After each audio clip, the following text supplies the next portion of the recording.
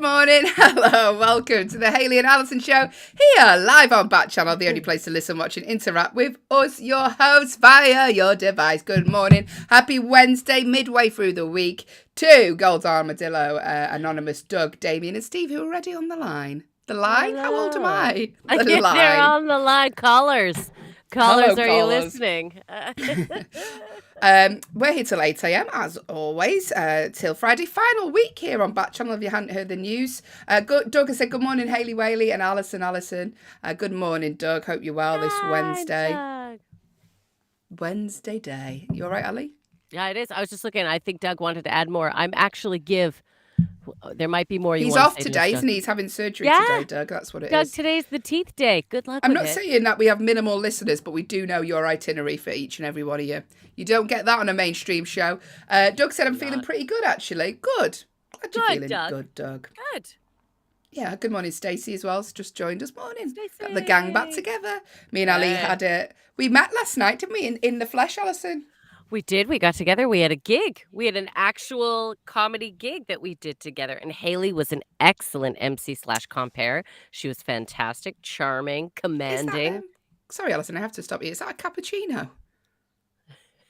Okay, here it is. A friend of mine gave me a milk frother machine. So I decided I'm going to start using it. So it's just coffee with frothy milk. Well, someone's doing well for herself, aren't they? I love that you stopped me. Hang on. Is that a cappuccino? I couldn't believe it. I could see the froth brewing over. Doug said it was yesterday he had his teeth pulled, but today's and you're back again. He's feeling pretty good. Well, I'm glad you're feeling good, Doug. That's it went well. Good. April saying hello. Morning, April. Thanks for joining us. So last week here on Backchannel, it's nice to have all the regulars here with us. We're like the bar in Cheers. We know everyone's name. The band's together again. Backstreet's back. Fans back together. It's on 9 a.m. this morning. Hey, here's some good news. We're giving away a $25 Amazon gift card today. What? I know. And I'll tell you precisely when, Alison, because what we do is later in the show we do the news stories, and there will be a clue in the news stories that we will heavily labour, so you know what the answer is. And then later on in the show, roughly in the second hour, hour 15, the second part of the show, we will then ask you a question about the news stories. First one to answer wins the gift card. So get that ready. Steve was like, I think Steve had pre-typed it last time because he knew where it was. He was like ready to go. He was ready to go. Get yourself prepped for that. That'll be coming up later in the show. Doug said yesterday his mum took good care of him after he'd had his tooth surgery. So I'm good. I'm glad, Doug. Good job. I got stuck in traffic. That's why I'm so tired today. Because I say I'm every day. Listen, like Doug, say hello. Because if you don't talk to us, this is the chat you'll get. You'll just get two tired women talking to each other for 2 hours. Two tired women talking for 2 hours. So say hello this morning. I got stuck in traffic because the band Queen, who I'd watched earlier in the week, were playing again in Manchester. And they were unloaded, because they're going to their next venue. Yeah. So all their big lorries were in the middle of the road and we were just stuck behind Brian May's guitars, probably. How long did that take? Forever, about an hour to try and get out of Manchester. Oh. Stacey said, hello guys, good morning, Stacey. Thanks for joining us. I bet we were in there, we were gigging together, myself and Alison last night in the flesh. I always forget how small you are in real life, Alison. We went to take a picture. We went to make a little video for Will. And Hayley's like, actually stand up on the step behind me. And I was like, okay. And she's like, no, go up one more. I was like, it's like so small. How tall are you actually? 5'2"? I think 5'2". Yeah, I think 5'2". Yeah. Yeah, and I'm 5'8". So there's a bit of a difference in the photographs you see. I just like huge. You're... I look like Gulliver's World holding like when you're stood next to me. I'm like, hello, my little. I could hold her in my hand. You're like, please. Oh dear God, if you could hold me in your hand, I'd be like, you have the strongest arm in the world. Yeah, it was fun though. That was fun. It was fun. We were at the Frog and Bucket. Good times. We had a lovely time. Tested out some adult jokes that we can't tell here. No, but follow us on social media. Yeah. Good morning. Stacey said I'm 5'1", so pretty similar height to Alison. Stacey, you're an itty bitty like me. Yeah, you'd be on Alison's eye line, whereas I'm just like talking to the air, Stacey. I'm just like, where is she? She's talking to the top of my hair. Yeah. Her hair's actually 7 inches. She's only 3 foot, but the hair makes up the rest, Stacey. April says hi to the live. How is everyone? Like the way she's just checking in with Stacey, checking in with Doug. You're a good egg, April. It's June the 1st today, first day of June. This is it. I've decided I'm turning my life around. June's the month. June's the month. I'm gonna get fit. I'm gonna meditate. I'm gonna be positive. You guys, it's all gonna happen in June. No reaction from Haley. No, do you know what? I've just seen that Will had only just seen our video. Apologise. I know. Put some googly eyes on the hair, Grass Puddle said. Can you see Grass Puddle's messages today? Yes, today's Grass Puddle's messages are coming in. That's great. You should just put some eyes peeping out the top. Do you know what I did this morning, Alison? This is why my hair's straight back. I bought so I got given this gift box with like loads of products in that are meant to be worth hundreds of pounds. Ooh. I was like, ooh.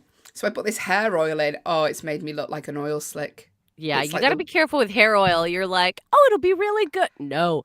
Hair oil is mainly for the ends of your hair. Mainly for the ends.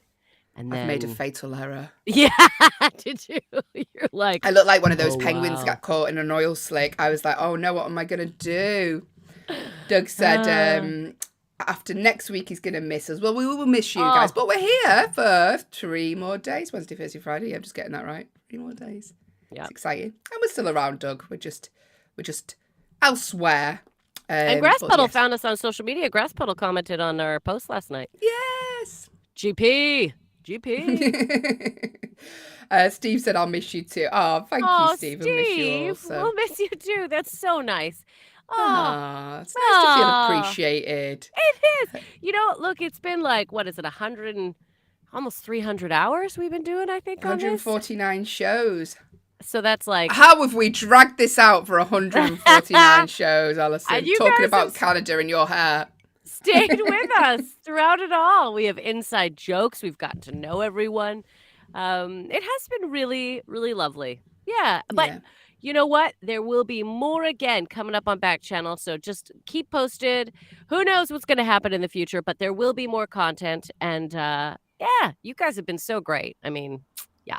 Stay involved with the community because they deserve you. You're great, you guys. Yeah. June the 1st. Happy birthday to Tom Holland. Do you know that his dad's a comedian? Have you ever gigged with him? No. Tom Holland, Spider-Man. His dad is Dominic Holland, who is a comedian on the circuit. Dominic Holland. Yeah, there you go. A little fun fact for you there. So we may work with Spider-Man's dad at some point. Isn't that exciting? Morgan Freeman is 85 today. Freeman. Heidi Klum. Freeman. Guess how old Heidi Klum is? Supermodel. These are big names today. Today's Heidi a big Klum, day. 49. And Amy Schumer, another comedian, 41 today. Happy birthday to all you. Is she only 41? Is she only 41? That is interesting. I think all stars lie. I lie. Let's lie. What? There's so much pressure on us to like... There's not on men. Men can just openly say how old they are and it doesn't really affect the work that they get. But as soon as a woman declares how old she is, then that affects the range. So I get it. I mean, but she is 41 though, by the way. We're not just... No, that's what is out there in society. I mean, we don't have access to her passport or birth certificate, so we cannot confirm. Happy birthday. National Days today. In the USA, it's National Say Something Nice Day, Alison. When do I not? I complimented you out of the gate. You were very funny last night and in control and charming and loved your tops. She had a costume change. We met. You had on your first frilly frock and then you changed it. One of the other acts told me I looked like a librarian last night. That upset me a little bit. That wasn't something nice to say. No, that was not. Simon Lamas. In the USA, it's also National Pen Pal Day. Did you used to have a pen pal growing up? Do you know, I think I tried to have a couple of pen pals that I met at drama camp. I met at drama camp and we would write.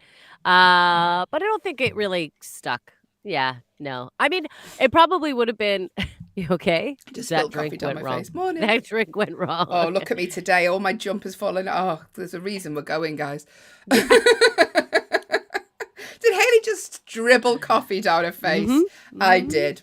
Yeah. Morning. Hello to Battle who's just joined the stream as well. Battle. We're talking pen pals, but I started dripping coffee down me. Dribbled. I had It's a pen early pal, in and as soon as she sent me a letter, I used to send one back the same day, and I think it was a bit intense for her. Because she's like, I wrote to you, and she'd send me a letter, and it'd come by Monday, and by Tuesday morning, she'd have one back from me. So That's what I love about you, though. Look, I don't know if you all really realize this. Haley is one of the hardest working people I've ever known in my life. Her follow through is insane. Like, if you're like, I've been thinking about this. The next time you see Haley, she's like, listen, I planned out that thing you were thinking about, and I know who you can talk to.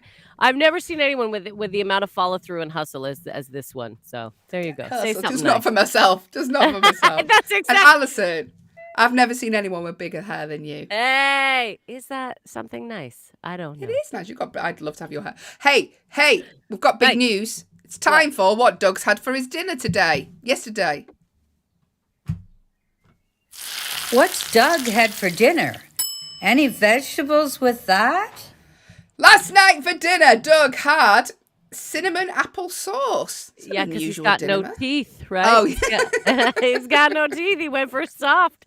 It's all right. I was going to say, where's the burger? Where's the chicken legs? Forgetting that you've had surgery on your mouth, Doug. Yeah. Now, are we going to be able to go into the world of soup today, Doug? Or are we still gentle? Do we still need cold? I love a soup.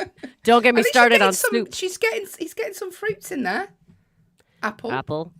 And actually, Lots of cinnamon is sugar. really good for you, too. It's good for, like, your cholesterol. Cinnamon does a lot of... Although, don't do what Haley did and do the cinnamon challenge.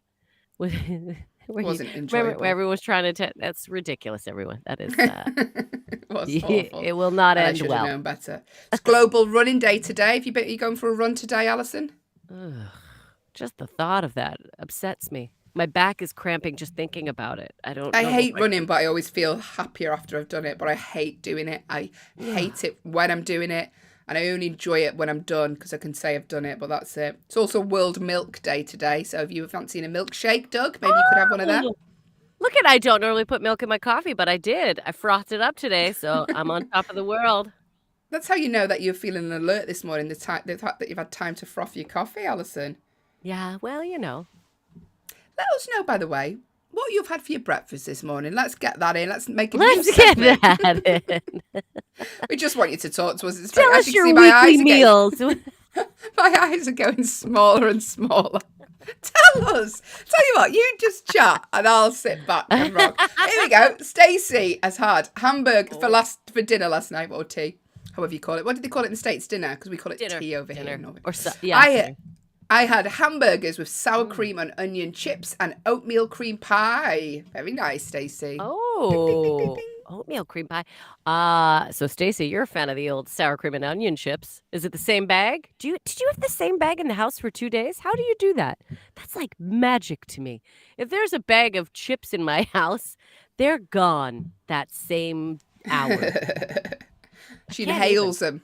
I love chips so much. We've talked about this. There you go. Love of Good or morning. crisps, Thanks for joining us. as they say By the way, if you've just joined us for the first time, I don't think anyone has, but if you have, and you want to get involved, the ways to do so, if you are watching on an Echo show, I can see two women's. I look so tired, Alison. You've already gotten up and gone to the gym. You're amazing. And I'm looking at myself thinking, I can't believe I'm on air looking like this. So, name your device, followed by the word say, followed by whatever you would like to tell us, or go to backchannel.tv. You can type in what you'd like to tell us there. For example, Stacey has, actually, it's not the same. It's a new bag every time. Good, Stacey. That's what I like to hear. People keep the same bags of chips. I just have a few. That concept is not, I don't get it. That's why I have to buy small bags. I have to buy small bags. Eat them all. Yeah. Oh, yeah. I buy a big bag full of small bags. In fact, they do that here. In the States, they don't do that. You buy a big bag of chips, it's just a big bag of chips. And they're like, go for it. Get in there. Here, they at least try. They're like, okay, within this big bag, there's going to be 6 smaller bags. We recommend you only one little small bags in the States. Yeah, but not in like a big, if you buy a big bag of chips, you're just in on the big bag. They sell them individually, but I'm talking if you buy a family pack, they're like, Here, they're at least like, we recommend 12 at a time. Yeah, we recommend that. Also, one more thing before we crack on with what's coming up in the show today and your favourite jingle, Stacey. June the 1st, on this day, June the 1st in the year 1980, when Alison was a young 82, cable news network CNN began 24-hour live news broadcasts. There you go. I thought you were going to comment on that, Alison. You seemed surprised, but then you were like, ooh. No, sipping my coffee. That's what I did. There you go. So, hey, Stacey, here's your favourite song, because I'm going to tell you now what's coming up in the show. We're going to be answering your problems in our Agony Aunties section. Not solving, just talking about them. We're going to be playing the one-star movie review game for the last time on a Wednesday. Again, Thursday and Friday, we're going to be doing it. We're going to be giving away an Amazon gift card. So listen to the news stories, and then we will be asking you a question about the news stories later on in the show in order to win that. And true or false, it's all coming up right here. Stick around. You have reached the Haley and Allison show with producer Will. Yes, that is all coming up. Thanks for sticking with us this morning here till 8 a.m. As always, after ourselves is the lovely Liv Harrison. She is here 8 till 10, 10 till 12, Jam and Renee, 12 till 2, Anthony Davis, 2 till 4, Hal Rudnick, and 4 till 6, Mario Smith. So 12 hours worth of content here today on Backchannel. And for the rest of the week, let's enjoy our final week together. It's the Jubilee weekend in the UK. So tomorrow in the UK and Friday are actually public holidays. We're here still. Don't you worry. Don't worry. But everyone else is celebrating the fact the Queen has been on the throne for 70 years, Alison. Is that what it is? That's the Jubilee, the big. So if she was 80, what is that called? Do we know? Is it another That's not Jubilee? happen, is it? She's in her 90s now. Let's be honest. No, I don't mean to be. I know. But when she was at 60 years, was that a Jubilee? Like, do they only call it a Jubilee on this? I genuinely don't know, am asking. actually. I don't know, actually. This year is platinum. It's like weddings. Ah, So okay. the word Jubilee applies every time, but this time it's platinum. Yeah. Because it's Okay. 70. Right. Gotcha. So I don't know what 80 is. What is 80? What is 80 Jubilee. anniversary? Jubilee, Doug Jubilee. says good morning to you, Will. Good morning, Doug. Apparently it's oak, which feels like a downgrade. Yeah, it does. 70 platinum, 80 oak. You can't have platinum and then go to oak. Because like it peaks at 60 with diamond, I think, and after that they're a bit like, we didn't really what do expect we you to got make left? it this far. So- Even oak. I mean, teak at least is a nicer wood. than- Mahogany. Oak. Plywood. Oh, Particle thanks, board. Will. Particle board is 150. Yeah. Will, I do have to ask a question. Yeah. Doug has asked, are you going to have your own show now, Will? Doug, I don't think this is a good idea, man. It would just be, I would just be talking about different types of wood for 2 hours. And I don't think, like, right now I have people, when my stories get a bit boring, I have people around me to kind of shut me up. Like Grass Puddle, who's like, all right, let's get you going. Let's wrap this up. But if I was on my own, I would just have, I'd just have nothing. There we go. Oh, I just have nothing. Thanks, Will. Hey, it's time for our Agony Aunties section.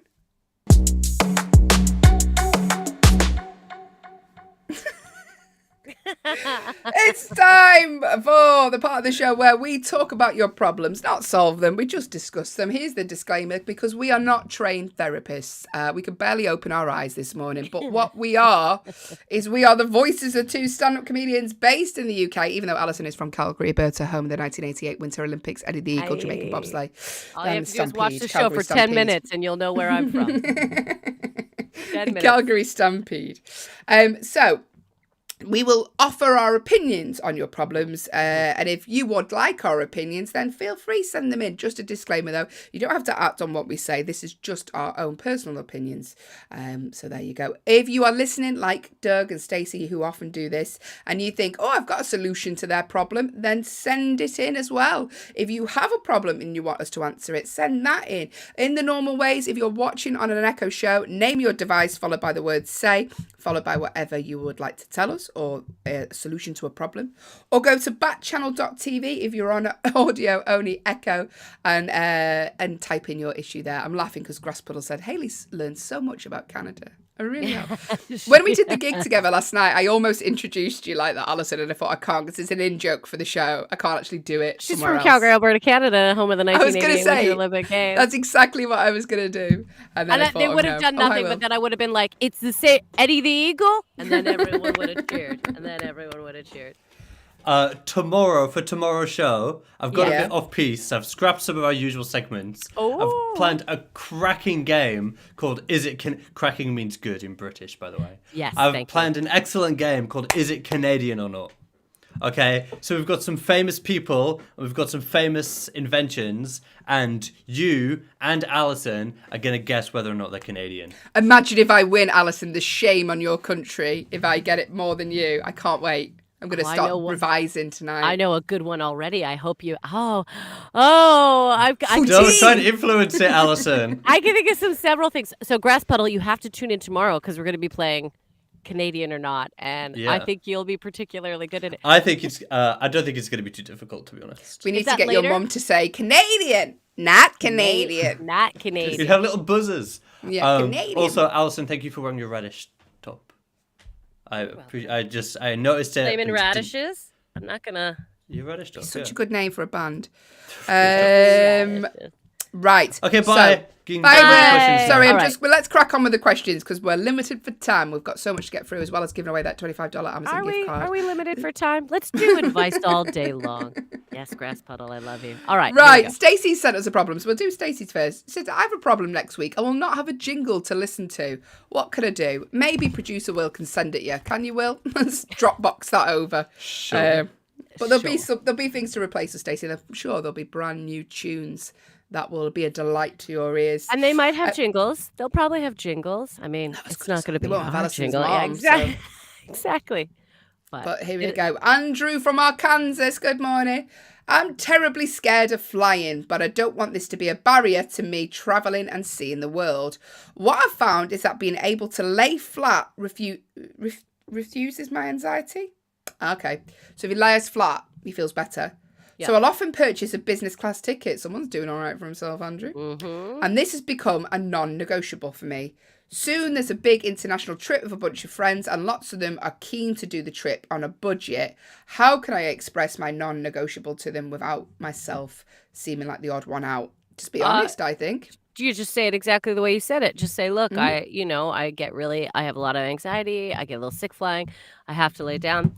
And you know what? I bet you there's one or two people in that group of friends. Sure, they might want a budget, but I bet you they're going to go, well, maybe this is the time I do first class. Do you know what? You got one life to live. And I want to say, Andrew, I'm glad that you have found a way to travel. Also, treat yourself, right, Andrew? You deserve it. And I'm glad you're doing it. And I think you'll be a good inspiration to your friends. So just explain, look, this is how I get over my anxiety. Spending the money is worth it so I can spend more time with you guys. Boom. That's all you got to do. You are not going to be the odd one out. If anything, you are going to be an inspiration to the rest of your friends. I promise you that. Because as soon as people hear that someone's flying first class, I think people start to go, you know what? Maybe I could do that. People always just think business class is out of the reach of who, and you know what? It's not. So I think, Andrew, just explain it exactly like you explained. It's not. Explain it as you did to us. It is when you don't complain about having glass in your drink, and that's how you get an upgrade. What you got to do is take a bag of glass. No, don't tell your friends to take bags of glass. Listen to this. This did not happen. Stacey said you might want to try telling them about the condition first and they might understand. Exactly, Stacey. If one of my friends said, listen, it really scares me flying and this helps, then no one in their right mind would go, oh, no, you must fly in, carriage with us. No, I think be honest. Fine. I think, Andrew, you've done a great job of explaining it to us. So you just go ahead and explain it to your friends. Yeah. Stacey, also try going a different way when you travel. Yeah. Do you know what? We have a friend and her husband is deathly afraid of flying. So they'll go on trips and he takes ships. He'll sail somewhere. She flies over earlier, has a little bit of time on her own, and then he sails over. So there are some people who travel that way. Just takes a bit more time. Train. Yeah. But yeah, your friends will, I'm sure, be fine with that. And Doug said, I agree with you, Alison, on that. Just telling them right out front, as Stacey said as well. So yeah, thank you. Good luck with that, Andrew. If you want someone to fly with you in business class, you need a friend, I'm happy to do that if you will pay for my ticket. So there we go. Yeah. Nick from Montana has been in touch. I'm getting frustrated because I'm not seeing the progress I want to see at the gym. Tell me about it, Nick. I know it's a marathon and not a race, but what are some ways to stay motivated?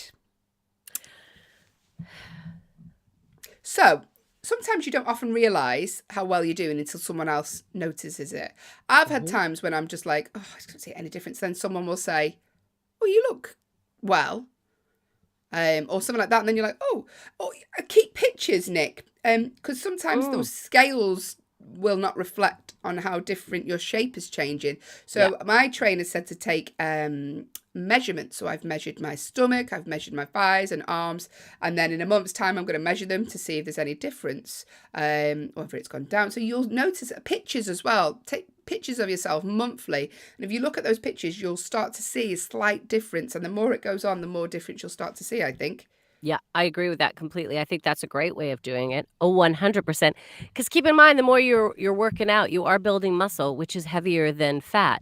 So again, the scale, sometimes the actual number, it's measuring your weight, which is irrelevant. Sometimes, it's more about your body and what's going on.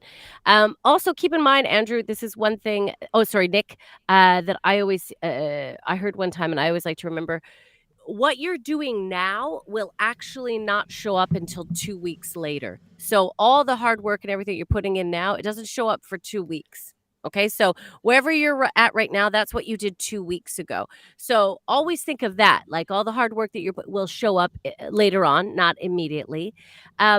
Also, don't look at it as like, oh, I'm not losing weight, or this isn't changing. What you are doing is building healthy habits.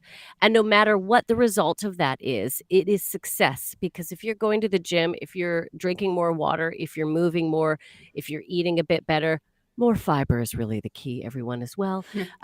You are succeeding. So that you are successful. Your measure of success is that you are doing this and you are maintaining it. So just know that, Nick. And I promise you will. Often there's a long plateau before big, significant body changes happen. So don't be discouraged. And every time you start to feel like nothing's happening, just remember, I'm in that plateau. In 2 weeks, I'll probably see some changes. Plateau. Yeah.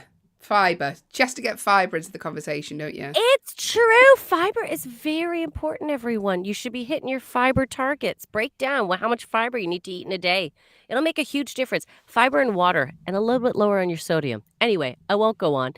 Haley knows what a picture of health I am. So I was just saying, I'm just from the woman who sits there eating chips and dips, telling me what to eat with our I know all the right things to do. I just don't all the right them. things to say. Yeah, you shouldn't follow it though. Doug said maybe have an exercise routine at home. And Stacey said try to find a way to tell your friends that this is frustrating and that you need to make the progress. And yeah, document it, Nick, and you will see those changes like Alison says. Just because you don't see them straight away. It takes 8 weeks, I think, to notice a change at the gym, I believe. Still waiting to see mine. Could you tell last night, Alison? Yeah, your legs. Your legs look fantastic. I kept looking at her legs. No, it's true. And I was like, God, I wish I had legs like that. Oh, if I had strong legs. No, you have lean legs. You got lean legs right now. Someone took a picture of me on stage the other night. Can I just show you this? Yeah, but you were on stage. They had a bad angle. Let me just show you this. So, Alison, if you just explain what it's like when people take pictures of us on stage. Sorry, it's going to take me a second to find it. That's all right. Stacey's got some. Pull it up. Try to remember that you are doing the best you can with what you have. That's very true. Also, appreciate your body for what it's doing for you right now, right? We don't realize as we get older, the body will change. So love your body for all that it just can do. Love it. So, I mean, it's never right. Just focus on the face for a minute. I mean, why would you put that up in the first place? But look how creased my jeans are, and look how tight. I look like I've got deep vein thrombosis. What's going on there? It looks like I've got varicose veins. So that wasn't pleasant to see. You're like, please stop taking pictures. I Only was of the like, face, everyone. please. Only of the face.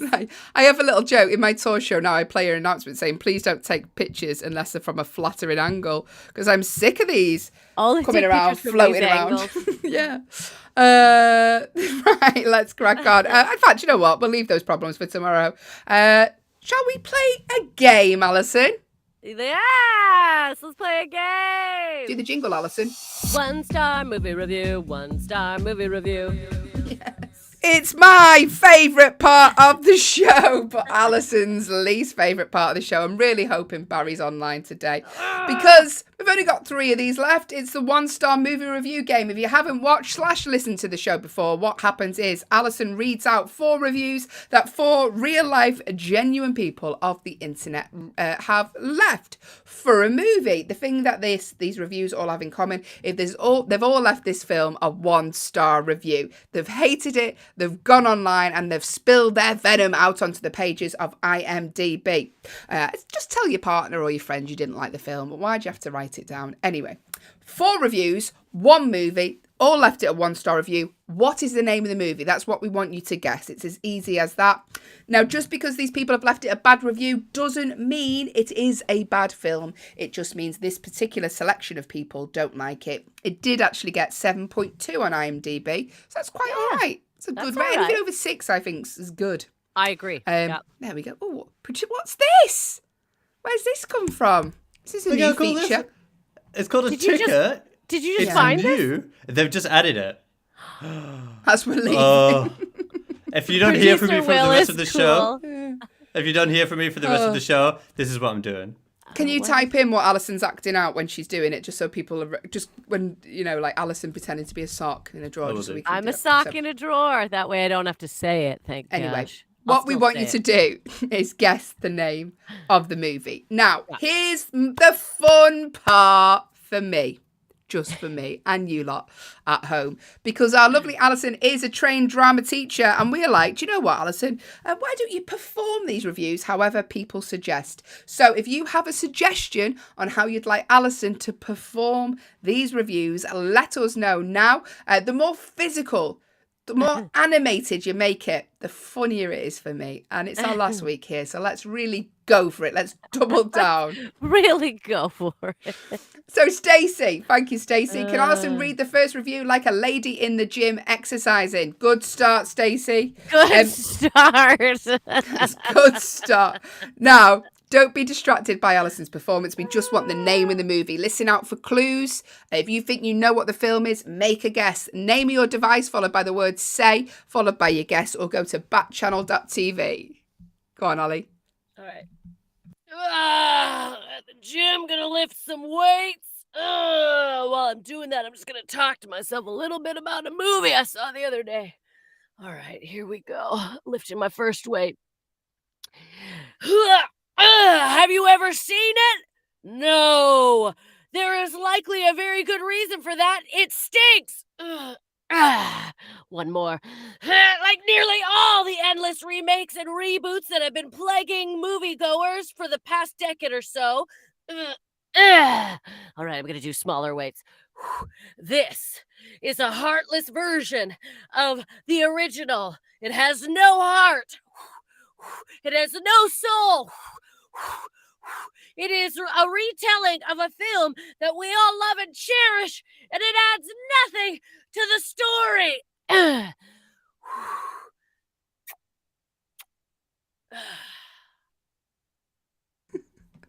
Thanks, Alison. But what is the name of the movie? I haven't seen this movie, so I can't help you out here with the clues. But if you think you know what it is, make a guess now. Get your guesses in. Name your device, followed by the word say, followed by your guess. Or go to backchannel.tv. It doesn't matter if you get it wrong. It's just a fun game to wake you up this morning. Grass Puddle has suggested that Alison read the next review like an injured crab giving bad doctor advice to a buddy crab while they are slowly being boiled in a pot. It took a sinister turn there. It really did. All right, crab. How do I... Here we go. Hey, I'm a crab in a pot. One of my legs hurts. Gosh, I think I got an injured leg, probably from when I was working out in the gym earlier on. Hey, hey, buddy, fellow crab, what's up? What's up over there? Did you know? I was watching this movie the other night. Before we got thrown in this pot, and I thought the movie was going to show how two older, wiser guys go back to high school as undercover cops and show those young kids what's up. Whew, it's getting hot here, isn't it? It's really getting hot, man. I'm not used to this much heat. I wonder what's going on. That would have been interesting. Instead, they go right back to how they were as kids, bumbling and fumbling their way along. Whew, whew, it's really hot here. Really hot. My leg hurts. Oh, God. And doing a lot of stupid things as well. The juvenile behavior of the two leads exhibit ruins of any dramatic elements in this film. Oh, my gosh. I think we're being boiled. I think we're being boiled.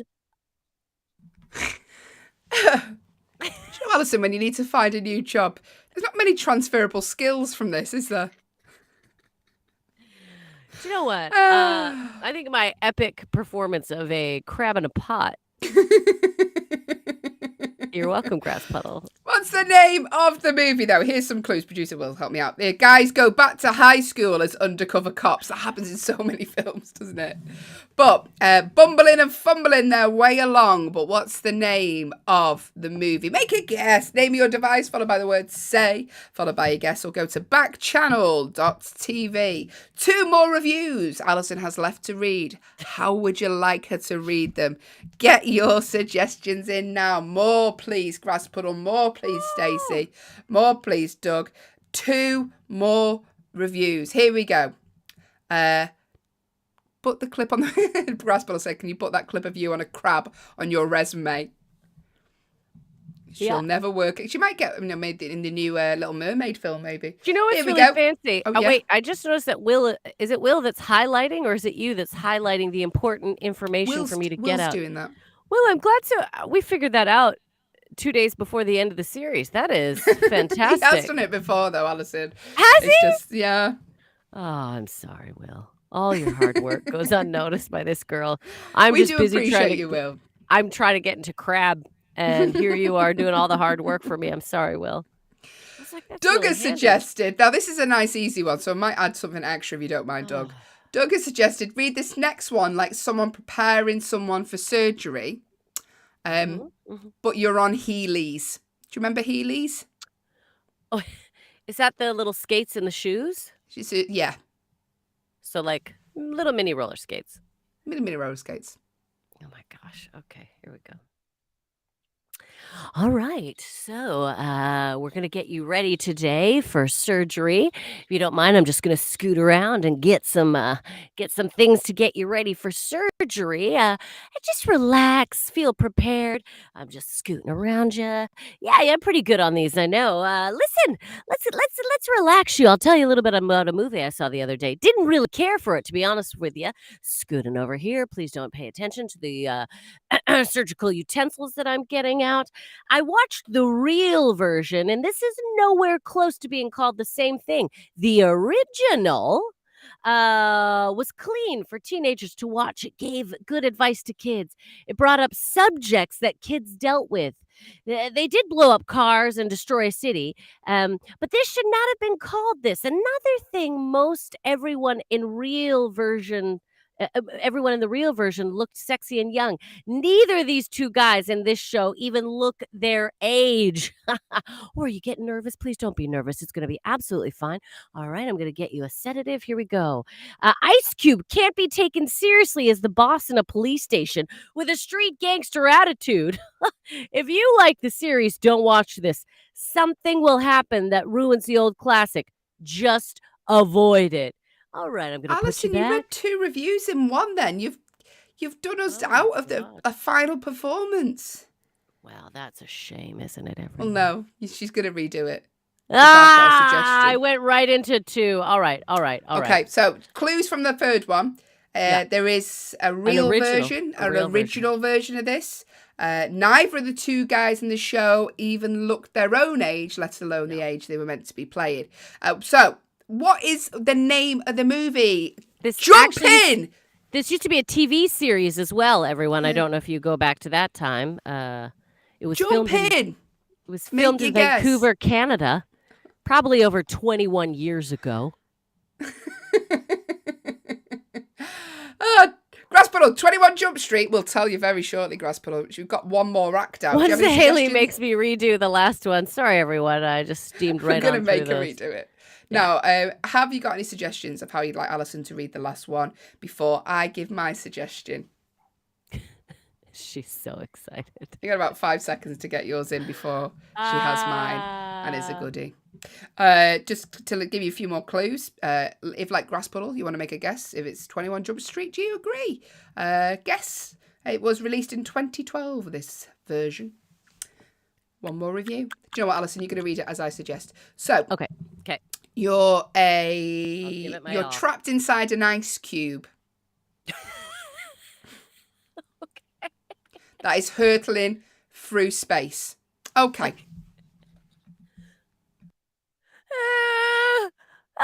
It's so cold and I'm so scared in space. To calm myself, what I'm going to do is think about a movie I once saw. Oh, look there's Pluto. It used to be a planet, but now it's a star. The two main characters didn't have any chemistry in this movie. Nothing in the movie was realistic. Ice Cube can't be taken seriously as a boss in a police station. Oh, look there's Saturn. I'm frozen in an ice cube. With a street gangster attitude, he definitely couldn't be their boss. If you like the series, don't watch this. Something will happen that ruins the old classic. Just avoid it. Just avoid it. It's one of my favourite ones, yeah. But what's the movie? Stars, Jonah Hill, Channing Tatum, released in 2012, 7.2 on IMDb. Grasspuddle's just suggested, is it 21 Jump Street? I can tell you. You're completely right, Grasspuddle. Yes, Grasspuddle. Used to be a TV series starring Johnny Depp, filmed in Vancouver, Canada, everyone. I did not know that. 21 Jump Street. Yeah, it was one of Johnny Depp's first TV shows. I think it was his first TV series. He was he probably would have been in his 20s then. Yeah. There you go. Thank you for sticking with us this morning. Listen, next segment of the show is our news stories. And in the news stories, we will giving you a clue. We'll heavily labour it, don't worry. And we don't make it vague on this show. We do tell you the answers very clearly. And then later on in the show, roughly around 7:15, we'll be giving away that $25 Amazon gift card to a person who can answer the question from the news stories that we're going to discuss right about now. Should we do it now? Let's do it now. Let's do it.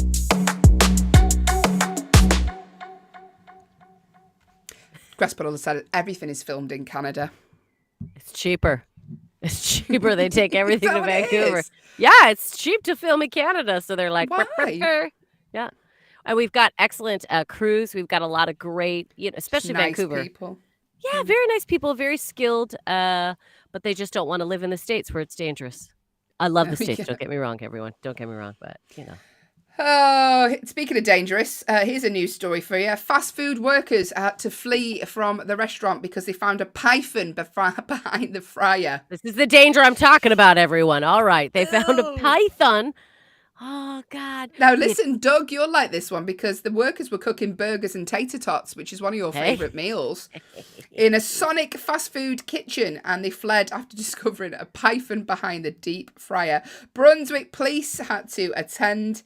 They said the snake was brown with diamonds on its back. Very jazzy. It was a ball python, not a rattlesnake. They had to remove it. It's non-venomous, but very terrifying. Imagine you're just cooking your tater tots, and they don't know where it came from. It's likely been a pet that got turned loose by its owner. Don't worry, the snake is fine now. It's been taken to a place what's it called? What's it been told? Natural resources place. Like Look at Will making the most of this now. I've got to go, Will. Can you jump on a minute? Speaking of snakes, I've got to slip her off. How dare you? I'm not snaky. That's so You mean. are hilarious. For those of you who Just can't gonna see, Will is making up ridiculous headings at the bottom of our screen. These are all of the headlines from today's stories. Is it really? Oh, I Yeah. didn't even notice that. The ice cream man who tastes butter. Yeah, I love fast you. food. Look, fast food workers Flees from Python, found behind fryer. Of all the Mona- things I want to find behind a fryer, like loose chicken nuggets, Sure. like, some old fries. Sure, why not? Little snack. That's how the python felt. That's why he was there. He was That's how like, the python felt. the said- python felt. It went to a Sonic to see if he could steal some salsa. Oh, it, we're 'cause sorry, it's a everyone. python. We love it. Sorry. Funny. Okay. Yeah, there you go. Scary stuff. Lisa. More food stories. Let's get all of these out of the way Yes. whilst Haley's not here. Mona Lisa attacked with cake. What? Okay. So a man dressed. Yeah. Here's the headline. Will come around the bottom in a second. Mm-hmm. A man dressed as an old lady in a wheelchair. He got to the front of the Mona Lisa, because obviously at the Louvre it's always packed in front of the Mona Lisa. Yeah. So he kind of got to the front, sprung up out of his wheelchair. No, it was a real wheelchair, but he didn't need to be in it. Ripped his wig off and hurled some cake at the Mona Lisa. Now, obviously, the Mona Lisa is behind it's in a big glass box. Yeah. So the cake's not actually gonna get on the painting. But yeah, he was protesting something. It was something to do with, what was it to do with? He was protesting climate change. Climate, or something. yeah, I don't Obviously, the best way to protest climate change is to throw cake at the Mona Lisa. I mean, do it at a politician, don't do it at a piece of artwork. No. Also, don't waste good cake. Number one, don't waste good cake. Number Yeah. one. Yeah. Throw mud. Throw. Yeah. Don't waste So good cake. paint. Not Haley, what cake. did you get delivered, please? Well, Breaking can I tell news. you, Haley got a it's delivery. breaking news. Let's get the ticker changed, Will. I Breaking don't news. have the- Haley's holiday clothes have arrived. Oh. Yeah. Just a bag. What did we get? Yeah. Do you want me to try them on one by one? You all can hear Fashion Will. show. The Listen, rest of it's the a show final is cancelled. week. Yeah, just some t-shirts and stuff I did, and I was like, I looked on the tracker the other day. It's because I've ordered from somewhere very cheap, and they were like, they're not going to get delivered for another 4 weeks, and I'm like, what? We could have that about 3 times today. This is so much fun. I'm I can't believe they've expecting an already just Amazon introduced it. delivery. I'm expecting. You do. lots of I things. thought that Alison was the one for the online shopping queen, but Oh no. This It's week. Haley. I've been buying this week. By the way, Stacey, we have got your riddle. We will do that very shortly. Yes. Now, listen. Steve, Damien, Stacey, Doug. The odds are in your favour because there's only a few of you online at the minute. And we're going to be giving away a clue in this next news story. Thanks, Will.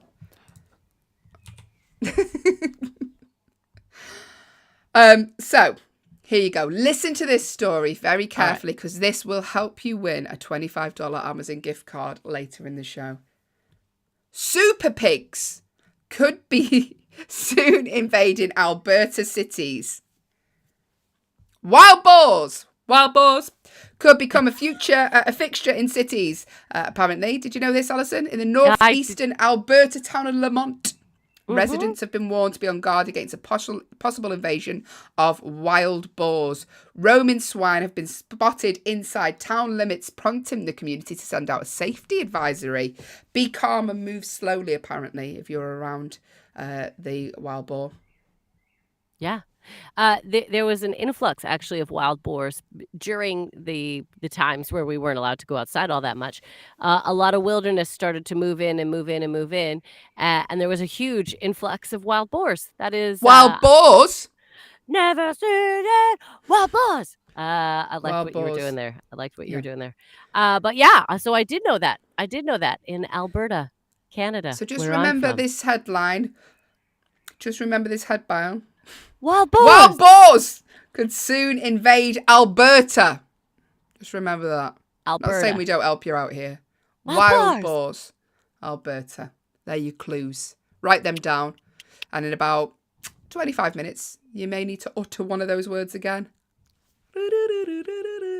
Steve's like pre-typing it already. Hey, Will, could you come back a minute and tell us about some ice cream, man? Just Yeah. Oh my You got God. already.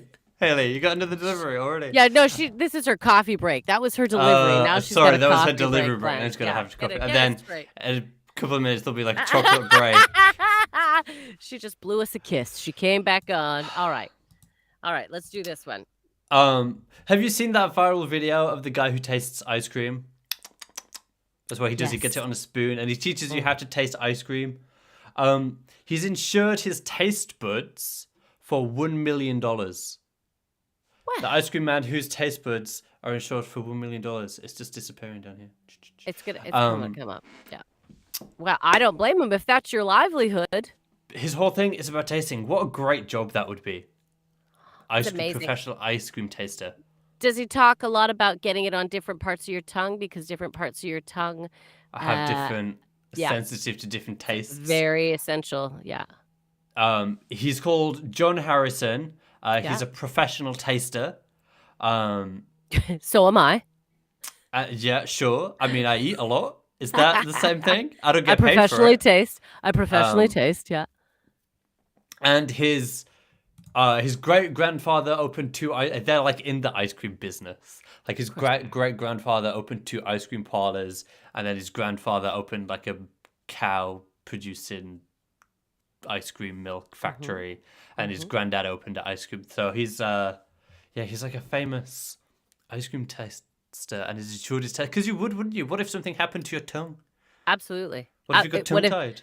What if you ate a really hot soup and it got burned? Exactly.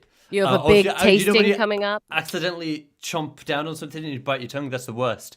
He said his taste buds aren't necessarily better than anyone else's. They've just been trained. Okay. So what I'm taking away from that is that to train my taste buds, I need to eat some more ice cream. Constantly. Little bits. Just taste on a spoon. Break it down. What all do you taste? What do you taste? Hints of vanilla, hints of cinnamon. You have to talk like that. There's an oakiness to this ice cream. I might be talking about wine. Sorry, everyone. You might be talking about wine. Oh, there's nuts of tannins in this mint chocolate. Okay, so quickly, before Haley comes back, what are your top 3 favorite ice cream flavors? Go. Everybody, Doug, Stacey, Steve, Grasspuddle, Alison, top 3 favorite ice cream flavors. Go. Cookies and cream. Oh, is that like cookies and cream? Number 1, cookies and cream. Yeah, because Not I like 1 cookies, 2 cream. No, I like a basic vanilla, but I like a little cookies and cream because it adds a little something to it. So I go cookies and cream. Bit of texture. Yeah. Okay, nice. Yeah. What about you? Your top ice cream? Go. I don't know. Steve put wild boar. Not Wild yet. boar. Steve. Too soon, Steve. Steve, Too soon. soon. Alberta, wild boar. Doug put vanilla. Doug put cookie dough ice cream No, as cookie well. dough Yeah. is a good one. Wild boar. One more. It's too soon. Wrong question, Steve. Not long now, though, Steve. Oh, you're awesome, Steve. Everyone get ready. Everyone get ready. What's your favorite ice Do cream? you know what's going to happen later, What? Steve? He'll type in vanilla. Vanilla. Pistachio. Oh, Grasspuddle Grasspuddle said like chocolate. Cherry. Oh, cherry, something with waffle cone Okay, bits. I have a theory. The cherry flavor. There's so much happening on screen right now. Grasspuddle, you're on You need to screen. calm down with it, Will. No, It's a bit much.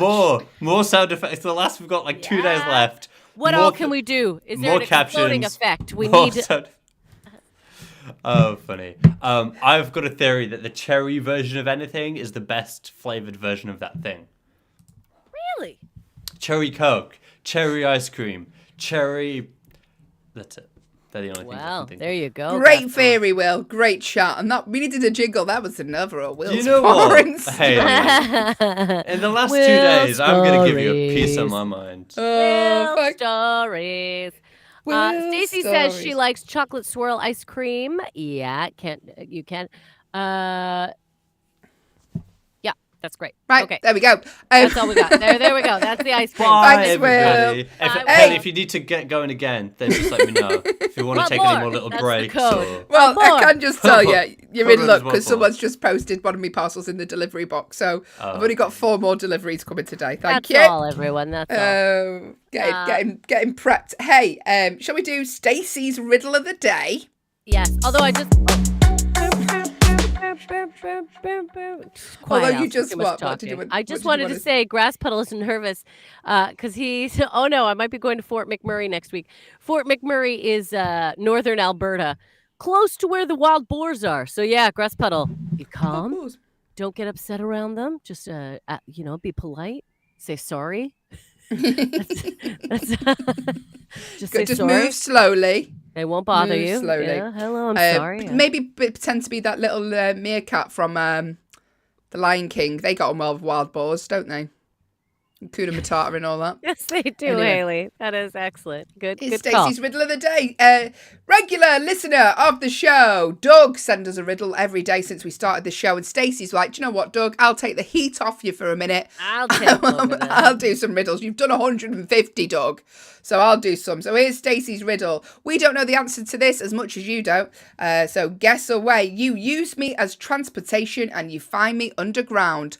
What am I? You use me as transportation and you find me underground. What am I?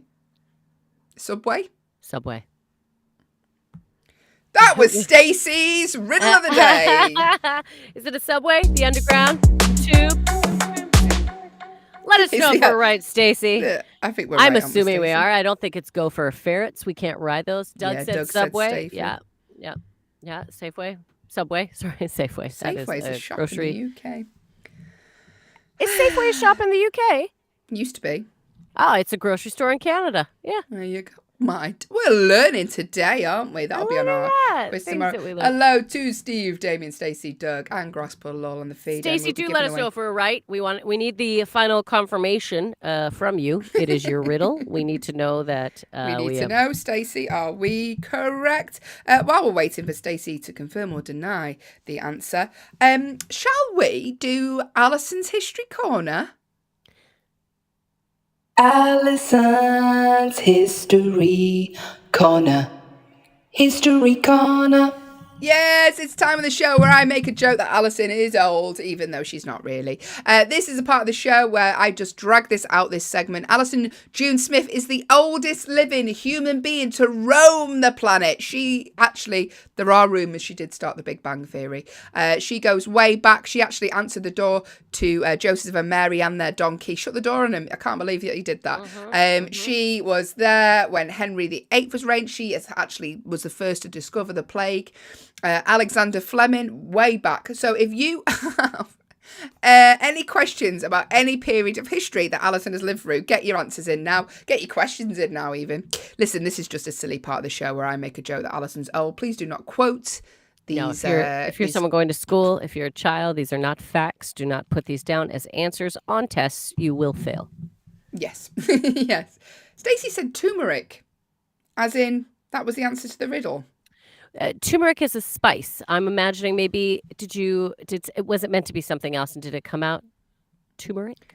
I presume so, although that would be a really vague riddle if it was. But any question of history, let Alison know now, and she will answer it. You know, she's lived through every period. Let's use her wealth of knowledge. Yeah. I'm trying to think of. I've been around, guys. Yes.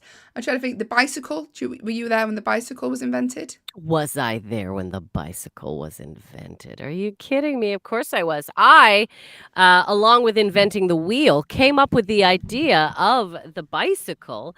It's interesting, you know, because people were trying to find a way to travel quicker without having to use animals or turmeric. Oh,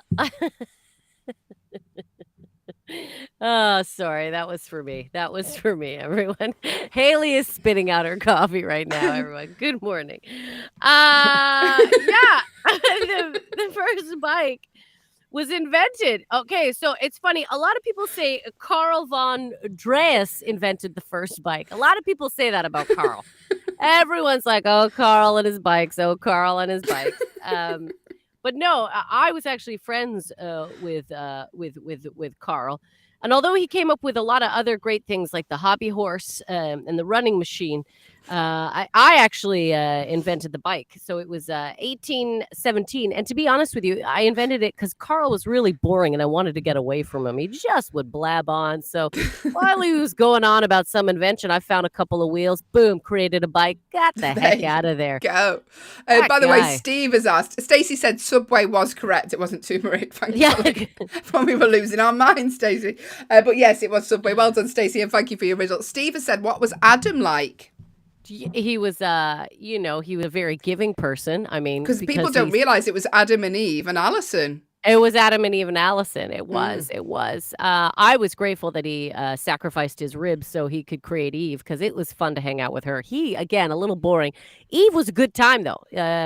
Adam, I mean, he was all right. She liked to eat a lot of fruit. Like, she's always eating apples. She was always eating Cores apples. everywhere. Weren't Yeah. It was a little bit of it. But she was a good time. She was always hopped up on sugar. So she was always up for stuff. You know, she was always up for doing things. By the way, can I just say, let's do the disclaimer because we've had a few more people listening. This is just a joke that I make about Alison being old. Yeah, these are not I facts. drag out for at least 3 Believe minutes. it or not, I am not written into the Bible. I'm not a part of it. But Eve, a good time. She liked to party. Adam, a bit more of he was a reader. Adam was a reader. There we go. Yeah, there we go. Thanks, Alison. That was Alison's History Corner. Alison's History Corner. History Corner. Hello to the second, Camel and Isabella, who have joined the stream. Listen, we're going to be playing a game now. After the game, we will be giving away a $25 Amazon gift card. You have to be in it to win it. And earlier in the show, we did some news stories that we will be asking you a question about. Steve's ready. We know that. It's got his trigger finger ready. Wild boar could possibly be a clue. So, let's play real news or fake news, shall we, Ali? Let's do it.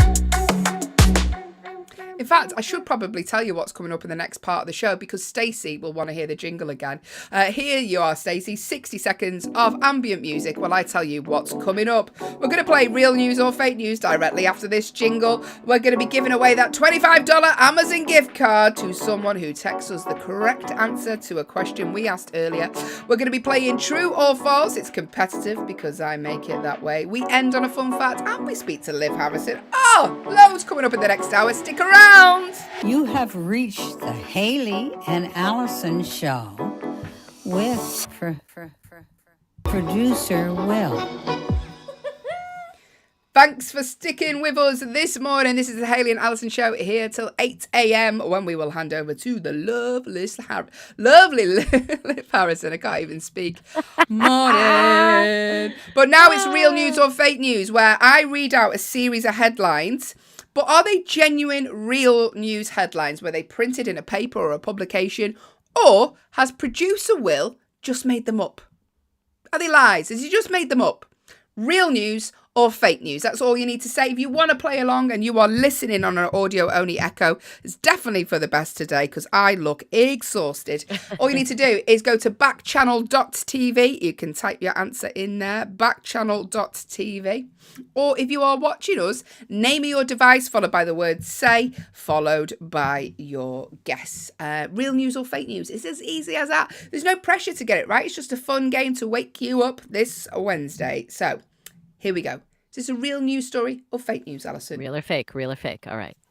Asteroid the size of 350 giraffes to fly past Earth this week.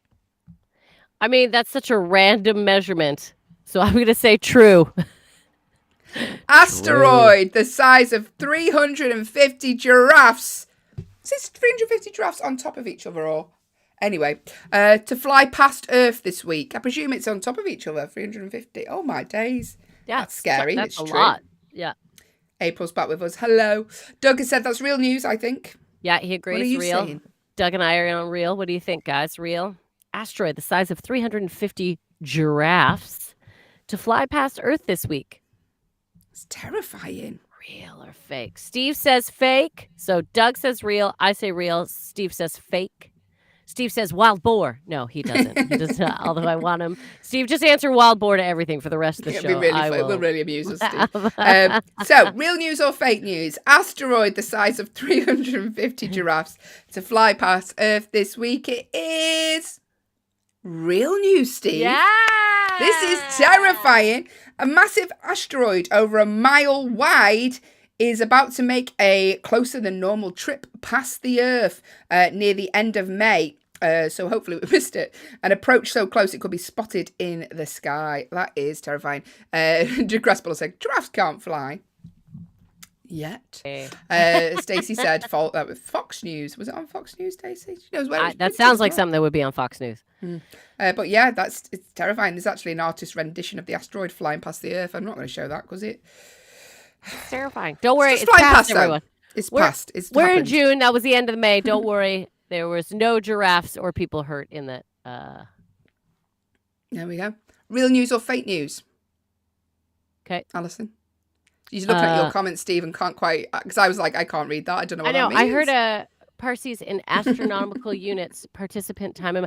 I think that came in a little wrong, Steve. We don't want to... maybe try sending it again. I don't want to mess it up. Okay, here we go. Real or fake? Yeah. Real news? Real news. Fake news. Real news or fake news? Kate and Will release fresh prints of swell hair. What? Can we type that down so people can actually see it, Will? To put it on Kate and Will release fresh Is this a prints real of swell headline? Hair. A swell as in SWELL and air as in the heir to the throne, HEIR. Kate and Will release fresh prints of swell hair. Is that the name of their show that they're going to be doing? Air. Is it? So yeah, there we go. So Will and Kate release fresh prints of swell air, HEIR, as in an heir, Heir like to an the heir throne. to the throne. Yeah. I'm going to say Kate and Will release fresh prints of swell. I'm going to say fake. I'm saying fake. Yeah. Oh, Steve said, what's bigger, an astronomical unit or a giraffe? Well, Alison, you can take this one. Yeah, Doug says fake. I'm going to say a giraffe is bigger than an astronomical unit is what I am saying. I think a giraffe is bigger. Doug says fake. I say fake. What else are you guys saying? Is it a real news headline or a fake news headline? If you can see, it's on the screen. Kate and Will release fresh prints of swell air. Real news or fake news? Stacey says real. And it was a real, genuine news headline. I'll tell you why. Because Prince George has turned 4.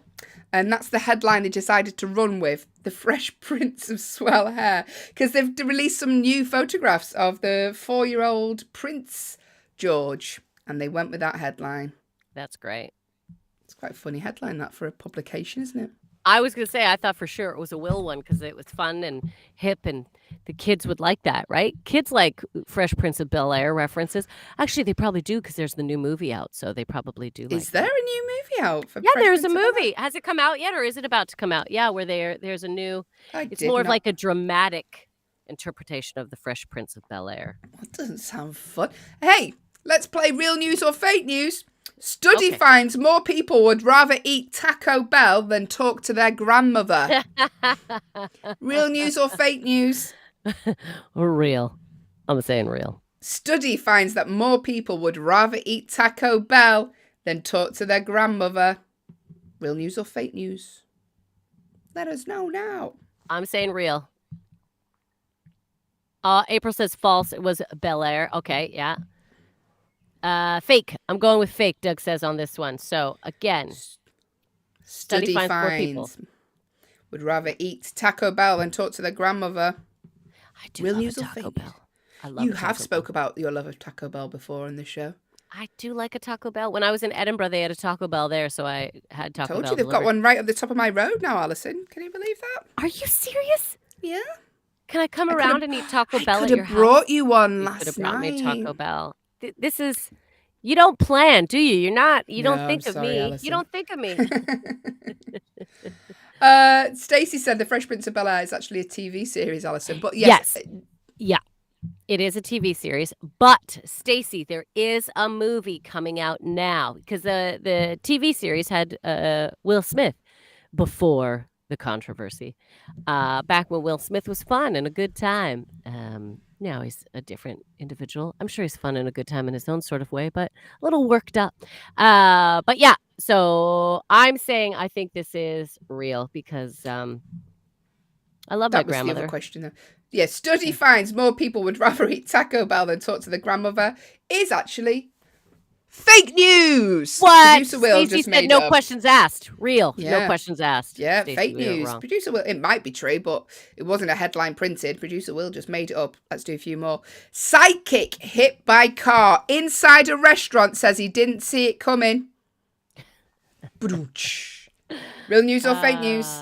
Sidekick hit by a car in a restaurant said he didn't see it coming. Real news or fake news? Let us know That's got to now. be real. That's got to be real. That's fantastical. Real news. Sidekick Have you ever hit by been a to see a car. psychic? Did I tell you about the time? I think I've told you this before on the show. So I, when you first start out doing stand-up, you do a lot of gigs for free. I was doing a gig for a charity night in which they had a fortune teller and various other things. And because I did the gig for free, they said, would you like to go and see the fortune teller for free? And I was like, yes, please. Now, the fortune teller had been in watching my stand-up. And as I walked in, she went, you're in the wrong job. That was her. She'd watched me do stand-up.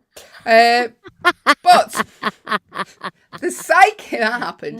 Psychic hit by car inside restaurant said he didn't see it coming. Alison says real news. Stacey said that's real. Steve said it's real. Doug said it's real. It is real. It was a real, genuine news story on ABC News. A man, luckily he was okay. A car slammed through a restaurant, pinned him against the wall. This is in Canada, Alison, as well. You might have heard of it. And it hit the sidekick. He said he didn't see it coming. He said a lot of times we can't even read our own lives, and that's just how it works. He was eating lunch with a friend at the time who was also a psychic. Somehow they were able to walk away from the incident with minor restaurants. It's unclear what caused the driver to slam. Do you know why? Because they probably chose the right table. Why? Their instincts told them which table to sit at. Don't sit near the table. Don't sit at the table near the road. Sorry, I tried. She can't. Oh, Alison. We're losing it. Here for another 50 minutes yet as well, so strap in for this. Hello to Steve, Damien, Stacey, Doug, Second Camel, Isabella, Grasspuddle, and everyone else watching on the feed. This is the Hayley and Alison show, currently playing real news or fake news. If you want to get involved, make a guess, do so. It costs you nothing. It's just a fun game to wake you up this Wednesday. Sings with us as well for our final week here on Backchannel.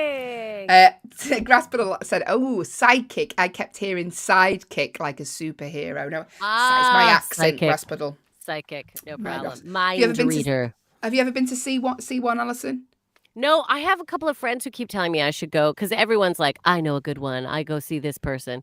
I'd like to at some point. I don't know. I think it would all depend on the psychic, obviously. I think maybe some people possibly have the ability to see some things, and others, I think, have the ability to take money from us. But also, you only think they're good if they're telling you things you want to hear. Do you know what I mean? You're like, oh, they were good. Why? Because they told you something you wanted to hear. Or you don't know if they're good till later. Yeah, exactly. Right? You're like, oh, they were right on the money. That did happen. Yeah, I'm doing a gig soon in Blackpool. I think you're doing that with me, Ali. And when we do it, I'm gonna go and see a psychic. I'm gonna go there early and see a psychic if you fancy coming with me. I 100% want to do that. Yeah, we'll do that then. Let's do that, and then we'll go eat chips on the walk. On the beach? It's not a nice beach. It's not like your US beaches. Then we'll ride a donkey, because that's what that poor donkey would just look at us like, no. Yeah, no. That's what kids do. They ride donkeys on the beach at Blackpool. Yeah, there you go. Not grown women. Until like, now. Listen, get a cab. Get an Uber. Now. Let's do two more, then we're going to play. Oh, actually, we're going to give away the Amazon gift card. We'll do two more of these, then we're going to give away the Amazon gift card. Oh, it's exciting. $25. Coming your way. Florida man declares himself son of Thor. He requests time off work. Real news or fake news? A Florida man who declared himself the son of Thor requests some time off work. Real news or fake? I'm going to say fake. That sounds ridiculous. Fake. I'm going fake, everyone. It's a Florida man. You know how these stories start. Florida man declares himself the son of Thor and requests time off work. Real news or fake news? Is this a real, genuine news headline that was printed? Or is it completely made up? What are you saying? Let us know. Real I news think or fake news? We'll do one more, then we'll give away. Steve said it's Florida, so it's probably real. Exactly what I was thinking. All this always starts Florida man, Florida man. Yeah, it's always Stacey's, Florida. let us know. Lisa, one of her dolls, is with her. Oh, Lisa's with us. Great. Hello, baby doll. How are the other $199 today, Stacey? Let us know. Here we go. Florida man declares himself son of 4, requests time off work. It's actually fake news, Steve. It could be real, though. It's Florida after all, but no, it's fake news. I thought One more, and then we'll give away that $25 Amazon gift card. All right. Here we go. A drunk Florida man, is another Florida man, tries to use taco as ID after his car catches fire at a Taco Bell. Another Taco Bell story. I'm gonna say. What a headline! If it's I'm real. gonna say real. I think that's real, everyone. Drunk Florida man tries to use taco as ID after his car catches fire at a Taco Bell. Why not? Real news or fake news? I'm gonna go real. It sounds ridiculous. I'm going real. Real. Real news from Alison June Smith there, but what are you saying? Real news. Steve? No questions Stacey? asked, Stacey. Real news. No, I'm kidding. You can have whatever you want. Choose whatever you want, everyone. I'll tell you one more time. Here we go. Steve said, once again, Florida, so real. Yep, drunk Florida man tries to use taco as ID after his car catches fire at a Taco Bell. I will tell you now. It is actually... Yes, it's real, Steve. It's real news. This is a genuine news headline printed in the Miami New Times. Tacos. Matthew Faulkner found out the hard way that he couldn't use a taco as a legal form of identification after he passed out drunk in the drive-thru. Not a good thing to do, being in the car, and his car caught fire. But there we go. Of course it was. Florida man. There we go. Well done, everyone. Well done, Steve, Stacey, Doug, Alison. That was real news or fake news. But now let's give away that Amazon gift card. Woo! All right. Amazon gift card. Okay, Haley, what is the question we're asking? Okay. The question, get your fingers ready. We asked you a news story earlier. Get your answers in for this quickly. The first person that we have to finish the question, though. We have to ask the question. You can't do it before the question first. Yeah, we have to ask the question first. And we can tell on our system if you've sent it earlier, by the way. Just letting you know. For your chance to win a $25 Amazon gift card, answer this. Earlier in the show, we talked about a news story. So if you listened earlier, you should know the answer. What could invade an Alberta town? What could invade an Alberta town? Get your answer in to win that $25 Amazon gift card. If you were listening earlier, you will know that it's a wild boar. So get your answer in. What could invade? Hey, there you go, Doug! Doug was the first off the mark. Wild boar. Steve, what happened? Doug was the first off the mark. It was wild boar. It was wild boar.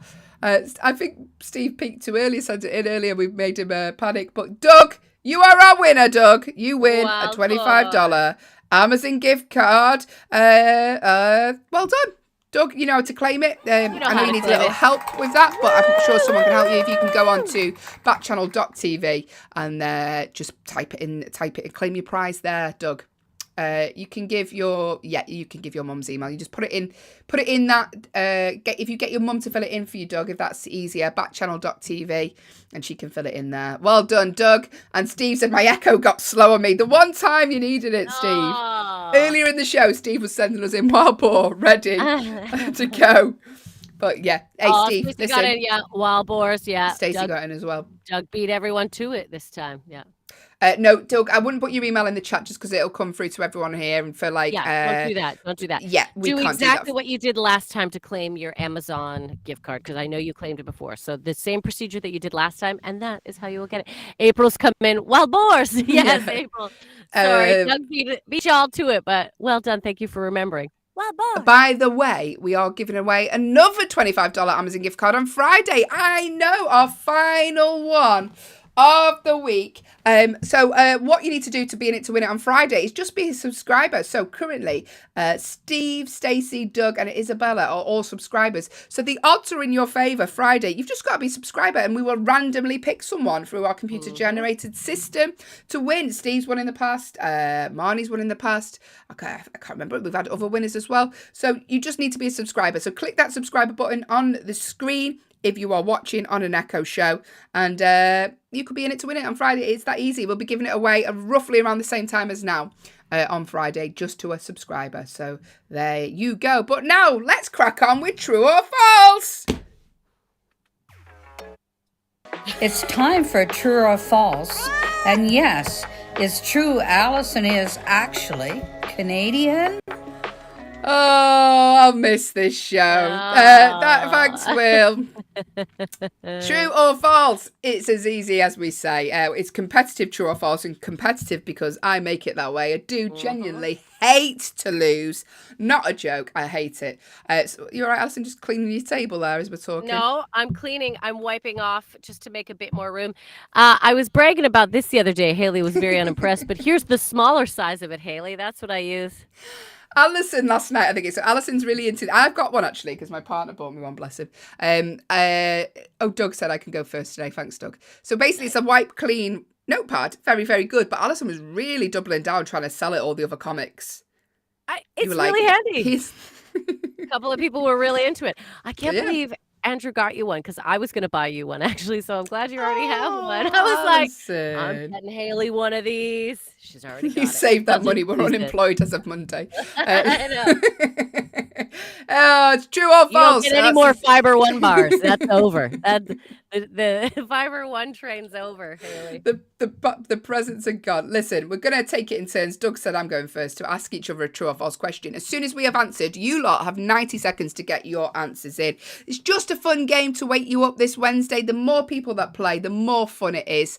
So get involved if you want to. If you're listening on an audio-only Echo, go to backchannel.tv, type your guess in there. True or false? 50-50 chance to get it right. Doesn't matter if you get it wrong because there is no prize. Alison will keep count, though, of who gets points, and at the end, just for fun, we tell you who won overall. So it's just a fun game. Get involved. If you're watching on an Echo show, name your device that begins with an A, followed by the word say, followed by your guess, true or false. I'm going to go first.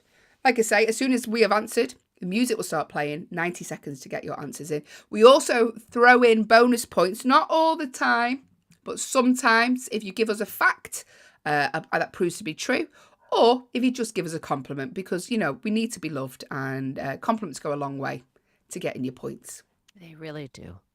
That's how you know there's no prize. But like, compliments get you through life, everyone. So get practice compliments on us, and then, you know, you'll go further in life. All right. People like it's not worth it. Right, here we go. Give me my question, Alison. I'm going first. Question number 1, Haley. True or false? There are 4 members of the Scooby-Doo gang. There are 4 members of the Scooby-Doo gang. True or false? True. No. Well, are you counting the dogs? Are we counting the dogs? So there's right, false. I'm going false. That's my answer. She says false. That is her final answer. What are you saying? There are 4 members of the Scooby-Doo gang. Haley said false. I happen to describe myself as a chubby version of Velma from Scooby-Doo. Everyone, that is. Velma. Yeah, I wasn't considering the dog, but obviously he is. There we go. There are 4 members of the Scooby-Doo gang. Doug says false. Thank you, Doug. Doug said 6 or 5. Have you, Doug? You just... Yeah, with Scooby. And then there's Scrappy-Doo. Are we considering it?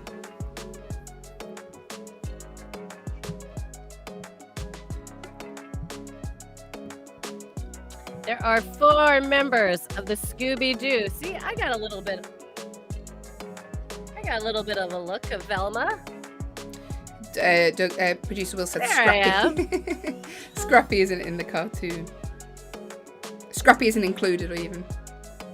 There are 4 members of this Scooby-Doo gang. True or false? Steve says false. Thank you, Steve. Stacy says false for her and Lisa. Baby doll.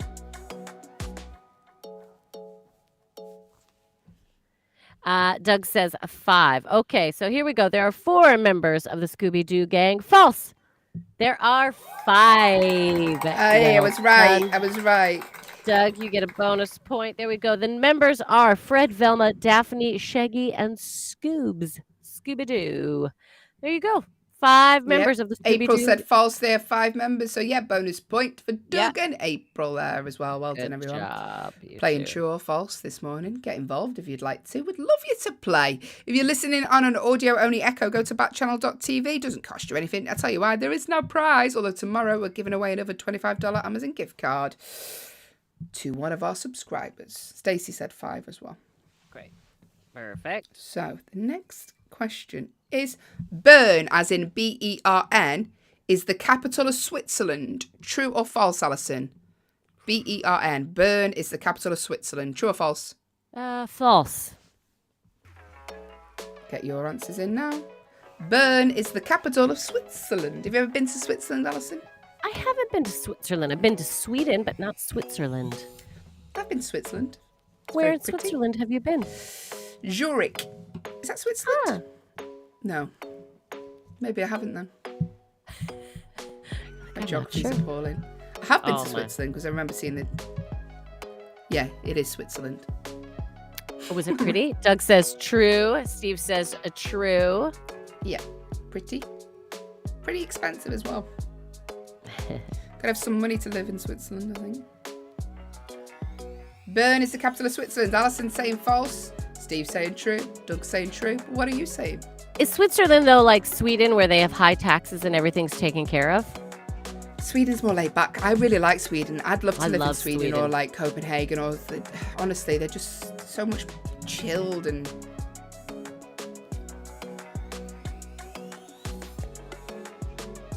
question. Bern is the capital of Switzerland. True or false? Both Steve and Doug are saying true and Alison saying false. Stacey said false for me and Lisa. Great.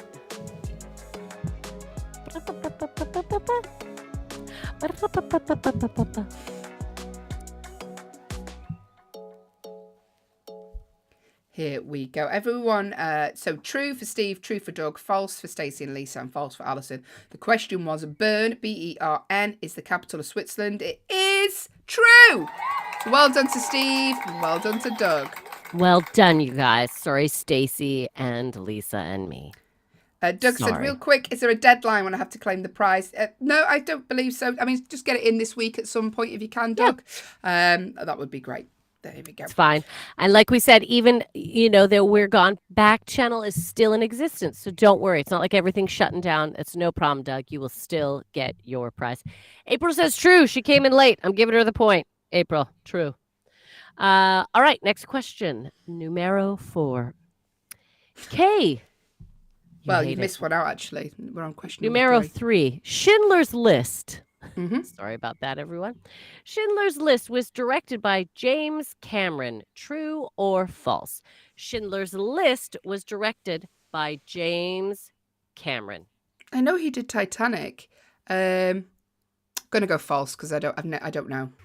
She's going By the false. way, April came in true for the last one. Barry's with us. Said good morning, ladies. Morning, Doug. Sorry, I've missed the show so far. No problem. Barry, you've got 2 more opportunities to get your suggestions in for Alison for the movie quiz. Tomorrow only 2 and more Friday. times, Barry. Got to make the most of it. I did a crab today. I was a crab. Also, I was frozen in an ice cube, flying through space. It was a creative morning. You'd be very proud of me for that one, Barry. Again, question number 3. Schindler's List was directed by James Cameron. True or false? Crespero said false. It's Spielberg. Oh. See, I knew James Cameron had done Titanic, but I didn't. Yeah, so that's the only time I've heard of it. Who says false? Doug said false. It's Spielberg as well. There we go.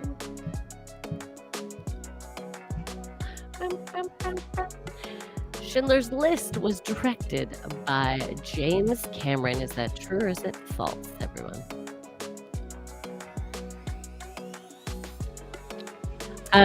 True. Stacey says true for her and Lisa. Do you know, my eyes are so tired. Do you know, last night I was saying on stage, I wear contact lenses, really drying my eyes out at the minute because I'm so tired. And I said, I wish I could be like one of those lizards that lick their own eyes. And to like, do you know, these lizards, have you seen them? Yeah, I do know exactly. That's how I feel this morning. Anyway. All right, here we go. Schindler's List was directed by James Cameron. Of course, that's false. All of you said false. Excellent. And it was directed by Spielberg. So Grass Puddle gets a point and Doug gets a point. There we go. Barry said I have some amazing suggestions for the next 2 days. We also have one for Haley. Well, maybe. We'll see. Maybe Friday. Oh, maybe. Okay. Are you telling me, Barry, I need to limber up for the next 2 days? Do I need to do a bit of stretching before? Oh, we're playing true or false. If you want to get involved, play along. It's fun. Fun to take part. If you're listening on an audio-only echo, go to backchannel.tv. If you are watching us, Two Tired Women, Alison, not even holding back on the yawns this morning. Name your device, followed by the words say, followed by your suggestion. K is the chemical symbol for potassium. K is the chemical symbol for potassium. True or false? True. K is also the lazy way of texting people. Okay. Okay. But is K the chemical symbol for potassium? Get your answers in. I don't know if you want to trust me, everyone. I failed chemistry twice. K is the chemical symbol for potassium. Steve says true. Thank you, Steve. Doug says true. Absolutely. Oh, Doug, very certain. No questions asked, as Stacey likes to say. No questions asked. I really like that, Stacey. I've taken that on now. I'll give an answer and then I'll be like, no questions asked. The end. Sorry, Haley, go ahead. I was just repeating the question, Ali. K is the chemical symbol for potassium. What's good for potassium, Alison? Usually good. Bananas. For there we go. Bananas have your highest dose of potassium. Nature's granola bar. That's right, because they come in their own little wrapper. Although, I had some blood work done a little while ago. Apparently, very high in potassium, my blood. The doctor strictly told me I'm allowed 1 banana a week. How many have you been eating? Not that many. 1 a week. 1 banana a week. I was like, ugh. Who knew? High potassium. Probably from all the vitamins I'm taking. What does high potassium do to your body then? Does it make you feel sluggish or something? I have no idea. Let's have this chat off air. K is the chemical symbol for potassium. Everyone said true, and you're all right. It's true. Oh, Doug loves bananas. That's the problem. I do love a banana. They're so easy to eat. They're handy. They're delicious. Quick. They're like, they're quick. Yeah. Love a nana. Love a nana. I'm only allowed 1, though. I mean, I try to do it midweek. I have a midweek nana. Today would be my day to have a nana. Oh, Alison, people are going to miss this content. Stacey says, swerve for me and Lisa. Okay, so swerve. Is that true or false? What do we think, everyone? Was that... Give it a true. I'm giving it a true. Stacey, you get a true. You and Lisa get trues. There we go. Barry has said, Alison, potassium is one of the building blocks for serotonin, which is why you are so happy and full of life. Oh. Do you know what, Barry? Today is actually National Compliment Day in the U.S., so thanks, Bear. Where's my compliment, Barry? Give me a question, Ollie. I'm so tired. All right. You want to play true or false? Okay. I thought we were just going to talk nanas. All right. Here we go. How great you are, Ollie. Here we go. Number 5. Barbie Girl by Aqua was released in the 2000s. Barbie Girl by Aqua was released in the 2000s. I'm a Barbie girl. That one released in the 2000s. No, I think it was when I was in school, so it's not false. Okay, she says false. Stacey says she does not like bananas. All right. Doug false. said, I'll give you a compliment. You're very smart, Haley. Thank you, Doug. Thank you. That is not. I'm not that is not Barry's. that is not what Barry said. Okay, let's do Barbie Girl by Aqua. Released Yeah, I in think 2002. it was when I was in school. Haley yeah. said false. She thinks that's false. It was not released in the 2000s, according to Haley. Stacey, thank you for your book Guessing suggestions. 98. Don't worry, we will look them up in our own time if we feel they guessing. suit us. I'm guessing 98. I'm Googling it now because I've already given the Sue, answer. good morning. Thank you for joining us. This is your first time. We're playing True or False right now. Very easy to get involved. All you got to do is if you have an audio show, echo show. Sorry about that, echo show. Just use the magic word say it. Tell us if you think it's true or false. If you're on an audio only, just go to backchannel.tv and give us the answer. And if you're out there on YouTube like Grass Puddle, type it in the comments box. Doug says false as well. Barbie Girl by Aqua was released in the 2000s. True or false? Both Haley and Doug have Doug said false. 97. Yeah, I was thinking that, Doug. 97, 98. That's what I was thinking. Stacey said true for her and Lisa. All right. was a I question, can Ellie. tell you. Barbie Girl by Aqua was not released in the 2000s. Well done. That is a false statement. He was released in the 1990s. And in fact, Doug, 1997, absolutely correct. Getting a bonus point for that. Well done, Doug. There you go. Thanks for joining us. We're playing true or false this morning. Grasspuddle said Haley's pillow is looking good today. Do you like it? Yeah. I like there it so I she can is. do this every now and again. It's a bonus of you having an echo show. Here we go. True or false? We've got question number 6 out of 582. Thanks for joining All us. right, here we go. We're going to be talking to Liv Harrison in about 20 minutes, handing over to Liv, finding out what's coming up on her What the What Wednesday today. But for now, we're playing True or False. If you want to take part, you're watching Two Tired Women. The name of your device that begins with an A, followed by the word say, followed by True or False, or go to backchannel.tv and you can type your guess in there. Doesn't matter if you get it right. Doesn't matter if you get it wrong. It's just a fun game to wake you up this Wednesday. Athena was the Greek goddess of agriculture. True or false? Oh, false. Athena was the Greek goddess of agriculture. But is that true? Or is it false? I Any think guesses false. in? Wasn't she beauty? Wasn't Athena the goddess of beauty? I'm going to have a look now. Yeah, find out. I want to know if I get a bonus point. You're not getting Haley, It's the don't. final week. I said you were so great. Doug says false. Thank you, Doug. Oh. You don't get a bonus point anyway, even if you, because it's not. Aw. Steve said false. She was the goddess of hunting. Oh. Or he's making a joke there about the Athena posters. Did you have the Athena posters of the woman No. playing tennis? But they're not big in Canada. In the UK, No. there was a poster shop called Athena, and it was like a famous picture of a tennis player. Grasspuddle saying Athena False. Foot. Athena Foot also said false. Steve said false. Yeah, got you, Steve. Athena was the Greek goddess of agriculture, but is that true? Or is it false? Everyone's saying false so far. False, Athena. Very good. Athena was the goddess of itchy tennis players. Thank you What very she was much. doing, she was itching in the poster.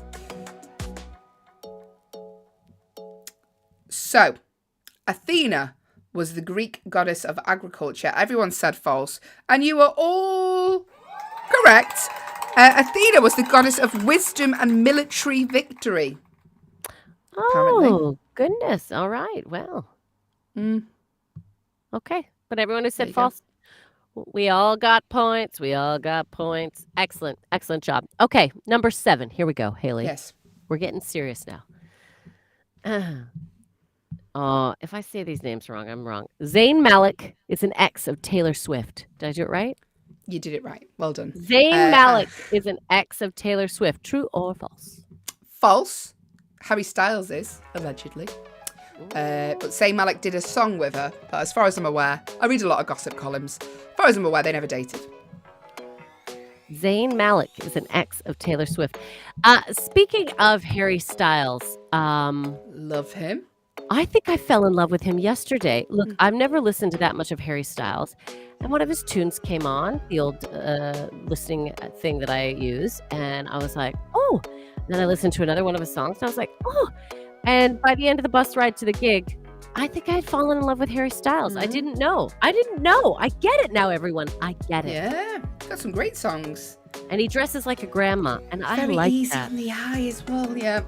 Anyway. Pearl necklaces, nice like crocheted top. So I was like, I'm into your style, Harry. You could lend his wardrobe. I could. Zayn Malik is an ex of Taylor Swift. True or false? I'm going false. Who's with me? Who's against me? Let me know what your answers are. I'm pretty certain of this because I do read a lot of the gossip columns. I waste so much time looking into other people's lives. When I should really spend more time brushing my hair for the show. No, you shouldn't. You oiled up. I put for oil the in show. today. Feels nice that. Have you ever given yourself a head massage? Oh yeah, head massages are great. Last week. I'll tell you some tips for oil application later. All right, Zayn Malik is an ex of Taylor Swift. False. That is absolutely false. Well done, Haley. Well done. Oh, I don't know how to pronounce this. Will, can you just pronounce it for me so I don't look foolish? Chartreuse? Chartreuse. Chartreuse is a shade of green. True or false? False? Chartreuse is a shade of green. True or false? I should know my colors, all my variations of colors. Backchannel, the only place to listen, watch and see Alison June Smith drink out of a vat of water live. Steve says it's true. Chartreuse is a shade of green. You drunk all of that already today, Alison? No, I have not. Certainly not. Chartreuse is a shade of green. Steve says, true, thank you. I was actually looking to see how much water I am supposed to have drunk by now, and apparently I'm only at the 7 a.m. amount of water, everyone. That is how much water I have drank. Chartreuse. What boy? Doug says saying false. He doesn't believe chartreuse is a shade of green. Got about 5 seconds left. Get your answers in.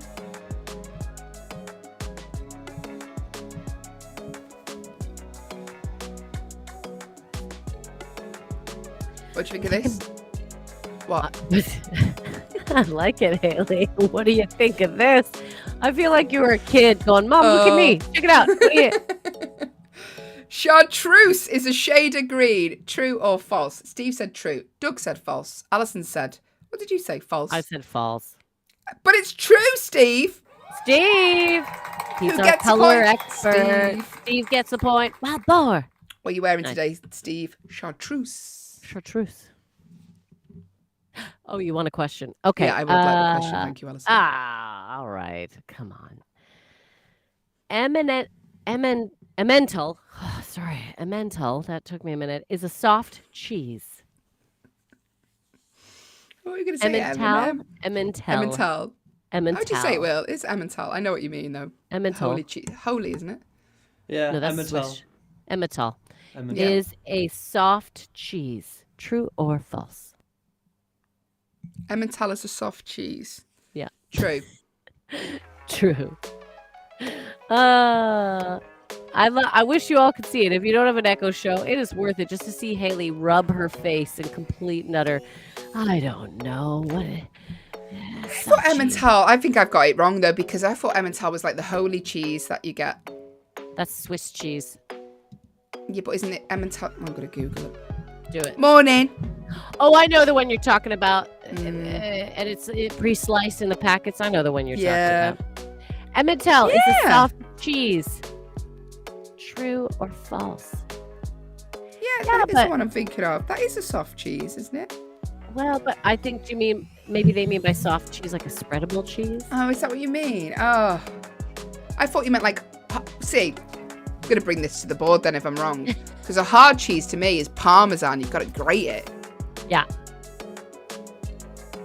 But soft cheese is like, you know, Emmental. You're an Emmental. I'm annoyed because I've just seen the answer. She's so angry. She is so going to fight this. I love it. Nobody else is getting involved because they do not want to go against... Steve said false. It's a hard cheese. False, it's a hard cheese. I've just Googled.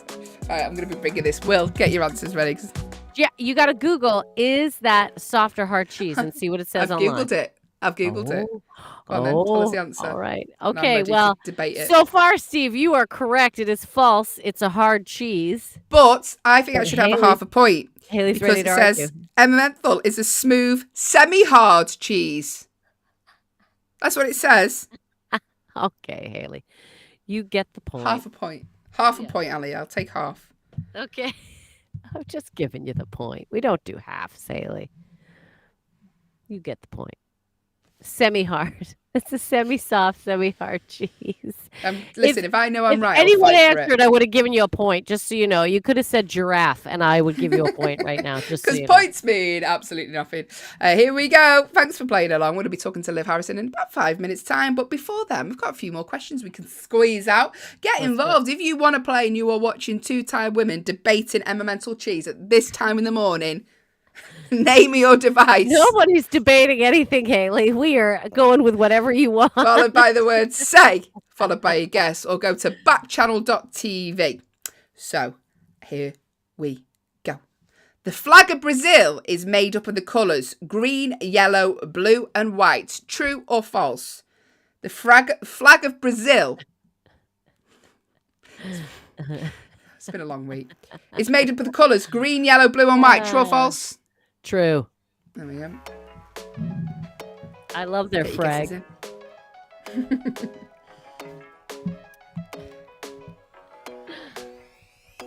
in. No. Doug just put no. False.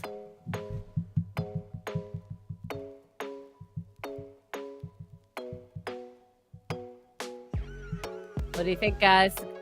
Do we have Brazilians listening? Steve says true on that as well. Thank you. I thought Brazil. I can see green, yellow. It's like a little circle in the middle. Steve says true. Doug says false. I'm just having a look into it, even though it's not my question, Alison. Grasspuddle said true. Oh, yeah. Got the flag of Brazil ready.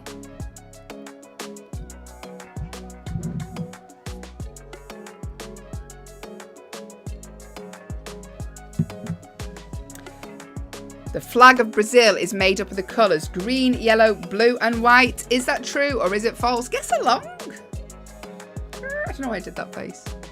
Guess along.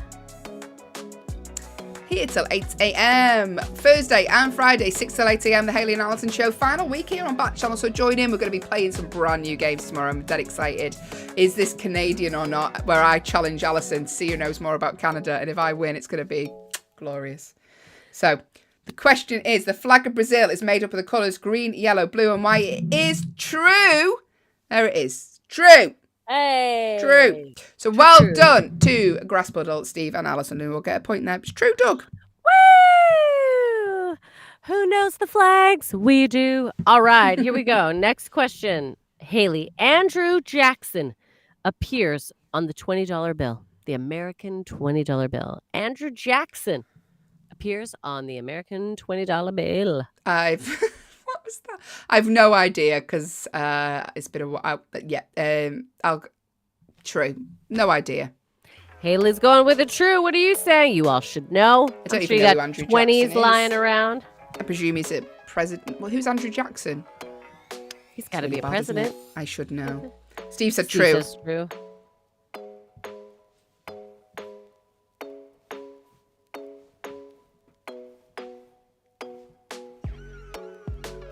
Doug said true. Absolutely true. Yeah. Andrew Jackson. Doing a lot of research today. I'm learning a lot. Hello to Lucas who's joined us. Morning, Lucas. We're playing true or false if you want to play along. Andrew Jackson appeared on the $20 bill. Haley Ellis can't talk this morning. Grasspuddle said true. Grasspuddle said We're true. getting our $20 bills out now. Yeah, 7th US president. Yeah. Not bad. I've never heard of him. I know quite a lot of US presidents. Personally? Barry said, got big plans for your last show. We need to get dressed up for your final show. We should, you know. We should For our dress final up. show, we put little tuxes and ball gowns on. Shouldn't we? Get fancied up. Yeah, I'm into that. I'm Yeah. into it. We'll get all fancy for our final show Friday here on Backchannel. Hello to the outrageous dolphin who's joined us. We're playing true or false. The question was, Alison. The question was, Andrew Jackson appears on the $20 bill in the U.S. True or false? Grasspuddle put Fridays true or false will be a fight to the death. It is true. And Barry has suggested we wear bikinis. Thanks, Barry, for your suggestion. Not that type of show. Can I borrow So- yours? All right, let's do it. What is the answer, Ali? Right, you want the answer. I do. Well, That'd be nice. I Let's move can this tell along. you all. True. Andrew Jackson is on the $20 bill in the U.S. Well done, Doug, Steve, and Haley. Go. We're playing true or false. If you want to play along, outrageous dolphin who's just joined us, then do so. Name your device. That begins with an A, followed by the word say, followed by whatever your answer is. It's just a fun game to wake you up. We've got about 2 more questions left. Then we're going to chat to Liv Harrison, find out what's coming up on her show today, What the What Wednesday. So we'll be handing over to her. And we'll give you a fun fact before we go as well. You're right there, Alison. Your whole head was moving. Itchy head. Itchy head. There we go. Earlier in the show, Grasspuddle suggested Alison just get 2 little bobbly eyes to stick in the top of her hair. I think you should do that on stage. I think that'd be hilarious. Here we go. Give me a question. Oh, no, it's my question to you. Yeah, Haley, stop telling me what to do. I can't read these out. I don't know what the names. I don't know how to pronounce these. Monet, Renoir, Cézanne, and Degas were all Impressionist painters. Apologies for my pronunciation on those if you're an Impressionist painter. True or false? Well, I know Monet was, so I'm going to go with a true. Good. Let's play the music. True. True is my answer. What do Monet, you say? Renoir, Cézanne, and Degas. Apologies if these are said wrong. We're all Impressionist painters. True or false? Was Monet the water lilies? Did Monet? Yes, I think Monet was the water lilies. Get your guesses in. Or tell me if I'm pronouncing it wrong as well. Let me know. Name your device, followed by the word say, followed by true or false. Monet, Renoir, I don't know, Cézanne, and Degas. Don't you tell me about pronunciation, Alison, when you pronounced it. I know Renoir. Renoir. Oh, yeah, Renoir. That's all I know, Thanks, Sally. but I don't know. Doug said true. Steve said true. Grasspuddle said Degas doesn't rhyme with Vegas. I'm saying it. Degas, Vegas. In my world, they do. True, says Steve and Doug. How'd you pronounce them, Will? Degas, Degas. Yeah. Monet, Renoir, Cézanne, and Degas. Cézanne. Thanks. They were the name of the Teenage Mutant Ninja Turtles.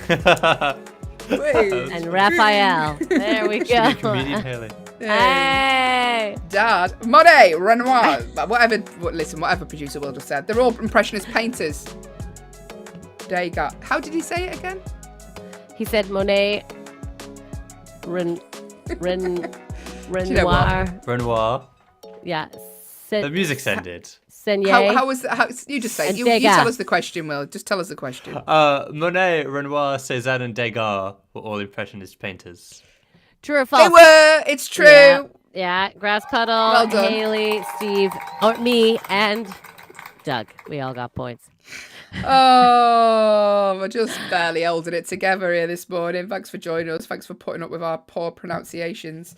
Alison, give me one more question. Okay. Last question, everyone. Very exciting. Oh, koalas, wombats, and Tasmanian devils are all Marsupials.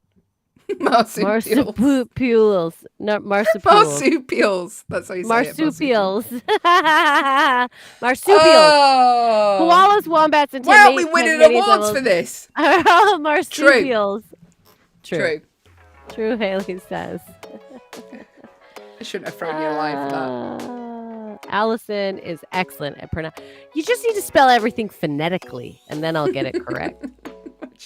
I'd love to see you on a live, and me actually, on a live. I wouldn't. I like would a not. news show. Doug said Doug true. says true. Thank you, Doug. Doug's with me. I think if I was on a live news show, I would at least make people feel better about themselves. Steve says false. Koalas, wombats, and Tasmanian devils are all marsupials. True or false? Grass Puddle says true, smacking himself on the head. True. Doug said true. Steve said false. Hella said true. Grass Puddle said true. What are you saying? I'm saying that was the worst song I've ever heard. I was just chanting along with the music. By the way, Alison, I watched your video the other day. I forgot to tell you of you singing Stay by Shakespeare. It's really good. It's not bad, hey? First not time I bad. ever did it. Not bad. Better hope and And pray. pray. I love that. That's my next karaoke. That's the song I'm working on for karaoke. I used to be able to hit the high note. I used to to actually sing opera. Did you know that? I trained in opera. Know that. Yeah, I took did. opera for a There little you bit. go. It's only took me 150 shows to learn that about you, Alison. Hey, don't worry, You start everyone. banging that Canadian drum and start telling these more interesting facts. Okay, Here's a question. so koalas, wombats, Tasmanian devils are all marsupials. True, everyone. That is absolutely true. Well done to Grass Putter, Haley, Doug. Steve missed out this time, but that's all right. Doesn't really matter because this game, it means nothing. It's just a way to wake you up. So, well done, everyone. It was a very competitive game. So who won overall? Who won overall? All right. Well, it was close, but there were a few extra bonus points came in. So, Doug, you're cleaning up this week. Doug, you are the overall winner again today. Steve, coming in real close. I think those bonus points are helping Doug out. But yeah, Steve, you're in second. And between Haley and I, because it's our final week, Haley won, everyone. Haley won. What do you mean? Because I won fair and squared. Alison, thank you. By the way, hello to Devin. And Sheila's just joined us. Hey, Sheila. But let's have a little chat with lovely Good Liv morning, Harrison. beautifuls. Oh, Sheila, that's for you. Good morning, beautifuls. Where's Liv Harrison? Where in the world is Liv today? There she There she is. is. Hi, I'm here. I'm in Houston. I'm not doing anything cool. Not till next week. Being in Houston is cool. Don't say that. That's right. I love that. How are you lovely ladies today? Are you feeling good? You're in the midweek. You're almost to the Jubilee. It's very exciting. Yes. Yeah, we very have exciting. we have national holidays, not for us, Liv, but everywhere else there's national holidays for like garden parties and celebrations. Thursday, Friday, yeah, for the was it Platinum Jubilee? It's a big Platinum deal. Jubilee. But what are you going to do? Are you going to participate in some way? Like you're going to do something, right? We're going to have a spot of tea, right? I mean, Spot I of drink. Yeah, Non-stop tea. Yeah. That's what we do.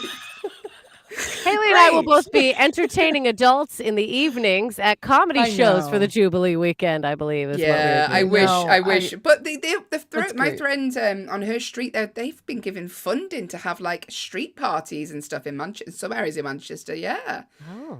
Funding. That's yeah, amazing. Yeah. We don't have formula here in the United States, but I'm happy you guys are having a good street party. Just kidding. So not the same. You can fly over, come and have a sandwich and some tea Enjoy with it. us, Liv. Yeah. I love it. I love It's well, it's what Wednesday? Wednesday. It is. Dun, dun, dun. There's so many So- things. Did you hear about what happened in the Mona Lisa? Did you guys already talk about that? Talked a little bit Very about that. briefly, yeah. A bit Who of wastes cake. cake? Why waste cake? Anyway, that's all we thought. Throw mud. That's what I thought. Throw mud. Also, what has she done? Like she's been Yes. consistent. She's had resting bee face her whole life. Like she started that thing. Yeah. Why are we mad at her now?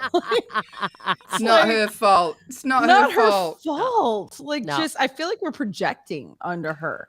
So anyway, I so don't suppose you're discussing Kourtney Kardashian's wedding by any chance, are you? I want to talk about that dress all day.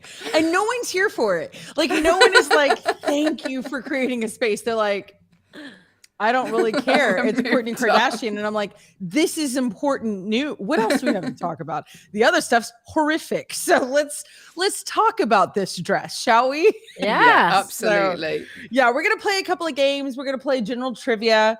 It's when Anna, my producer, loves to give us trivia questions without any sort of answers whatsoever. So we all feel really awful about ourselves when we eat at the end of Wednesday. Eat the cake off the Mona Lisa's We face. do. We just bond together with how much we don't know. It's just awful. Anna's here. She just wrote my favorite games. She loves to watch us know nothing. So it's a good time for Anna. That's the what for what. But yeah, we're gonna dive in. We're actually gonna talk about the Jubilee today. We're gonna talk about that. I want to educate the Americans and let them That's a know. good plan. It's a good plan. Oh, well, thank you, Liv. Have a wonderful show. We will see you tomorrow. Have a good one. Take care of yourselves. Thanks, everyone. Bye-bye.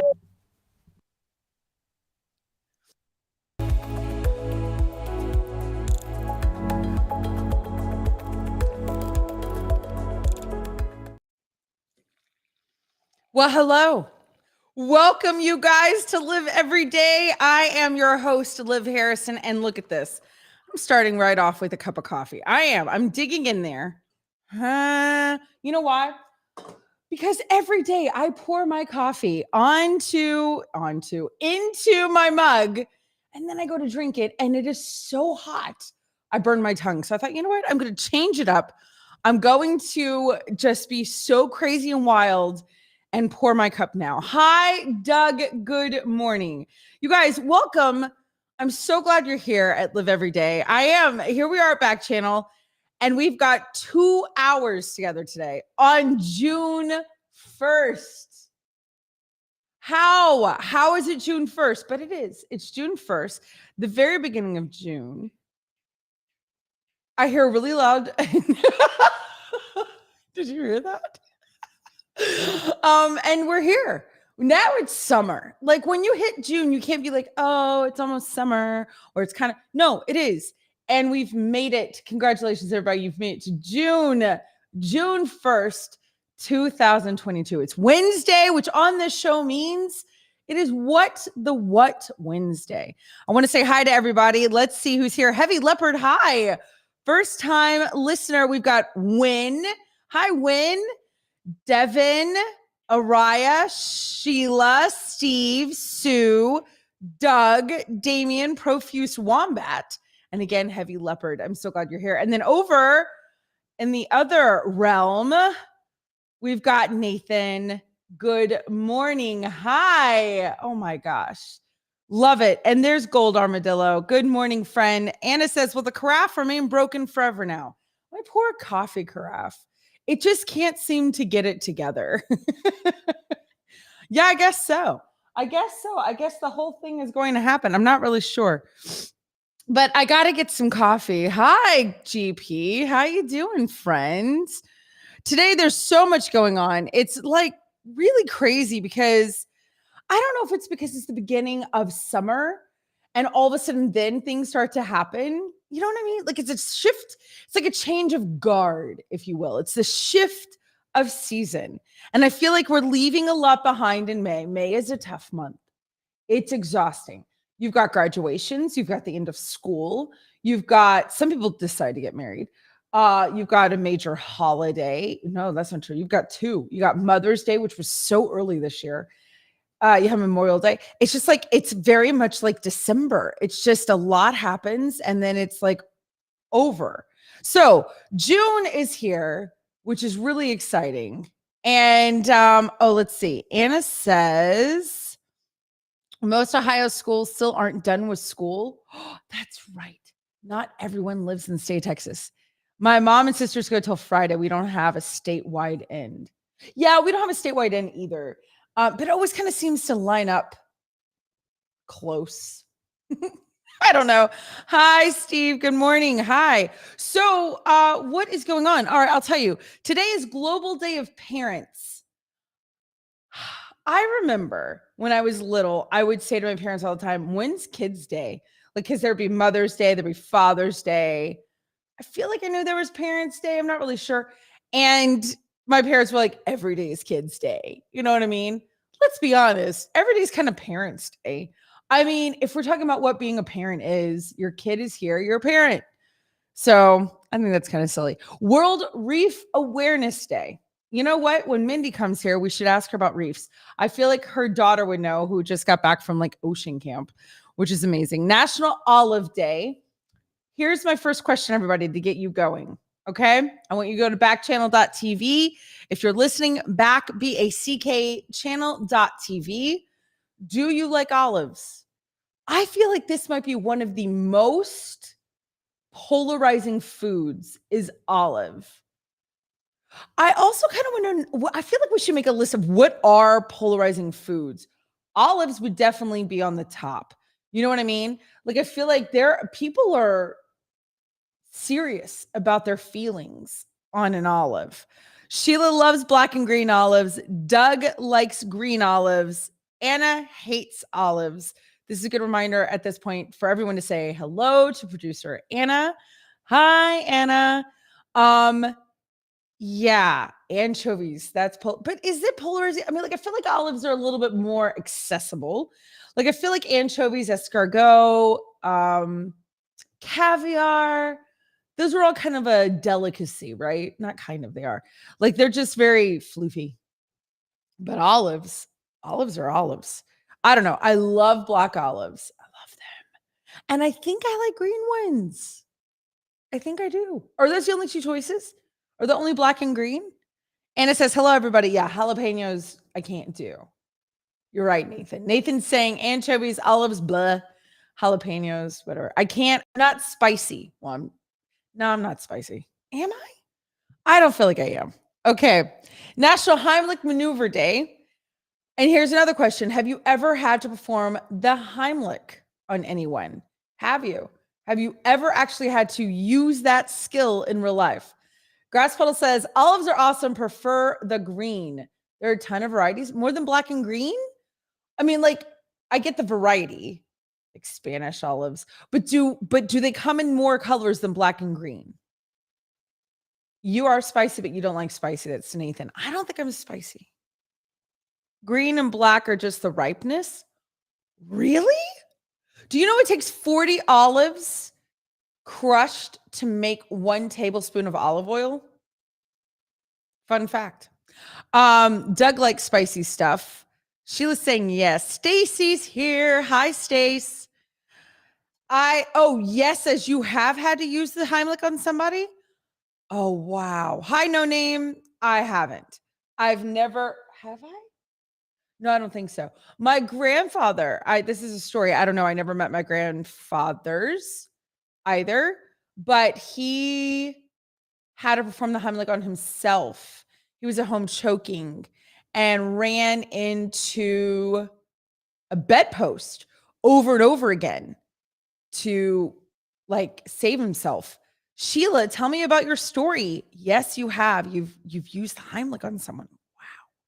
That's incredible. What about you, Anna? You were at camp forever. I feel like at camp is when they always need, like, a Heimlich. I don't know if that's really true. GP, out in the field anytime. Nathan's saying veggie burgers is polarizing. That's just because people don't know what veggie burgers are. So they get all weird in their head, in my opinion. Go barefoot day. Done. I'm literally barefoot right now. I want to throw my feet up on the table and show y'all.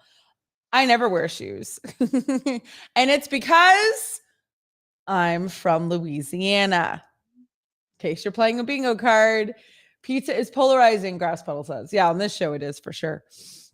So that's the thing, you guys. There's so much. I'm not done. There's still more.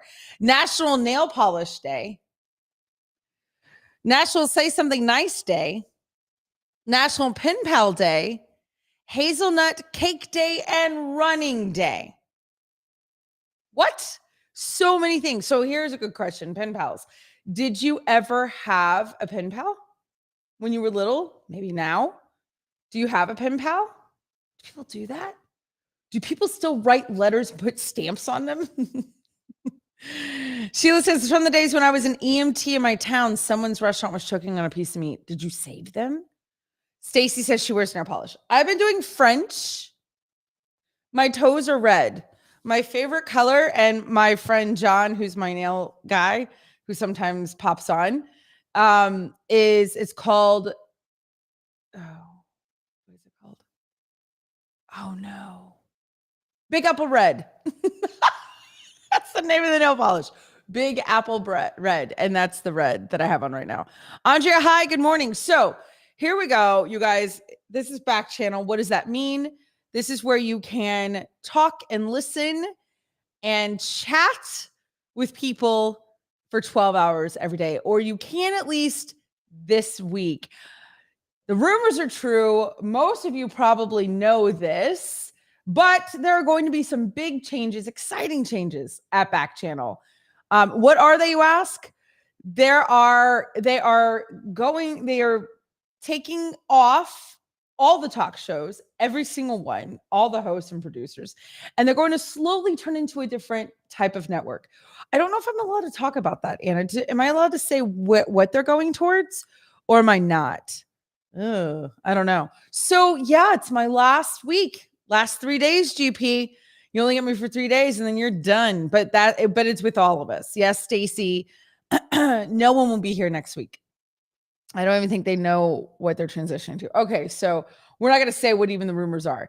But Backchannel is going to, it's like being in a relationship and you take a step back and you're like, let's pull it back. So we all got the information. All the hosts and producers know this is our last week. Friday will be all of our last days. So listen, what's really cool about this, you guys, is that y'all have legit been a part of history from beginning to end, which is really neat. I mean, I don't really know what's going to happen with Backchannel, but here's the thing, like Anna said, nobody does. They don't know. So it'll be really cool to see, like, how does this transform? How does this transition? And then you'll be able to talk about in the, like in the future, like GP will be like, I had a really horrible dream that for 6 months, there was a woman on my screen that I hated. But I am sorry about you and Hal. Cheers, everybody. This isn't coffee. I'm just kidding. It is. What is in your mug? Tell me what's going on. So listen, you got 3 days with me. This is it. And here's what's crazy. On this show, normally on Thursdays, I'm only here 1 hour, but I'm here 2 hours. So I am here 2 hours today, tomorrow, and Friday. And then that is it. Show's over. So today is 8 to 10 East Coast time. I'm in the great state of Texas. It is 7:11 here in Central whatever America. Am I considered Central America? I don't think so. Wait, I'm definitely not Central America. Friendly Dragonfly, hi. Good morning, first-time listener. Welcome, welcome. So any questions? We can talk about it. We can do whatever. Friday will be the last show, which is very exciting. And we're coming up to our game for today. But until then, GP, you're sweet. Don't act like we're going to be friends. You're going to use me for my connection to Mindy. That's fine. South Central US is what Nathan says I am. I wish there was a way I could keep in touch with you. Thank you, Doug. I mean, you have my email and I know that you're not able to do that, but if you have someone help you, you can send me an email, friend, or if you're on any social media. Sheila, no, I think Central America is like Ecuador and El Salvador. Yeah, I know. I said the wrong thing. Anna, just keep that up the whole show. Hello at theliveharrison.com, or do whatever you want to do. Why am I telling you what to do? You do you. GP says next week, 12 hours a minute. Yes, your dream came true.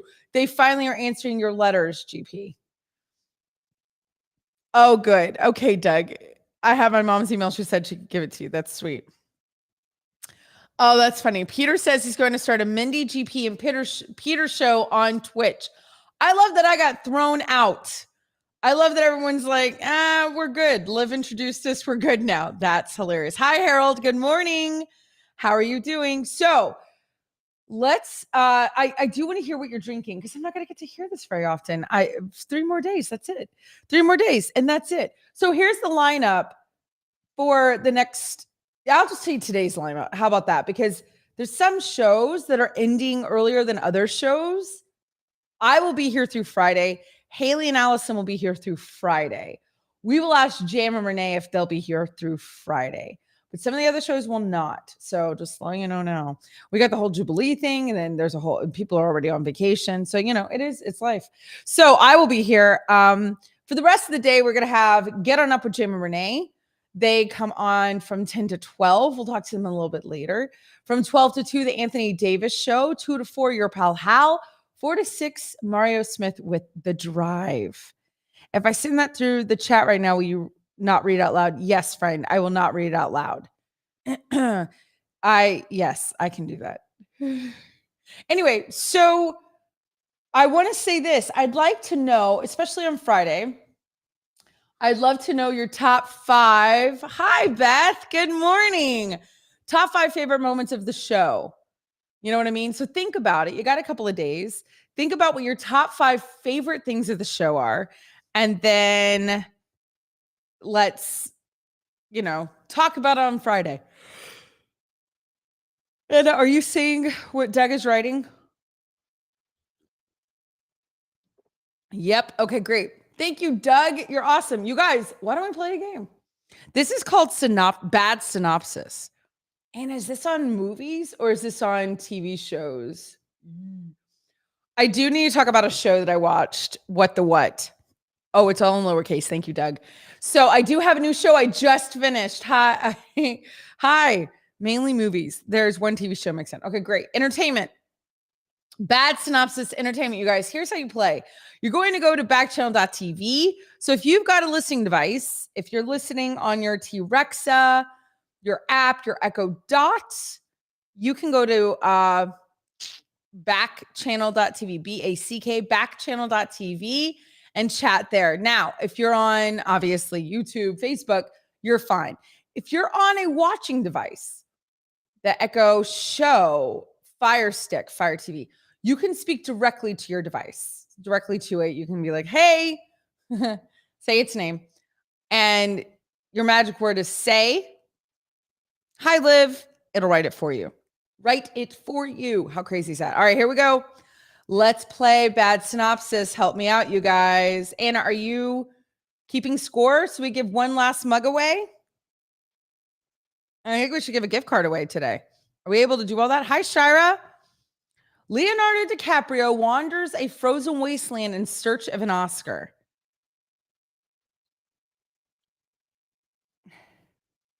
Okay, do you want to ask? I mean, I guess we could ask. Leonardo DiCaprio wanders a frozen wasteland in search of an Oscar. So we are going to give away a mug. Last mug to be given away on this show. After Friday, it won't exist. Oh, okay. Yeah, I think we can, Anna. And if not, I'll cover it. It's fine. We will pull a winner. Okay, that's a good one, Grass Puddle. We'll give away a $25 gift card to Amazon today, you guys. It's going to be amazing. Doug just won one on the Haley and Allison show. Beth says Titanic. And then she goes, no, that was a bad guess. Okay, Sheila's saying The Revenant. Grassfall's saying The Revenant. Is that how you say that? We also have bingo. If anybody wants to play bingo with all the things that I normally say. But we will be giving out one more mug at the end of the week. And we'll give out a $25 Amazon gift card today. Just for being here. Everybody who's here is going to get entered. Everybody who's here is going to get entered. I think that's right. I think The Revenant. But is that how we say it? Sheila, I'm going to frame my bingo board and hang it on my wall to remember. Thanks, friend. Yes, Doug. If you win the gift card today, we'll put it we'll give it to your mom. Reverent? Oh, reverent? Oh, it says revenant. Hi, Tammy. What? Hi, sweet friend. How are you? Oh, Nathan got it wrong. It is revenant. You got it wrong, Nath. It is revenant. No, I think I say that wrong.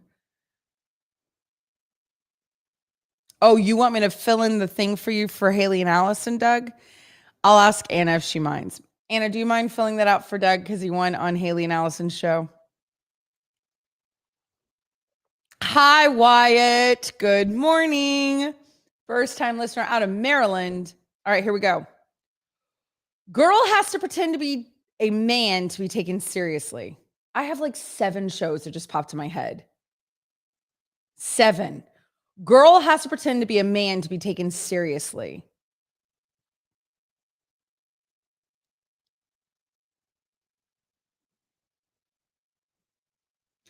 Doug, okay, I want to do it. I can give Nathan a hard time. I'm tired today. You know why? I stayed up and I binge watched an entire show last night. I haven't binged a show in I don't know when.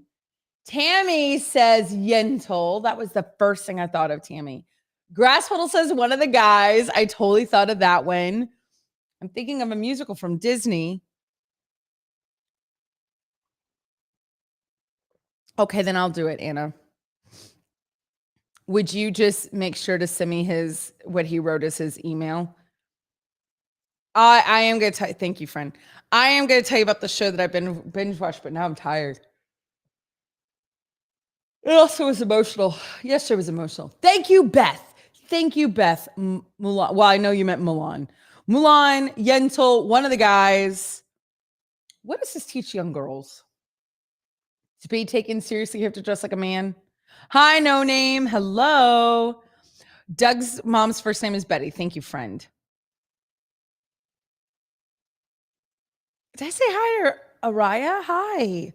Good morning.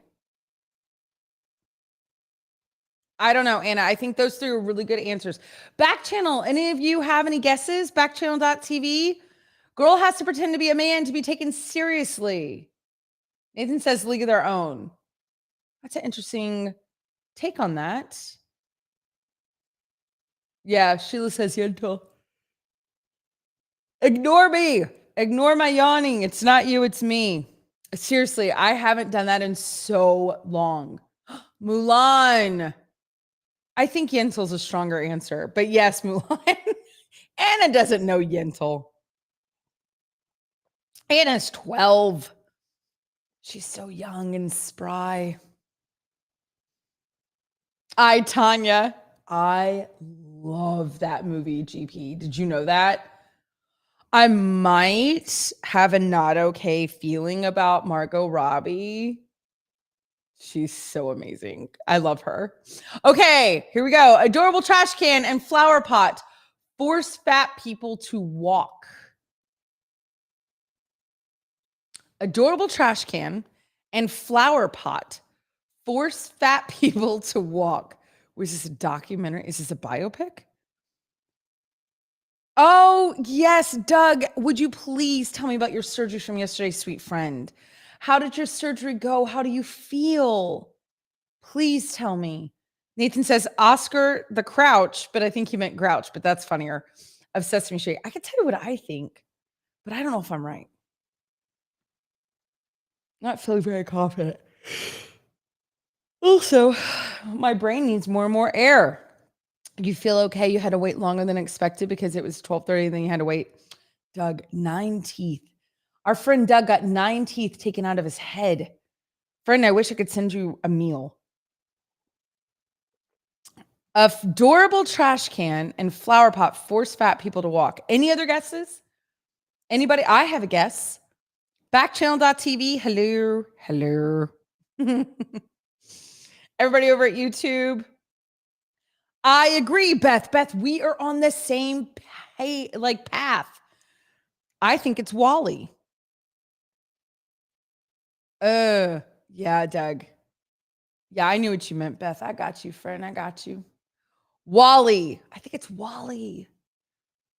Anna, did real people write these synopses, or is this just somebody being funny saying, oh, I'm going to write this being funny? Real people wrote this? Wow. Interesting. Wally. Jeez. Oh, to be funny. Oh, okay. Well, hey, it's still okay. You know what else I'd love to know from everybody as we are thinking about this? What are some things we haven't finished on the show? Like, I feel that like there's a couple of lists. It is Wally. Way to go. High five, Beth. Beth, you're about to earn a mug, friend. Not that you want one, but anyway, although now they're a collector's item. Is there anything on the show we didn't finish, like conversations or lists or whatever? You know, there's tons of Reddit threads. badly describing a movie, Anna says. That's funny. No cooking segment and get a new carafe. You don't want me to do another cooking segment? Is that what you're saying? Or do you want me to do one last cooking segment or no? Beth, you do want one. Well, it's the end of an era, friend. Best 6 months of my life. That's not true. GP, explain to me if you want a cooking segment or not. Or are you saying no? A bald guy teams up with another bald guy to fight another bald guy. What is this? Yes, cook something? All right. Hobbs and Shaw. Is that a thing? Sheila, is that a thing? A bald guy teams up with another bald guy to fight another bald guy. Hey, GP, I get to your town on Wednesday till Saturday, and I'm guessing you're not going to be there. Is that true?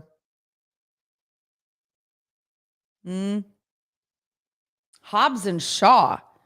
Is that really a thing? It's part of the Fast and Furious franchise? Nailed it. Hobbs and Shaw. You'll all know this? Oh my gosh. You did great, Doug. I love it. Thank you very much, friend. Does everybody here watch Fast and Furious? You know, my knowledge of Fast and Furious is the ride at Universal Studios. That's it. That's the whole thing. I liked it this last time. I usually hate that ride, but I liked it. I was just there and I liked it. Fast and Furious. Nathan, you knew that? Peter, now you can say whatever you want without getting canceled. Tell us truth. Or did I get canceled? Sad, Peter. Losing a job. Tammy, that movie with those guys, you know, the ball guys. Exactly, Tammy, you're right. I should see it. Oh, but there's like 79 of them now. Nathan says he's never watched it. Hi, no name. Good morning. Oh, I didn't see you there. Hi, first time watcher. What's your name? Let me know. I don't know, Doug. I don't think so, friend. Vin Diesel and The Rock, Fast and Furious. Who's the bald guy that they're getting? Okay, Anna says I will accept any of the Fast and Furious. Hobbs and Shaw counts. I had no idea people were into it. People drink coffee for 10 years. Adulthood? I'm just kidding. Gilmore Girls? Oh, what if it is Gilmore? I forgot that there could be a TV show. Anna, did I ruin it? Anna. Popping in and out of Pittsburgh. I'll let you know. Friends, that's good. Friends, that's good. Friends. Everybody's saying Friends. I love that that's my favorite show, and I didn't say it. That's hilarious. How about this show? Sheila says Friends. Everybody says Friends. Man, I'm ashamed of myself. What the heck? You do have Facebook, but you don't know how to use it. I'm sorry, friend. That is my email, and I am on social media, so whoever wants to stay my friend in real life, you're more than welcome to. Since the show is leaving, I did get canceled. Peter, side note, I'm starting the Mindy Grass Pedal Peter show starting Monday with one viewer. I love that I wasn't invited. I love that you used me to meet your best friends in the whole world, and I wasn't invited. What the heck, Peter? This has been one long audition. Is that why I'm not invited? Peter's like, we know, we've seen your work. That's the story of your life. What, Tammy, drinking coffee or getting fired? Well, it's not getting fired. It's, I don't know. Thank you, Doug. You can be my friend in real life. I'm the one viewer. Peter, I'm the talent. No, I don't have any talent. Friends was the answer. Everybody got that. Although I think Gilmore Girls would have been a great answer as well. Right? Oh, that's funny. I love that Anna did not even answer me. She wasn't even like, no, you're so wrong. Do you have a show, Beth? I don't have a show now. I have nothing. I have no life. It's fantastic. No, we're not going to turn this into something sad. I'm not doing that. I am so not going to be that person. All right. Guy lets his planet get destroyed because he doesn't want his sister living there. What? Guy lets his planet get destroyed because he doesn't want his sister living there? Tammy, coffee is my life.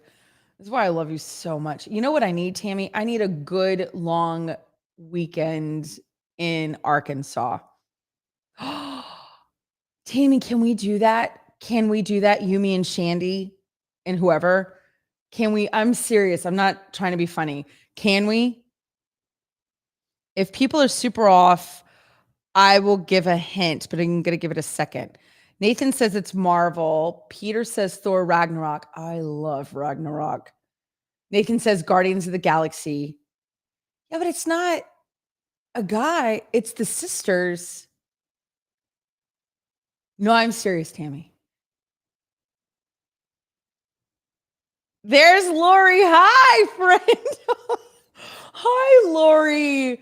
Vodka coffee is even better. That vodka coffee we had this weekend was amazing. I only had one shot of it because I couldn't trust myself. I couldn't trust myself, Lori. Can we have another girls' weekend? Can we do that? I'll meet your family in Springtown. Stacey, I have no idea how far that is. I'm not kidding. I might just fly up there. Tammy, I'm going to actually talk to Nathan.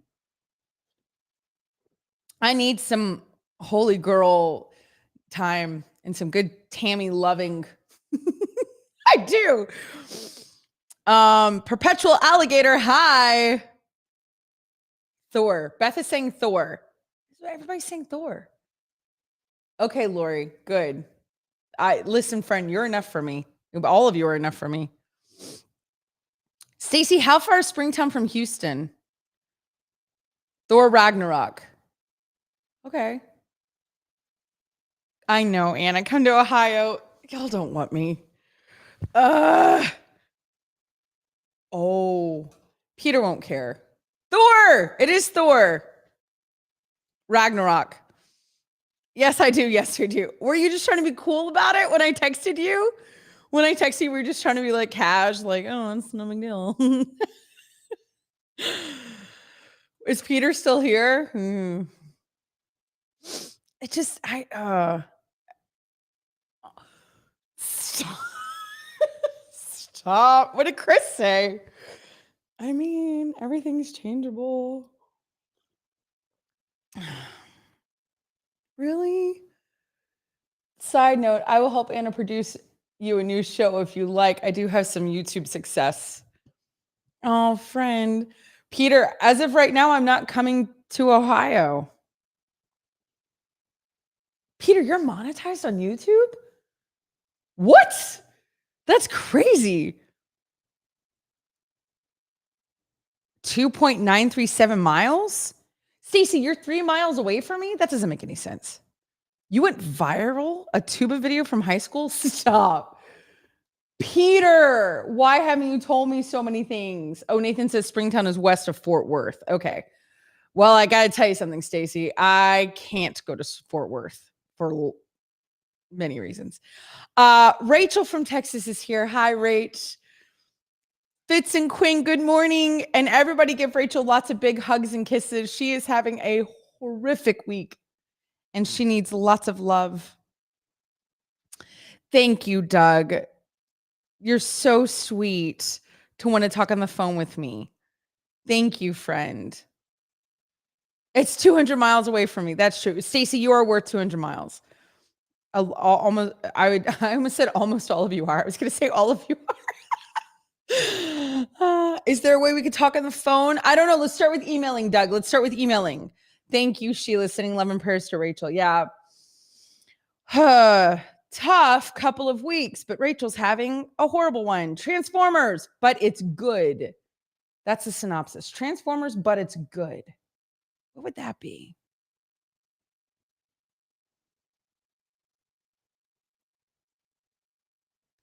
When I email your mom, make sure you let her know where I'm from, like how I know you, Doug. Rachel, please give Fitz and Quinn big hugs and kisses for me. Nathan says Voltron. I never saw Voltron. Okay, friend. I will do that, Doug. Did y'all see Voltron? It's animated? Nathan says Captain Planet. Huh.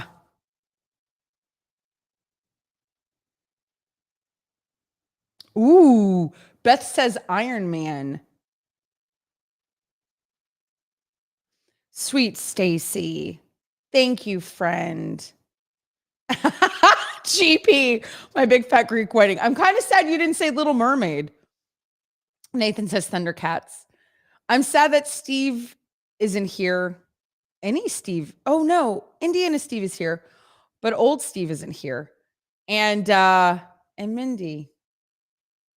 We need to have one big party. I don't know.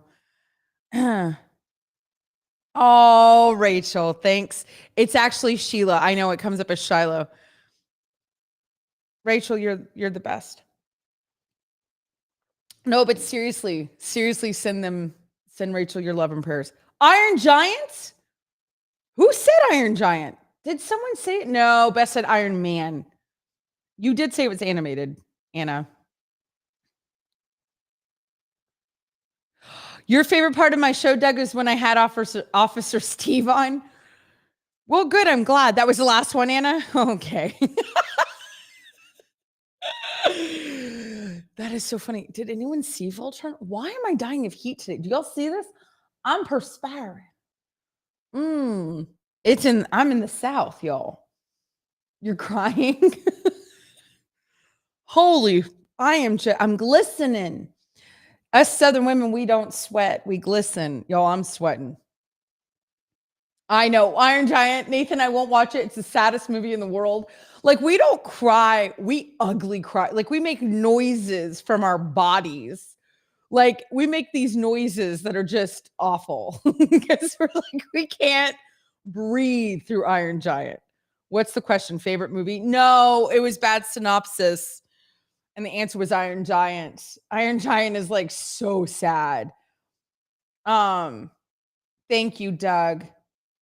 Stacy, your favorite part was when I had Mindy on for Monday. I'd love to have Mindy on one more time. Oh, yeah, GP. He doesn't transform, but the Greek lady does. Nathan, if you want to come in here and put on the AC more, you can. It is humid. I tell you what's so funny. It's all foggy I have a glass door for my garage door, and it is like so, what is it called? Condensation?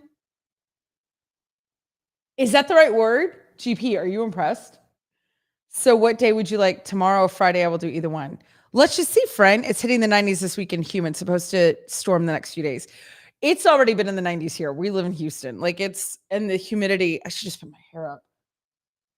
Oh, it's humidity is that sticky whatever. So I got to tell you guys about the show I watched last night. And it's funny. There's Nathan to save the day. It's so humid. Look at it. Look at the condensation. I told a friend last night, I was watching this show. I know, 4 syllables, I did it. Thank you, GP. Thank you, Nathan. Do you want to say hi to everybody? You don't want to get on the screen and let people see what you look like? Okay.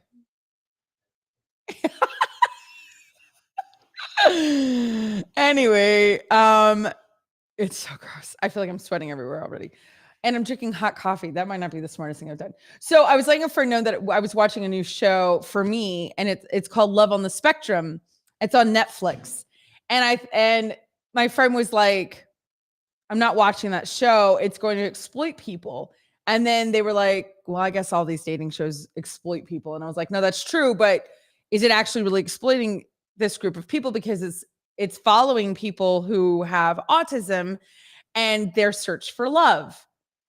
Well, I watched the first episode and I loved it. Like, I fell in love with these people. Like, I might become a stalker. Like, I am so in love with them. Like, I want to like write them all letters and be like, hi, would you be my friend? Like, I mean, one of the guys, I want him to come live in my house and I want to adopt him. Like, he's 63 and I just think he's so rad. Like, the way he talks to people, I want someone to talk to me the way he talks.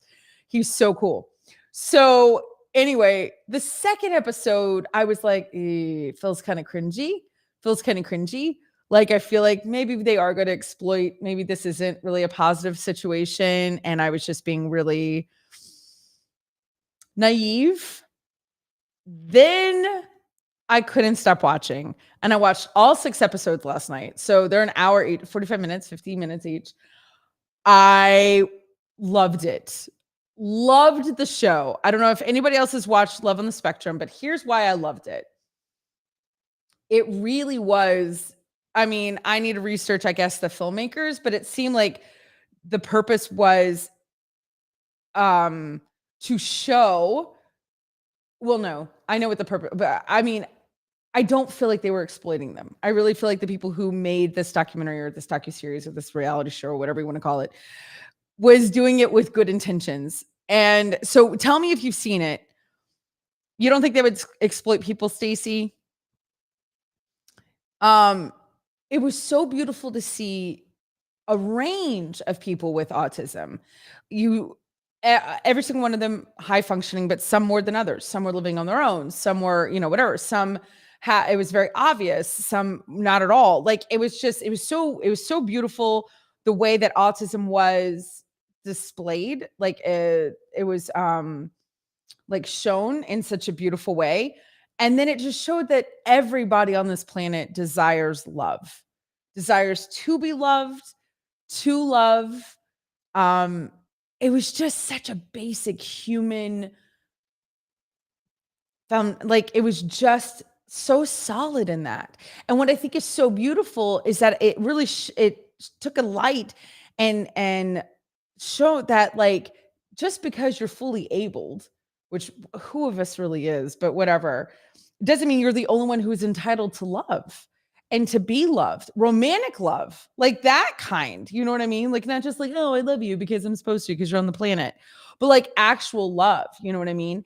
And then it showed that people of all abilities deserve to be loved and can enter into a romantic relationship with someone else and can pursue someone and to be there for someone. It was really fantastic. Like it was just at the end of it, I said to Nathan, man, I really needed that show right now. The world is so heavy. The world is so heavy right now. There's so much going on. It was just really beautiful to see. It taught me a lot. It really did. I just really loved it. Really, really loved it. It was really nice. Lily, hi, first time listener. Nathan says it was really great. Peter says, I used to stream Twitch as well. Sorry, had to go. We can produce you a Twitch show. I know Anna and I have kind of talked about it. You can just do a show and movie reviews. Call it Film versus Movie. I did see Everything Everywhere All at Once, and it was amazing. Anyway, so I suggest to watch Love on the Spectrum. Make sure to watch all of it, though. Don't let the second episode worry you. There you go, everybody. That is my what for this Wednesday. I binged a whole show. Bye, Beth. See you, friend. Have a great day. So let's get into some news. I want to talk about this. Did you hear about what happened to the Mona Lisa? Did you hear about this? Like, did you hear?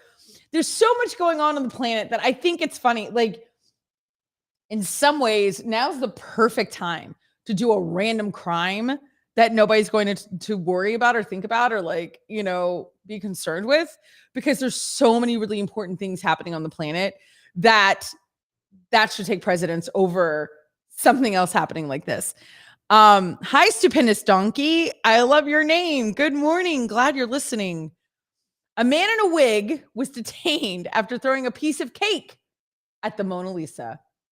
So many thoughts in my head about this. Abby, hi, listening out, watching in Florida. Hi, friend.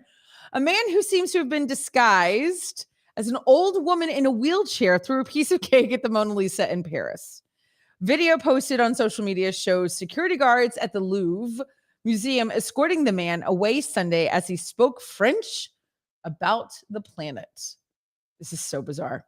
Quote, think of the earth. There are people who are destroying the earth. Think about it. Artists tell you, think of the earth. That's why I did this, he said, according to the Associated Press. You haven't heard what kind of cake it is yet? I would love to know. Another video showed someone cleaning the cake off the glass, protecting the Mona Lisa. I don't know. Anna's saying, so wait, is he saying he's an artist? That's a good question. As onlookers held up their phones to film the incident aftermath. The 36-year-old man, 36. Oh, it's because I said old guy, old woman, but yeah.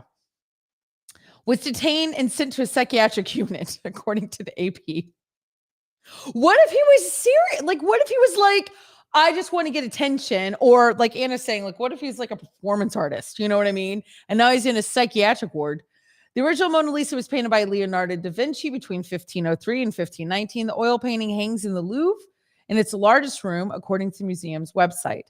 This isn't the first time the iconic painting has run into trouble. The protective glass was put up after it was damaged in an acid attack in the 1950s. In 1911, the Mona Lisa disappeared from the museum.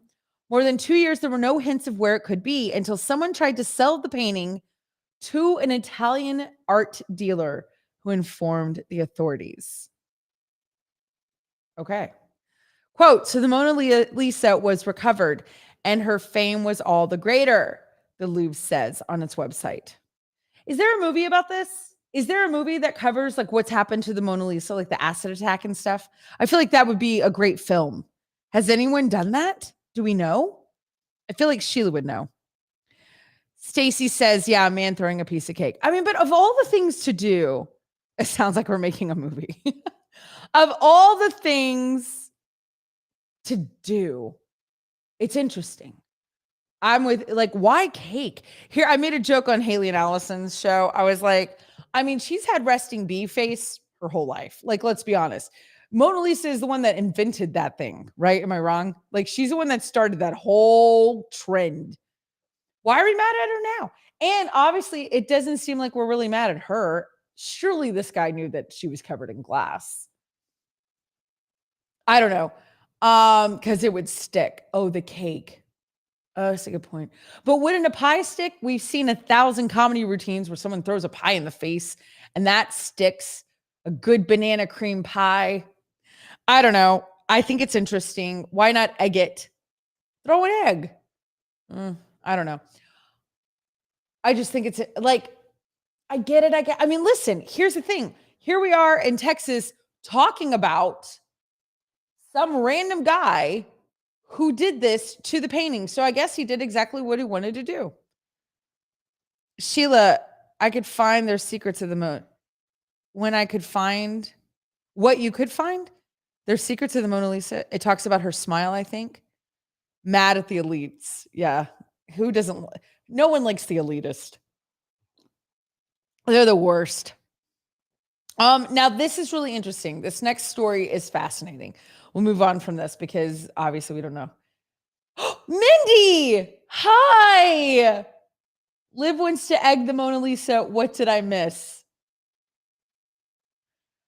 Peter, GP, who wants to tell Mindy the news? I don't want to. Whoo. That's the only documentary you could find? Wait, what is it called? What is the name of the documentary? Sheila.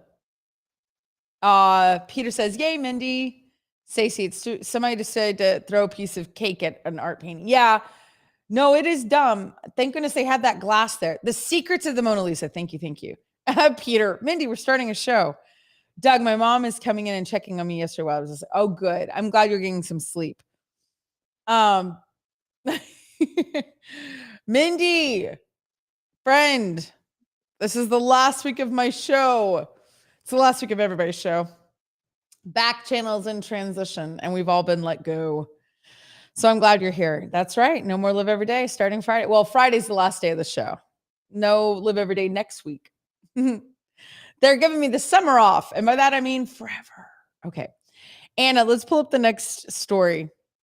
I know, right, Doug? I know.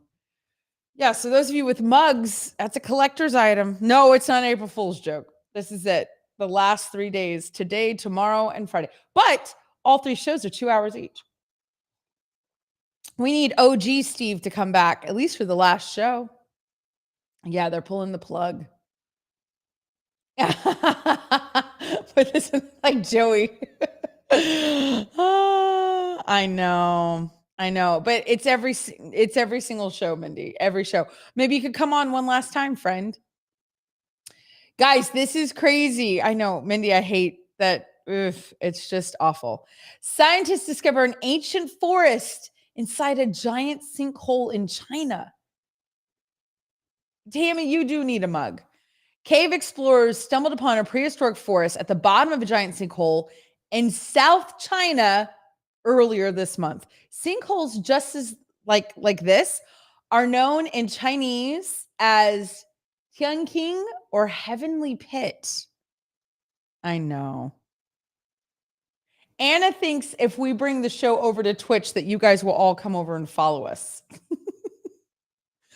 I don't know if I have that deep of a loyalty. I think you guys love all of us put together, like all the back channel people. You know what I mean? We all know GP would for Hal and Stacy would for Anthony. What is Twitch? Twitch is a live streaming channel. It's called Twitch. It's where you have live streamers all the time. What we're doing right now is live streaming. Mindy, you're so sweet. Anna says we get a new audience. Thank you, Doug. You're already doing it for Hal. Oh, does he have a Twitch? Does Hal already have a Twitch, or is he moving his show over to Twitch? Which one is it, GP? Is he moving over to Twitch, or does he already have one?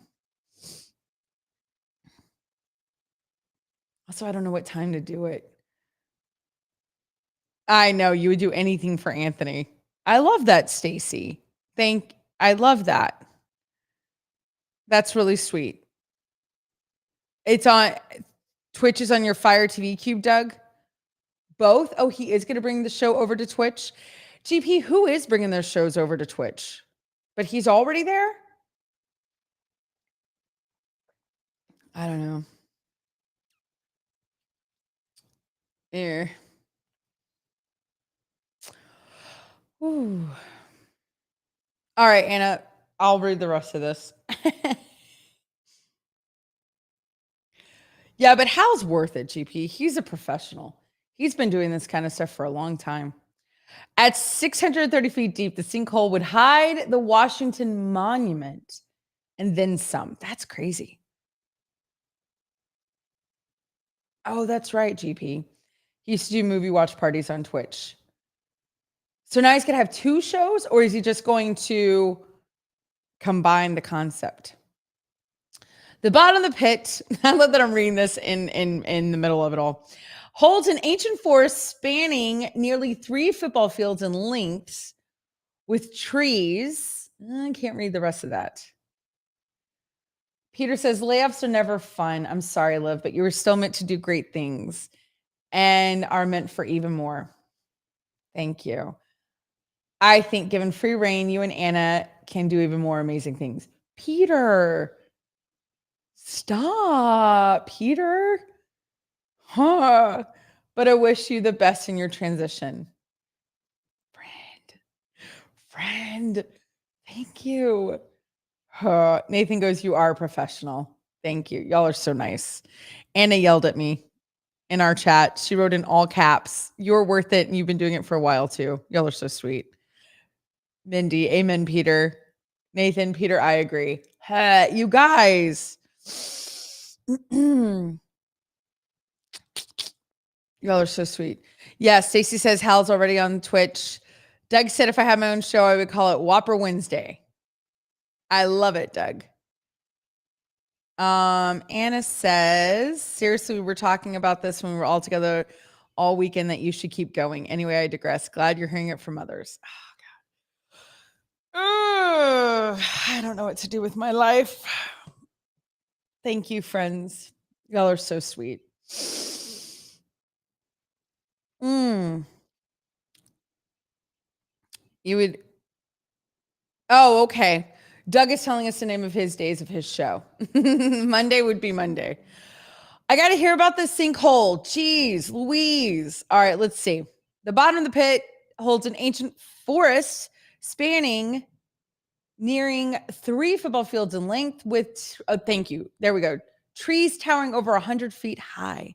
And according to the Chinese government, it's one of 30 enormous, what's the next part? Anna. Sinkholes in the country. The sinkhole was discovered by cave explorers outside Ping's village in Leh County, South China. Oh no, I can't say that. What? What? Ew. In a region of South China. A team of explorers descended into the pit on May 6th, where they found ancient trees and other plant life, according to a news release. I can't say these words, you guys. Yeah, seriously, Mindy, hop on the show and read it. Yep, please go get the Nikita Gill poem I sent over. Oh, okay. You can do a weekly Minecraft stream with your daughter. Yeah, that's true. I could. Stacy, keep going. Y'all are so sweet. Karst is a type of topography ideal for geological wonders like the sinkhole in Leh County, created by groundwater dissolving the limestone rock beneath the surface. According to the U.S. Geological Survey, 20% of the United States is made up of karst landscapes, including attractions such as Carlsbad Caverns in New Mexico and Mammoth Cave in Kentucky. I've been to both. 13% of China is covered by karst topography, according to NASA, with the something region being the prime example of its beauty. I don't know how to say that. Karst landscapes vary in size and shape depending on the surrounding climate. George Vinny, executive director of the National Cave and Karst Research Institute, told Live Science, quote, in China, you have this incredibly visually spectacular karst with enormous sinkholes and giant cave entrances and so forth. In other parts of the world, you walk out on the karst and you really don't notice anything. Sinkholes might be quite subdued, only a meter or two in diameter. Cave entrances might be very small, so you have to squeeze your way into them. Vinny's Institute is the sister organization of the team that discovered the new sinkhole. The Institute of Karst Geology of the China Geological Survey, Chen Lixin, who is led by the, I don't know how to say that, cave expedition team, said the prehistoric trees at the bottom of the pit are almost 130 feet high. Do we have a picture, Anna? And the dense brush on the forest floor stands shoulder length. But like, I am imagining dead trees. God, I added it, but let me find it for real quick. I mean, like, it's a real forest. Peter, as of right now, I'm not coming to Ohio, but Anna's making me feel like I should in a good way. I was planning on going straight to Pittsburgh. Anna just wrote, she didn't believe me that we really want her to come. I just feel bad. Sheila says, there are big things in store for you. This is only the beginning. Y'all are so sweet. Stacy, you got it. Y'all are so nice. Sad, sad day.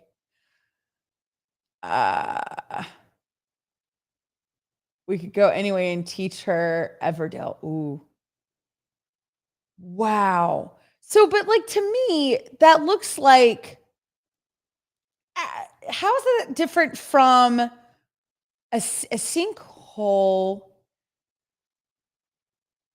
A sinkhole and Peter, I just feel bad. Like there was a purpose for me coming to Ohio, and now I don't feel like I have a purpose at all in life. What is the difference between this? How is this different than a sunken in like volcano? What is that called? The top of a volcano is called what? What is that called? Shoot. It starts with a C. Guys, what is that called? It's like, for the love of everything. I have so much in my brain right now. But how is this the difference between a sunken part of a mountain or a crater? Yeah. Okay, we'll go with that. Like Crater Lake? Sure. You know what I mean? Like, how is that a sinkhole and not a crater? Okay. Anna's yelling at me. That means she has all caps. And now your purpose is friendship. She doesn't want to be our friend, Peter. Peter, Peter, now your purpose is us. We can do a rebranding session. I love that GP's not hopping in on this at all. He's like, no, I'm loyal to Hal. That's hilarious. That's what I'm saying. Crater Lake was a volcano.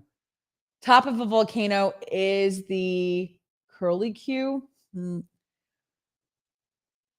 I know. Mindy's like, Liv is like, show must go on. Let's talk about this China thing. Rest of us, group therapy session. Caldera. Indiana Steve, thank you. It is a caldera. There he is. Sweet Indiana Steve. Thank you, friend. That's exactly what I was thinking of. Yes, a caldera. How is this not that? Like, how do they know this is a sinkhole? It just looks like the continuation of this mountain. It's not really an ancient forest. And they didn't see this before. This thing's huge. Come on. I just think they're kind of like, I don't know, giving us a bait and switch on the headline. This is clickbait. You know what, you guys? Let's take a minute break. Give everybody a chance to take a second. We'll be right back in 1 minute. Don't go anywhere, you guys. I mean it. See you in a sec.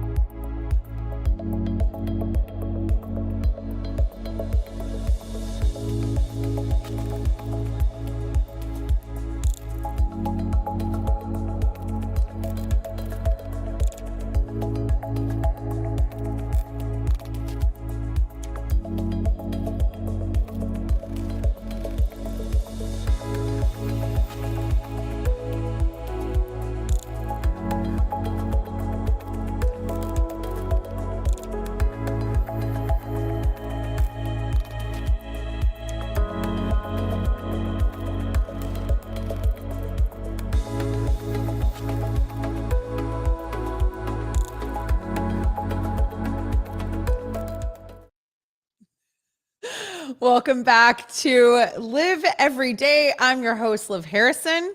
This is one of the last shows that you're going to see of this show. GP has gotten his wish. Grasspedal wrote so many letters to Backchannel. They kicked me off. I'm getting canceled. That's not true. He wishes that was true. But the entire Backchannel scene is shifting and changing. Here's what's fantastic. Everything's organic.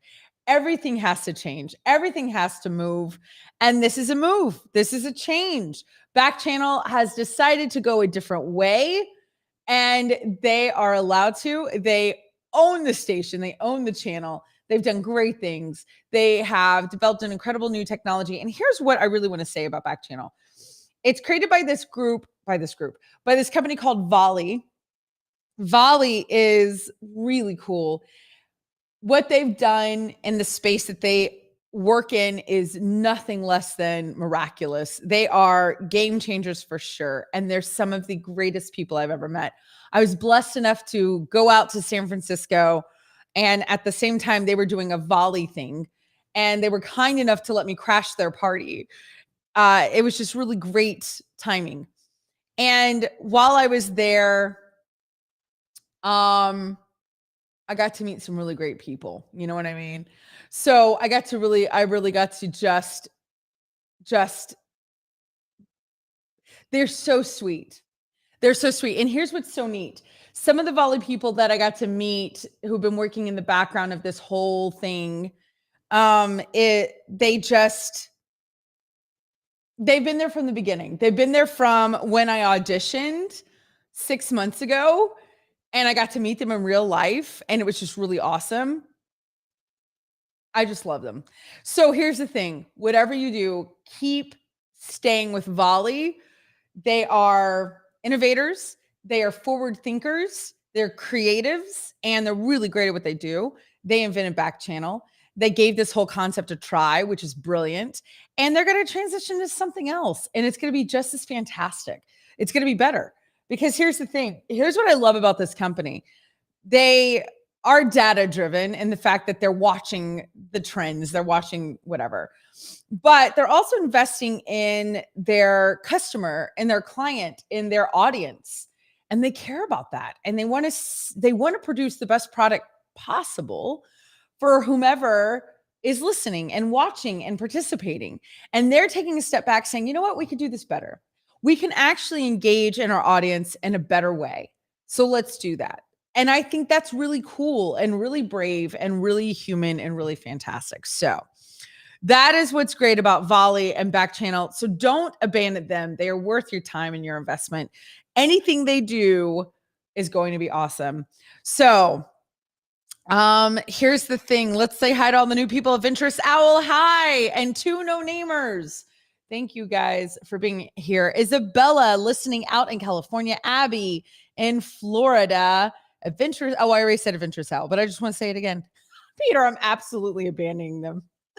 Yeah. Also, we don't know when the new content will be starting. I think they're really just taking a moment, but that's what's so brave, especially like that's what we learned in the pandemic, right? Like, I love the fact that they are saying, you know what? We need to take a break and we need to like take a pause and figure out how to do this better, more efficiently, or more authentically, or more whatever, like whatever their reasons are. I'm a contract worker. I'm not a Volley employee. So they're doing that. And what a beautiful, brave thing to do. It's really easy to just keep doing something, or it's really easy to just, just be okay with mediocrity.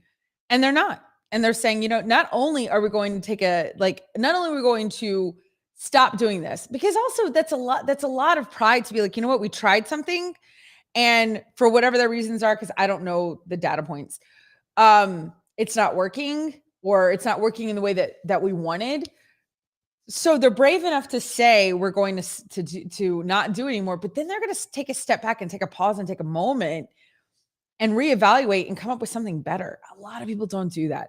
People just run to the next thing, or they just continue to stay somewhere that isn't safe to be in anymore. And they're not doing that.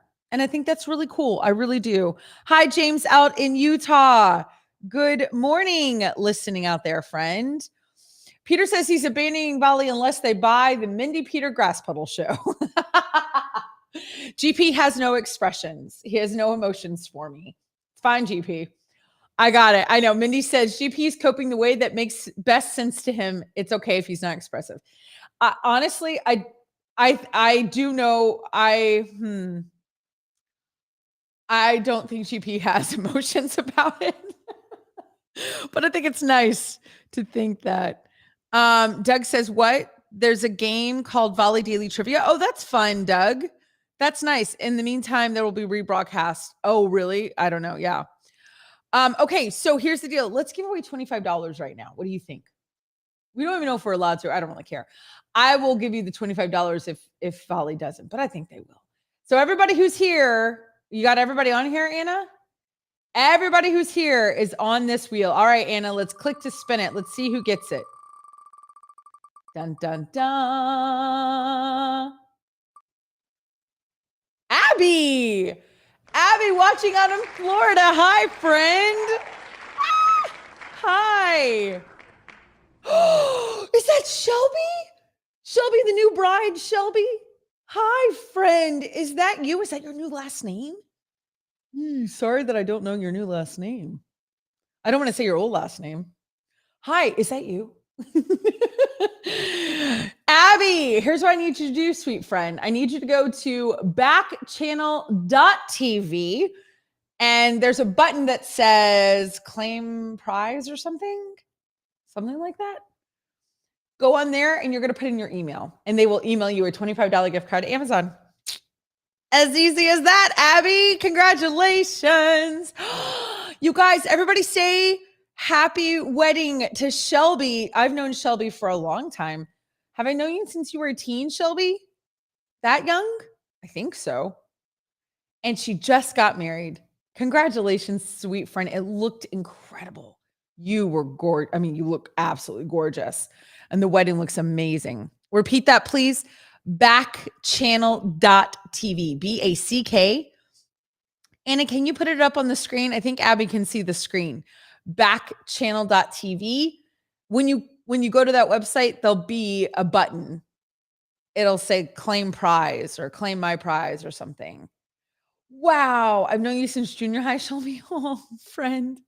Yeah, no, you looked incredible. It looked like an incredible wedding. It looks so fun. I'm so happy for you. Congratulations. Mindy saying happy marriage, Shelby. Congratulations.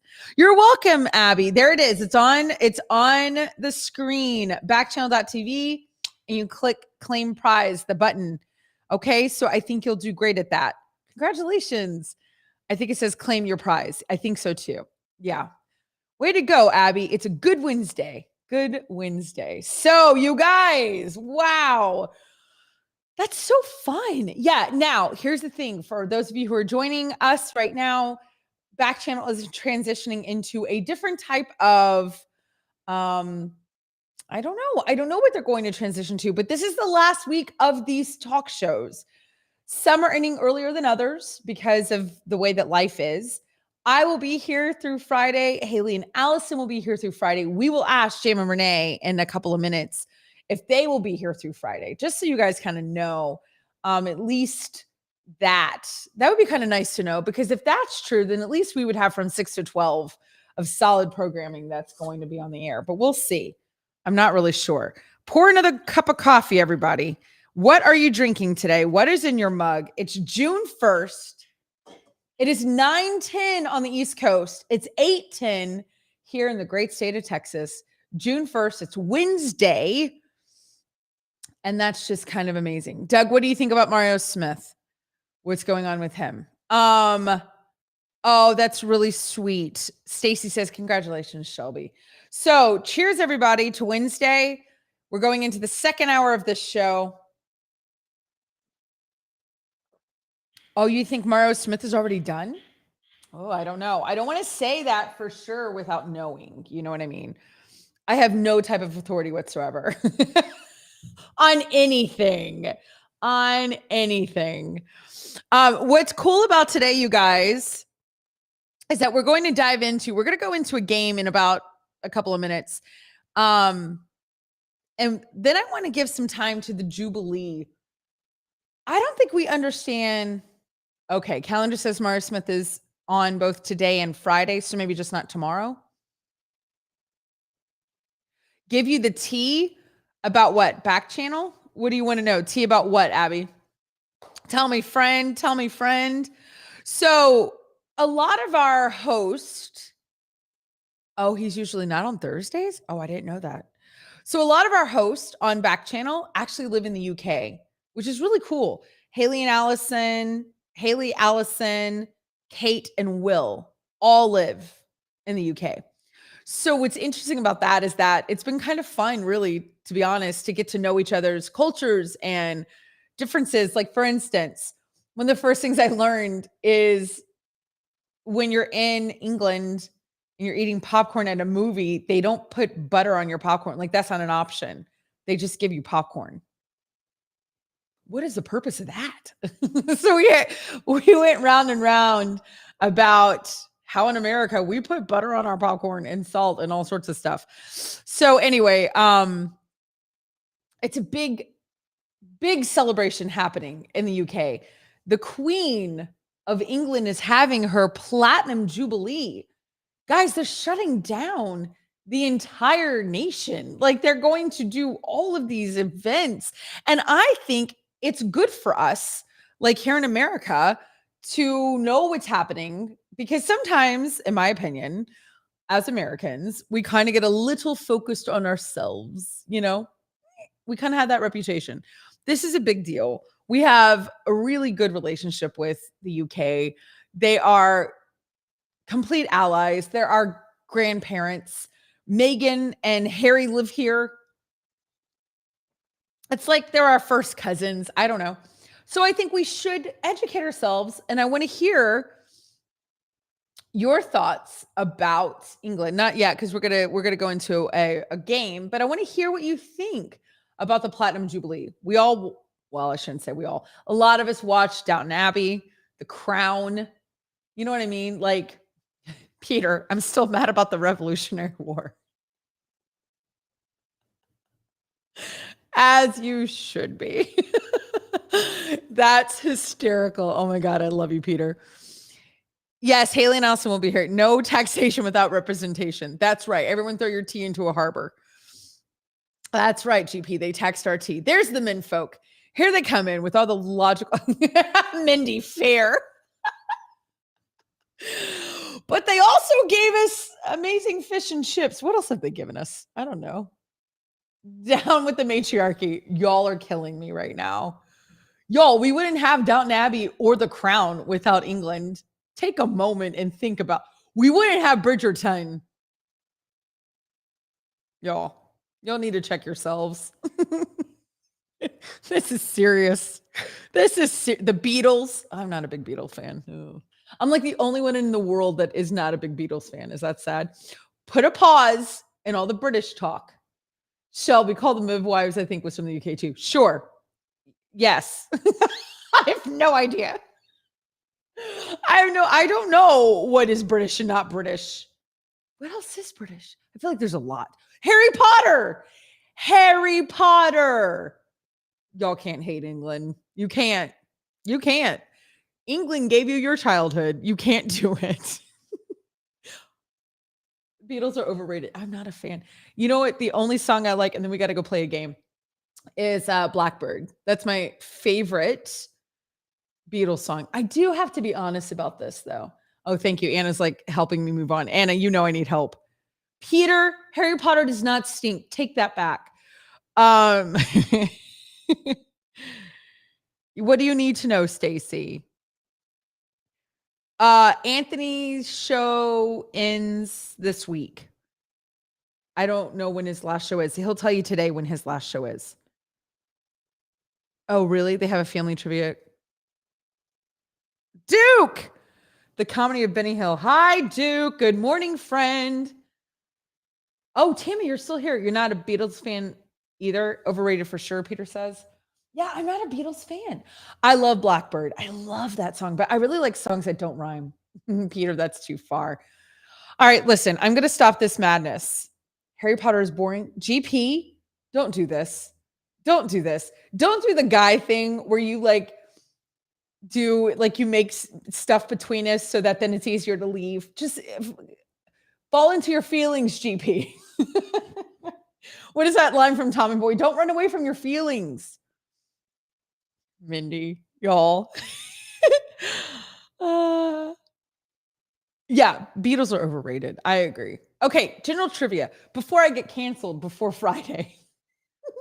Although that's fine. I don't really care. All right, number one. I'm kidding.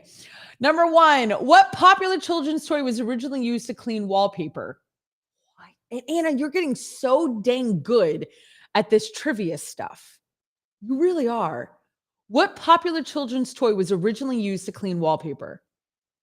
Making it easier to leave, like my 19-year-old. He is, isn't he? Mindy, let's psychoanalyze him. He loves me just as much as Hal. That's not true. Sometimes I need to say it out loud. Nathan says Harry Potter is great. We would also not have Chesterton, Tolkien, C.S. Lewis. Go Jubilee. Nathan's pro Jubilee. See, continue the show so I can keep making games. I know, right? Because you're really amazing at it. Play-Doh. Oh, really, Indiana Steve? And Sheila, Play-Doh? Play-Doh was originally used to clean wallpaper? Whoa, how do y'all know that? GP says silly putty, and again, ignored my feelings.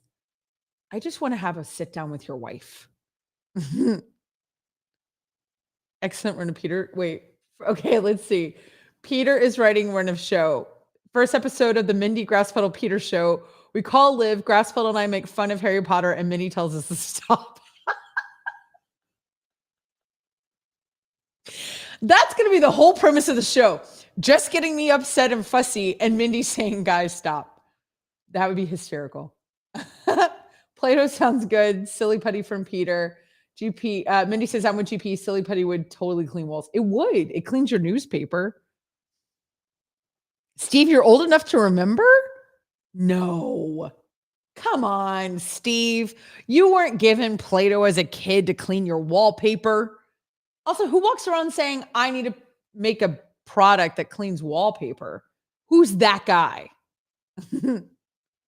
Okay, Anna, it's either Silly Putty or Play-Doh. I'm interested to know which. Play-Doh? Interesting. Do you have any information on that? Did we know this? Did y'all know this? What year was this invented? I mean, Play-Doh was invented in the 50s, right? That's not that long ago. I mean, Silly Putty does make sense. Huh. This is fascinating. That's right, Stacy. Nobody makes fun of Harry Potter. That's a bingo square. I know. We have only 2 more days of bingo after today. In the 1930s, Kroger Grocery, pause. I did not know Kroger's been around since the 1930s. Does anyone know that? Peter Brady just entered my voice. No one knows that. No one knows that. Not one human. Not even Mr. Kroger. All right. They had a company called Qtol Products. K-U-T-O-L. Qtol? I have no idea what that means. Make a wallpaper cleaner that would later become Play-Doh. The putty that became Play-Doh was originally a wallpaper cleaner and fell out of demand after World War II. Play-Doh was rebranded as a children's toy after seeing nursery school children play with it. That's ridiculous. First of all, that's why it says all over the place, non-toxic. How many kids ate Play-Doh because it was a wallpaper cleaner and they were in their nurseries and then they were like, that's terrible. Grass puddle, isn't Play-Doh cornstarch? I have no idea. Shelby, I feel like that would make more of a mess. It seems horrible. I agree, Shelby. Or leave a stain because Play-Doh feels like it can stain. Yeah, nobody knew this. Hi, Sandra. Hi. Love called them midwives. Is it British? Oh, people are answering this. Okay. You never ate Play-Doh because you were not permitted to? I have. Thank you, Steve. Steve's like, I ate Play-Doh. I did. It did taste salty. Totally. I totally did. Hi, Jail. I love that you're listening, Jail. That's fantastic. Your name's amazing. All right, number 2. What percentage of Sweden's household garbage makes it to landfills? Anna says there's a really great bingo square coming up. So those of you, grab your bingo squares. Hi, James. They're on my website, which I don't know why I have one. What percentage of Sweden's household garbage makes it to landfills? Nathan said less than 5%. Oh, it's like the Papacitos dough? That's funny. You should probably go do your job. Oh, bye, Peter. At least one of us has a job. Tammy says 5. I know. Enough self-deprecation. Shelby says, replying to Sandra. Sandra, good morning. Yes, love that show. Is it British? Darlene, hi. Listener out in somewhere, but new listener. Good morning, Darlene. Okay, midwife is BBC. What percentage of Sweden's household garbage makes it to landfills? I'm going to say 10. 10%. Grass Puddle says 2%. Where's my back channel peeps? What do you guys say? Doug says less than 3%. What if it's like 94%? Catholic guilt. I love it, Peter. Side note, if you don't come to Ohio, I will know I was only ever just a viewer, never a friend. All right, I'll look into changing my thing. I'll look in changing it. I will when I get off the air. Mindy, 3.5%. I feel like we're on Price is Right. Lori, yes, stop the self-deprecation. I will stick Margaret on you. Oh, no, don't. I'm scared of Margaret. She is the scariest human I know, and I love her. Love her. What is Margaret? Margaret is our girlfriend who was with us this weekend at the lake house, and she is feisty. Woo! And she weighs about 10 pounds. Wet. Like she's like so teensy, but man, I tell you what. His wife totally gave him the answer, GP. Oh, really? That's right. Isn't your wife from Sweden? Stacey said 18%. Hi, Ahana. Hi, Karen. Steve said 50%. The answer is 1%. 1% of Sweden's household garbage makes it to landfills. Why do they do everything so much better than us? Everything. Tammy, Arkansas before Ohio. Well, I'm flying next week, Tammy. I have to be in Ohio next week for my son. It's not because I love them more than you. Don't tell them. No, but I do. I have to be up in Ohio. My son is going to a university up there. So the question was, do I go see these friends in Ohio before I go do my thing that I got to go do? Peter. Grasspole says, Peter. Mindy says, wow. Shelby says, what? Whoa. They need to give us lessons. Yeah, for sure. They really do. Oh, she's Norwegian. High five to you regardless. Your wife sounds amazing and she sounds super hot. I feel like everybody from Norway is like hot. I'd show up in Norway, they're like, hi, we need you to leave. I feel like I'm just visiting. They're like, right. So we're going to need you to take that pathway. I'll be like, got it. When it was, okay, sorry. Oh, I saw this, Anna. What does the color of your bread tab mean? They have a whole article on this. I think we should read it today. It is fascinating. I know, Tammy. I already bought the ticket. I'm already going up there, but I can switch it. You know, they don't charge you anymore now to switch things. We'll see. I'm feeling all blah about myself. Ba-ba-ba. Mindy, when it was packaged, is that what the color of your bread tab means? It's a good guess. What does the color of your bread tab mean? Here's my question. Did all the people get together for this? Like, is there one bread tab guy and he sold all the bread tabs to all the guys? GP, I don't judge by color. Oh, you're a tough one, GP. You are a tough nut to crack. It's good. It's good. I need a challenge in my life. But I do want to know this because there's a ton of different types of bread companies, billions of bread companies.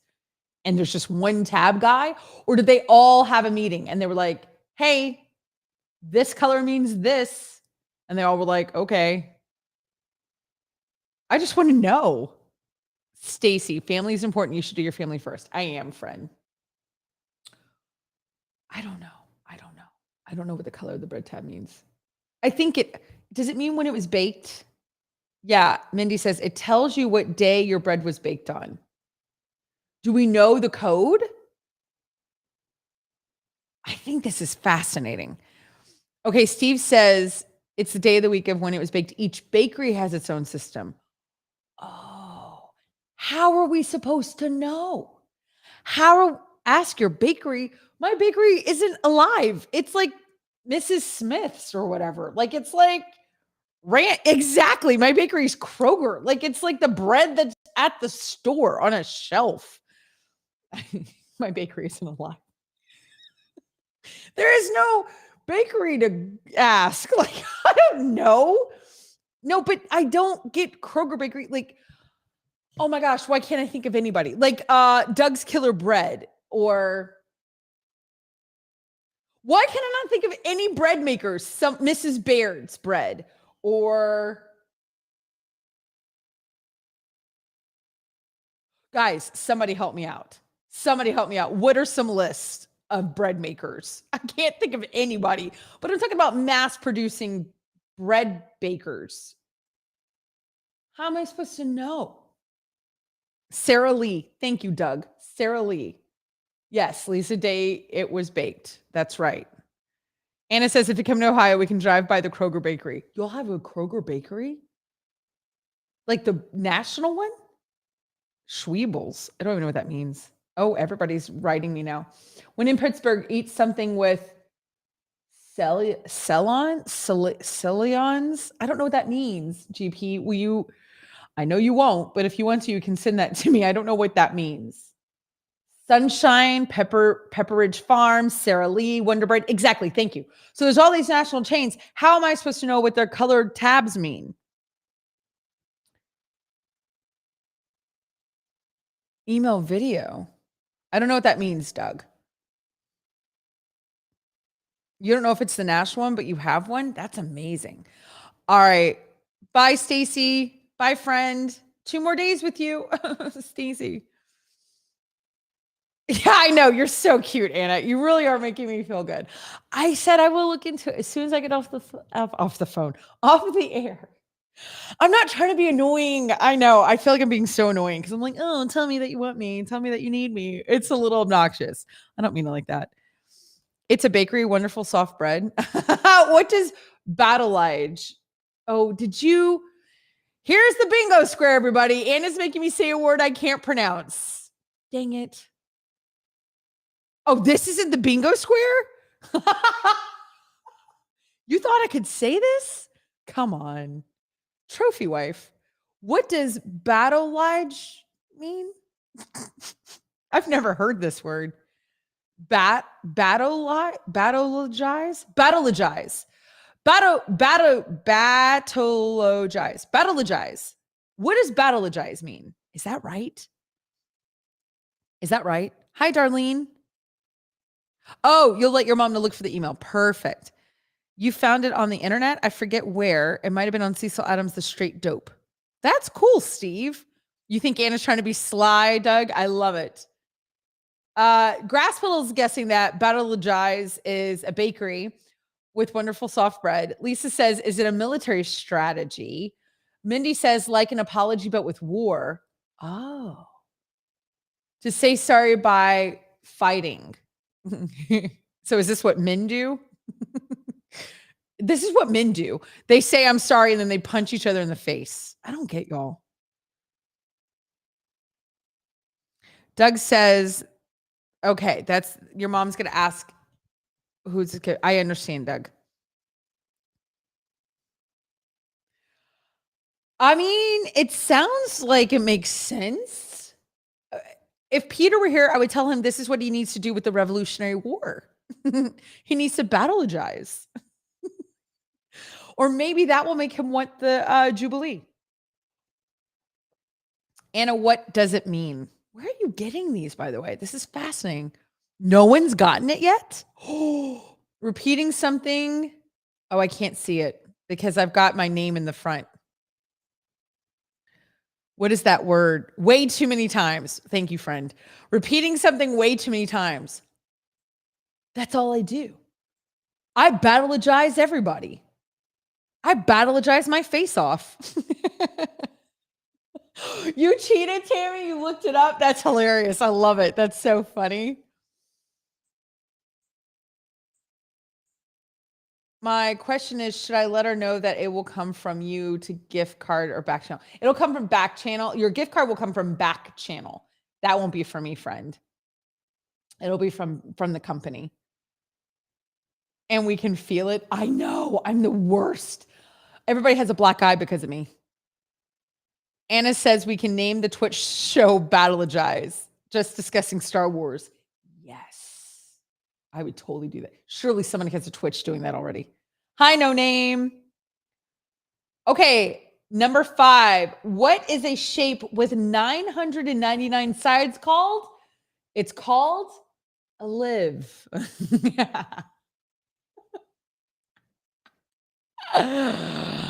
Hi, no name. Hello, hello. Tell me your actual name, friend. Mindy, do you know this or did you look this up? A no decadrian?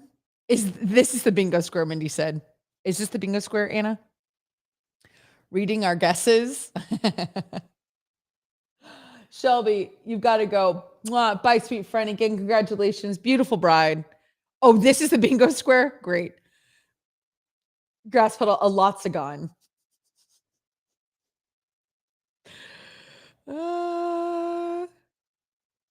You guessed? No, you didn't.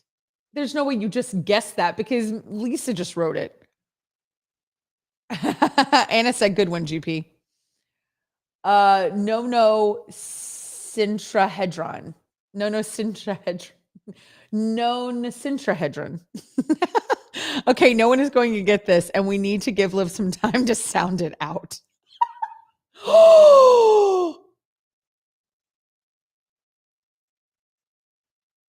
What? Oh my gosh, Anna. Somebody just glued letters together. It's Latin Magistra Ivy. Oh my gosh. Okay. Any hecte ni contact a enigon. Any hecton in a contact kind of Nagon. Here's my first question. Does anybody know how to pronounce this? Does anybody know how to pronounce that? Premium alpaca. Hello, first time watcher. Yeah, can Anna say it? That is amazing. GP, what a coincidence. That's my kid's middle name. That's how your feelings look on the inside, GP. Your feelings look like those letters. That's your emotional depth. Steve says also megagon, much easier to say and spell. Is that true? A megagon? Yes. That sounds like a transformer. Hi, premium alpaca. Sorry, I was saying a really weird word. Hello. What is your real name, friend? Or where are you? Alphabet soup. Yeah, we could call it that too. All right, this is the last question. I'm exhausted. That exhausted me. Can Google pronounce it? Like if you put that word in and you're like, hey, how do you pronounce this word? Can Google do it? Who can say it? Also, how do we know if they're saying it correctly? I could have absolutely just nailed that. Y'all don't know? Your real name is Natalie? I love that name. Isn't that weird? I really do. Doug, Herculean of the T-Rex, I could pronounce. All right, last question. In which country was the largest Tyrannosaurus Rex skeleton found? Which country was the largest Tyrannosaurus Rex skeleton found? I think it was found in the US. I think it was found in West Texas. I really do. You live in Ohio? We're in Ohio. Hi, Miles. Good morning, friend. You have a cousin named Natalie? Oh, she's like a sister to you, Doug. I love that. I've always loved the name Natalie. You know why I think I've always loved that name? Can I tell you why? I just realized why. I'll tell you why, Natalie. Because there's a movie called Girls Just Want to Have Fun with Sarah Jessica Parker, and the mean girl, like the cool girl, her name is Natalie. Hi, Trinity. Out in Louisiana. Where in Louisiana, friend? Mongolia is Tammy's guess. The country that the largest T-Rex skeleton was found. Which country do you guess? Which country do you guess? Hi, Miles. How you doing, friend? Best movie ever? Oh, Girls Just Want to Have Fun. I was like, what movie? Yeah, but do you remember that the really pretty girl, the rich girl, her name was Natalie. Doug is saying Jamaica. Were there dinosaurs in Jamaica? Is that a weird thing to ask? Oh, stop. That's my favorite. Anna said her family's watching Sesame Street right now. I flipping love Sesame Street. Like I would watch Sesame Street right now every day. Miles is guessing China. Mindy's guessing USA. I know. They have Daniel Tiger Tony's. Need to get it for Ted. I know.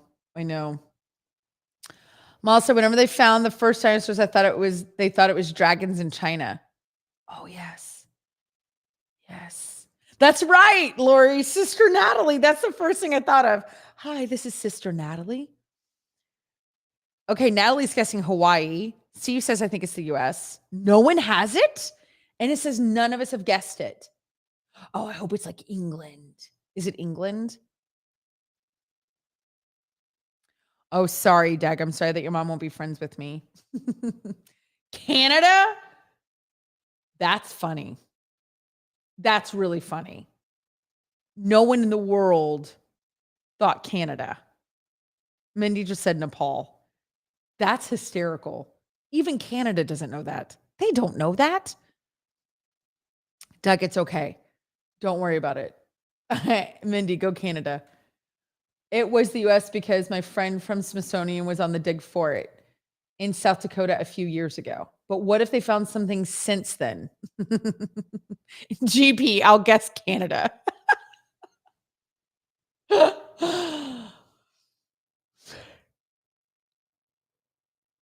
Anna says, that's interesting, Lisa. She will go check again. Listen, science is always changing. I have no idea. What does that mean, Doug? What does that mean? Tell me again. Was Sue found in, but is Sue the oldest? I think you're on delay, GP, or maybe not. I don't know. Are you joking? It was South Dakota? Oh, there you go. There you go. Hey, it was the US. Correct. Sue was found in South Dakota. Is it housed in Chicago now? I love you in Columbus. What does that mean, Natalie? The name of it is Kanye apostrophes. Are you talking about a podcast, Doug? All right. Well, listen, it was the US. Father Daryl found it. You live in Columbus. You live in Columbus. Got it. His name is actually Kane. What are we all talking about? Now we'll question Anna on everything. Well, you only have 2 days left to do that. 2 days left of the show, everybody. 2 days left of the show after today. 4 more hours. It says live now. What does that mean? Oh, you have a podcast, Doug? I didn't know you had a podcast. Here we go. All right. So I want to get back to the whole British conversation. I really, really do. We have 4 more hours to convince Liv to continue to Twitch. Oh, yeah, Lisa. The show, the whole channel's transitioning. So the entire channel's being let go. Hi, Alex. I mean, they're rebranding. They're going to do something else, but all the hosts and all the producers, this is our last week. And then it's over. Friday is the last day. All right. I need us to get into this. Thank you, Lisa. I appreciate it. Yeah, it is sad. Thank you, Miles. It is sad. I know. The Queen's Platinum Jubilee Central Weekend 2022. So this is a big deal. This is a big deal. You need a mug. I know. Anna's keeping track, I think. So here we go. A special extended bank holiday weekend will provide an opportunity for communities and people throughout the United Kingdom to come together to celebrate this historic milestone. I do have Spotify, Doug. This talks about the big outdoor cookouts Haley and Allison mentioned. So here's what's interesting. Haley and Allison, they are the show on before me. They're on from 6 to 8 every day, Eastern time, but they live in the UK. And Allison, was it Allison who said, Anna, that her neighborhood, Manchester, was given funds to have parties for this? Could you imagine? Alex, hello, first-time listener. Hi, Jamie, out in Arizona. On the 6th of February this year, Her Majesty the Queen became the first British monarch to celebrate a platinum jubilee, making 70 years of service to the people of the United Kingdom, the realms, and the Commonwealth. To celebrate this unprecedented anniversary, events and initiatives will take place throughout the year. Oh, I didn't know that. Culminating in a 4-day UK bank holiday weekend from Thursday to Sunday, 5th of June. So that's happening right now. The 4 days of celebrations will include public events and community activities, as well as national moments of reflection on the Queen's 70th year of service. Visit the Department of Digital Cultural Media and Sports Interactive map to find out more events taking place across the UK. I didn't know that. Anna says there's realms of the UK? I didn't know that. Is that like what they say instead of like a county? All right, Thursday, the 2nd of June. Wait. Oh, that's tomorrow.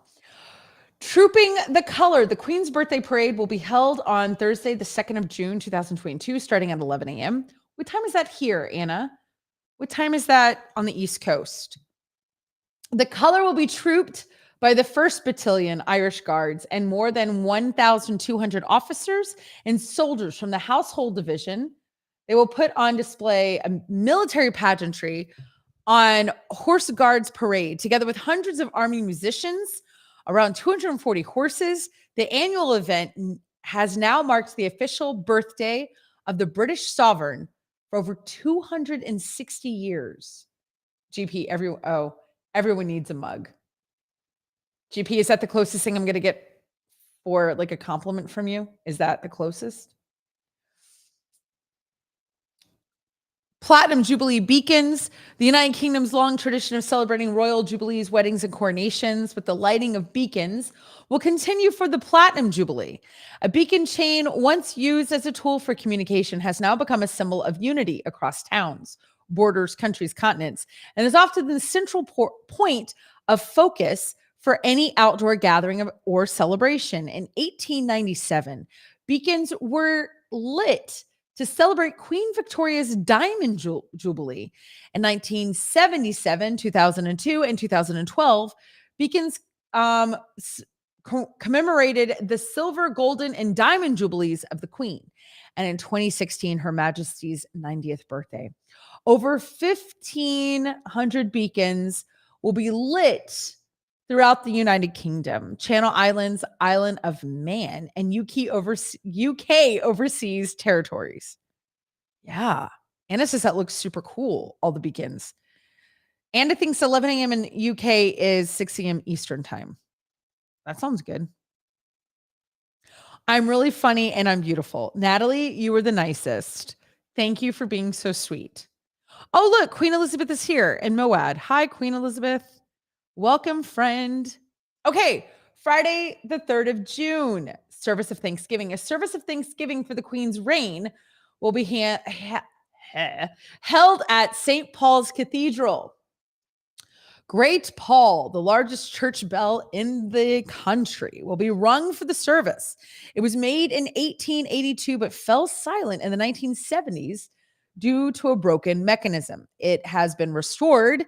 Oh, it was restored in 2021. Wow. It's been rung on 8 occasions since, but this is the first royal occasion to be rung. No, Natalie, the entire network is shutting down. They are transitioning to something different. So all the shows are going away. Friday's everyone's last day, friend. No one will be on next week or again. Saturday, the 4th of June, the Derby at Epsom Downs. Oh, I love that. Are you going to the Derby at Epsom Downs? Her Majesty the Queen, accompanied by the members of the royal family, will attend the Derby at Epsom Downs. I have a podcast, Miles. I do. I already have one. That's how I got started. I also have another show, but anyway, Platinum, they're turning off the internet. They're not turning off the internet. They're just shutting down this channel. My podcast is called Talk to Me with Liv Harrison. And then I have another show that is also streamed on podcast, but you can watch it on my YouTube channel if you want.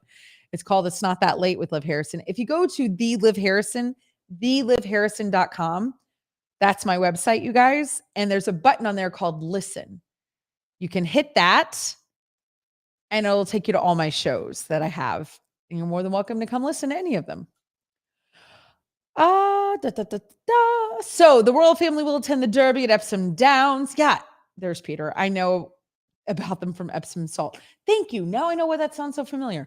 Platinum Party at the Palace. Host Kirsty Young and Roman Kemp will lead live coverage of the Platinum Party at the Palace and air live on the BBC iPlayer and across the BBC network. The celebration will see famous famous faces from the world of entertainment brought together to perform for a night of musical tributes. To celebrate the Jubilee, 22,000 people will attend the event, including 10,000 allocated in a public ballot and 5,000 tickets for key workers. Wow.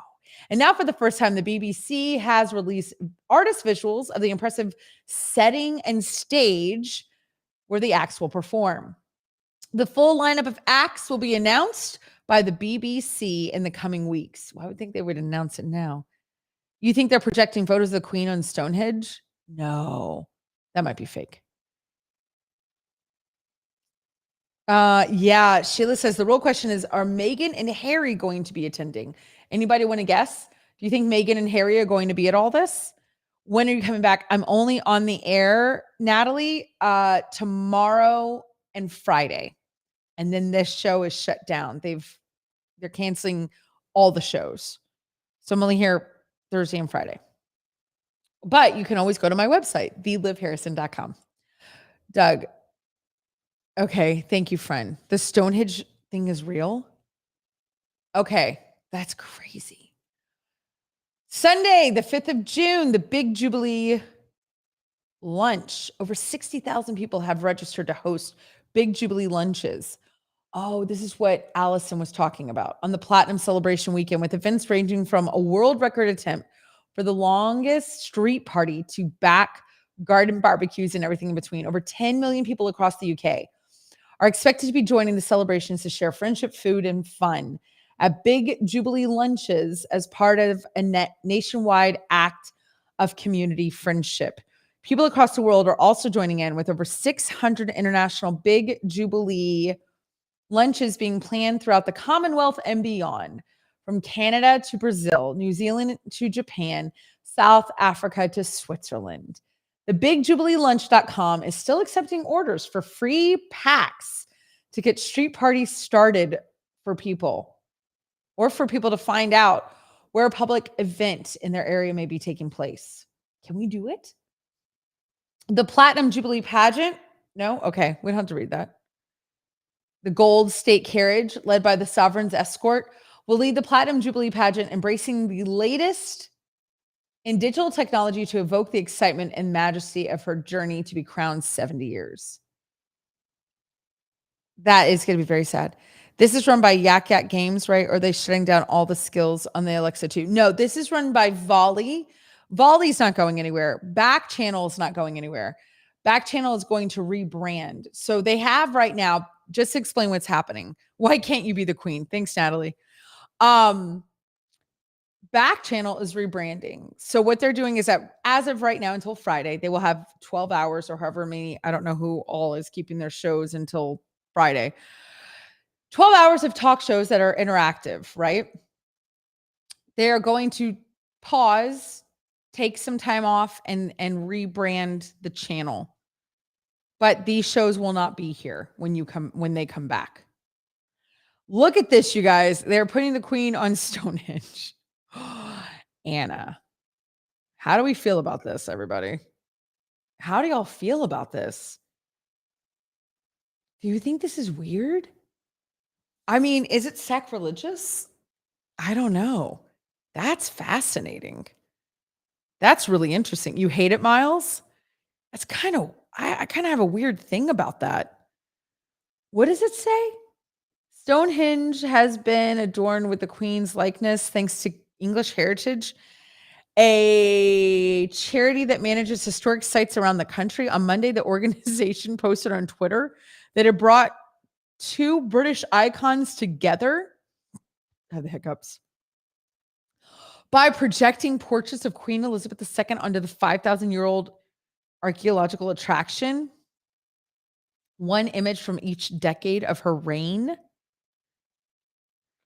That is bizarre. Miles, I agree. That's an ancient artifact. I don't feel like that's appropriate. Lisa says weird. I'm very weird. Mindy says weird. Lisa says sort of disrespectful to her and the sculpture. Thank you, Lisa. It's as bad as the Kardashians' Monroe dress. It is bizarre. Why would they do that? There's no way someone in a meeting was like, you guys, this is a great idea. That's so weird. I just think that's so weird. I really do.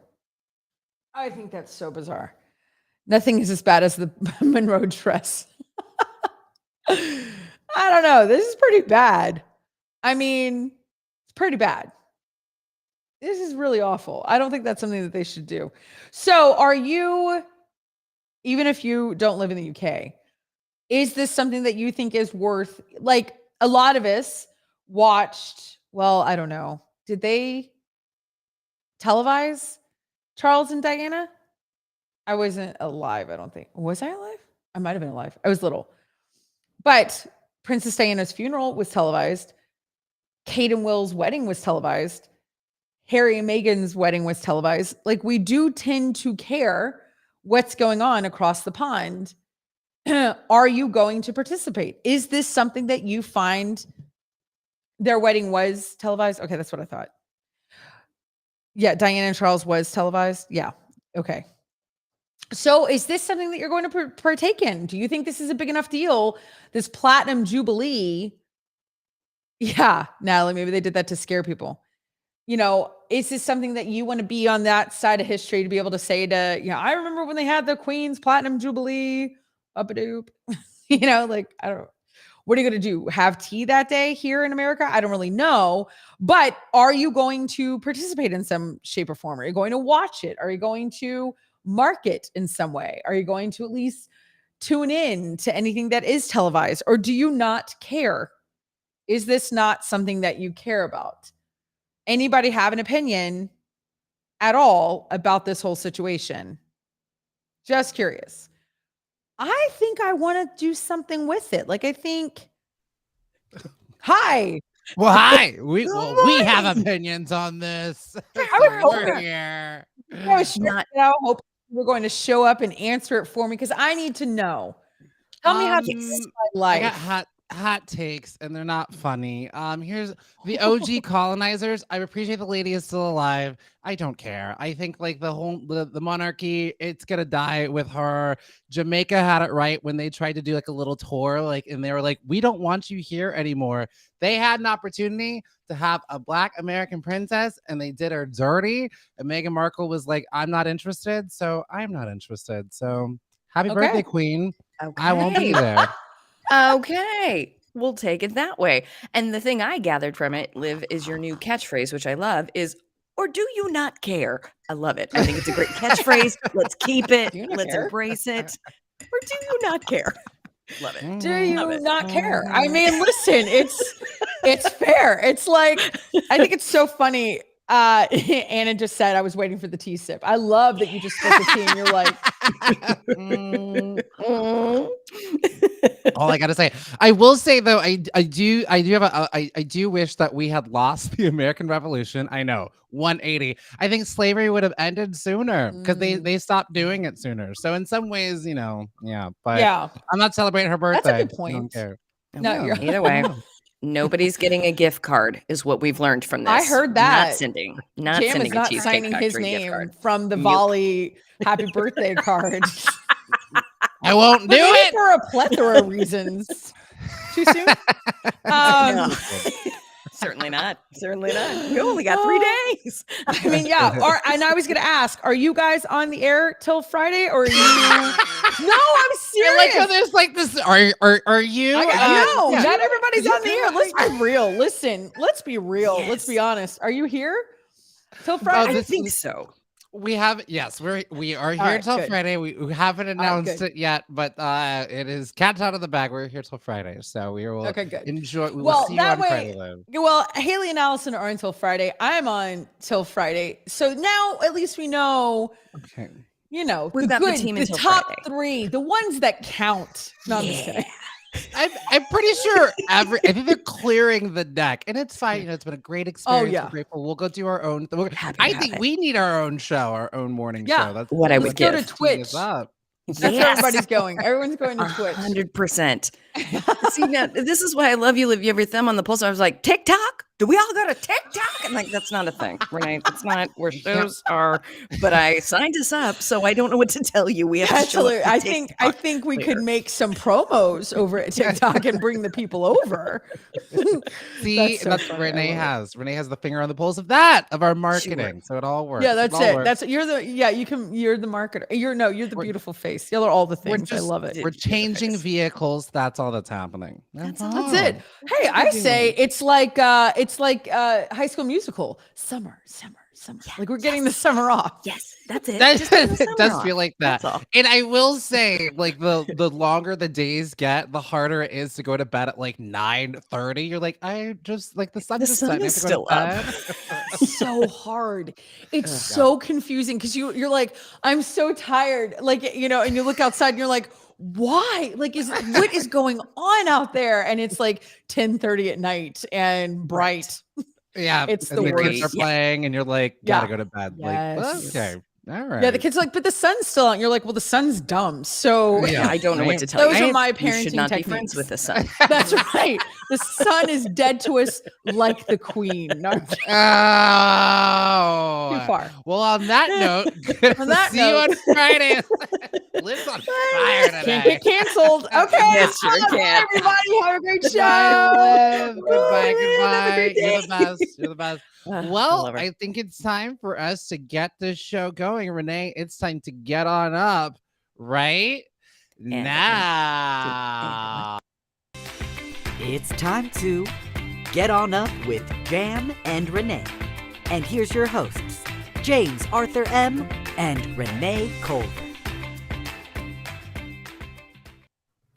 Good morning. Good morning. Happy Wednesday, June 1st. Right here live on Backchannel. This is the only place where you can chat with people. How many times I've done this show? No wonder why. People. Okay. It's people. You can chat with people. Chat with your host live here, right here on Backchannel. And right now, you are having the pleasure of watching Get On Up. I am your breakfast jam, James Arthur M. And I am Renee. We are here until Friday at 7 a.m.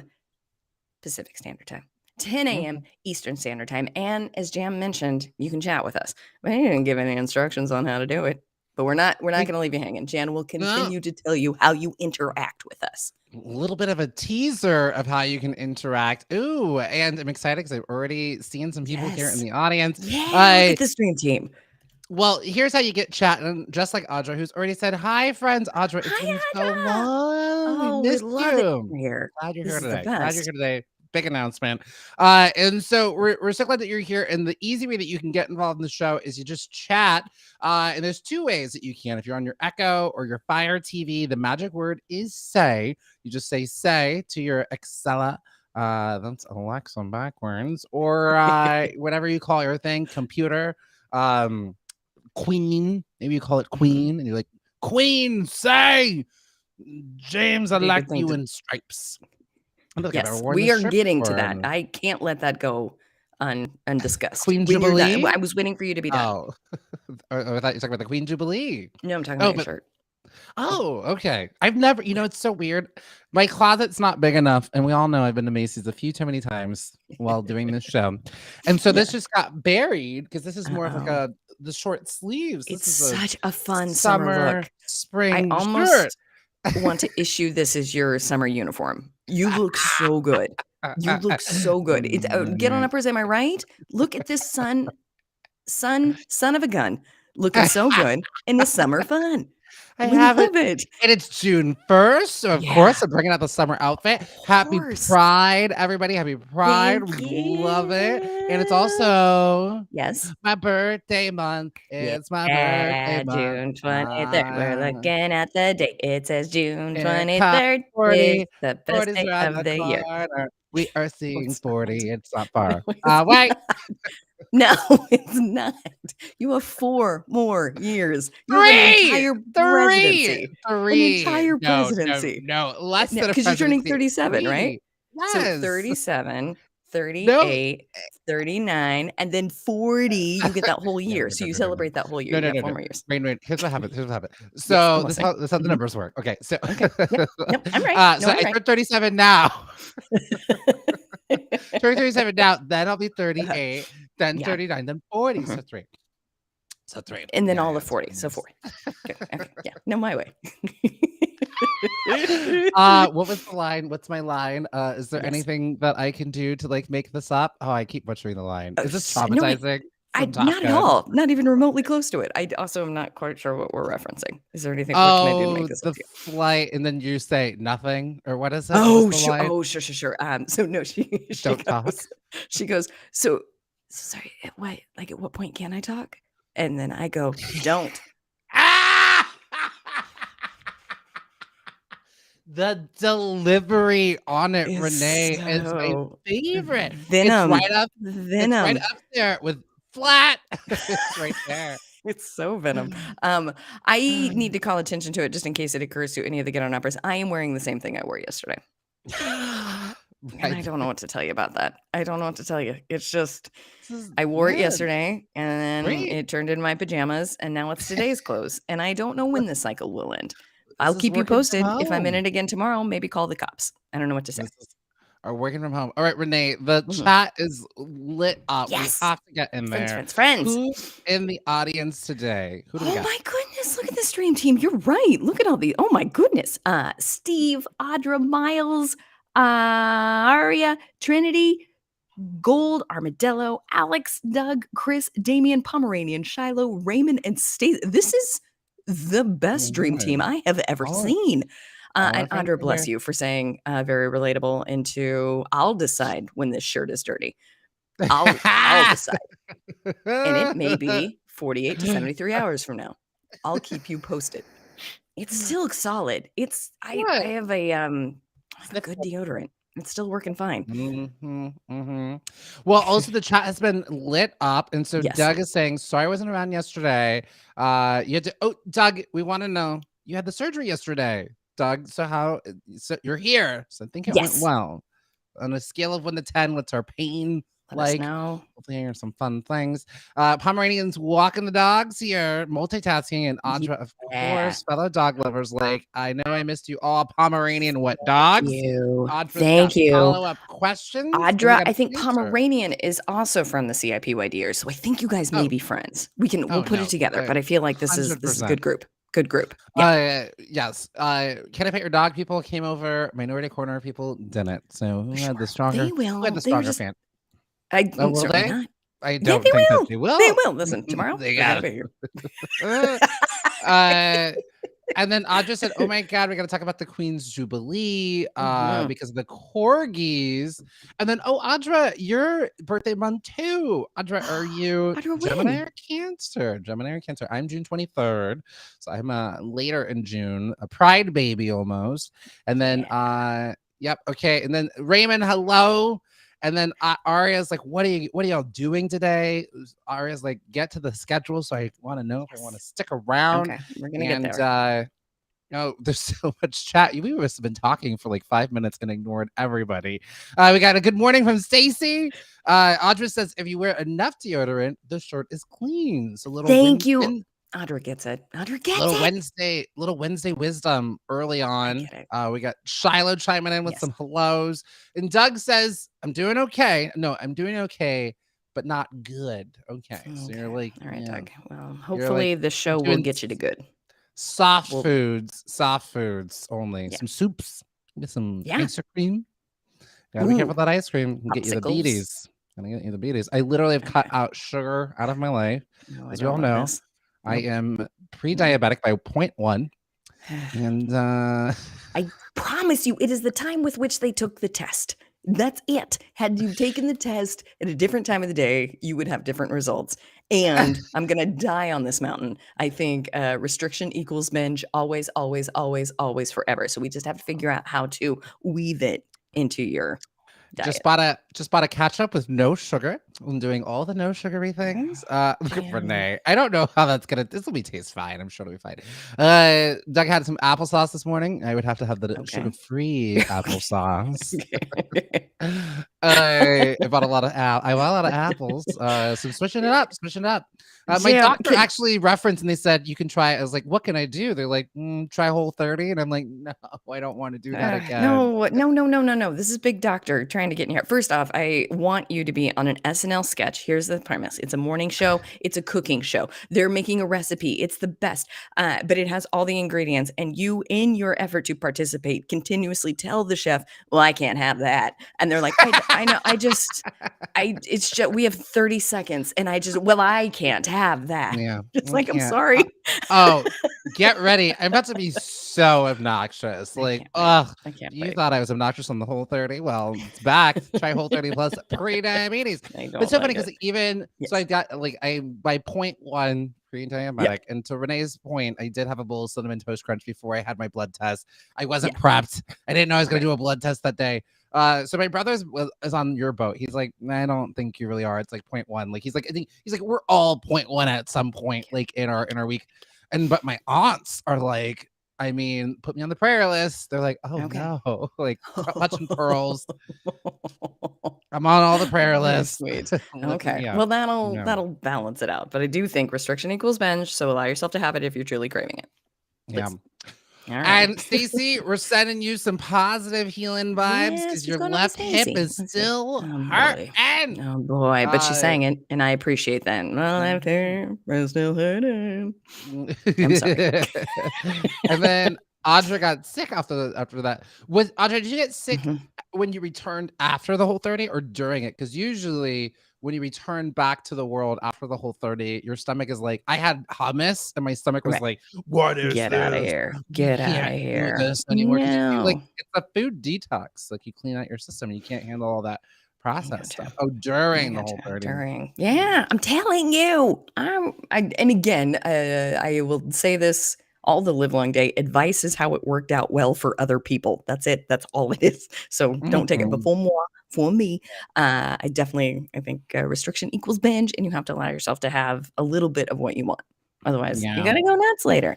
Nuts. And okay, but the Audra said didn't have enough carbs to function. So it is about because you're only on meat, vegetables, and fruit, and so you're kind of limited. But you gotta get that a lot of meats. All right, I would like to answer Aria's question of what are we doing today? Great question. So in a moment, we're going to jump into what's your jam of the day? What is the song that is defining your week, your moment, your life, or was stuck in your head? We got our celebrity birthday quiz today, kicking us off for June. Who are our June babies? These are our Geminis, like Audra, but not like me. Yeah, Audra, happy birthday in Gemini. I think that means it's soon. Is it today, Audra? Is today your birthday? Happy birthday, Audra. Happy birthday if it's today. Okay. Yeah. We're gonna look at our Pride Month. It's Pride Month, so we're gonna take a look at some history. I'm gonna we'll see how many we'll get through, but there's a bunch of everyone knows about Stonewall. I mean, if you don't, I'll remind you about what Stonewall was. Yes, but there's plenty of uprisings before Stonewall, so we're gonna do a little bit of history about that. We'll take a look at this news. We're gonna play While and are working it. And we're going to give you some Wednesday wisdom. We're going to check in and see what you're watching. And today is Aria's birthday. Happy birthday. Oh my goodness. The very best babies this June. I love it. It's a June crew. A June Jubilee. Happy to see it. Okay, so we're going to go over as many Pride things as we can, which is just very exciting. We also accidentally both wore rainbows. Again, I accidentally, because I was wearing this yesterday, so it is an accident, but look at us participating. Thank you. Yeah, you're right. We sure did. Look at us participating. But for me, Pride's all year long. Oh, it's all year long for Renee too. Thank you. I know. She's trying. She's trying. Gay love. It is the most degrading thing about me is that I am not gay. It is absolutely devastating. I pray every night. Oh, dear God. Get her over here. I want her on this float. All right. It's our first segment. Aria's getting happy birthdays. Happy birthday, Aria. Our first segment of the day. What is your jam of the day, or your jam of the week? Everybody chime on in, say is the magic word. Let us know what song is either stuck in your head, what song is defining your week, your life, your moment, your day. Renee, what is the song? Yeah, I'm curious if it's on anybody else's radar because I think it's a little bit older than you guys. So I'll be interested to hear if you're like, yes, I know that, or no, I do not. So this time of year for me is so synonymous with graduation, and that vitamin C. Okay, so you do know it. Oh, great. Okay, so When vitamin we C graduation. As go we go on together, together, we'll remember. and forever. Still hold. Yeah. Still a jam. Still a jam. Still a pop. I love it. It's so fun. It is. And It is an is earworm. funny. It is an earworm. It is like it is this time of year where it's sort of like it's weird because like June marks like the ends of a lot of things. It's like the seasonal sort of transitions in people's lives. So like I have two. I also have like closing time. Oh, sure. That's a much better one. At my college graduation, we did like a medley of like goodbye songs. We also did the Spice Girls "Goodbye, My Friend." I know you're gonna say you're gonna learn to the end. That's a good one. Yes, it's not the end. Yeah, we made it. The time will never change us. And Jerry had just left, and so it was sort of like goodbye, girl. Yeah, no, I mean it makes all the sense in the world. To the graduations, Adra is singing in the chat, which is hilarious. As we go on, Raymond is adding to the mix. Green Day's graduation song, also fantastic. And Stacey is listening to "Diamonds" by Rihanna. Yes, shine bright like a diamond. You can't That's even also a say good that. graduation song. One of those phrases. That's one of those phrases that like you can never just be like, "Oh, shine bright." It always has to be followed up like a diamond. Someone's like, "Oh yeah, shine bright like a diamond." Shine bright like a diamond. Written by Sia. I also have there's a little mix song that I also have stuck in my head that I would like to. Excuse me. Let's hear it. Yes, please. It's called "Between Us," and it goes, and the lyrics are, "When the curtains close and all the lights go down, okay, safe, that'll always be around, and I will fix your crown. And if you're not, I'm rock. I won't stop. You'll never be in doubt." And then it kind of goes on like, if they hurt you, they're hurting me. That's just the way it's gonna be. We rocked through the fire as the flames got higher. It made us survivors. Yeah, it made us fighters. And then it goes on. So here's my vow. Starting from here and now, nothing comes between us. I swear that we won't lose this thing we found, because love will never leave us. Nothing comes between us. It's a song about endings, but always staying friends. And that is the lyrics of that song. Beautiful. I love this. I cannot wait to add it to my playlist. I also, get on up. You're so smart. You're going to see right on through this. Interesting. Jem and Renee both picked goodbye songs. What is happening? Is there some news about this show that will come up at some point during this show? Yes, there is. You're all very intuitive. You should all go be detectives between 7 and 9 next week is what I would recommend. Right. Well, I think we're just going to rip the Band-Aid off. It's already here. We got the whole gang here. They might not make it to the end of the show. So everybody, then they'll be here next week and be like, good call.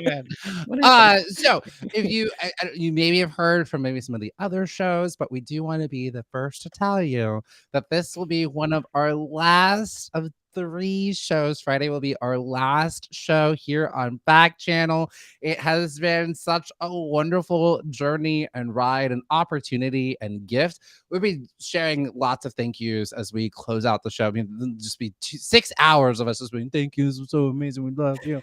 But the Backchannel is choosing to pivot in a different direction. So I do believe most of the shows, if not all, will be having their last week. And so it's been such a wonderful journey. This is not an easy decision for us, we did not make this decision. And I know it was not an easy decision for those at Backchannel either, but we still have 3 whole days to be with each other. So we're going to cherish this moment and appreciate it. It's been such a wonderful, wild ride for 6 months. Folks, like, so many of you have been here from the beginning, Stacy and Doug, and some found us like as we went on, Audra, Pomeranian, Raymond. It's been such a wonderful, wonderful journey. So we still have these 3 days, and I'll say this again, but thank you for like spending your mornings with us and like inviting us into your life and listening to us and all of our bananasness as we figured out the show. We were building the plane as we flew it. Yeah. You were right. Thank you. Exactly. Yes. Just to echo the exact same sentiments. I am so absolutely floored that any of you tuned in. It just means the absolute world to me, especially Audra and Pomeranian. Like, the fact that you guys came over is just, I will never know friends better. I will never know friends in real life better than the friends that I know from Audra and Pomeranian. And Tim and Raymond and Stacey. And Audra started dipping into Minority Quarter. I got her over there in the end. You are better people than I'll ever be, and I aspire to be like you. Yes, we and then like Raymond's like, you guys should stay here. Audra said, "Oh no, I know." And then Stacey, catchphrase, "Good night, check out time, out of here." Raymond has a great idea for a game that we should say some lyrics and guess. So it's like name this tune. So that'd be a fun one. We'll do it next week. I'm just kidding. I bet we could pull it out of our hat this week. It's a great idea. Audra, what a great question. Audra said, "Are you both still going to be doing creative things like podcasts we can tune in?" I'm having a bit of a life crisis right now because for the first time in 7 years, I will not be hosting anything. And I'm like, who's gonna hear me talk? Or what am I gonna do with all my ideas and opinions? I don't have Twitter. I'm not jumping back on Facebook so it's gonna be I'm gonna be just sending Renee audio recordings of my thoughts. So send me your number don't think it'll and be I'll long. send I think you we're an gonna audio get text. you a podcast ASAP. I think you would be phenomenal on Twitch because you play Mario Kart. I think I'm going to TikTok, which is the saddest thing anyone my age has ever said. But it's just so easy to like put your thoughts out there. So we're all friends on Instagram. So if I get myself into TikTok, I'll let you know. I have purposely dropped my Instagram into my name and handle. I'm at James Arthur M right under. So please follow me. Get in there. Get in there. So you can, so you'll know where to find me. Go on the Instagrams, and that way, if I do have a new show, which one day I will be back. I think the universe is telling me to take a little break. Remember, I got the pre-diabetes, and part of it is I'm not sleeping. So I think gotta get my sleep together. And there it is. Doug's saying, "I'm gonna miss y'all both so much." I'll miss you. Yep, we're gonna miss you, Doug. Doug's been here from like day one. Doug and Stacy, the true extreme team. I know. And then Audra's been playing Mario Kart. You guys, I'm telling you, Jim. I think we got to get you on Twitch. You would be so entertaining. So entertaining. I don't know, Audra, right? I'm very vocal when I play video games. Someone else has said that to me. Like me playing Legend of Zelda is me just running around screaming because I'm scared of like the goblins. It's bad. Oh, it's so bad. I abandoned my horse once. Like, I gotta go, Jasmine Felicia Jones. Yes, that was the name of my horse in Zelda. Oh, look at this. And then Pomeranian saying, "Oh no, just got back from my walk. No jam and Renee sat to your face." For now, you can't get the airwaves can't get rid of us. We'll find a way back. Would that they could, but they can't. Life finds a way. All right. Well, thank you for sharing, listening to us sing our songs. Yeah. But also, again, you cannot get rid of us. There is social media, so we'll just be friends over there. It'll be fine. It'll be fine. We're all gonna be fine. I will have another show. Just you wait. You will. You 100% will. Nobody's worried about it. Nobody's worried about it. Jam is a star, so the fates will have their way. You will be a household name by the time it's all said and done. Mark my words. All right. Well, thank you for those compliments here. It is now time for happy birthday, celebrities. Happy birthday, celebrities. Happy birthday. I love it. I love Okay, it. there's I still love it. some more conversation. I mean, we can't just drop that nugget and be like, all right, pivoting. Raymond said that we should have an afternoon show at 5, like Raymond. Ooh. But Raymond, we would not want to compete. We would maybe go on after you at like 7. Oh, sure. We'll do an Yeah. evening show.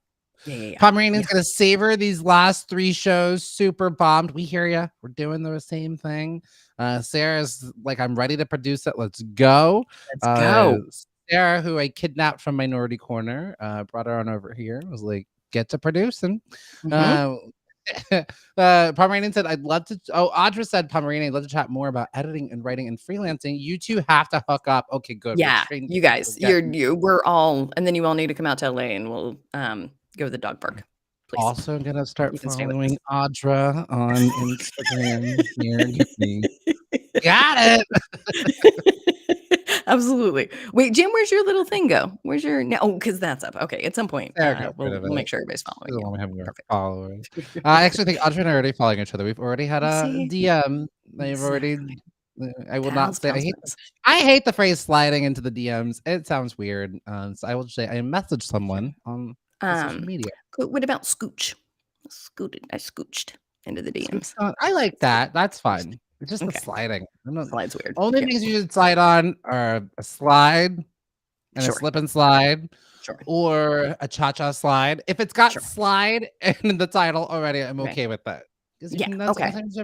Yeah. I think we just need a different form of movement. A scooch, a mosey, something on into their DMs. I like little. Yeah. See, Audra, it doesn't work. Audra said we platonically slid into each other's DMs, and I literally have like I'm like. It's too much for me. Yeah, I love it. Look at my collared shirt. I am approved. Okay, you're fresh buttoned off the up. farm. Excuse me. It's too much. It's too much.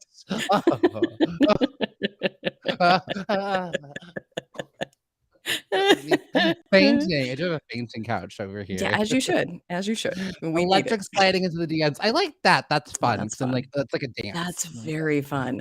I cha-cha slid into their DMs. Yeah. That's fun. I can do that. What about, because you're a dancer, right? Could you do a grapevine? A grapevine down I in? could do that. Grapevine on into their DMs.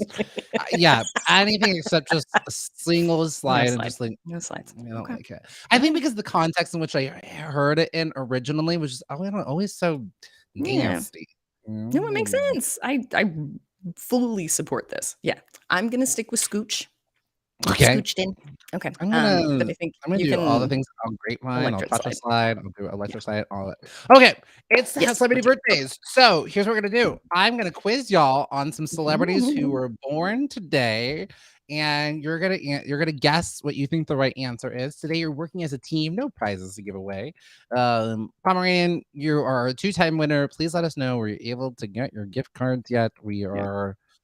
I don't like this. We're closing up shop. We got to figure this out. Yeah, we got to get you paid. Yeah.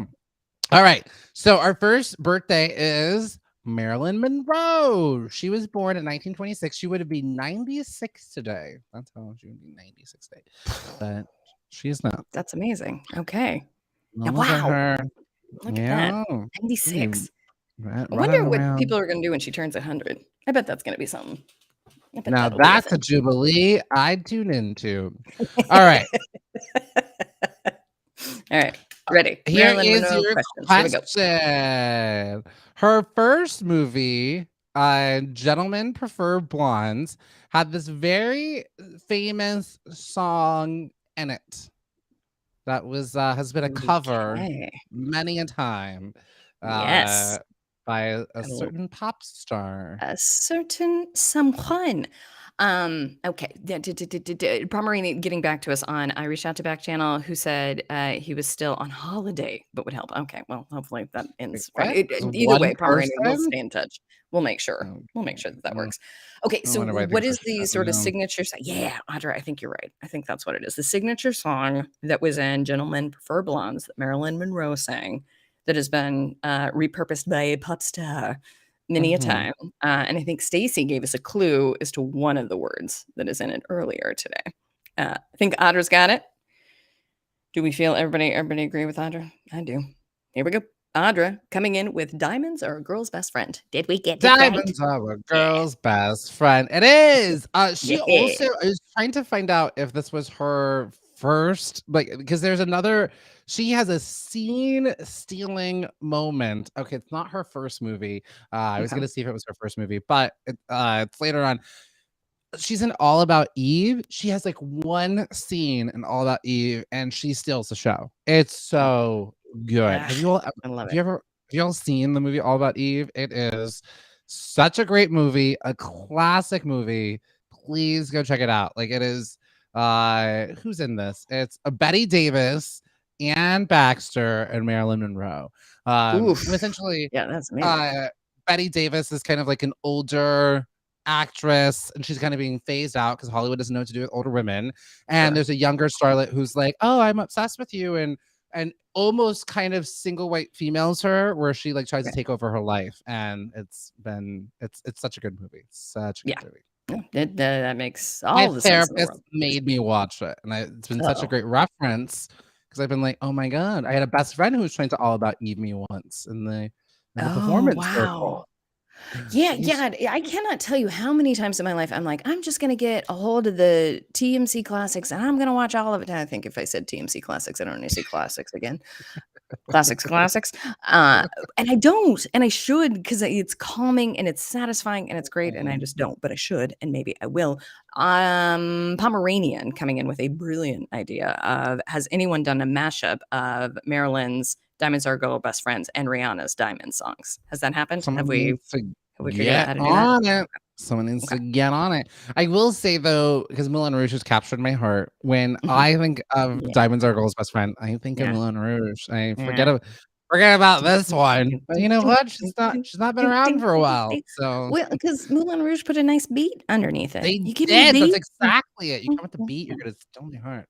Diamonds are a girl's best. Diamonds are a girl's best. Diamonds. A girl's best friend. Boom. Moulin Rouge should be coming to a city near you soon. Maybe I'll get you that for your birthday. Already seen it, but I already saw Broadway. Moulin Rouge. I did. I saw it on Broadway. And I was so excited to see Karen Olivio, who's like, you know, I think she's wow. No, well, hold on. So Moulin Rouge is on Broadway, everybody. It's so great. We love it. They've remixed different songs. It's more. It's like the movie, but it's different. There's just, you know, they're not just gonna remount it exactly. But anyways, Karen Olivio. Oh yeah, so Audra, I've already told you. Audra remembers it. Audra. Oh god. Yes, I went to go see Karen. I was hoping to go see Karen Olivio, who I think she's woman of color. I think she's Filipina and black. I don't know, woman of color. Right. She's fabulous. We love her. And I get there, and there's a little thing in the book, and it's like today's performance will be played by some lady. I think it was like her name was like Karen or something. She was just Ashley or something. She just I wanted to see a woman of color. Just of make course you such a did. difference between a woman of color playing Satine, and then I got Ashley from down the street. You got a whitey. I'm so sorry.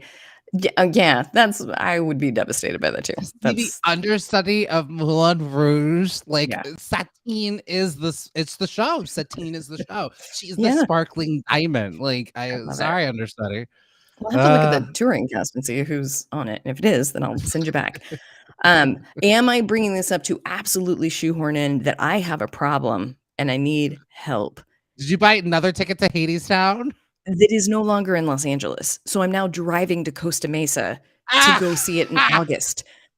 It's a problem. And then it's going to be in Vegas. And I was like, I would go with you. If I end up, I would go to Vegas with you to go watch it. This has turned into an enabling instead of the intervention I was hoping for. But I do think that if I end up driving to Vegas, we need to just eyes on me. Let's keep eyes on me for right now. And then Let's if go. you hear that I'm going to Vegas to see Hadestown I'm again, getting in the car with one, you we're and we're obviously going to Vegas. going. But then two, after I see it, let's have a little intervention. After, not before. Okay. And then but then I find out it's playing in London. Well, we gotta go. We gotta go to London. It's like I the West can't. I End. You cannot gotta see become it at that the West person. End. I don't know what's going on. I just You really, really are like this following them cast. on tour. If they ever find out, I'll be mortified. But I just really like this cast. Have you Yeah. started waiting for them backstage yet? Have we gotten to that point? Well, Okay. yes and no. I actually I circled the block twice so I could watch the other people walking by. I love Renee so much. Get this lady her own TV show so these stories can be shared with the world. Circled Mortifying. the block to watch the other people wait to meet the Looking cast. for autographs, and then walked as I was walking as if I was one of the cast. Of just like, oh, maybe they'll recognize me. Once I got to my car, I was like, I'm carrying the program. No one thought that I'm part of the cast. I'm carrying the program.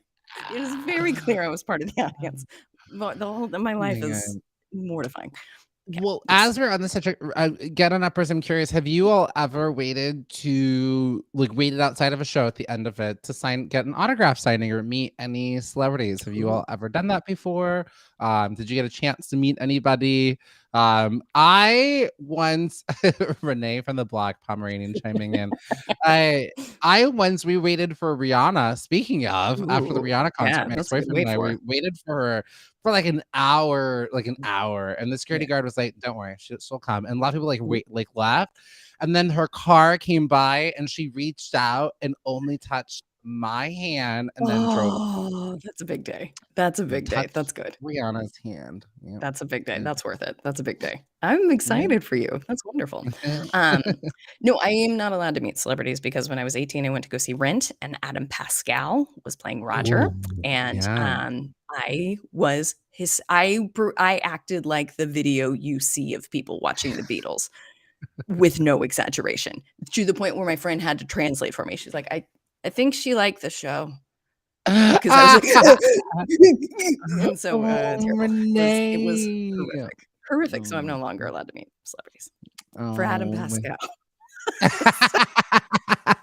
He's very talented. He's very talented. So I don't know if he deserved that type of. It was just Viola Davis snot nose cry. Let's see. Pomeranian said dad is retired sports editor, so got a lot of sports autographs. Mary Lou Retton, so lots of ice skaters. Jose Canseco. Cool. Jose Canseco. Wow. That's incredible, Pomeranian. Oh my God. How was Mary Lou Retton? Was that so cool? It had to be so. Of course. A lot of baseball players. Yep. Look at Raymond said I met a lot of messages from that day because my mother was annoying or elementary. I get it. Sometimes moms be doing the most. They try. They are annoying. Yeah. All right. It's Morgan Freeman's happy birthday, Marilyn. It's Morgan Freeman's birthday. Turning. There we go. We got him. We found him. Found him. I love it when someone who's so opposite of them pops up. It's the best. It's the best. It's the best gig in town. And Pomeranian, real quick, let's DM about that because I need to hear every detail. Okay. Yes. Yes. So Morgan Freeman turning 85. Your question is, I don't think anybody. All right. Good luck with this one, everybody. Okay. Can you name his character in Lean on Me? Oh my! I know. Okay. All right. Well, let's try though. Let's give it our best. Get on uppers. Can you name Morgan Freeman's character in Lean on Me? Was it the leech? It wasn't. It definitely was not. Just something we were talking about last week, 2 weeks ago. Oh man, Lean on Me. Stacey saying, going back to autographs while we all think about what character was. Ooh, Pomeranian, the principal. I like that. The principal. Yeah. All right. We're going to go ahead, lock it in. And yes, Principal Joe Clark. So Principal is his first name. His first name ain't Joe. It's Principal. Mr. Clark, if you're nasty. Yeah. Dun, dun, dun, dun, dun. I have a bonus question that I just Googled for you. Can you? So he's an Oscar winner. Yeah. He is an Oscar winner. But do you know what was the name of the movie for which he won his first Oscar for? The first Oscar. Yes, first Oscar. But Pomeranian, that's very impressive. Pomeranian got that right without even Googling. Raymond is saying, is that the Yes. movie where he plays a teacher? Yes. Yes, Raymond. You haven't forgotten it yet. I haven't in Googled Pomeranian's yet. very strong defense, I aggressively told them to. So that's on I me. know. Good teacher, bad teacher. Let's see. Okay, Oscar. I'll start with the wrong answer, and then we can work our way up. March of the Penguins. March of the Penguins. What a strong guess. Raymond sings Shawshank. Another good guess. Another good guess. Do we have any other ones? And the other first Oscar for Morgan Freeman. All right. Well, the answer we're looking for, as Pomeranian is Googling away, the answer we're looking for is $1 Million Baby. Can you believe it? Not until $1 Million Baby. So here's what happened. Morgan Freeman was nominated. I know Pomeranian's like Driving Miss Daisy, obviously, right? No. Morgan Freeman was nominated 3 times for Oscars. So 1988, Street Smart. 1990, Driving Miss Daisy, and 1995, Shawshank Redemption. Didn't win any of those times. Finally won in 2005 for $1 Million Baby. Isn't that wild? That is nuts. Robbed. He literally should have won all of those times. Yeah, all 3. Wow. And he's fantastic at $1 Million Baby, but that's odd that. That's odd. Yeah. I wonder who else won for $1 Million. That's I mean, Clint Eastwood. I would love for you to get your stuff together a bit more, but God, that movie, $1 Million Baby, is my movie that I watch when I need to force myself to cry. This is my go-to. I've never seen it. Is that Hilary Swank? It is. In Yep. Okay, good. Yeah. You know, Hilary Swank, as far as my opinion is, I wish we had a trivia question. Where did she get, what teen soap opera did she get her start on? She was on 1 season of 90210. Not even early years of 90210.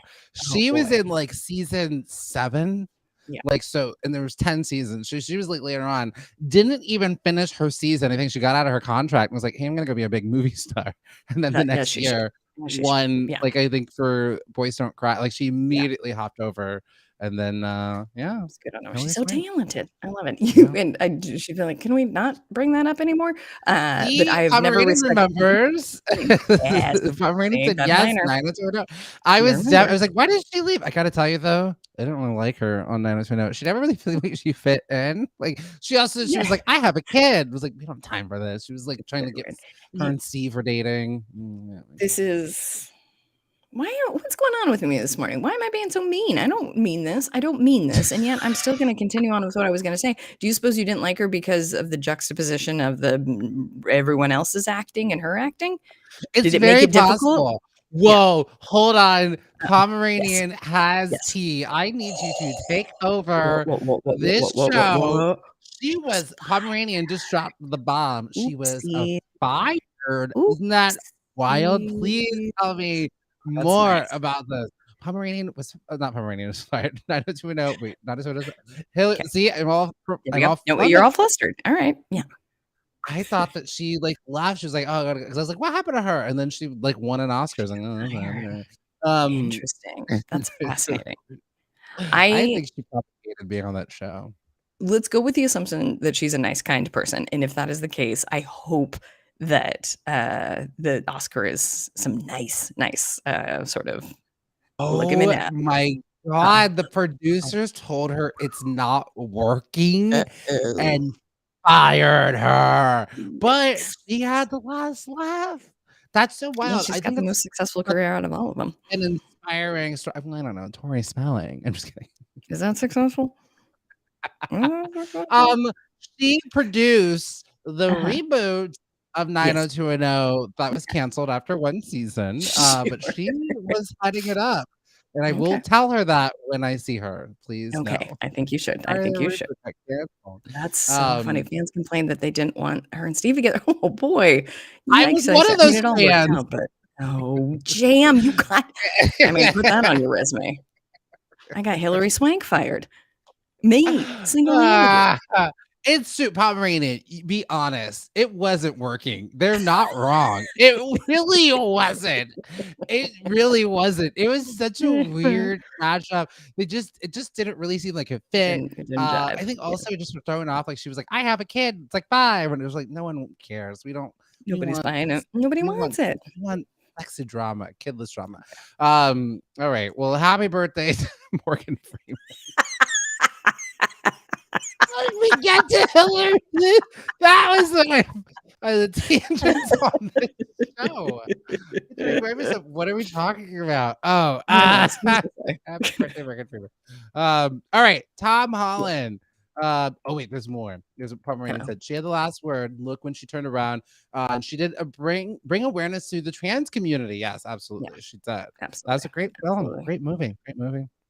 And then she also did like a movie where the core. She was like, "There's something wrong with the core of the earth. We gotta go down there. We gotta go figure it out. We gotta go see." And I think she's making a comeback. She's on something recently. I'll Google it. It's just not working. Hollywood told her it's just not working. Funny. Happy but I will birthday, respect Hillary. her forevermore. Amen. For forgetting Look at this. Pomeranian also co-signed. Pomeranian said, "Yeah, you're right. It wasn't working at 90210. It just wasn't. It wasn't. It just wasn't the right fit. And it could have been maybe the acting styles, or I don't know. But it was, yeah. And she does seem kind. Pomeranian says she does seem kind. Her character 90210, not so much. But there you go. Right. Happy birthday, Hillary Swank. Morgan Freeman. Yes. Morgan Freeman. All right, Tom Holland turning 26. Our little guy over here. Oh, babe, what a puppy! Oh my goodness. He's Tom Holland. Yeah, Tom Holland. I agree. She does seem awesome. The role wasn't right. The role just was sometimes not the right role, and that means you just keep going. You can't listen. Maybe you won't be a 90210 star, but you'll be an Oscar winner. It's gotta be what matters. That's what matters. Yes. All right, Tom Holland is turning 26. I know, a puppy. There's a puppy. What Marvel movie did he first appear in as Spider-Man? What is the first movie that Tom Holland? Look at Renee going through the Rolodex of film Marvel movies that she's seen so far. I don't think I've seen it. I love it. I appreciate it. Oh, Renee. Luckily, I got an absolute dream team here who can help me out. What was Tom Holland's? Yeah, no Marvel questions. No, we're gonna have to go there. We need help. What was the first one? Yeah, his first Marvel appearance was in what movie? When did he? Will you give me this hint? Who was the most recent Spider-Man? And the one that just came out? He is. Okay, then I'm gonna go with Avengers. This one's the sad one. Okay, we're locking in Avengers. This one's the sad one. The one that I watched. Endgame. Avengers Endgame. Okay, going in Endgame. All right. He's like, "Hey, everybody, what's going on? Is it ending?" And they're like, "Here's Spider-Man." There you go. Right. No, at the very end where all of them came out and they're just like, "Take your group pick." At the very end. And it's like, "Oh, look, Spider-Man's here." And people are like, "Oh, can't wait to see what he's gonna do." Okay, we'll see what he's gonna get himself into. All right, the answer was, and I'm devastated. This is part of the reason I'm devastated we're being canceled, is because I'm sad we're not gonna get to finish our Marvel movie. Okay, Pomeranian, look at you. Oh, is that what Google says? Yeah, that's also what I say too. How funny. Couldn't even wait. Google says Captain America Civil War. I'm gonna say that's incorrect because it's Captain America Civil War. There is no the. So you now you just if you're gonna Google it. No, if you're gonna Google it. If you're Sarah, even Sarah's like, wow. Okay, listen. If you go Google, to Google, correct. You got it right, Jam. No. Go sit in the corner real quick and think about your priorities. Googled minus 3 points because you Google it and still got it wrong. No, Pomeranian, don't you listen? Don't you listen? This is why we wonder why that gift card's not coming in. God don't like ugly. See, that's what happens.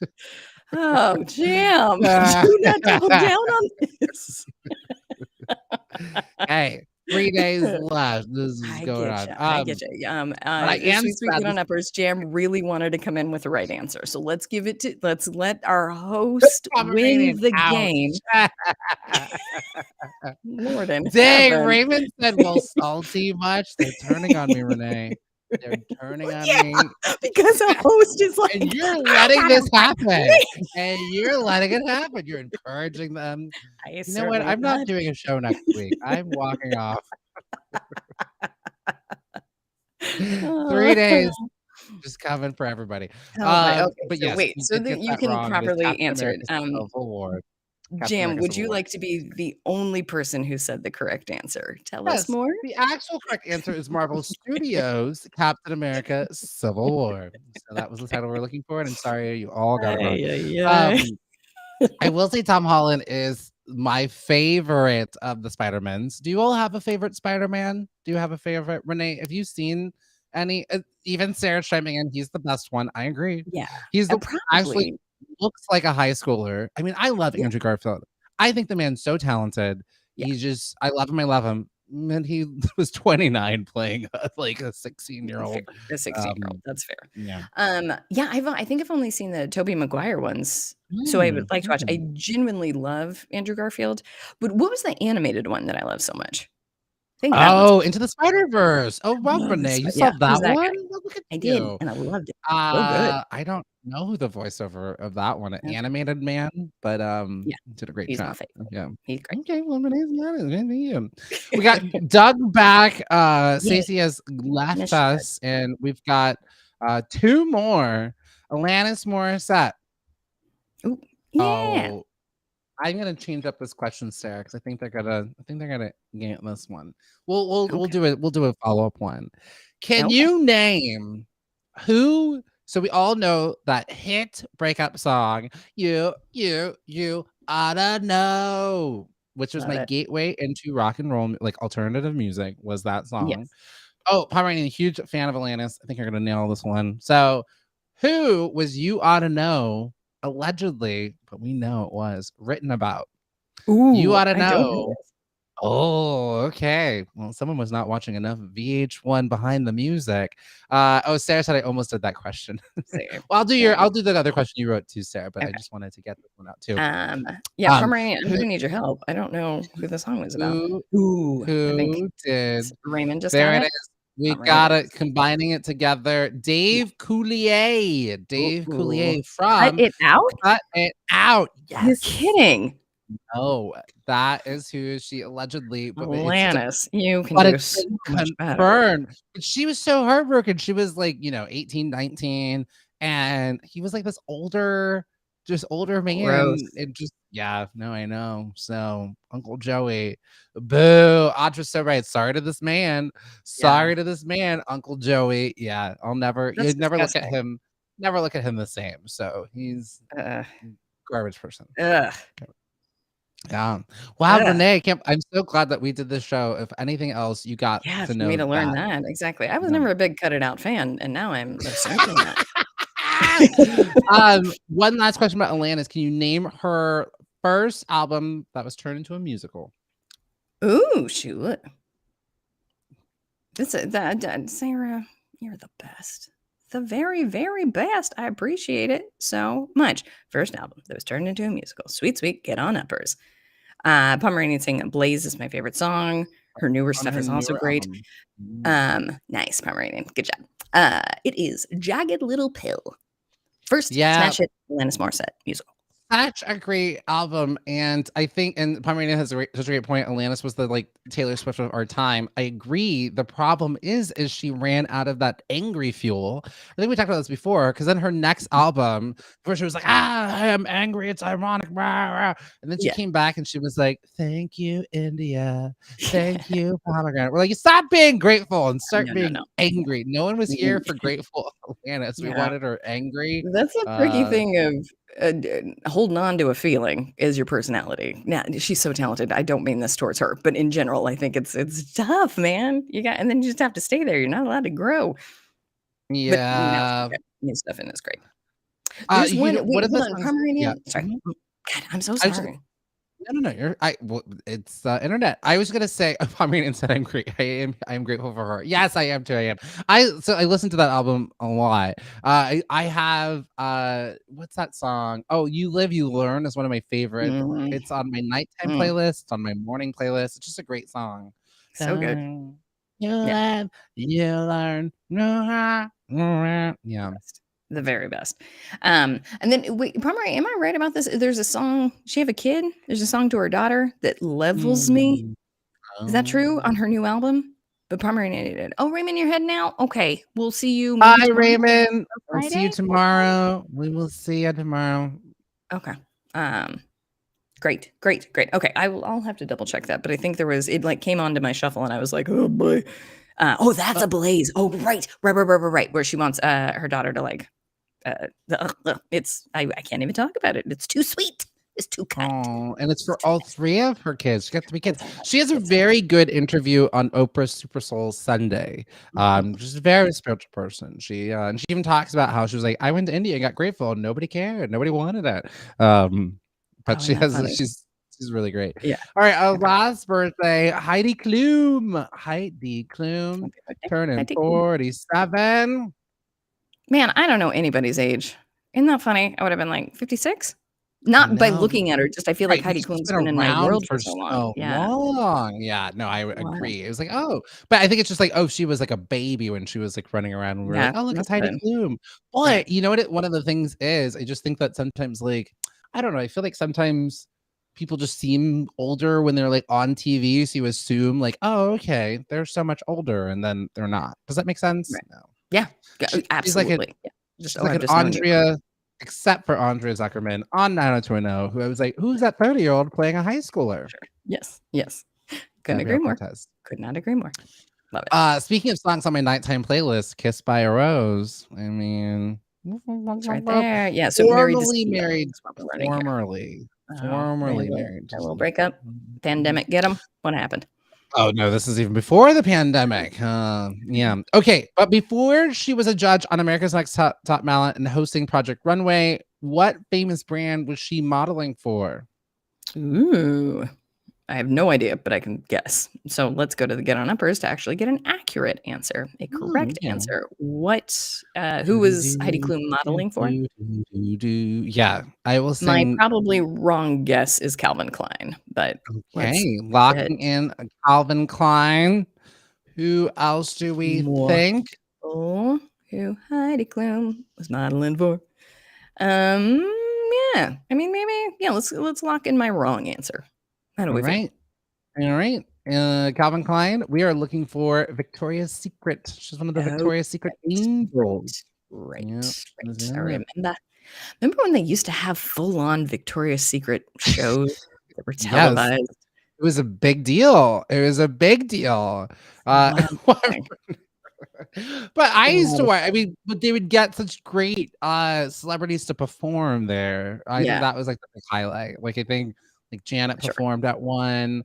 Janet performed her song about What About, which she never performs. It was about like domestic violence. It was very powerful at the Victoria's Secret fashion show. It was so interesting. Wow. Yeah. Mm-hmm. That's that's why I'm also letting myself think about the Man Show and how they just had women jumping on trampolines. That happened during my lifetime. It's so wild. It's so crazy. It's so insane. And again, it happened during, this is why I'm saying like the 90s and early 2000s were not as we think like at the time we're so progressive. Wow, look at what we're doing. Like women can wear pants like 2017. Yes. No, it was like a couple of years ago that like, oh, okay, we've made progress. Like it's Adam really Carolla. ridiculous. Wasn't what's his face one of the co-hosts? Isn't that funny? Jimmy, the other one. Jimmy Kimmel. He's come a long way though. Talk about growth. Him and Adam Carolla have gone in such very different directions. Yeah. That's true. Even nope. Same thing with Dr. Drew's kind of like lost it a little bit too. They were hosting Love Line together. Right. Yeah. Forgot about the Man Show. Yeah, I can't believe we used to have. As you should, as we all should, but it's just so bizarre to be like, nope, that was under 2 decades ago. Wild. And All Heidi right. Klum, whose birthday, the the Victoria's Secret show. I was like, God, I forgot about all that. I can't imagine them trying to pull that off now. Oh man, yeah. I think maybe as a gay man, it just was so lost on me. I just was like, Sure. I love the music. Yeah.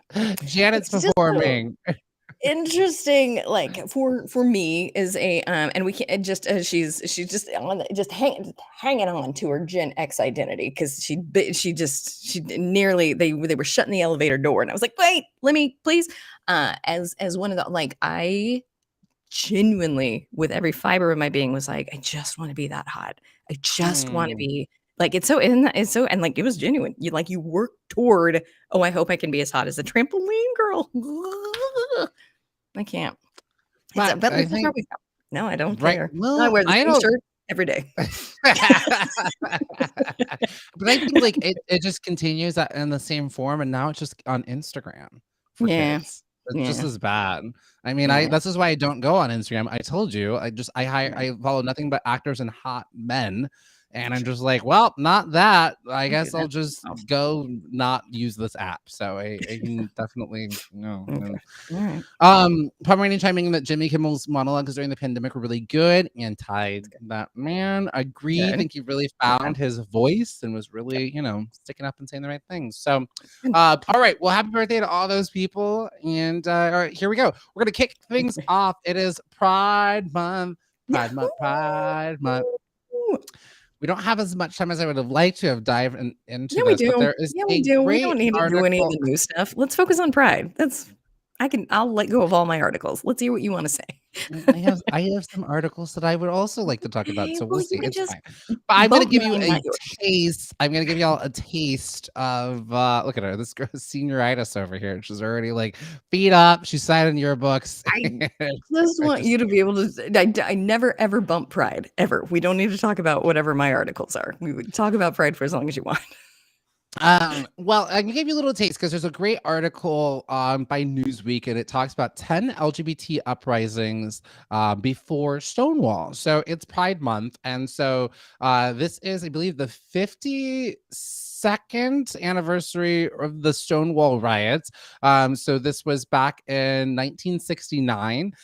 So if you're not sure, like, well, what is Pride? What is happening? So and I want everybody to remember that Pride was a protest, and people forget, like, sometimes when they see, Black Lives Matter protests, and they're just like, well, why can't they just like peacefully protest? But then when we do peacefully protest and people take a knee, they get all outraged because the football game is being ruined. And so really you just don't, I think people are just so uncomfortable about people making them think about inequality or inequity that is happening, right? And so back in the 1960s, it's so wild, like how far that we've come. And I even think about this at my job, like we throw pride events and I can be openly out at my job. And it was not that long ago that you were fired for being queer, being gay. And a lot of this actually stemmed from the lavender scare, which was a stone's throw away from the red scare. So during like the 1950s and McCarthyism, when they were like, oh, communism, it's like the worst thing ever, and there was all this fear around communism, right? And so part of what they also did of trying to, like, they were going after celebrities, and they also started, like, before, people actually really didn't care that much about gay people, and then they started saying that, like, gay people were all communists. And so there was a lot of gay people who started, like, being tried and put into prison and even killed. And so that kind of started to turn the tide in America of having anti a gay movement. And so essentially in the 1960s, there were no gay bars. Like, you couldn't go to a bar and be gay and hang out with the people that you knew. It was illegal to be gay pretty much all over the country. But the mafia was like, well, we don't care, we want your money. So the mafia actually opened up a lot of they were the ones that were supplying a lot of the alcohol to bars and allowing these establishments to exist. What was happening is that there'd be police raids, and the police raids would raid into these bars, and then the newspapers would show up, and they would take the pictures of these men, who some of them were in the closet, some of them had families, and their pictures would be blasted all over the newspapers. They would lose their jobs, they would lose their family. It would be just so incredibly terrible. But In June of, I believe it was June 28, 1968, the Stonewall Inn, it did not have a liquor license. It didn't even have running water, but it was one of the only queer bars in existence that existed. You know, it had Latinos, gay men, lesbians, drag queens, trans people, sex workers, young homeless. It was just kind of a place for everyone to be here.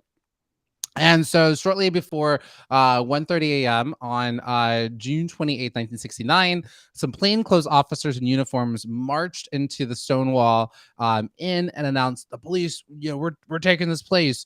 And unlike previous raids, Sarah, actually, we'll hold on the picture for a moment because I'm actually still talking about Stonewall, but this is perfect. In a moment, because there's actually not a picture about Stonewall. This is for a different one.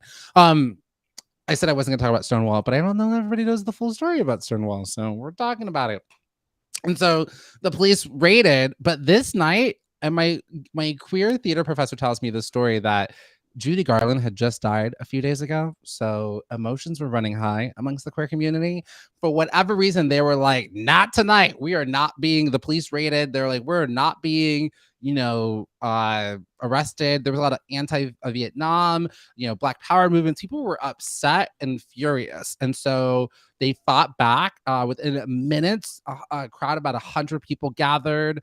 They say that Marsha P. Johnson, who a Black trans woman, threw the first heel. It was either a heel or a brick. She threw the first heel that ignited these fights and these riots, and it was an uprising. Things were on fire, and it lasted for I think 3 days. Or the encounter lasted only a few hours, but protesters returned for the next 3 nights. And, you know, people were yelling, they're like, "Come out, gay power." It's what ignited a momentum of a movement. And so then a year later, had the Gay Liberation March. And so that was the first Pride a year later on June 28th, 1970 to signify. And that's what kept going. And so these marches used to be so much more of a protest, and eventually capitalism was like, "Oh, we want your money." And so now you've got, you know, Macy's and Google and Facebook all participating. In my big humblest opinion, they should just donate money and let the queer community and allies continue their protest march. So that is the big story around it, but it's not the only one that had happened. So there was also okay, Sarah, now we can go to the pictures that you had from the article if you can. And just talk about a few, but I think sometimes we only talk about Pride, but Stonewall, but there are so many more. There were Cooper Donuts in Los Angeles, May of 1959. This is a full decade before, and so this was a place where a lot of, you know, gay men and trans women and hustlers and drag queens frequented. And a lot of times for trans women could not get work anywhere else except being sex workers. There just was no other work for them. So it was like the only thing they could do, similar to how for the longest time, you know, the only professions that women could get was being a sex worker. Really, if they wanted to be like their own person and their own, you know, have control, like that was it, because they're just like, you can't work, you can't do anything else. And so the officers entered. They demanded identification of the customers. Say right here, perfect, Sarah. Thank you. They demanded identification. Some of these folks didn't have an ID that matched their gender, so they were going to be taken. And people were like, "Nope, not tonight." And they rioted. They spread it out into the streets. I had never heard about this one before until I had seen this article. We hear so much about Stonewall, but people had been uprising for the longest time. I think the difference about Stonewall is that the media caught attention of it. And it's very similar to, you know, Black people being shot by the police. Now that we have social media to capture it, people are waking up and getting the attention to it. But a lot of these didn't get any notice in newspapers. There was another one, September 19th, down below, picket at Whitehall Street. If we go to the next one down below, Sarah, you'll see the photo. This was in September 19, 1964. It was an anti-Vietnam demonstrators It started as anti-Vietnam demonstrators. They were led by Randy Wicker and members of the Sexual Freedom League. They were demonstrated against the military's discrimination policies against homosexual men who were rejected from service. So that was another one. The next one is Echo White House demonstrations in DC of April 17th, 1965. They picketed outside of they're protesting the military's treatment of homosexuals. So another one. The next one down below is the Council on Religion and the Homosexual Ball. This is in January 1st, 1965. So I guess there used to just be like this queer old ball that people used to have in San Francisco.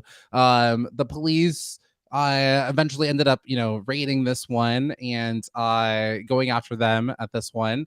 We'll go to the next one. There was a Dewey's Lunch Counter sit-in in Philadelphia, April 25, 1965.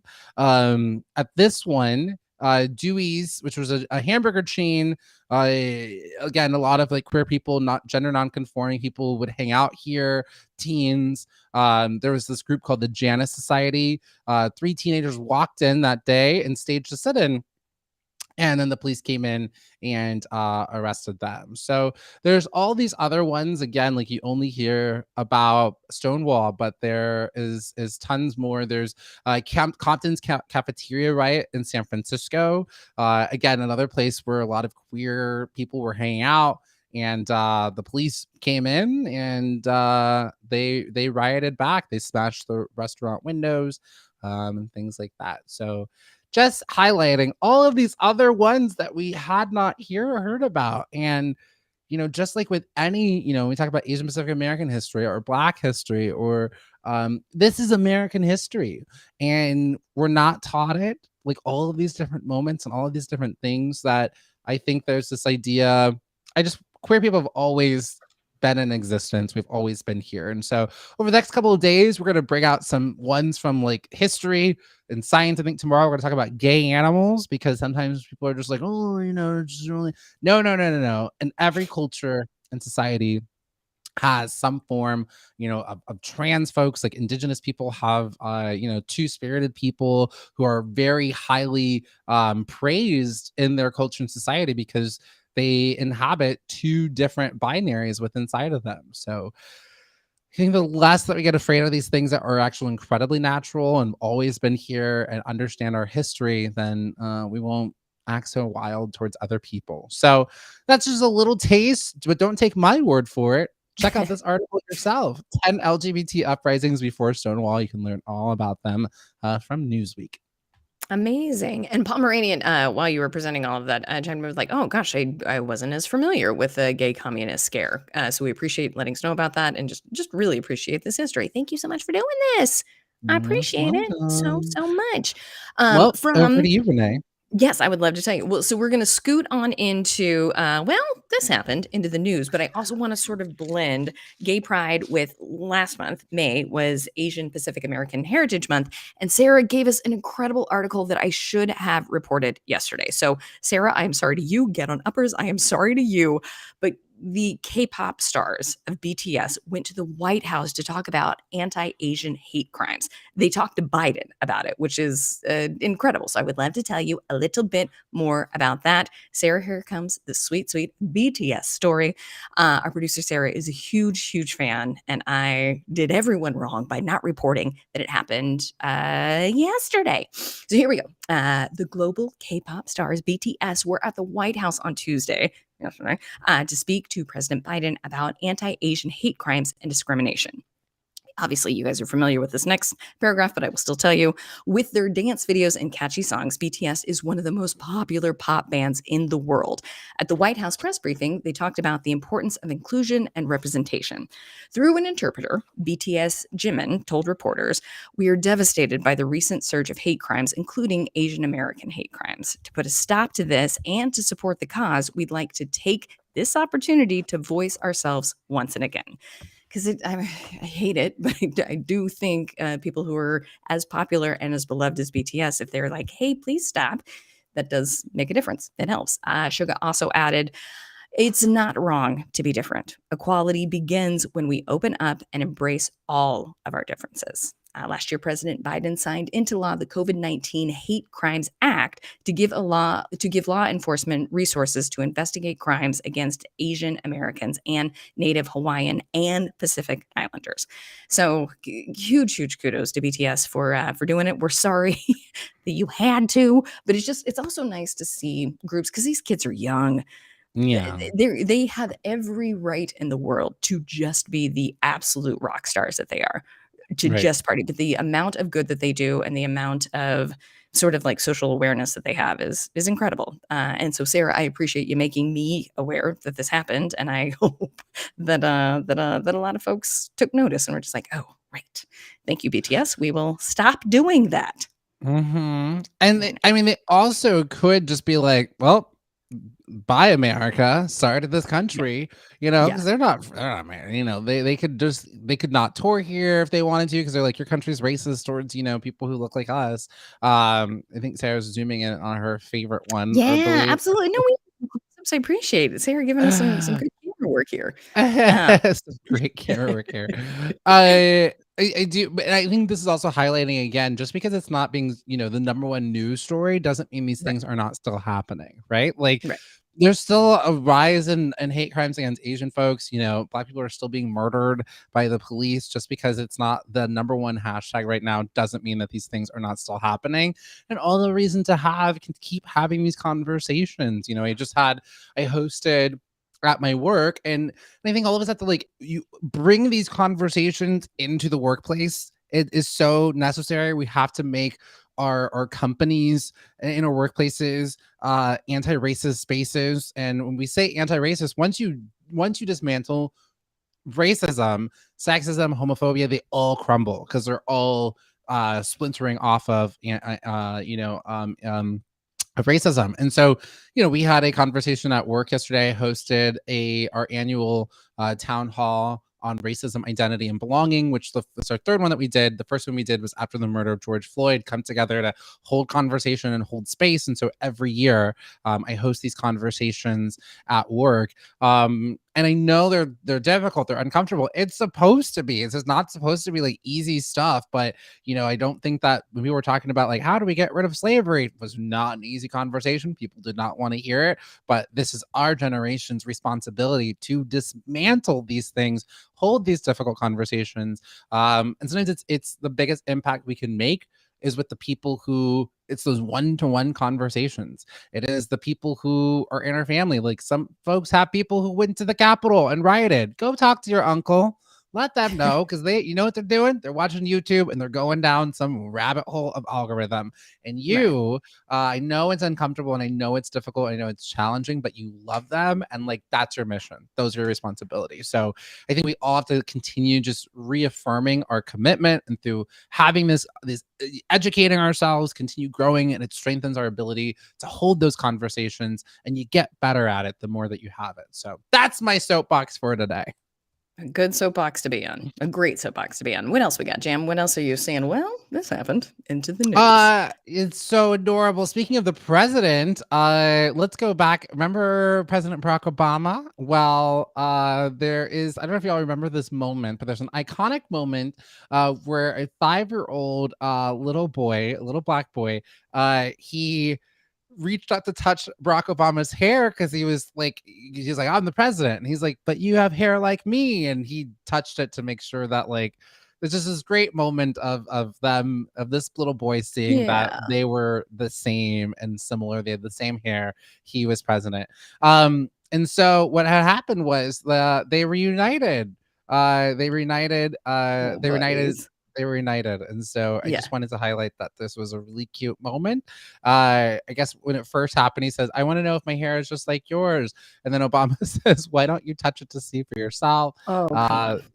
This, it was captured. And I guess, they reunited recently. So I just wanted to share and go down memory lane. Sweet buddies. Obama, I love and miss you so much. That's wonderful. Well, I'm glad that they are reunited. I think that's the sweetest thing in the world. Speaking of things that are sweet, somebody caked the Mona Lisa. First off, is caking a thing? I guess What? caking is a thing wherein you throw cake at something. No, Right. I mean, it's not even that great of a painting, but Jesus. Sure. They Yeah, threw cake at a painting? couldn't agree more. What? What Ugh, happened? So I would Gen love to Z. tell you. Gen Yeah. Z. What are you doing, sweet sweeties? And this is the calculation of this, like the amount of sort of planning that had to be done to do this. So the Mona Lisa got smeared with cake. Now, what's interesting about this is that this is not the first time the Mona Lisa has been a victim of vandalism. The picture is hilarious, isn't it? Yeah. So just some history on why this didn't hurt the Mona Lisa at all is because in 1911, so obviously this is hanging out at the Louvre Museum. Mhm. A Louvre employee stole it in 1911. So there was a huge, oh God, how do we get it back? Finally, they got it back. And then in the 1950s, somebody threw acid at the bottom of it, which Ew. sort of disrupted it a little bit. So after that, they put it in a bulletproof glass casing. And in 2009, a woman angrily threw a ceramic cup at it, and the cup shattered, and the painting was fine. So what's What interesting are about people this is, doing? I know, as you take a look at this, it is in a bulletproof glass casing. So all they had to do is just sort of squeegee the cake Oh off. my The painting was God. fine. But the person that did this, the way that they were even able to get close enough is they put a wig on themselves. And then they Uh-huh. put themselves in a wheelchair, which I don't love because they were Wow. able-bodied. So, Nope. and to the credit of the Louvre, so that everybody gets an equal viewing of it, they allow our wheelchair friends to go up close to the painting so they can see it, so they're Right. not having to look over everybody. So this guy wheeled on up, and then I guess had cake in his trench coat, threw it, and then immediately, obviously, got tackled and was sent to the nearest psych ward to be like, "What you doing, bud?" And then on his way out, screamed, "The planet is dying." So I think we're a little confused over what's going on and what's happening. Okay. But I guess let this be a PSA. If you are looking to destroy the Mona Lisa, it is in a bulletproof casing, so there's not a lot we can do to destroy it. So Wild. I wild. know. Wild. And like what a waste of cake. Like I mean I can't eat Thank it you. as a That's fine. That's a pre-diabetic, sad but thing. Oh, sure. I All as a, right, I Jay. do I told you it's gonna be obnoxious. I As know, a yeah, pre-diabetic, and you're I succeeding. can't have cake, Right. but I don't want it to go to waste. I I want, know. enjoy it. So There is, it's I devastating for me. don't know what that says about both of us, but that also was my first reaction. I was like, "Was it good cake? They used the good kind? Why? God, Why this is so would ya?" bad. You know, Also so too, this is I think, but other thing to capture in this photo is Mhm. when you go to the Mona Lisa, it's just a bunch of no one's really looking at it. Right. Everyone is just taking pictures and selfies in front of it. And so Of that is course. like the other thing of like, y'all just be present when you go to these. We get it. You just take a Sure. picture. You're outside of the Louvre. We know you saw her. Great. We know. Awesome. We know. Okay, we got Yeah. it.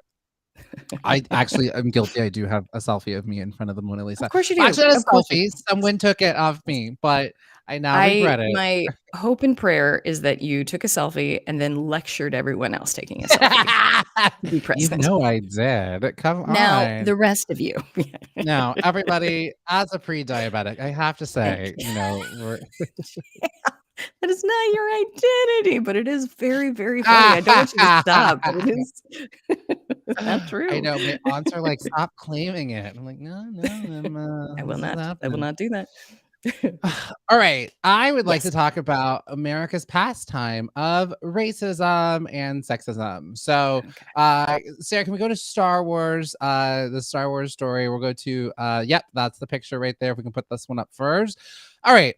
So, why is fandom all like Star Wars fandom? It's always so racist. Like it's always coming up, and there's a new. So this is Moses Ingram. She plays Reva in the new Obi-Wan series, which is phenomenal. It is fantastic.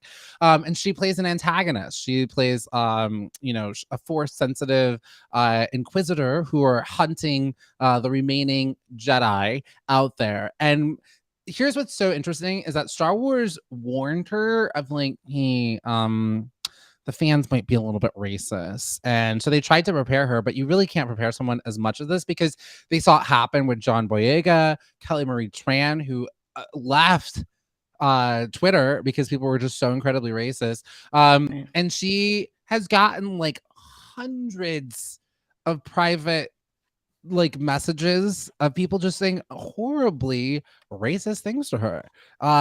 They just don't like her. They just don't like, and it just is so wild to me that like Black women can't exist anywhere. But I will say that Star Wars on their official account put out a tweet and they said, we are proud to welcome Moses Ingram to the Star Wars family and excited for Reva's story to unfold. If anyone intends to make her feel in any way unwelcome, we have only one thing to say: we resist. They also had another tweet, and this is the really good one. They had another tweet. They said, there are more than 20 million sentient species in the Star Wars galaxy. Don't choose to be a racist. Ooh.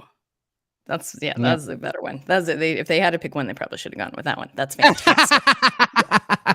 Yeah, that one, that is a good one. So again, we have to be talking to our friends.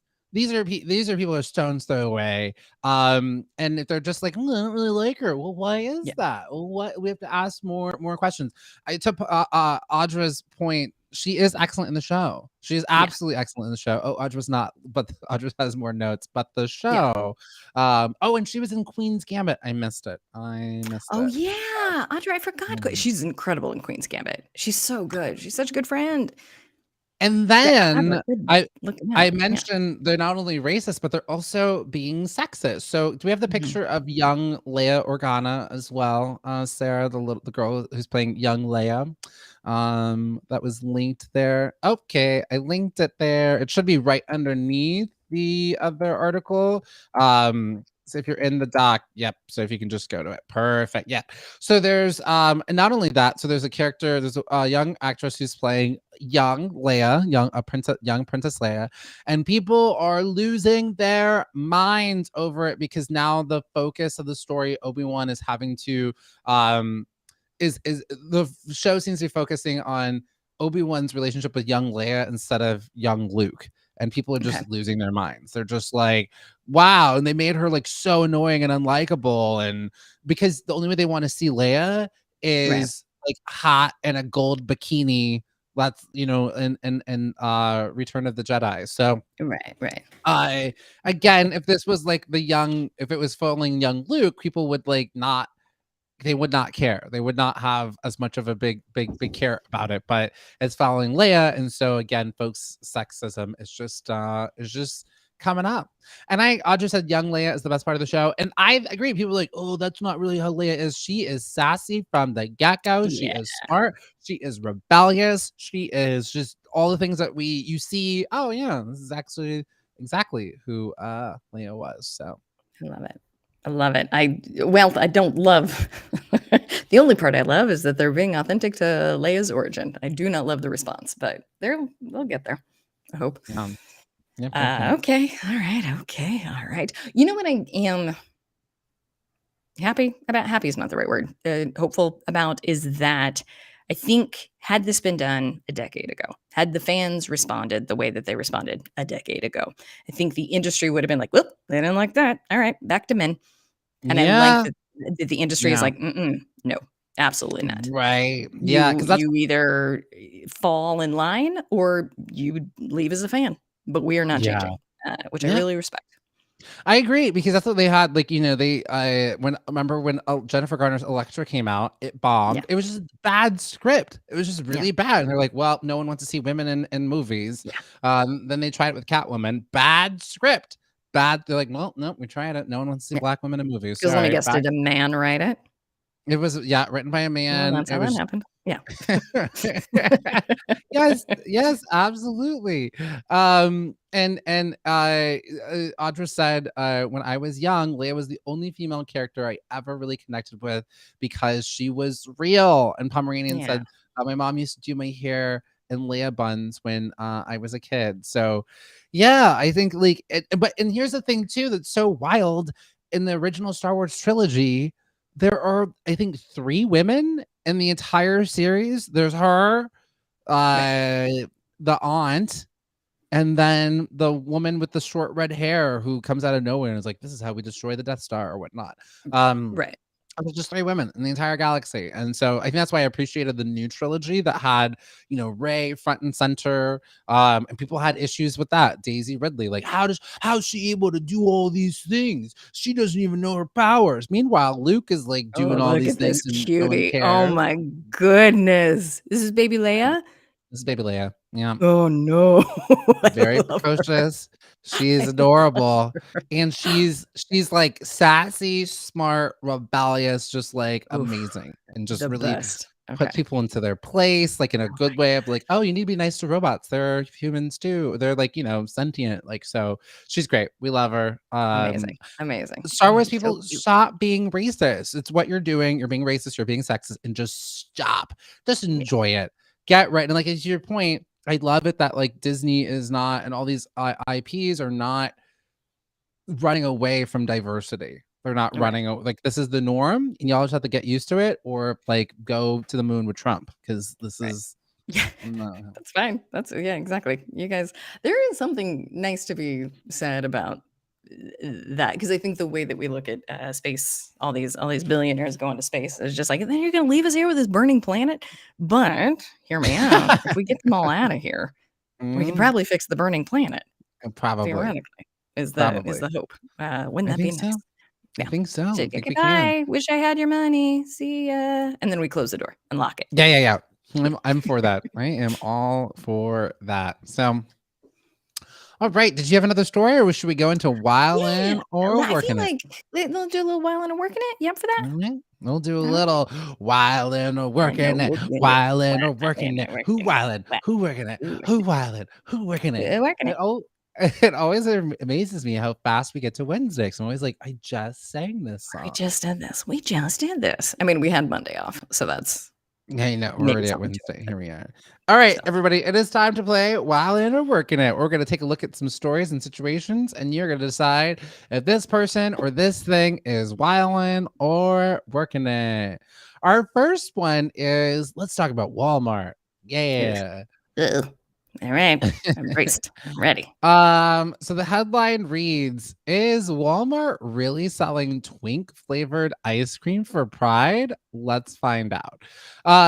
So there was a mischievous tweet by a drag queen, and includes a photo of a special Pride ice cream claiming it to be twink flavored, fudge pack ice cream with corn and peanuts. The ice cream appears to be part of Walmart's great value range. However, this particular image is fake, and some of the responders to its posted shots of the real are, some people are upset. And people were diving into like, wow, okay, it's time for corporations to stop pretending to support the gay community to turn a profit. But the photo is a fake. Do we think this person, there's already so much heat on Walmart and some of the things that they're doing? Do we think the person who made this is wildin' or working it? You can kind of tell that it's like fake. Yeah. You know what's interesting though? As you were telling the story, I was just like, you were kidding me. I bought it. I bought it for the first 15 seconds because I think corporations are that gross and that money grabby and that bandwagony. So I think at the end of the, like, corporations are the ones who are wildin'. Your money has to go where your public statement is. So I think let me watch you stop supporting Republicans who will hurt first. Let me stop. Yeah. Let's stop that. Let's stop doing that. And then because now you got money. Now you got a lot of money. And then let's reallocate those funds to helping where you want to make your product. Yeah. So the person that made, I feel like it's a little Yeah, I'm wondering if the offensive. person who made it, are they wildin' by, creating this? There's already so much tension and energy about corporations and what they're doing. I don't think we needed the description. I think the description is wildly offensive. I think it's fine to say, oh, they're making ice cream. We could just leave it at that Could've and left it then there, put your point across without the description. Yeah. Yep, How do you feel though? Yeah, I think they're wildin' because this is gonna piggyback into I think they're taking advantage of another story that happened with Walmart. Sarah, if we can go to the Juneteenth ice cream and party favors. So Walmart did recently have to apologize for its Juneteenth ice cream after backlash. But Juneteenth products are still out on display.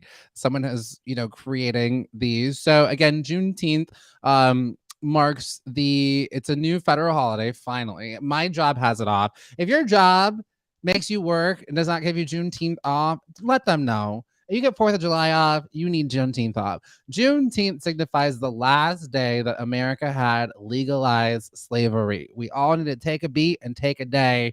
It was officially the last day, even though, sadly, though, slavery had already been, the Civil War had lost. It took 2 years for news to get to Texas slaves that, oh, you can be free now for 2 years. Right. 2 years. Yeah. But Juneteenth marks when it was officially done. So this has been a celebration in the Black community for, ever since, because it's true Independence Day. But after the murder of George Floyd, a lot of people were waking up and being like, what's this Juneteenth? I had no idea. So folks are getting on board, but so much, in fact, that now capitalism is coming on in. How many Juneteenth sales do you think you will start seeing? I'm sure my beloved Macy's is going to have a Juneteenth sale. Of course. 100%. Yeah. To me, the only Juneteenth sale that makes sense is if you are Black, you get this free. So it's like reparations day, really. That's the only thing that makes sense to me. There's been some pushback because, again, originally, I wish you could see this free. So there was an ice cream that Walmart had put out, and this one was real. It was a celebration edition Juneteenth ice cream, swirled red velvet and cheesecake flavored ice cream. And so there is a picture that looks kind of similar to the one that the fake out one that someone had made for the Pride one.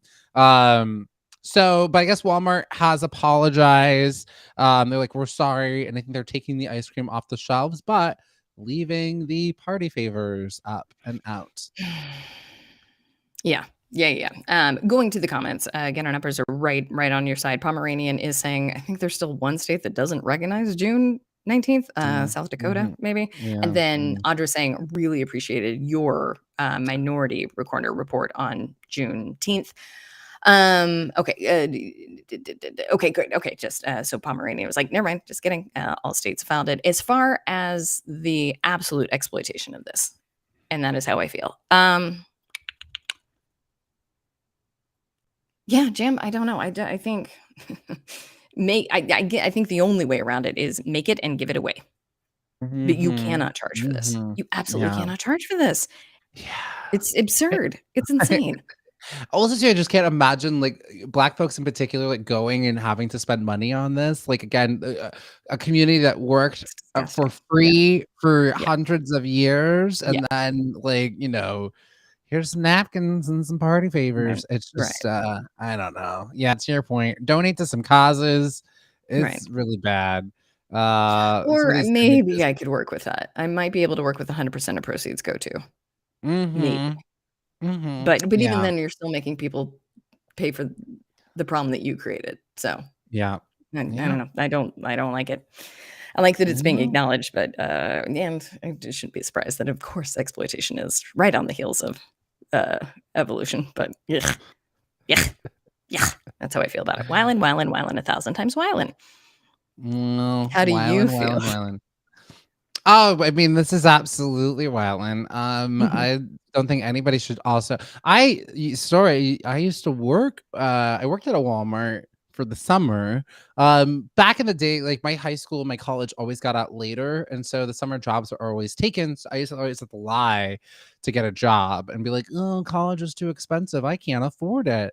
And so I got a job at Walmart, and then I'd always surprise them with, "Oh my gosh, I got a scholarship and now I can go." I did this so many summer jobs that I had.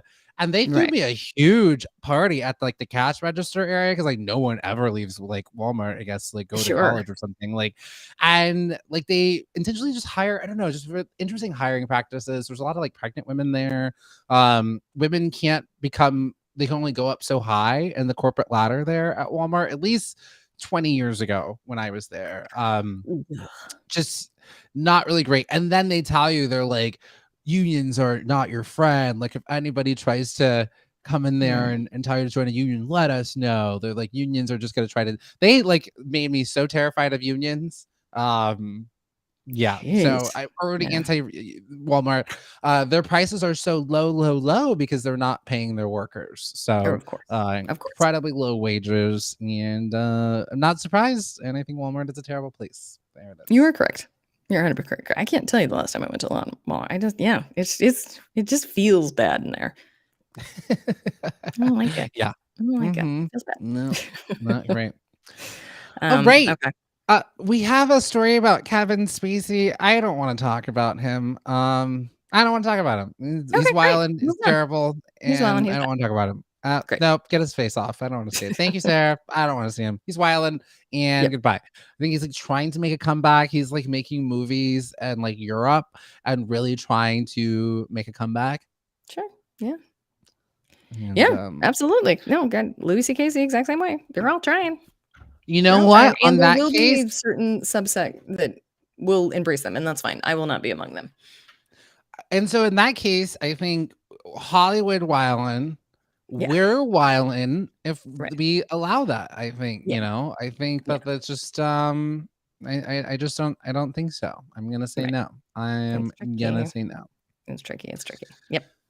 All Okay. right. All right. I think we're going to. I see that Sarah. You put. I don't. I think there's another story. I don't feel comfortable actually really talking about, Sarah. So we're gonna switch gears to a different topic. Let's jump into what are you watching? What are you Ooh, watching? I love What are you it. watching? I What love it. are you watching? Huh? Yes. Pow, pow, pow, pow. I would love to. Yeah, because there's so much good stuff on, and there's so much. You know what I would love, Jim? Because I think we are going to have a little extra time of the things that are coming out this summer that we're not going to be able to talk about, which I would love to hear your thoughts on. There's Ooh. three that I want to know about. Two, definitely two. So one that's coming out, but I want to know your thoughts. Miss Marvel on Disney Plus and She-Hulk are the two that I can't not wait to hear what you think about it, but we're not going to get to because we're off the air after Friday. Tell me No. everything. What do you think? What Well, do you think? It's so good. Before we get to there, I have to circle back to Audra's point, who in all caps wrote Stranger Things. Yes. I mean, you Agree? could have talked about my Agree. thing first, but that's fine. Yes, go ahead. You absolutely could have answered me, but yes. 100%. Let's talk about Stranger Things. Yes. I gotta get their audience involved. I get you, Stranger Things. Let's do it. Tell me everything. Tell me everything you're feeling. It's great. It's so good. We talked about it before. It's season 4. I think the show is just incredibly phenomenal, and we're getting a 5th season. Well, actually, so part 1. So season 4, part 1 is out now, and we talked about it yesterday. Part 2 is coming out in July. I'm absolutely watching it. It is great. Renee, you'll never watch this show. I don't even think there's enough review. There's not enough Vulture recaps to help you to be able to watch the show. I think you'll never be able to watch it, but it is a great show. It's so good. And then Doug is saying, I'm watching Shield on Hulu. What season are you on, Doug? What season? Curious. I know. And now, I mean, Ms. Marvel and She-Hulk, I'm into it. I mean, if it's got Marvel in it, I can't wait. It's going to be great. I will say there's some... so I don't know. Some of the folks are not too... I don't know if you've seen the She-Hulk trailer. Some people are just not too... Some people are... It's early. We still have some time. I think the actual show's not coming out until maybe like November, I think, or September. And so people are not happy with the CGI, I guess, of how she looks. That Bruce looks really great, but they haven't, like, just the way like they haven't, it doesn't look right, is what some people are saying. So some people are not as jazzed about it, but there's plenty of time to fix it. They fixed Sonic. I don't remember if you remember Ugly Sonic, but like they fixed when Sonic was coming out. There's a huge backlash. The original version of Sonic the Hedgehog, the movie that was coming out, Right. please Google pictures of like the Sonic, the way that he looks now and the way that he was. Terrifying, the original way that they had him, like the teeth. It looked Oh, terrifying. right. They made fun of that in Chippendales. Yeah. They Yeah. did, Yeah. yeah. And he Okay. looked Yeah. like so terrifying. Right. And the internet was like, we don't like this, and so they No, get those teeth delayed out the of here. movie to finish and make him look better. So Wow. there's Okay. hope. And but I think the But She-Hulk yeah, series they've got great. they've got more than Top 2 10. months. They'll be fine. Yeah. How hard is Top 10 CGI? Great, yeah. Probably But you- very hard. Yes. Renee's like, I can do it. I will say that they've had to pivot. So Miss Marvel in the comics, her powers is very different than what's going to be in the TV show, which is very interesting. Right. Because the technology just really isn't there to make her actual powers look good on screen. So her actual powers in the comics is very similar to Mr. Fantastic. She can stretch and make herself really big. Right. So she can like stretch out her limbs. She calls it embiggening, and so she can make herself really big. So she can just like stretch out. They just there's just like the technology just isn't there. So she's got more so like cosmic powers that can mimic that. And so, but I think it's gonna be great. I think it's gonna be a great series. It starts Amazing. June 7th, I think. Next Wednesday. I know. I know. June 8th. It just looks so cool. It looks so cool. What's so interesting though, June is going to be a great month, y'all, because every Wednesday we're going to get new episodes for the month of June, new episodes of Obi-Wan and Miss Marvel.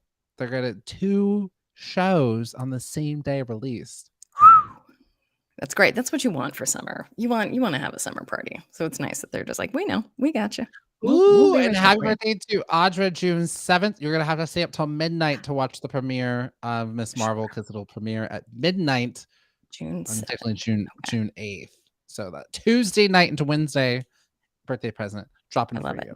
But yes, happy birthday on June 7th. And then I think, Doug, you were saying that you were watching The Shield on Hulu, which is great. Terrific. It is on season 4, and that's on Hulu as well. So yeah, you guys are watching some great stuff. I am obsessed with Shield is Marvel-y. Hey, yeah.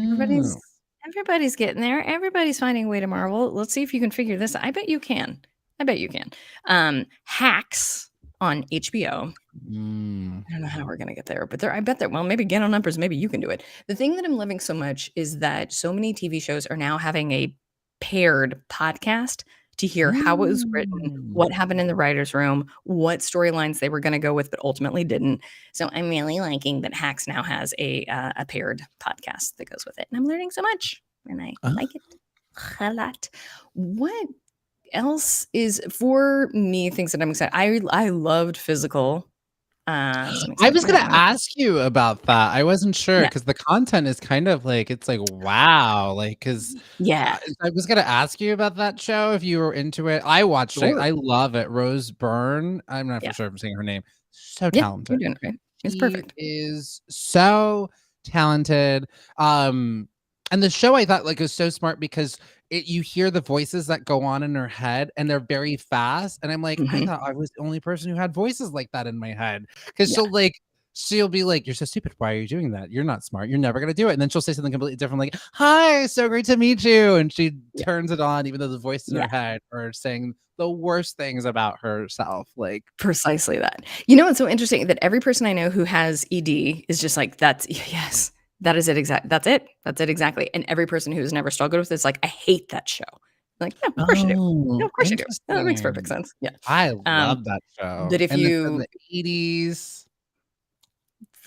The best. How about you, Jim? What are you looking forward to? What are you watching? What I'm looking what are you looking forward to that? I think Physical Apple TV is going to be great. I think you named it all. I think you teed me up. You're like, Jam, I think these are the shows that you're going to be into. The Umbrella Academy on Netflix. I'm looking forward to that one. Season 3. Love the Umbrella Academy. It's one of the last few. I don't know. I feel like Netflix is. I think there's no new shows on Netflix that I think have been really great. And so it's sort of the ones that are kind of up and running on their 3rd, 4th, 5th season. It's kind of the last. I probably won't be keeping my account from my sister-in-law's account much longer. I'm not paying for it. But It's taking up space.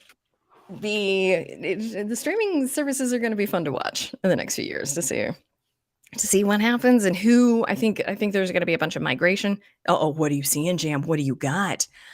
Yes, I'm listening. What's happening? What is that face for? Well, Pomeranian doesn't have HBO or Apple TV, and I just think it's there, especially HBO specifically. I just don't know. There's such good. I would say, like, if you got like a month, get yourself an Apple TV subscription. Just do it, and then you watch all the things. You know, Ted Lasso, morning show. There's just some good stuff there. All the good stuff. You want to hear something so sad? This is the funniest, saddest thing in the world to me. So Apple and Pomeranian, hopefully you can be like, oh, good, I'm glad I don't watch it. So Apple's doing this extraordinary thing where it is a nature documentary of dinosaurs. The CGI is so good that you genuinely feel like you're watching a nature documentary, but it's of dinosaurs. And it's sort of explaining the evolution of here's what we think at this point. So it starts out with like a little T-Rex swimming in the ocean and all of its babies behind it. And then it's got one of the huge like prehistoric whales. One of the prehistoric whales gets, and it's like a nature documentary. It's just watching like, this is how nature was. This is probably how it went. One of the whales gets a hold of the baby T-Rex. This is all computer generated. None of this happened. None of this is real. And I turned it off. I was like, well, I can't watch a baby dinosaur.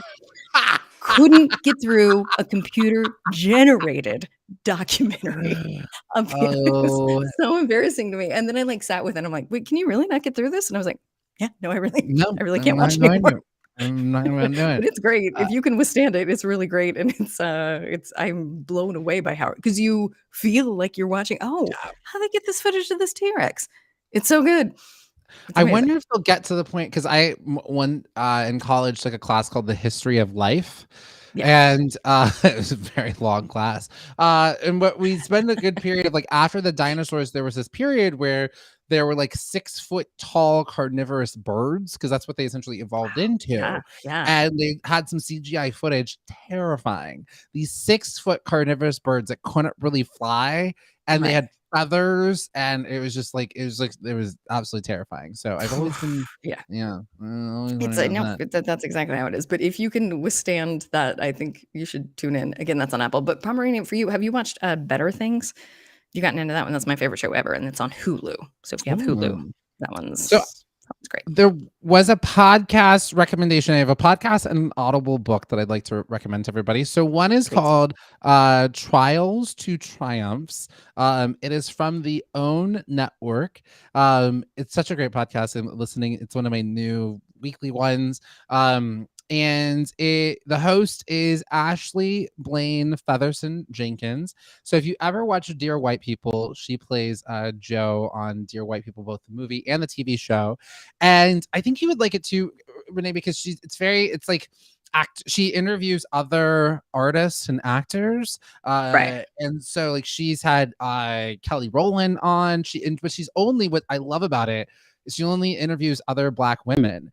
And so I love it because you're hearing other Black women just engage in conversation and also talking about like, the industry, and also like what gives them like hope, and just having some really, really great conversations. So I really recommend Trials to Triumphs. It's a really great podcast. The conversations that she has Robin Thede on. Robin Thede, who is the creator of a Black Lady sketch show. She's had all these other people on it. So really, really great one. And then also this book, Oprah was like, everyone has to read this book. I'm doing the audio of it, the audio book. It's from this journalist, Johan Hari, I think it is. Yeah, Johan Hari.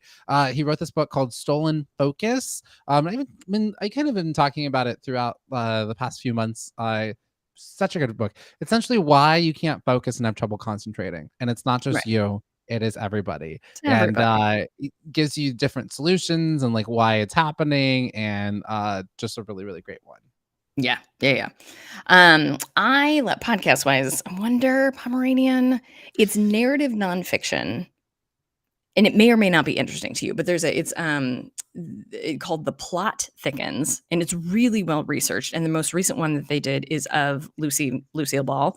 But it like goes over the origin of her story, and they somehow have access to everything. So you get to hear all the tapes, you get to hear the stories, you get to hear about the communism that her grandpa had. It's a whole thing. So I really like the plot thickens for podcasts if you're interested in that. It's great. It's really well done. Snap. All right. Well, I'm gonna have to pick that one up. And you said it's about Lucille Ball. Lucille Ball, you said? The most recent one. Yeah. So they kind of do an unpacking of various each season. They'll just deeply unpack something. In the most recent one was Lucille Ball. And it's well researched and it's comforting. I mean, her story is not, but it's just good. They do a great job with it. Other than that, what podcasts do I listen to? Honestly, it's Up First. NPR is Up First. I feel like that's, if the news is overwhelming, but you want to stay in the know, Up First is an NPR based podcast, and it's national, so it's not just localized, and it's worldwide. And it's 13 minutes, like 13 to 14 minutes. So you'll get the news that you need for the day, and you can get out. So if you're overwhelmed but want to be in the know, listen to Up First on NPR. I also recommend I have a daily news podcast that is done with some humor and heart, and they do a great job. It's called What a Day. It's about 20 minutes. They do it every day. It's from who are the people that if they Pod Save the World, or what is it? Pod Save the People. Anyways, it's Pod from Save America. Pod Save America people. It's them. So if you're into like the way that they kind of talk about politics and stuff, but it's done in a more fun way. What's his face? Who is from our old network, Maximum Fun Network, is one of the co-hosts of it now. They have like a rotating team of like 5 people on it. What is his name? I am so sorry. They're from, Fantai. One of the hosts from Fantai is on it. Sure, yeah. Anyways, they're really great on it. So they have a nice flux of people. It's fun. You get like information that you're just not going to really get other places, and they do a really good really good job.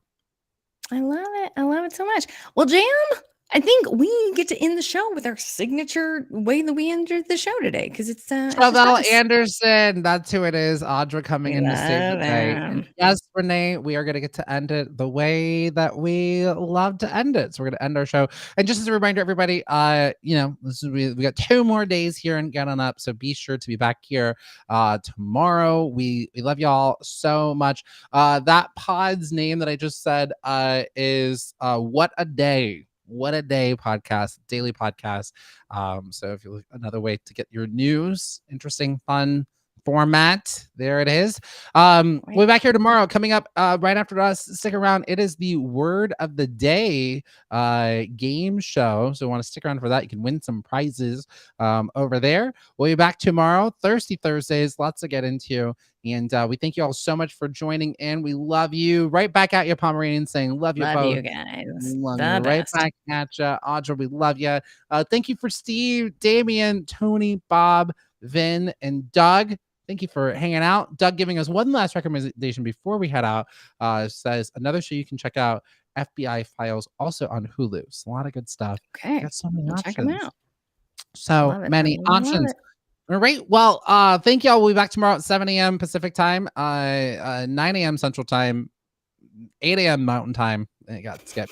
And 10 a.m. Eastern time. We'll be back tomorrow and on Friday. Thank you all so much for watching Get On Up. I'm James Arthur M. And I'm Renee. And you just got up. Bye, everybody. Oh, I'm still here.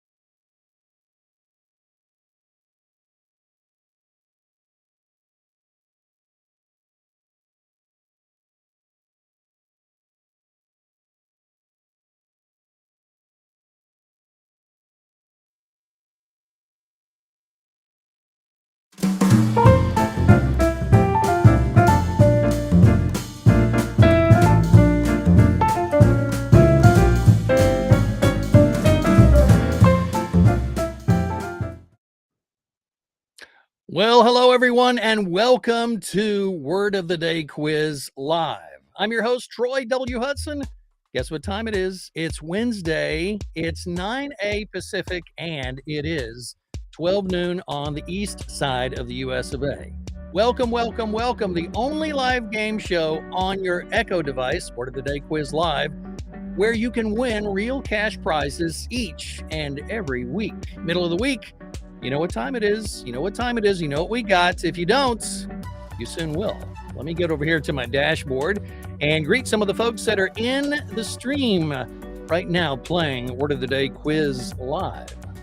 Let me see. Doug just joined the stream. Vin just joined the stream. And Vin, this is the first time Vin has been there and been here with us.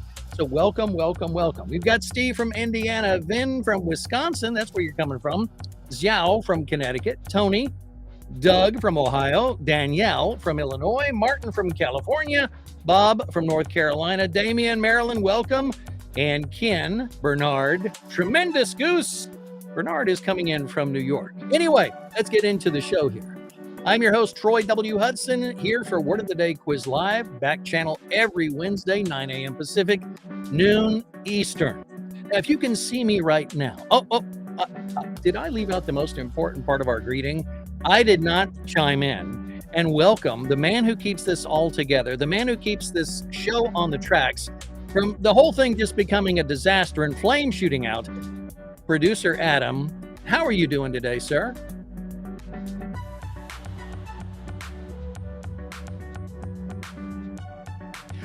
I can't hear Producer Adam. I'm still figuring it out, Troy. I'm doing very well. How are you doing? Oh, Producer Adam, it's an adventure. I don't know if things get wacky when you come off a holiday weekend. I don't know what it is. It's like the whole flow just kind of goes in a different direction or something. Just to Producer Adam's credit, he has a lot of stuff behind the scenes going on, and in front of me, the graphics and everything else that has to be kept straight. And he is near and dear to my heart because he keeps all that stuff running while I just kind of mumble and ramble and do things that sometimes make sense and sometimes don't. Just moments before Producer Adam, the show started, I was hooking up some new equipment. And of course, that's the best time to try to hook up new equipment, isn't it? 5 minutes before the show goes live. Yeah. Living on the edge. Anyway, let's get back to things. If you can see me right now on your Echo Show or Fire device, make sure to click that subscribe button at the bottom. Well, you can see it at the bottom left side of your screen, so you never miss a chance to win. Did I get it right? Close, 50-50. Yeah, I figured it, halfway. It's down there. There we go. We're giving away $100 in Amazon gift cards every week. So make sure you click that subscribe button. Did the man just say $100 in Amazon gift cards? I believe he did say $100 in Amazon gift cards. Well, by golly, if this is your first time here on Backchannel, welcome, welcome, welcome. And if you've been with us here before, welcome back. Let's keep playing the game. Backchannel is the best place for live shows, including game shows with other players from all parts of the U.S. in real time. Right now, live, we're doing this real. This is not pre-recorded. This is live, and there are a ton of people right now. Stacy just joined the stream. And you can be a part of the fun by saying to your Echo, open Backchannel, and voila. Voila. I like that word, Adam. Voila. Once again, to join us here on Backchannel, just say to your Echo, open Backchannel. Now, to play Word of the Day Quiz Live, and for your chance to win one of today's cash prizes, you can use the live chat to send your answers or the touch screen. Poke it, good, poke it. I don't know if it's there. The touch screen is awesome, and if you can see me right now, that's what you can do. There are two ways to chat, depending on if you're watching me on a screen or you're listening on a speaker.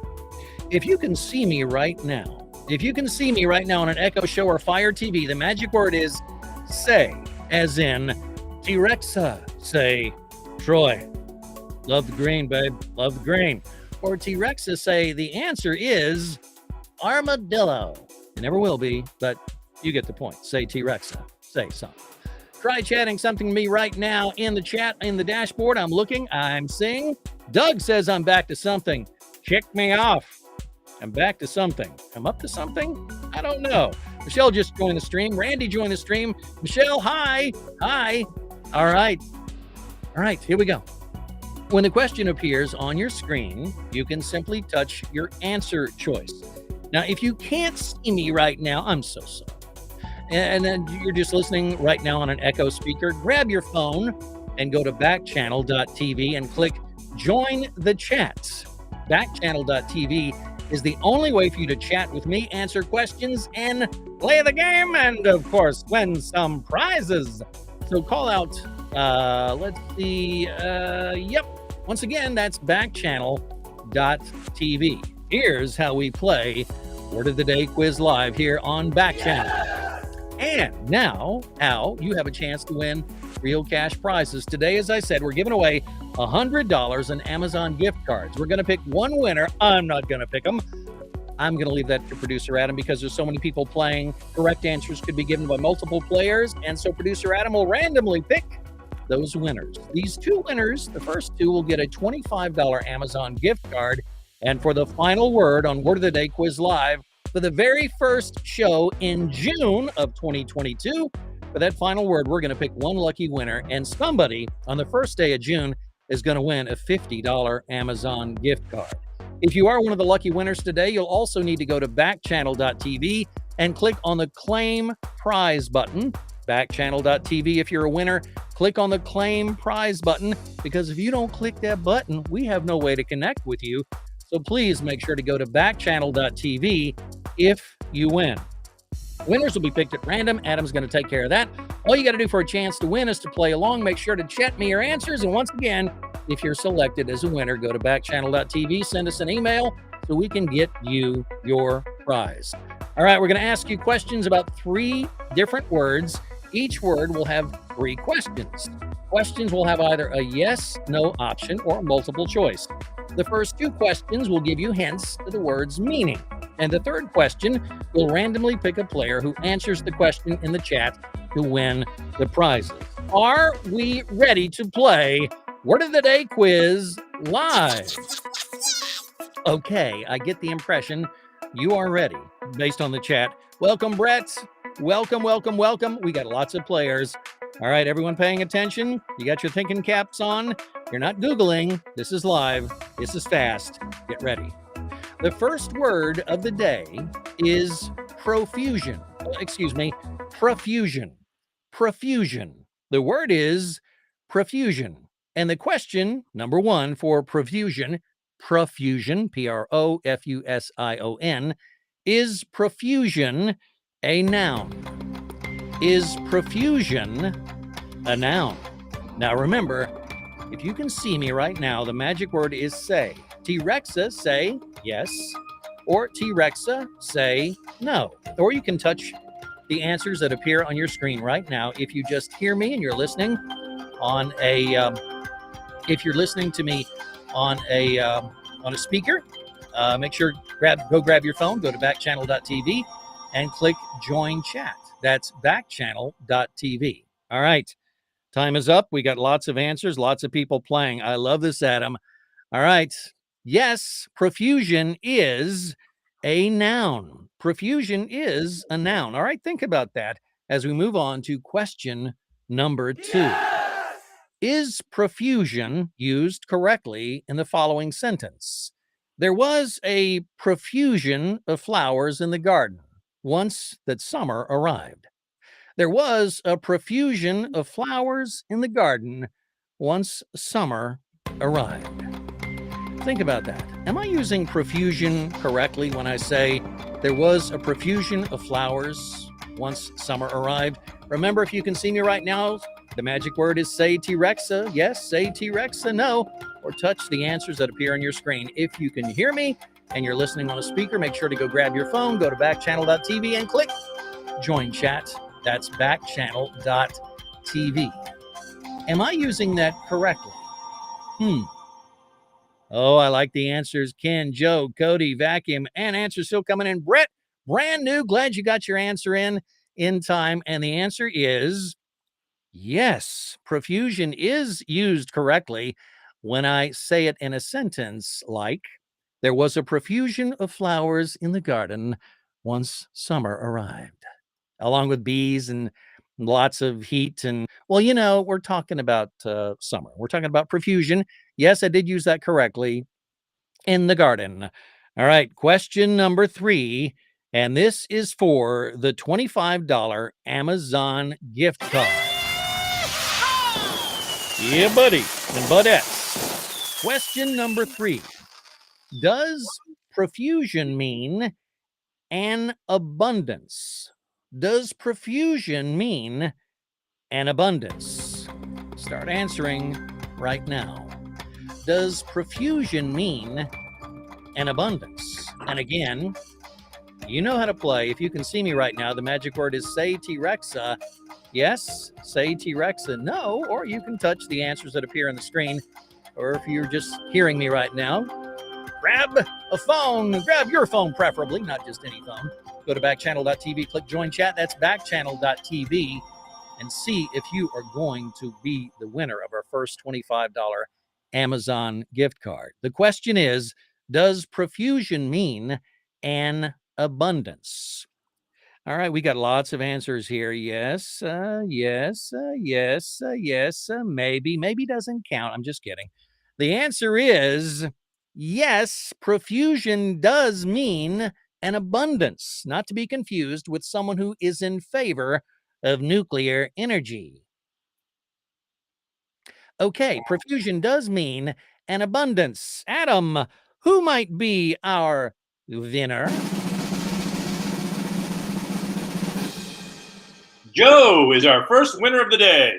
All right, Joe. Congratulations, Joe. You've won a $25 Amazon gift card. This is important, Joe. The only way to claim your prize, Joe, is to go to backchannel.tv, Joe, and click the claim prize button, Joe. Once again, Joe, go to backchannel.tv and hit the claim prize button. How'd you do? Lots of you get the right answer. Welcome, Bernard. Welcome, Delia. Welcome, Ken. I want to say, Joe, are you a new player? I can't quite tell. We have so many names. It's going beyond where my screen can go right now. All right. So how'd you do? You having fun? You ready for more of the same, or even more money, more cash prizes? Heidi, welcome. She joined the stream. Michelle joined the stream. Welcome, welcome, welcome. Congratulations. We've just given away, if you're just joining us, we just gave away the first $25 Amazon gift card on Word of the Day Quiz Live here on Back Channel. I'm Troy W. Hudson here with you every Wednesday, 9 a.m. Pacific, noon Eastern, asking questions, giving away cash prizes, and hanging out with the ever-present conductor of this crazy, wacky thing of live, rapidly moving 30 minutes of game time. And that is Producer Adam. Producer Adam, is still, are things still going well? Are we still on the track? So we still broadcasting live on Back Channel? We're going ahead full steam. All's good. All is well. All is good. We are ready. All right, we're about to get into word number 2 of our 3 words today. And you still have 2 more chances to win because we got $75 in Amazon gift cards to still give out. 25 on word number 2 and 50 for the grand prize. That's word number 3 on Word of the Day Quiz Live. Remember now, if you can see me right now, the magic word is say T-Rexa, say yes, or T-Rexa, say no. And come on, you know who I'm talking about when I say T-Rexa, right? Because we can't say, we can't say that. You know what I'm talking about. Or you can touch the answers that appear on your screen, which is an absolutely amazing technology. If you just hear me and you're listening on a speaker, go grab your phone. It's right there. You probably have it in your hand. Go find it, pick it up, go to backchannel.tv and click join chat. That's backchannel.tv, join chat. All right. Our second word on Word of the Day Quiz Live is blithe. Blithe. B-L-I-T-H-E. And the first question about blithe is, is blithe a verb? Is blithe a verb? What you think? Is blithe a verb? All right. Oh my goodness, Adam, we've got so many people streaming in and answering, playing this game. Good luck to Adam trying to keep track of not just this one, but the next one. And then, of course, the final question coming up. Word number 2 is blithe. And I'm trying to find out, is blithe a verb? Sound like an action word? Is blithe a verb? Time's up and the answers are still pouring in. Hold on, stop right there where you're at. Stop touching the screen. Question is, no, it's not. Blithe is an adjective. Blithe is an adjective. You believe that? Yes! I thought you would. And if you didn't, Adam told me it was. So go with Adam. All right. Question number 2 on our second word of the day. Would a blithe student care about their failing grades? Would a blithe student care about their failing grades? What do you think? Would a blithe student care about their failing grades? And remember how to play. Say, T-Rexa, yes. T-Rexa, no. Or touch the screen when those options come up. Would a blithe student care about their failing grades? Think about what you learned in question 1, and now we're taking it up. We know it's an adjective. We know that you're smart, or you wouldn't be playing Word of the Day Quiz Live. But what do you think? Would a blithe student care about their failing grades? Delia answered. Cody answered. Brett, brand new to the show, answered. All right, let's see. We got some smart folks in this room. Lee answered. Stacy, Michelle. All right.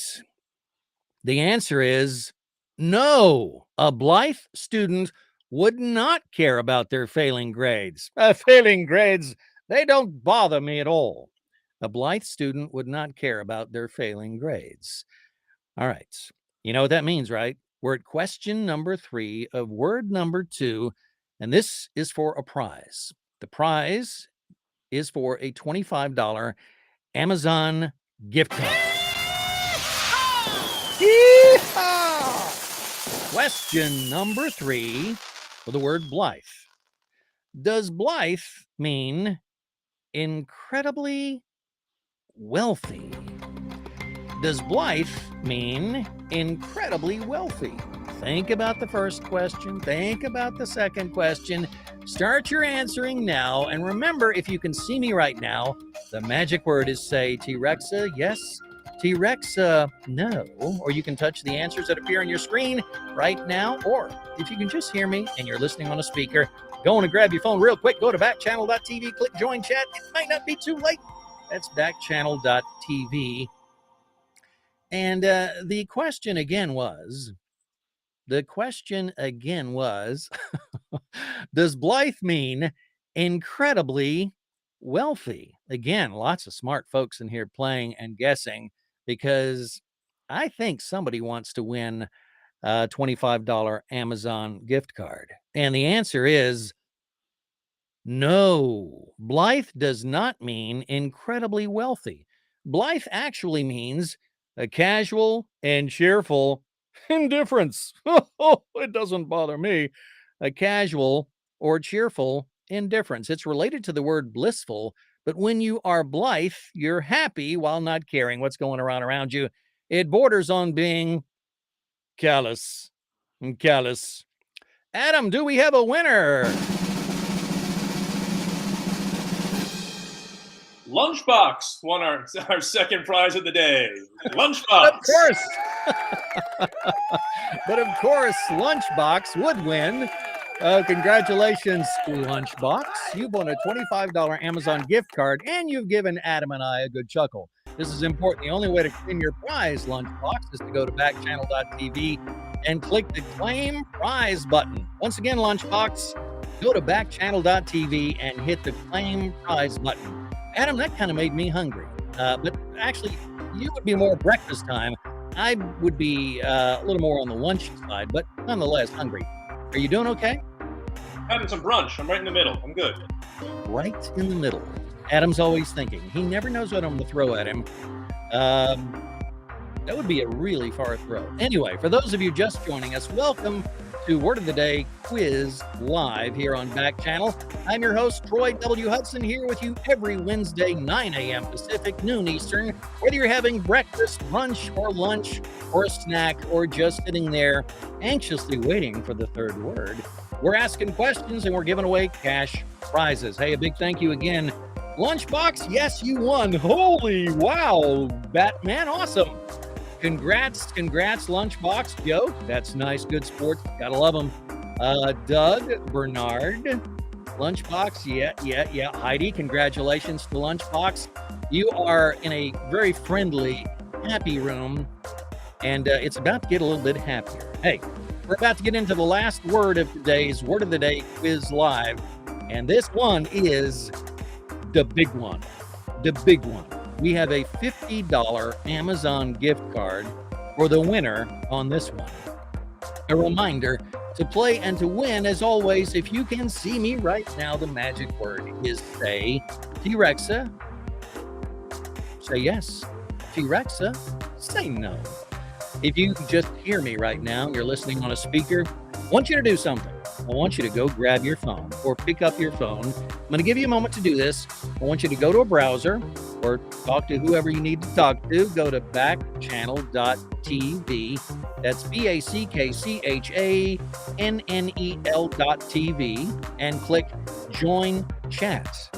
Go to backchannel.tv and click Join Chat. The reason we go over the instructions is because people join us on time when the show starts, people join us in the middle, and we need to make sure it's a fair level playing field. We need to make sure that everybody has a shot to win, because folks, how many other shows give away $50 Amazon gift cards for just knowing that you're just smart? You know about words of the day, you know about vocabulary, you're a smart cookie. Smart cookies are hard to come by, and we all need to be a little bit smarter, right? We do. Big shout out again. Lunchbox with a heart there. Yeah, Lunchbox is pretty happy for someone named Lunchbox. I mean, I was just thinking, that made me think, producer Adam, Lunchbox, the very first Lunchbox you had, or did you have a Lunchbox? And if you did, what character or characters were on your lunchbox? Oh, I was Avengers all the way. Avengers all the way. Avengers all the way. Well, I'm a little bit older than producer Adam, apparently. I remember, and I want to see in the chat if anybody knows this. Thank you, Doug. Nice chat there. Troy, I love it, the fact that you do this and you're working today. I am working. I'm working very hard, Doug. I think that's what you meant. Working very hard. My lunchbox, again, this is going to date me a little bit. If any of you remember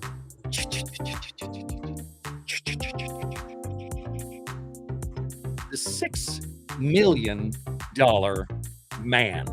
Yes, the $6 million man.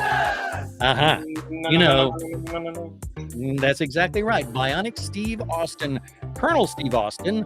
And again, if you're tuning in, like, what are you talking about? Just say the word and get on with it. We're just having a moment of recollection and childhood memories, producer Adam and myself, because we had a winner on the second word. That winner's username was Lunchbox. And so it just rekindled a memory. And we're back. All right, word number 3, Word of the Day Quiz Live. This is for the biggie. The word is titivate. Titivate. Titivate. Titivate. And the first question, this is not for the prize, but to let you know where it's going. Question number 1, is titivate a noun? Is titivate a verb? Or is titivate a conjunction? You got a little bit of time to think about it. Is titivate a noun, a verb, or a conjunction? Again, if you're seeing this on your screen, touch the right answer. Noun, verb, or conjunction. Titivate. T-I-T-A-T-I-T-I-V-A-T-E. And if you're listening, say T-Rexa. Give the answer. Noun, verb, or conjunction. Noun, verb, or conjunction. Whoa, these people are fast on their I'm not sure what that's supposed to be. Frank just joined the stream. And Frank, we want to stop and say thank you for joining. This is your first time playing. Frank, if you got in there, I'm not sure if you had time to answer, but we've got a couple more questions, and you might have a shot, along with about several dozen other people playing right now, to win. That first answer for question 1 on titivate, and that is, excuse me, titivate is a verb. Titivate is a verb. All right. Question number 2 for titivate. With a big evening ahead, she decided to titivate herself with a new what? With a big evening ahead, she decided to titivate herself with a new what?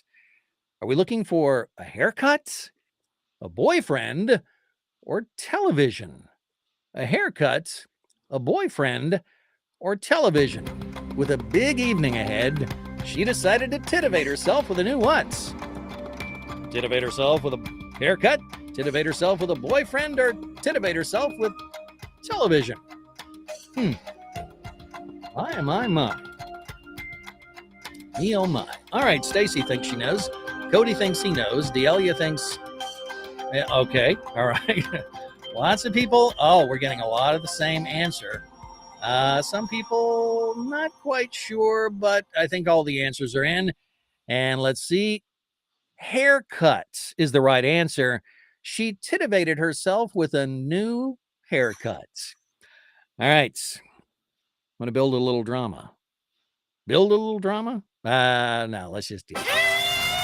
All right. We have enough drama because there's dozens of people waiting to play, and they've all been waiting for question number 3, which is our prize question, the big prize question for word number 3, titivate. And this, folks, is worth $50. This is for a $50 Amazon gift card, and that is our grand prize. Titivate, this is question number 3. Be ready to chat. Be ready to play. You play, you win, you're happy. You're starting June off $50 richer to use your Amazon gift card on whatever you want. Whatever you want. Titivate means to spruce up, to lead on, or to chime in. Titivate means to spruce up, to lead on, or to chime in. Titivate means to spruce up, to lead on, or to chime in. To play and to win, as always, if you can see me right now, the magic word is say T-Rexa, say yes. T-Rexa, say no. If you just hear me and you're listening on a speaker, make sure to grab your phone, go to backchannel.tv, and click Join Chat. That's backchannel.tv, and click Join Chat. All right. Brett is brand new, and he's playing RB Miller. That's an email address. I don't want to give the rest of it out for your protection. Lee, Cody. Oh, I love this.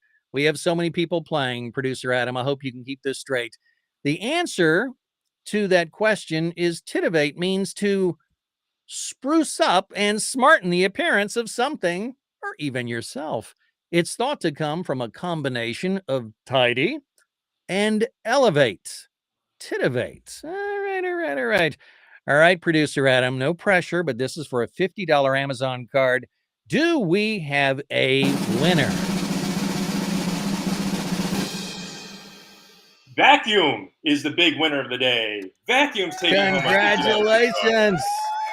Congratulations, Vacuum. You have won a $50 Amazon gift card. Vacuum, this is important. The only way to claim your prize is to go to backchannel.tv and click claim prize.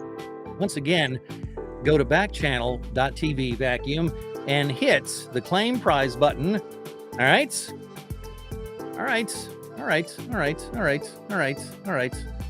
That's very nice. I do think so. All right.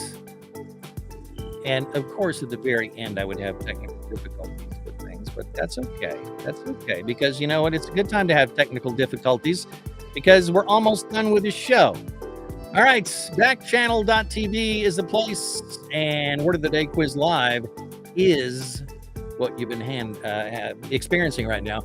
Before I go, just a quick thank you to everyone who played, and a reminder that we do this every Pacific time on Wednesday, 9 a.m. and 12 noon Eastern on backchannel.tv, Word of the Day quiz live on backchannel.tv.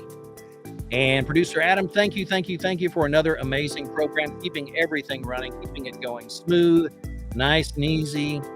You know, speaking of nice and easy, there's a character waiting right now to do his show. A gentleman named,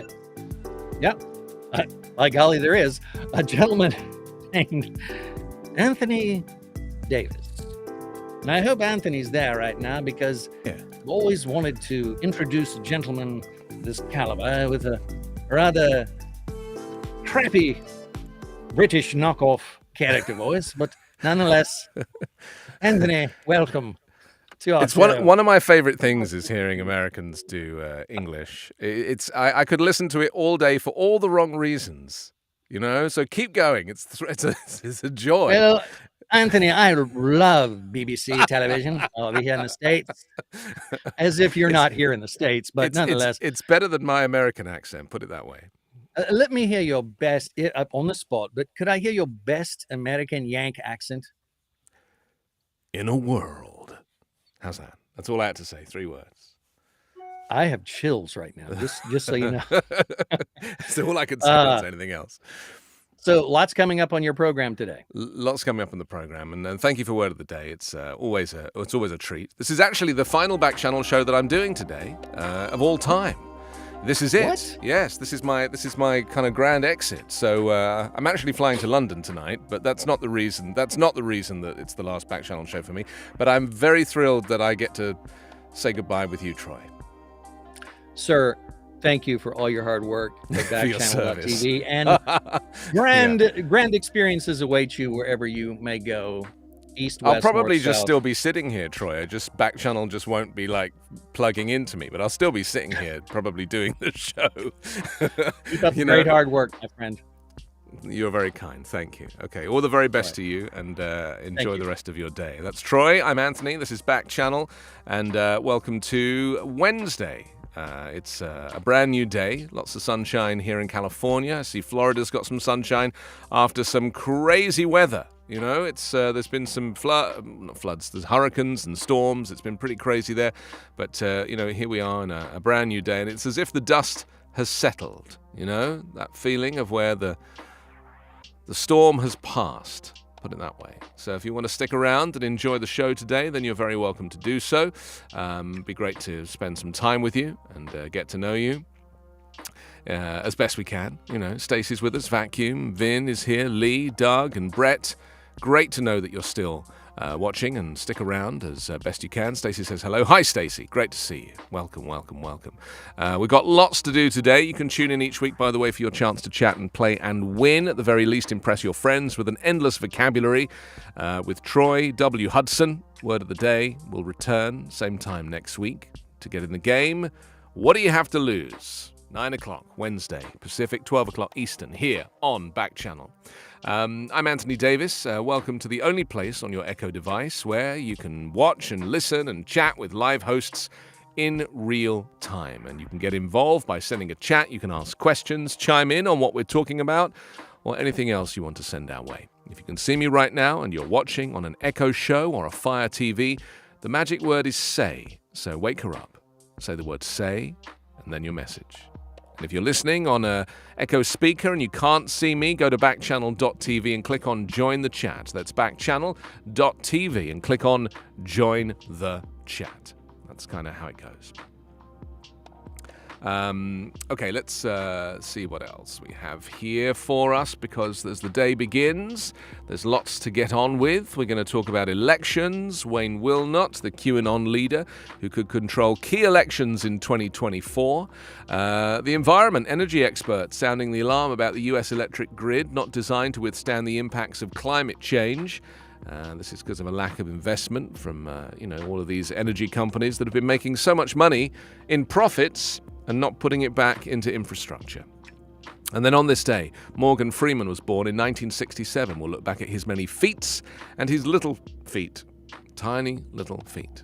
He's apparently an expert beekeeper. So that's fun. We'll look forward to that. And Stella's in as well. Welcome, Stella. Nice to see you. Stacey says, you make my lunch hours complete. I will miss you so much. I'm sorry, Stacey. And Doug said, Anthony, I got my 19th called yesterday. What does that mean? You got your 19th called? You got your teeth pulled yesterday. Is that what that means? I'm trying to imagine what the device would hear that as. I got my 19th called. That could be, I got my teeth pulled.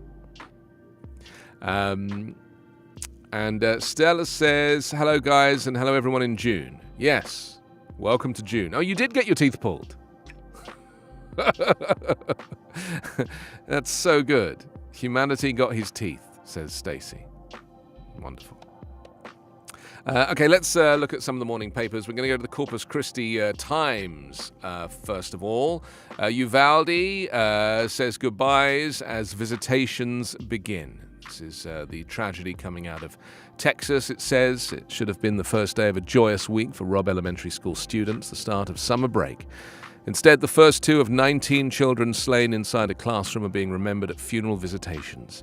The gathering for 10-year-old Amerie Jo Garza at Hillcrest Memorial Funeral Home on Monday in Uvalde, Texas, directly across from the grade school where the children, along with 2 teachers, were shot to death last week before the gunman himself was killed. Visitation for another 10-year-old, Mate Rodriguez, was at the town's other funeral home. So over the next 2.5 traumatic weeks, people in the southwestern Texas town will say goodbye to the children and their teachers, one heart-wrenching visitation, funeral and burial after another. So there we are. That's the tragedy unfolding and continuing to unfold in Texas. Meet the 3 new Corpus Christi area principals. The ISD there has 3 new principals starting tomorrow, which is good. And 2 Ray High School students have died in a fatal rollover car crash on Port Avenue. I mean, there's just no good news, is there? You know, it really is. It's too sad. It's too sad. So there we go. That's how the Corpus Christi Caller Times starts its morning from Texas. Let's stay in Texas and look at the Houston Chronicle. Door to school was shut by teacher, lawyer claims. This is a teacher at Robb Elementary School had propped open a door to carry food from a car to a classroom last Tuesday, but she closed it after realizing that a gunman was loose heading towards the school. Let me just make this clear. It is not the teacher's fault that the teacher propped open a door for 2 minutes and a gunman came in. Like, that is not the teacher's fault, you know?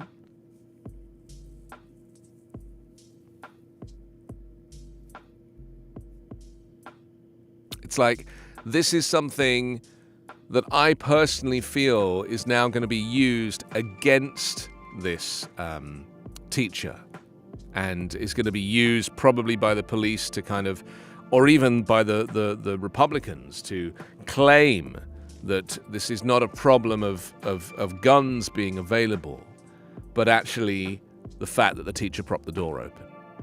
And let's be honest, a teacher should be able to open a door for a few minutes at a school. You know, the school is not so locked down. There isn't just one door. And yet, tragically, I just know that people are going to put the blame on this teacher. And this teacher will, you know, think about how the teacher's going to feel about that.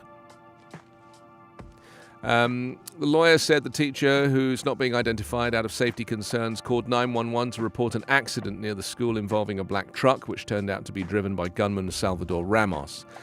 Steve McCraw, director of the Texas Department of Public Safety, said on Friday that Ramos, a Uvalde High School dropout, fired at nearby funeral home employees after he had crashed the pickup. McCraw said Ramos then walked over to the campus, fired shots from an assault-style rifle at several windows, and entered the building through the open door. Ramos then killed 19 students and 2 teachers and injured 17 more people in 2 adjoining classrooms, making it one of the worst mass shootings ever.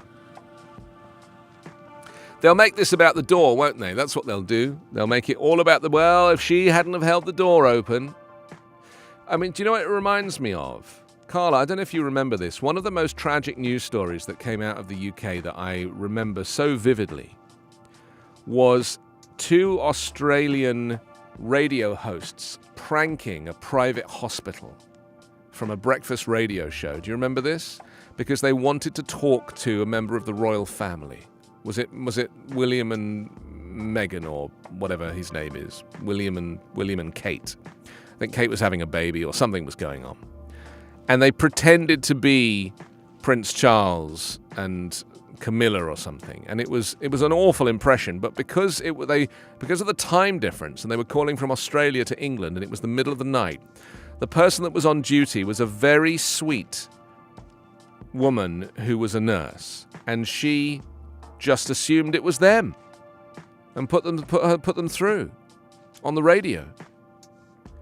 And she was so embarrassed by this poor nurse, of what she'd done, because it hit the newspapers, and the Australian radio station had a field day with this, that she committed suicide a few days later. She couldn't handle the embarrassment and the sadness of not doing her job perfectly. And I'm trying to remember her name. I do know her name. I'm trying to remember her name. It was Maria somebody, I think. But I fear that this could happen now with this school teacher who's unnamed. If there is a barrage of criticism of her propping the door open for 2 minutes, she wasn't to know someone was going to show up in that minute with a military-style weapon. You imagine the guilt placing. I mean, and that's, you know. Well, yeah, but they're saying that the door, effectively, she closed it, but it didn't latch like it was supposed to latch. But my point is that this whole incident is not about the door. The whole incident is about the fact that this guy was able to purchase a semi-automatic weapon in a store with a credit card.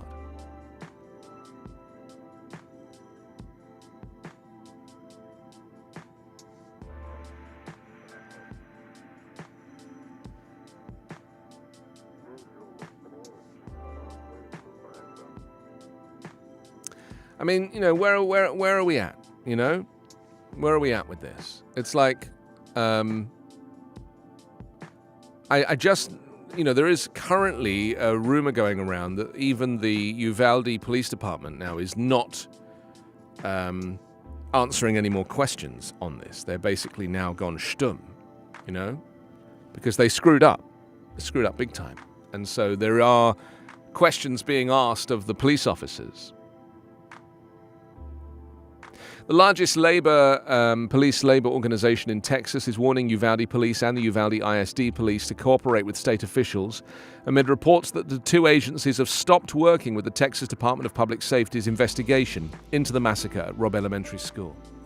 They say at this time, the combined law enforcement associations of Texas are advising our members to cooperate fully with all official government investigations into actions relating into the law enforcement response to the Uvalde mass shooting.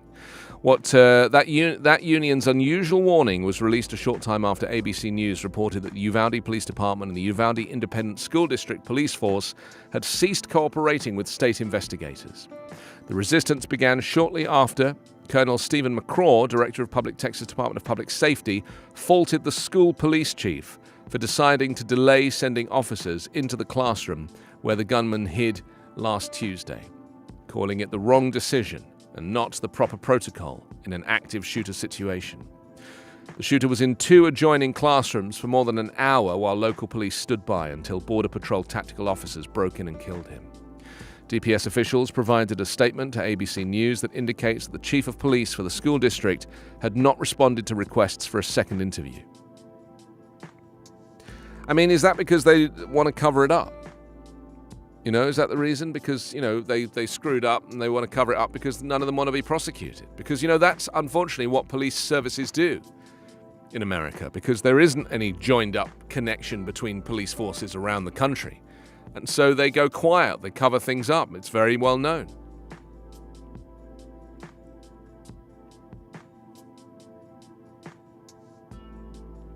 So there we go. That's how the Houston Chronicle leads this morning. It's 9:44 here on the West Coast. This is Backchannel. Delia says it's very sad with the Texas shootings. Where is everyone from? I'm from New York. Well, I'm from London, but I'm in Los Angeles. I live in Los Angeles. Doug says, when I was in high school, the doors automatically closed after 8 a.m. Well, that's interesting, isn't it? Yeah, I mean, it's the same at my kids' school as well, you know. The doors need to close. I do worry about school campuses. Of course I do. You know, this is something that we need to... Obviously, now all schools are looking at their security because of this. All of them.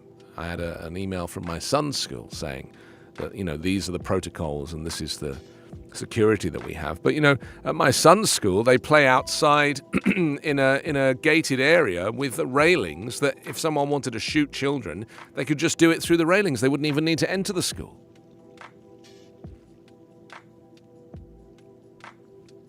That's the tragedy of this.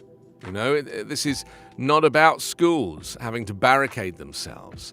This is not you know, why are we focusing on the wrong things? This is about people having access to guns, you know, fundamentally.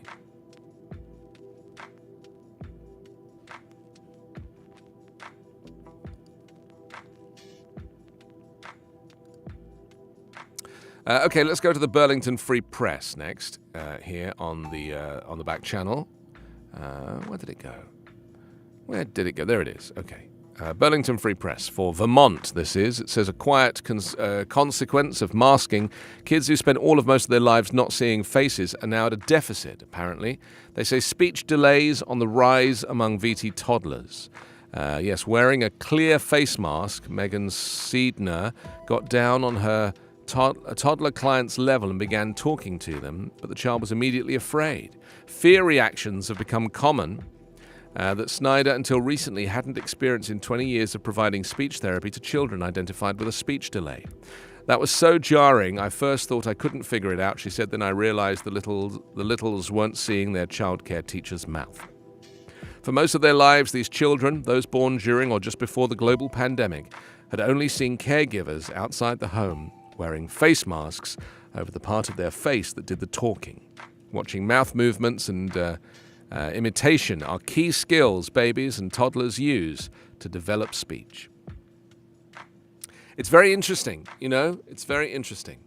I recognize that it is a thing, and I think it is, a very interesting thing. But fundamentally, that's what had to happen, and it's going to keep speech therapists in business, so they shouldn't complain about it. EU agrees to ban most Russian oil imports. Embargo could cut deliveries of up to 90% over the next 6 months, it says, in the most significant effort yet to punish Ukraine for its war. To punish Russia, for its war in Ukraine. The European Union agreed to ban the overwhelming majority of Russian oil imports after tense negotiations that tested how far the bloc is willing to go to ostracize Moscow. It says, from the moment Russia invaded on February 24th, the West has sought to make Moscow pay economically for its war. But targeting its lucrative energy center was seen as a last resort in Europe and has proved hardest since the bloc relies on Russia for 25% of its oil and 40% of its natural gas. European countries that are even more heavily dependent on Russia have been especially reluctant to act. So this is in a move, they say, that was unthinkable just months ago. EU leaders agreed late on Monday to cut around 90% of all Russian oil imports over the next 6 months. Belgian Prime Minister Alexander De Croo called the embargo a big step forward. And the Irish Prime Minister, Michel Martin, held it a watershed moment. So there we go.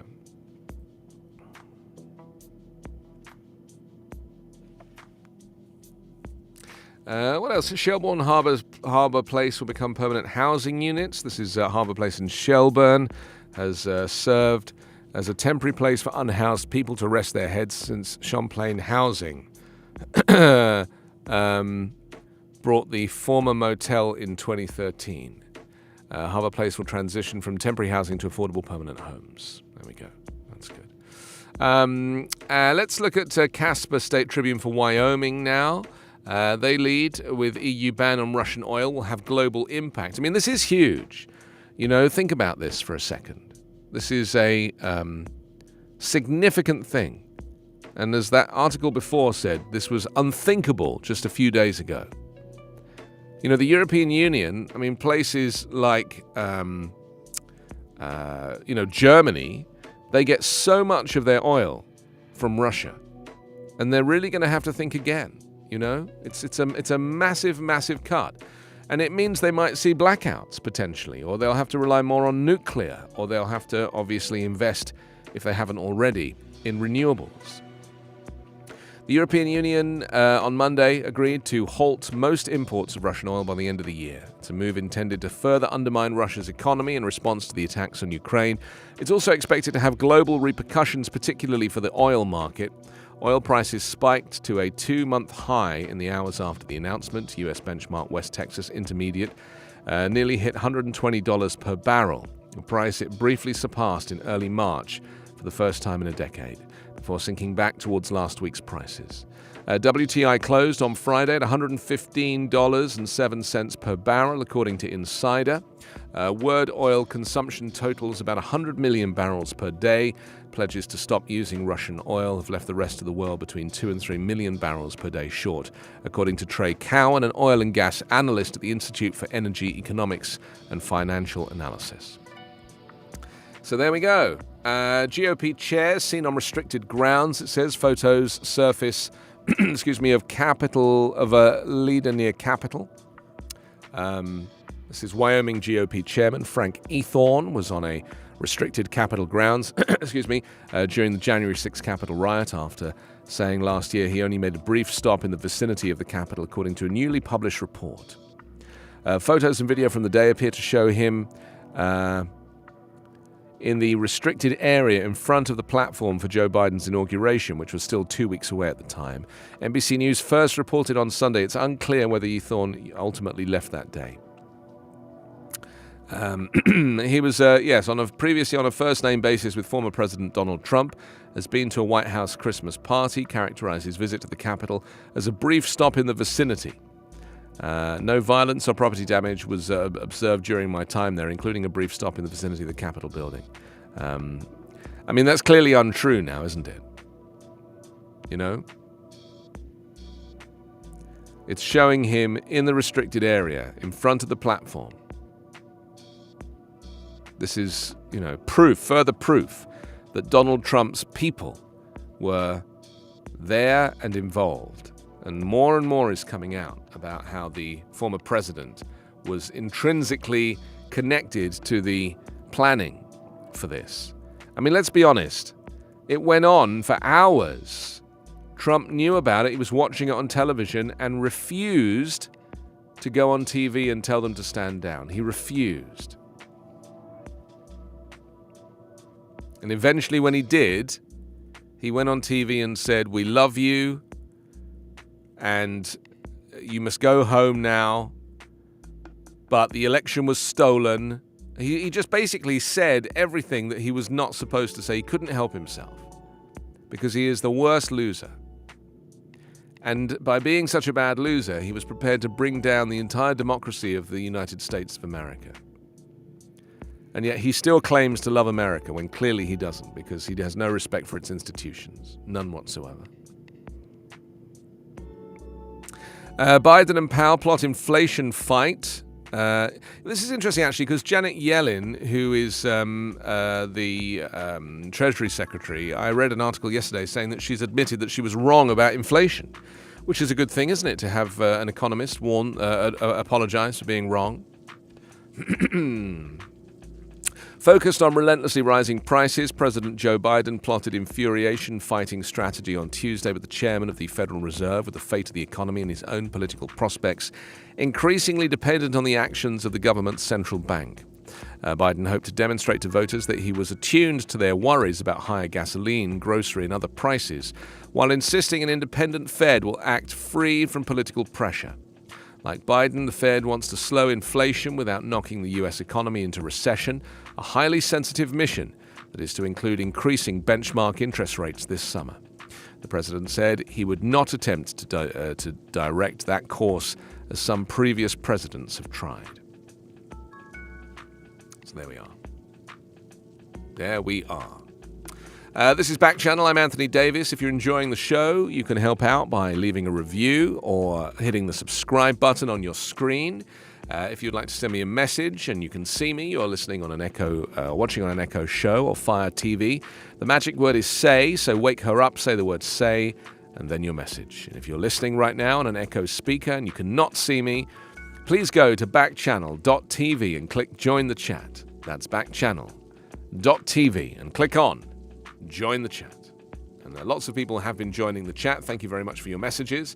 Steve and Cody and Vacuum and Vin and Lee and Stacy, Brett and Doug and Damien, Stella, welcome, welcome, welcome. Great to see you. Let's have a little look through some of your messages here. Stacy says they should ban all guns. Well, they should, but they won't. Norbert says, Norbert's in New York, NYC. Welcome, New York. Welcome, New York. Welcome to the East Coast. So thank you for your messages. Keep those coming. You can chime in with anything that we are discussing here on the back channel, as and when you see fit. We've been looking through some of the newspapers. Are we giving away the voucher today or not?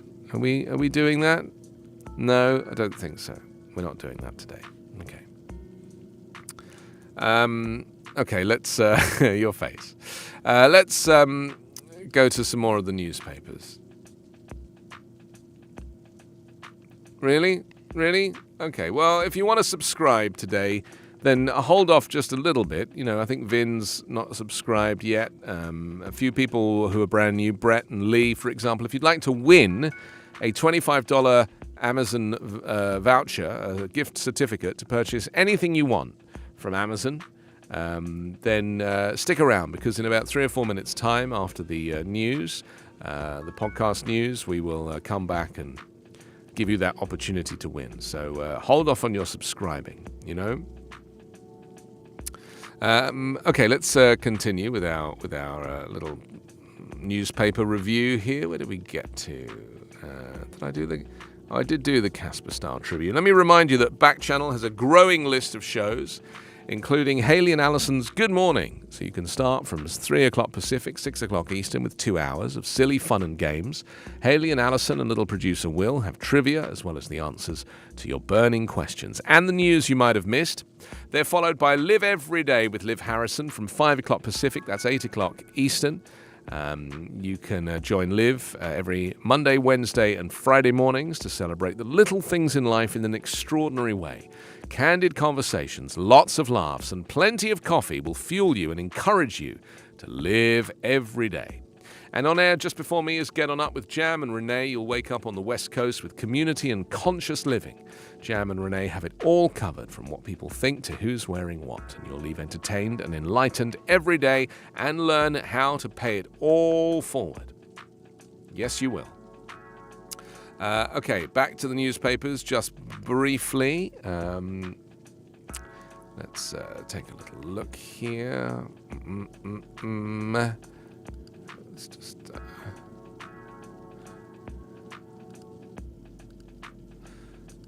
where are we at? Oh, yes, the Record Searchlight. That's the next one on the old list. For California, they lead with Washington police. Drivers aren't stopping for us. What? It says the Washington State Patrol says drivers are increasingly refusing to stop for troopers and other law enforcement agencies. They also say this is becoming a common occurrence. The Northwest News Network reports from the 1st of January to May 17 this year, the agency logged 934 failure to yield incidents. While the patrol didn't track this in the past, veteran troopers say there's been a dramatic uptick in drivers fleeing traffic stops. Something's changed. People are not stopping right now, said Sergeant Darren Wright, a WSP spokesperson with 31 years on the job. It's happening 3 to 5 times a shift on some nights and then a couple of times a week on a day shift. Local police departments are also seeing this behavior. The Puyallup Police Department logged 148 instances of drivers fleeing from officers. Asked if that represents a significant increase, the chief wrote, "I could say by 1,000,000%. Well, I don't know that that's qualitative, but I take the point. I mean, why don't we just, why don't they kind of say what they should say? And that is, part of the reason I would assume that people don't want to stop for the police is because they don't want to get killed. I mean, think about that for a second. There's enough evidence and footage now, video footage and case history now, of people being executed by the police at a traffic stop. I mean, that poor guy, what was it, 3 or 4 weeks ago? I can't remember his name now. I've been saying it for so many times, and then I completely forget it. He was pulled over for having a registration incident. His registration didn't match the vehicle. He got pulled over and he died. Just for a simple traffic stop. He died in the hands of the police. Murdered by the police. And the thing is, it's legal. The police do that legally, and they love it. Not all of them, but some of them, they love it. It gives them a rush. I guess it's the same rush that a criminal murderer gets when they execute somebody. I just presume. Why else would they do it? Let's be honest.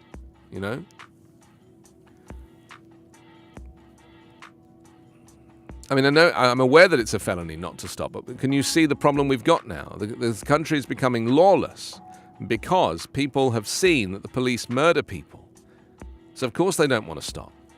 But what do? If they keep driving, they're going to get chased, and then they're probably also going to get killed. So, and there's there's been no agreement from police organizations. What I would have done if I was in charge, and I'm not in charge, fortunately, but if I was, there would have been a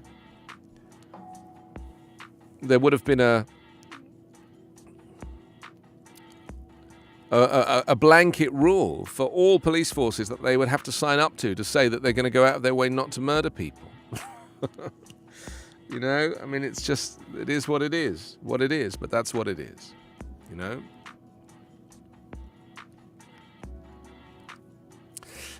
EU agrees to ban most Russian oil imports, as we've discussed on the other newspaper, on the front of the Record Searchlight.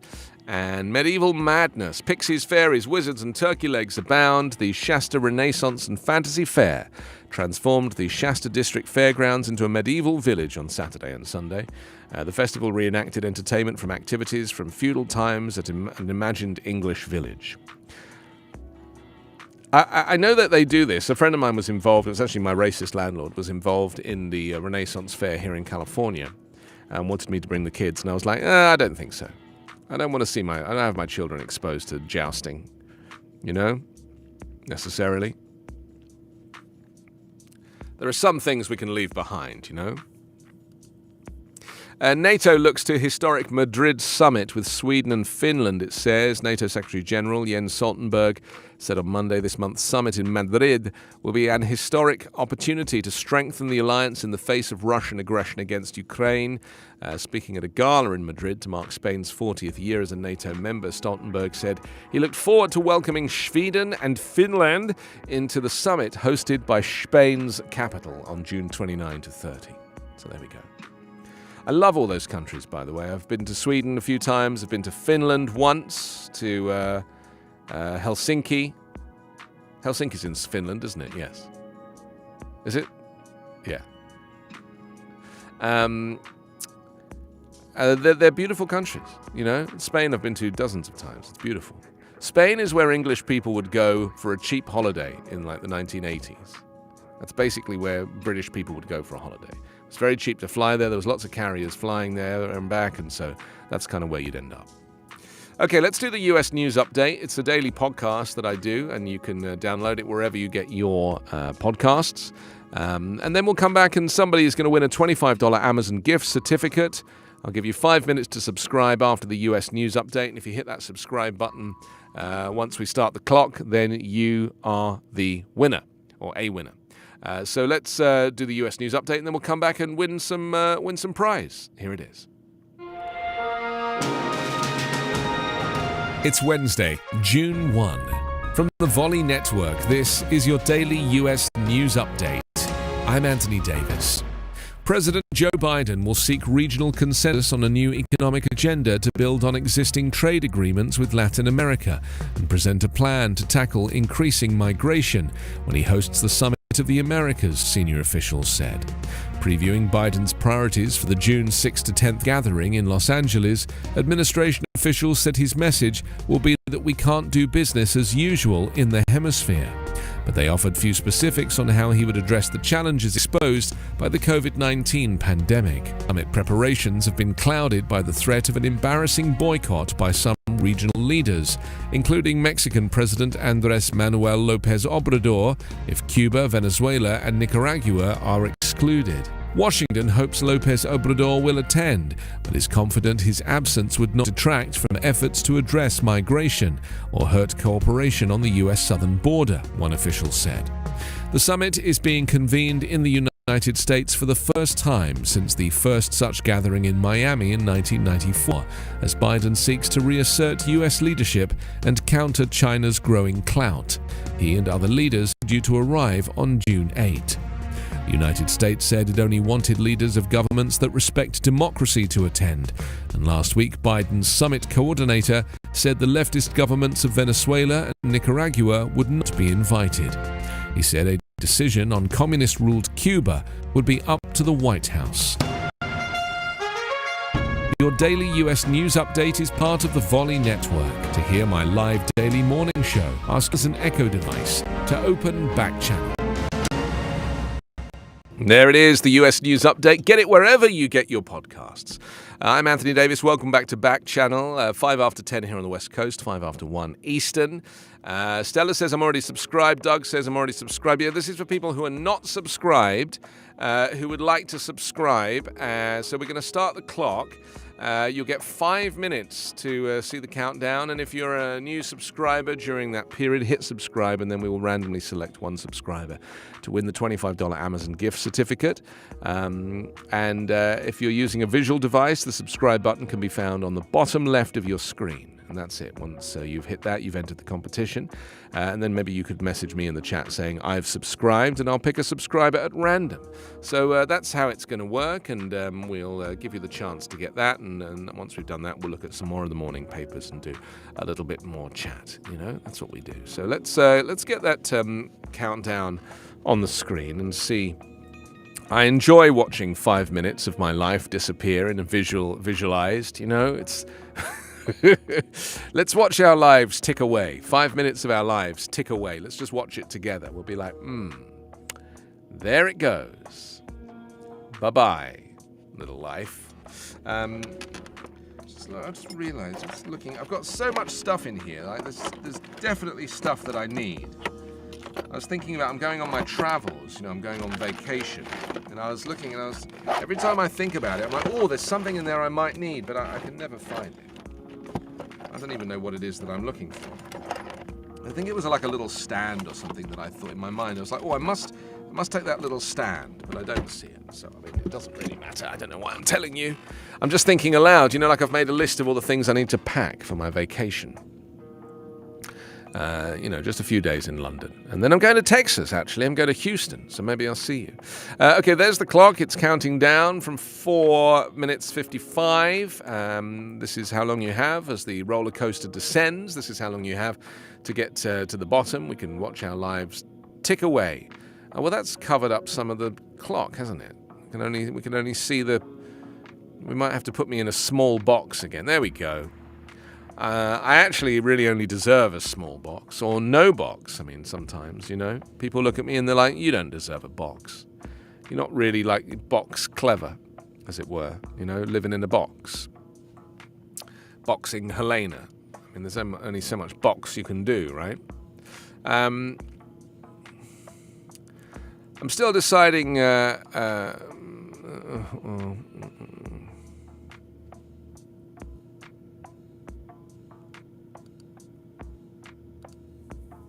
There we go, 4 minutes. I'm just looking to see if anybody else is here. Stacey, I will welcome you by using my videos. That's great. You sure you mean videos? I presume you do. So if you haven't subscribed and you want to win, then be my guest. If you don't, then you don't. I'm tempted to allow you to unsubscribe and resubscribe, but I don't know if that's possible. Let's see. I mean, because what I'll end up doing is if at the end of this No one is a new subscriber. I'll probably just give the voucher to an existing subscriber. You know? Maybe that's why I'll just draw one at random out of a hat. Do I have a hat? I don't know that I have a hat. But if I did have a hat, you'd be the first to know.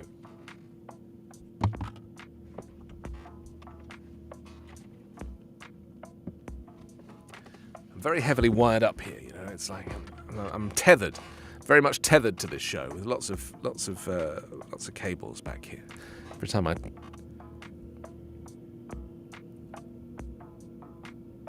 Oh, you're going to make your own YouTube. That's a very good idea. I'd watch your YouTube videos, of course. So, yeah, we'll just sit here together and see who's going to subscribe. 2 minutes and 2.5 minutes, a little bit more than that right now.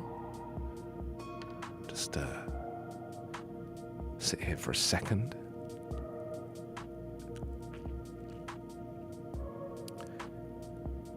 $2.25 to 24. 223.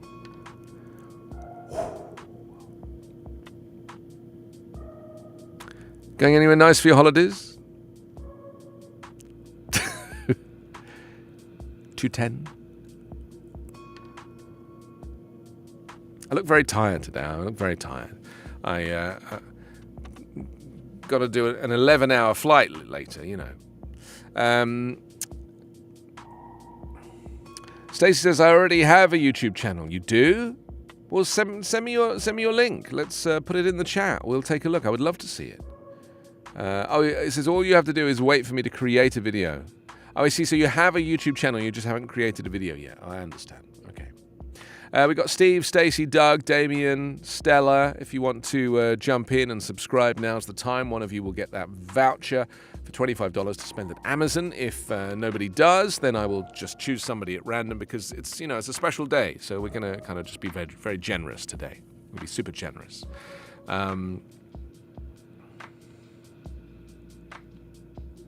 My daughter's school sent another email today celebrating Pride Month. Isn't that great? So great living in California.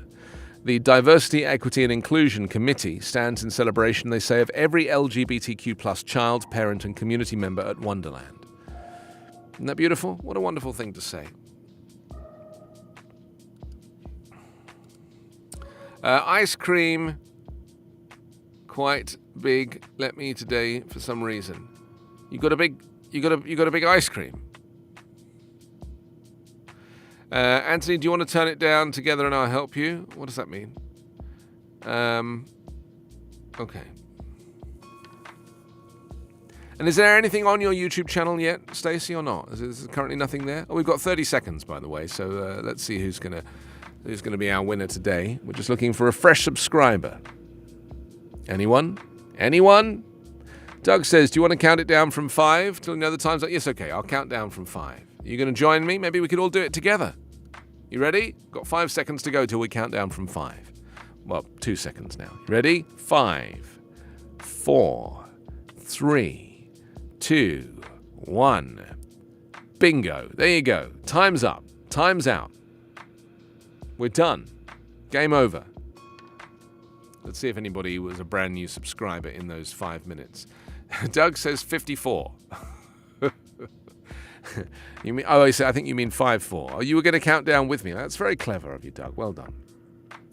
Doug's already subscribed. Damien's on the chat. Stella's already subscribed. Stacey is unsubscribed. Does that mean that you can resubscribe? Yes, it looks like it. Well done, Doug. Thanks for counting down with me. I appreciate that. This is the kind of support and friendship that a man like me could really do with on a day like this. Because it is the 1st of June today. Oh, it's my child's birthday as well. Isn't that great? My child's birthday today. Yes, he got a lovely surprise this morning. The surprise was no gifts. No, not really. I spoiled him, as I always do, you know. So we didn't get anybody subscribing that time, but I tell you what, I think on this occasion we should award the $25 Amazon gift certificate to Ping Stacey. Stacey, well done. You are the winner today. for not just your support, but also your daily contributions to this program and to all the Backchannel shows. As a thank you to you, we would like to gift you the Amazon certificate, and you can spend it on anything you like. You can buy candy on Amazon, anything you like, whatever you like. So, Stacey, just go to backchannel.tv and click Claim My Prize. That's all you have to do, and we will sort that out for you. And it's with our absolute pleasure and compliments. Okay, let's go back to some more of the morning papers this morning, because that's what we're doing at this moment in time. I think we were just looking at... excuse me. I think we were just looking at the morning call for Pennsylvania. So let's go to the Lebanon Daily News now. A Lebanon native advances as finalist in competition. This is interesting. It's an inspiration for a bike that has been made for this competition. Clay Crick was 3 years old when he first rode a motorcycle. He would sit beside his dad, who first introduced Crick to dirt bikes, antique cars and motorcycles in the garage of their Lebanon County home. And so he's created a 13-foot long bike named the Loose Goose. It's the bike of his dreams. His inspiration for the bike came from flipping through various vintage motorcycle magazines when Crick fell in love with the 70s and 80s choppers with the unique frame modifications and overextended handlebars. This thing has got the longest, what do you call it? What's that bit that goes down to the front wheel? Whatever that bit's called. Spoke? I don't know. There we are. So that's kind of interesting, isn't it? European Union agrees to ban most Russian oil imports is also on the front of the Lebanon Daily News. A big story, actually. It's been on a few of the newspapers. Governor Wolf addresses future of education and gun violence. This is Tom Wolf looked into the future of education during a visit to McDowell High School on Thursday. He was at the school to tour McDowell Manufacturing, a student-run company that manufactures parts for local industries. The venture is the first of its kind in Pennsylvania and is the model for 2 new school-based companies that will launch this fall. So there we are. That's interesting, isn't it? So that's the Lebanon Daily News. Let's jump now to Florida, into the news press. Tropical system may be coming. Yes, I mentioned this earlier. This is the hurricane season, which is underway on the East Coast.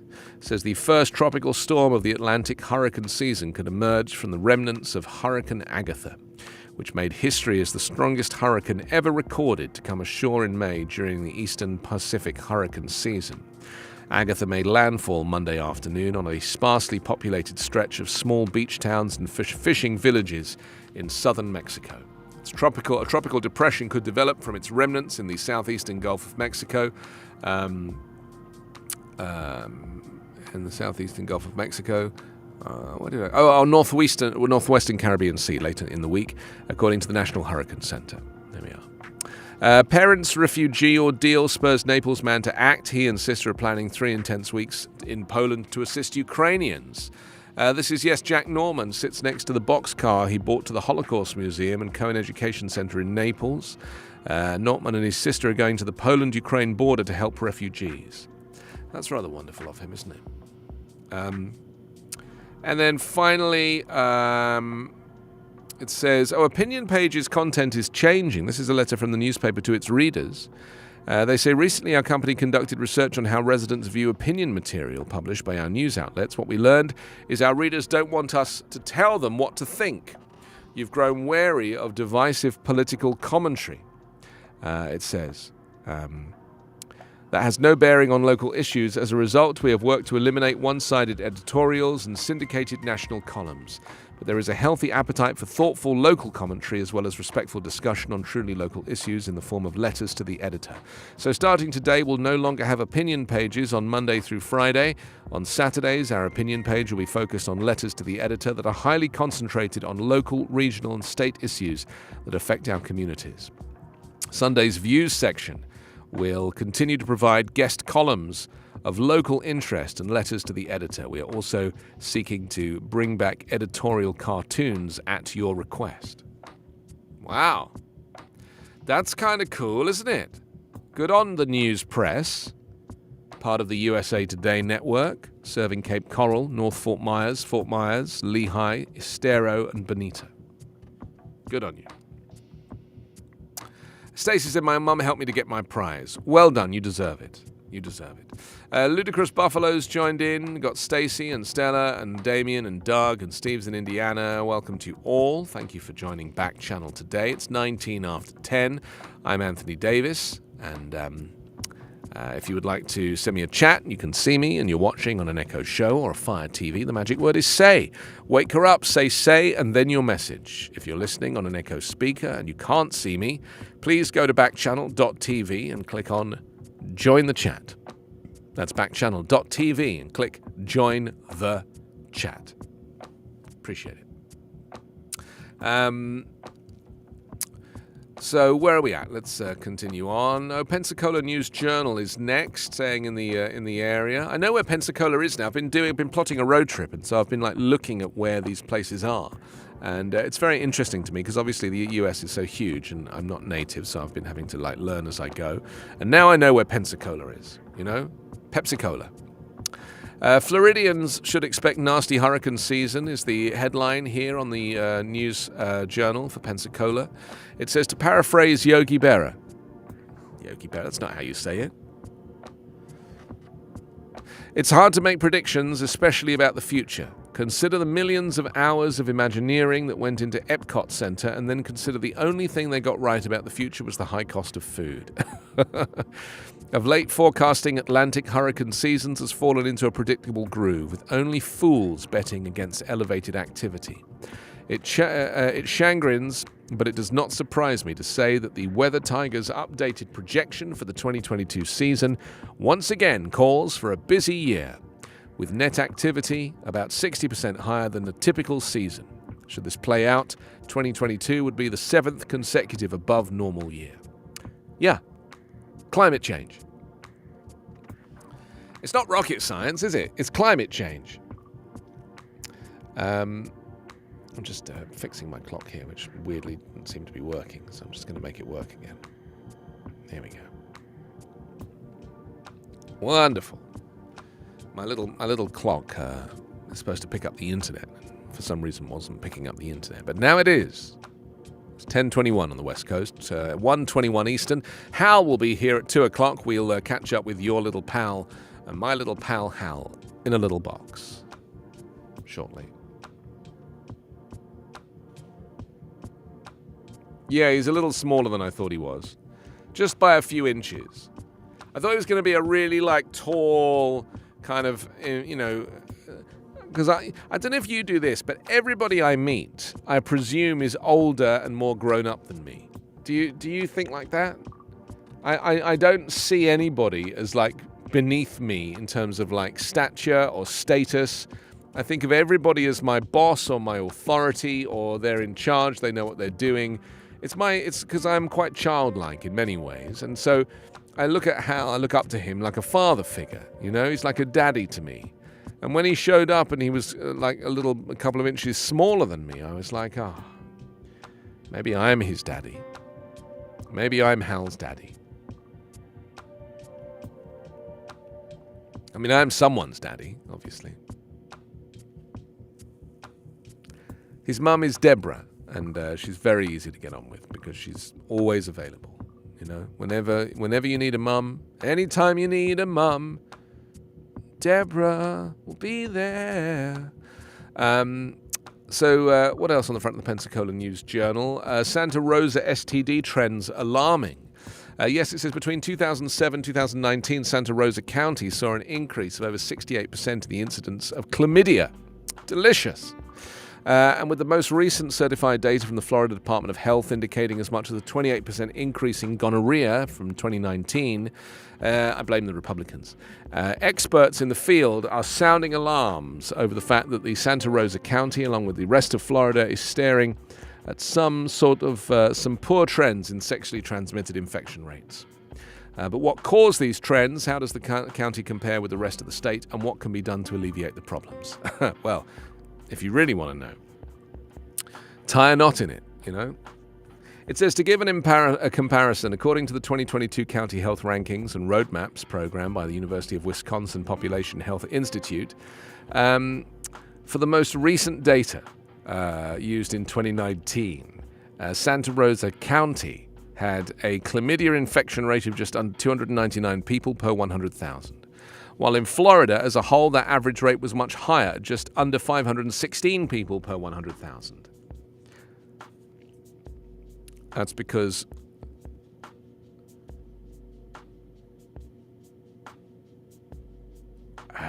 older people are causing the STDs. Younger people are more inclined to wear a prophylactic. But, older people, they don't realize. It's those grannies. That's what it is. It's the retirement homes, where they're all at it. I'm telling you, they're in and out of each other's rooms and, late night knockings on doors. This is why the Villages is like one of the most popular places to retire to. It's practically a knocking shop.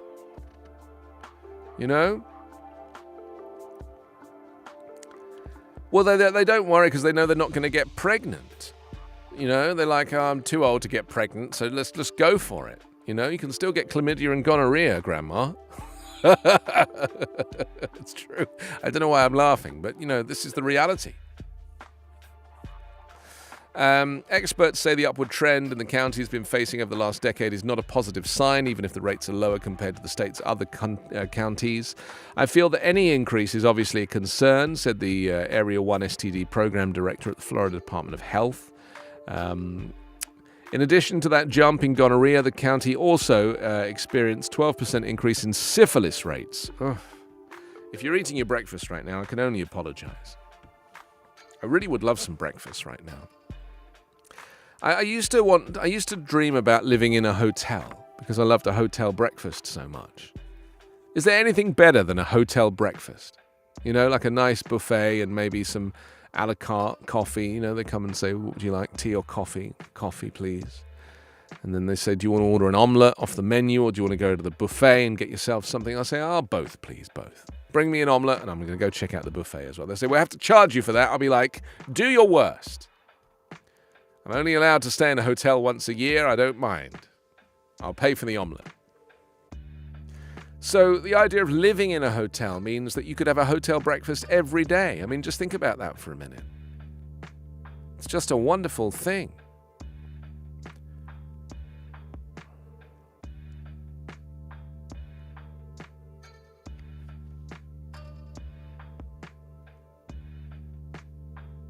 Oh yeah, my friend Andy, who stayed in a hotel for 2 years. That's right, it's a very good story.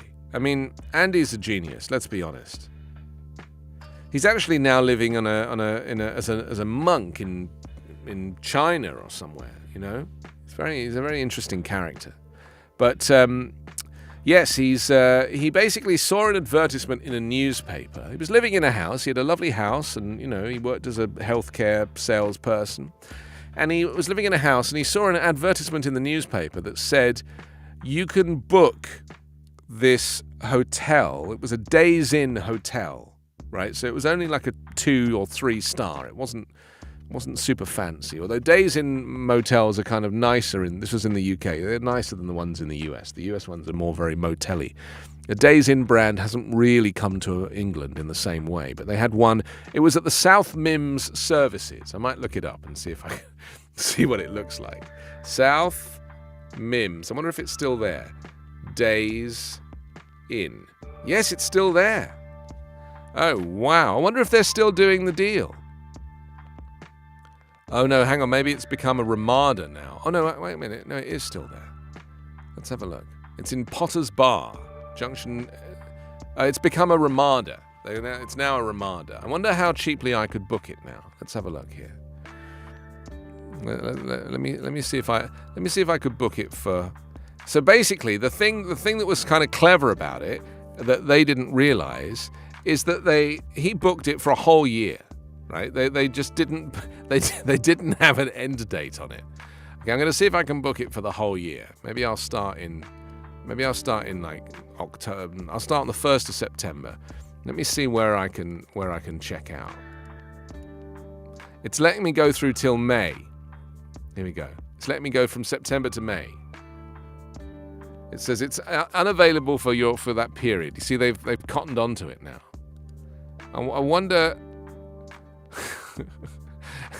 It's pretty cool, this, isn't it? You ever thought about doing this? All right, let me try till September through February. No, it's not letting me do that. Okay, let's try.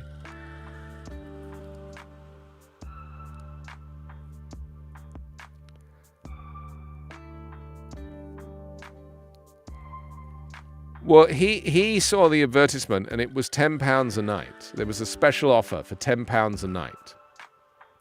And so he ended up paying £3,000, £3,500 for the whole year.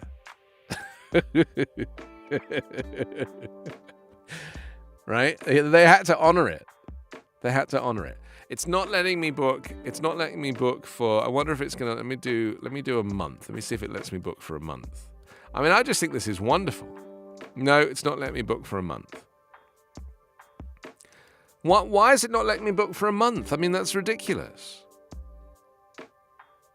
Let me see if it lets me book for.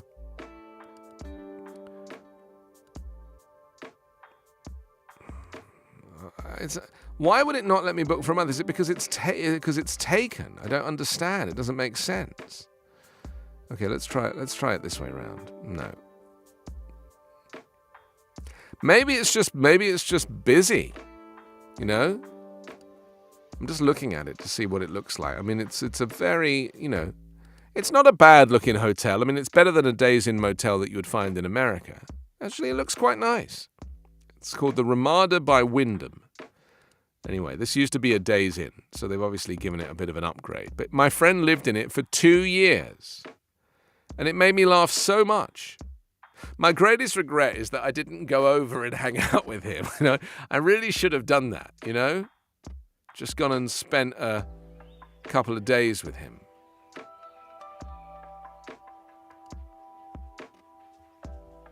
But, think about that. It's like, I mean, there's an advertisement here. It's saying that, you could book it from €23. So let me go a little bit later. Let's go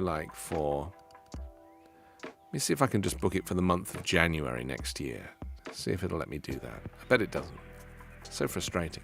But this basically means that you can live in a hotel.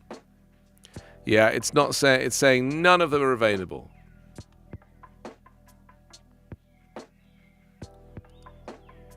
Yeah, they've basically worked out that the cost of living is so high in real life that, they're basically showing at like £3,000 a month now, It's such a shame because think about it. Everybody would be living in a hotel. Or there's an Ibis that I could book for a month in Boreham Wood. Well, that'll do. Let me see if I can book that for more than a month. Let me see if I can book that for 6 months. That would be to the end of June. Let's have a look. No, 90 nights. That's the maximum they're allowing. 90 nights. So effectively 3 months. Well, I mean, that's fair enough. Let's see how much it would be to book it for 3 months. 1st of January to the... So it would have to be like, because there's more than that many days. It'd have to be till like the 26th of March? Let's see if it allows me to do that. Yeah, you see, to book it for 3 months, they want £5,625. I mean, who'd want to live in a hotel for that much money? It's a lot of money, But it's good to know that you can book a hotel for 3 months. I mean, that's about £2,000 a month. Is that a better deal than you're paying now, Carla, for your apartment? To live in a hotel with no bills and Wi-Fi. Effectively just under £2,000 a month. That's expensive, yeah. Well, you get one bed. You get a queen size one double queen size bed. Anyway, it's just interesting. My friend managed somehow to book it for 2 years. And it just made me laugh so much. I was just like, only he would be the kind of person that could get away with that, you know? It's kind of brilliant. I was thinking, because I was thinking about buying a place to live, you know, because I rent currently. Carla, what do you think about this? Like, I can afford to buy somewhere to live, but I can't afford to buy somewhere to live where I live. So I was thinking of just buying a place or a couple of places in a much cheaper part of America and renting them out. But where would you do that? You know, what would you buy, and where would be a kind of a good rental place? Yeah. The university town argument, though, it's interesting because the university kids invariably tend not to look after places very well. You know, so is that not the case?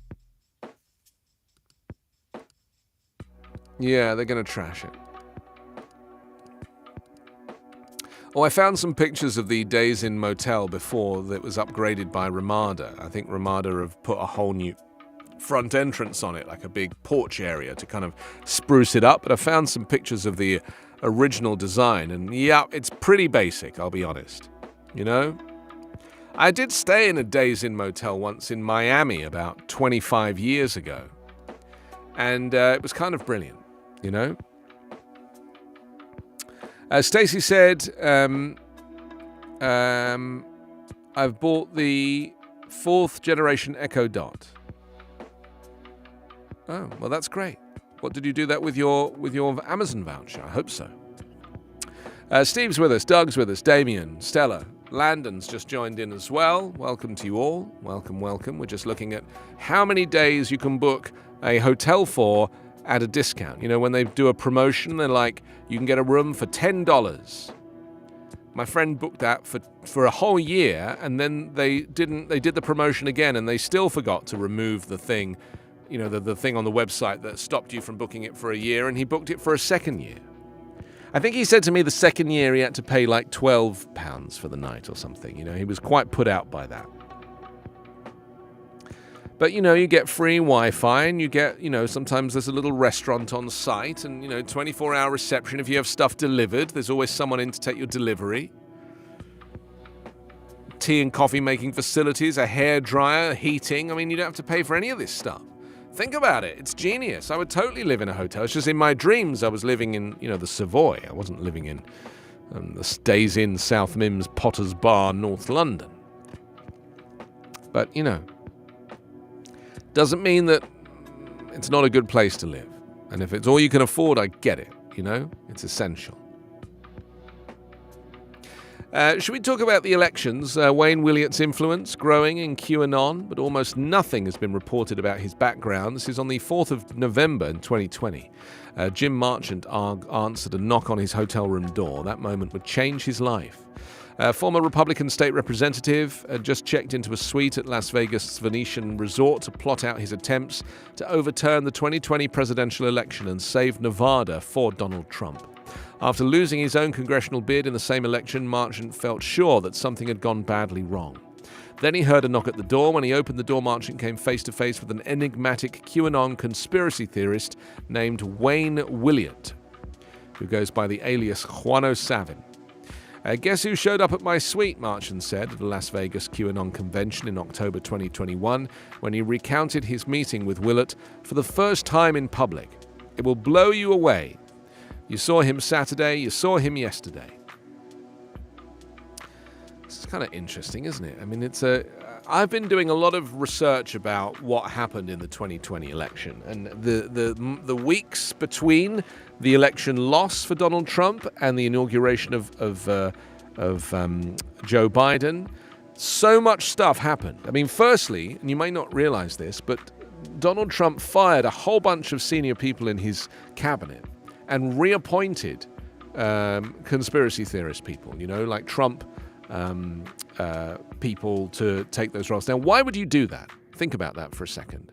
Why would you have a change of governance after you've lost the election, but before you're out of office in 2 weeks, why would you change the Attorney General? Why would you change the head of the Justice Department? Like, why would you do these things in the last 2 weeks of your presidency after you've lost the election? Just think about that. Just think about that. Because I think this is often overlooked. Why would you put in Trump loyalists into the positions of authority that would help you if you were seeking to overturn an election? Just think about that. That's what he did. It was a coup in plain sight. And so there were Trump surrogates all over the country knocking on the doors at these state legislatures, basically saying that the count was fraudulent and we have new electors that we want to present. And these pieces of paper with new electors were handed over. And because, nobody really knows who's in charge, a lot of the problems happen. Even when Mike Pence, the whitest man in America, came to certify the election in Congress on the 6th of January, he was handed a bunch of papers, these electors' papers that said what the scores on the doors were in various states, that included a bunch of fraudulent papers. They weren't counted and they were discarded. But the point is that this is how close they came to overturning the election. They tried to overturn the election. Overturn it. Try to overturn the election? Can we get our heads around that? Just think about that. In any other country or civilization, the guy loses the election, and then in the 2 weeks between the election loss, he doesn't concede, says, frankly, we won. It's very interesting. This was a coup in plain sight, and it's still going on now. And something? They're planning more of this for the midterms and for the 2024 election. And they didn't win. They didn't succeed in overturning the election last year. So they are going to succeed this time because they're going to do it all over again. All over again. It's going to happen all over. And it's happening as we speak. They are plotting to overturn the 2024 election to ensure that the Republicans win. This is what's going to happen. And there's already proof of it happening.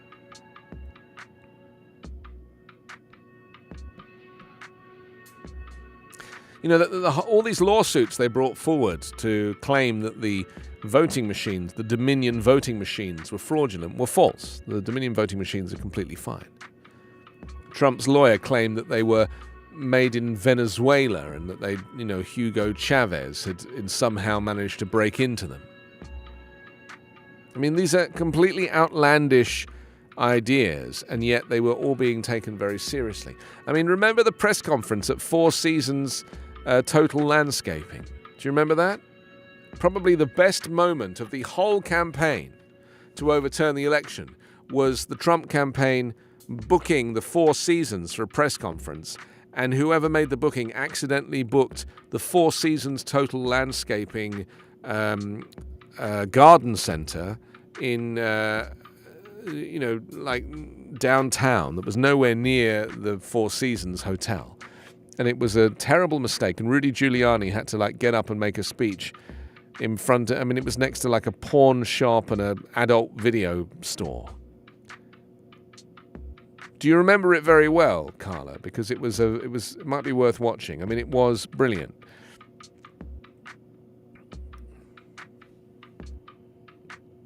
Yeah, the joke videos were great.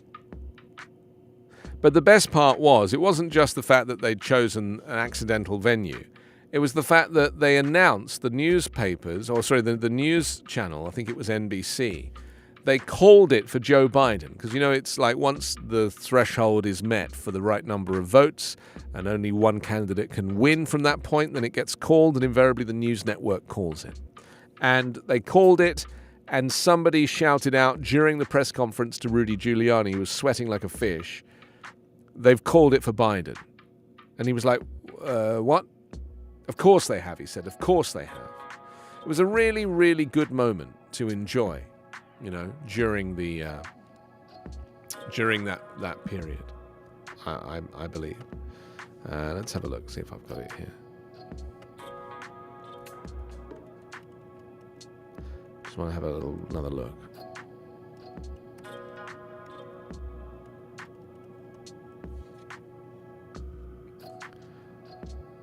Yeah. There's a documentary in the works, apparently, about Four Seasons Total Landscaping. Let me see if I can share it with you. I'm sure there's a way to share it with you somehow.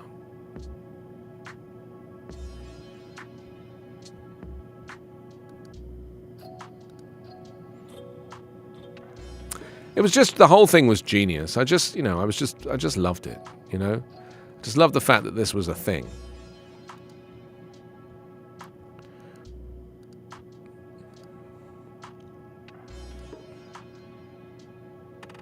Oh, it doesn't allow me to share.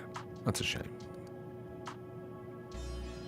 Yeah, I mean, is that documentary like in the works, or has it been made? Because I would love to see that. Oh, it was a year ago, it says.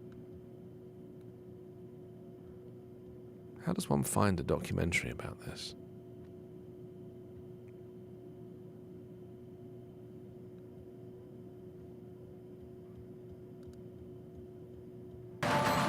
We're a landscaping company. We're experts in ground maintenance, irrigation, seeding, planning, not press conferences. Why would the president's lawyers hold a press conference at a landscaping company? It was a pretty quick setup. Obviously, you saw it was on TV. It was a landscape construction yard. Wow, what a beautiful day. Thank you. We just had no idea what we were in for. Oh my goodness, all the network! I remember asking, did we make a mistake? We had a lot of haters. You have 1,010 new messages. It created a lot of fear of what future holds for Four Seasons Total Landscaping. We got put into a corner and we used our humor to get us out of it. Oh, the networks. They made a joke out of everything because it was funny to us. It's an American underdog story. That does look rather brilliant. 4 seasons total documentary. The fact that they continued with the press conference once someone got there and realized it wasn't the Four Seasons Hotel. I mean, let's be clear about this. Travis says it's the funniest thing that ever happened. Let's be clear about this. If you showed up, I mean, you've got to remember, Rudy Giuliani was the president's lawyer, right? These people were representing the president of the United States. They show up and they realize that they're a total landscaping center and not at the Four Seasons Hotel. You would simply say, okay, we're just going to have to cancel it and we'll reschedule at a proper hotel, right? That's what you do. That's the natural instinct, is to do that. But they didn't. They carried on with it. That's the thing that just proves to me that these people couldn't organize a fight in a bar, and yet they're trying to overturn a US election. It's like, seriously?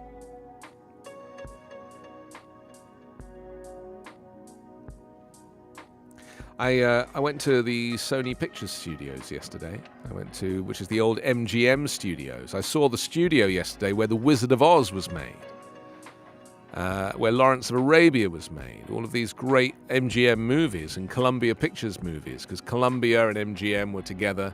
TriStar, they were based there, and then it got bought by Sony Pictures, and so now it's called the Sony Lot, and it's a studio lot in Culver City here in California.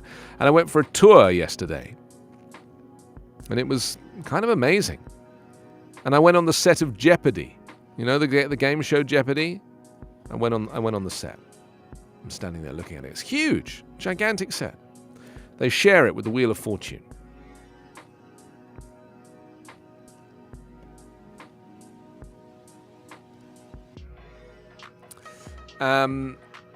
Thank you for your messages. Inundated now. Thank you very much. Great to know that you're listening. Appreciate that. If you can see me right now, you're watching on a Fire TV or an Echo show, then You can chime in on what we're talking about, anything else you would like to send my way. So just wake up your device, say the word say, and then your message. That's wake it up, say, and then your message. If you're listening on an Echo speaker and you can't see me, go to backchannel.tv and click on Join the Chat. That's backchannel.tv and click Join the Chat. That's how it works. And don't forget to leave a review. As you know, reviews will keep the show going. And Backchannel has a growing list of shows, including Kate Cocker's Everyday Positivity on Tuesdays and Thursdays from 6 o'clock Pacific, 9 o'clock Eastern for an hour of positive news and good vibes. Following my show every Monday to Friday is your pal, Hal Rudnick. He'll be here in a few minutes' time, taking you on a tour of comedy, news, pop culture from 11 o'clock Pacific, 2 o'clock Eastern. And don't forget to check out The Drive with Mario Smith, weekdays from 1 o'clock Pacific, 4 o'clock Eastern. Everyone's drive home needs a second look. Mario will make sure you are in the know. Let's look at this climate change story as the energy experts sound the alarm about the US electric grid as the heat ramps up and ahead of what forecasters say will be a hotter than normal summer. Electricity experts and officials are warning that states may not have enough power to meet demand in the coming months, and many of the nation's grid operators are also not taking climate change into account in their planning, even as extreme weather becomes more frequent and more severe. All of this suggests that more power outages are on the way, not only this summer, but in the coming years as well. So this is something that we should probably be thinking a little bit more about, don't you think? The fact that, you know, if we're encouraging electric car use, then the least we should or could do is know that the electricity grid is going to be able to manage the needs of electric car chargers. And at the same time, if we're being encouraged to... I mean, I was thinking, didn't I say this yesterday? But like, if there are portable solar devices, I have a portable solar device. The solar panel's about this big. It folds out. It's about this big. It cost me about $60 to buy, right? And it basically has 2 USB sockets on it, and it will generate power. And the thing, you can't really power a phone from it directly. It doesn't really work like that. You want to power a battery. You want to store power in the battery, fill the battery, and then charge the phone with the battery. That's kind of the way you do it. And it's brilliant. You know, it works a treat. But my point is that all of us should be using these things. And why is there no instruction from government about charging our phones with the sun? Why are they not sending one of these solar devices out to every single household and saying, charge your device with the sun?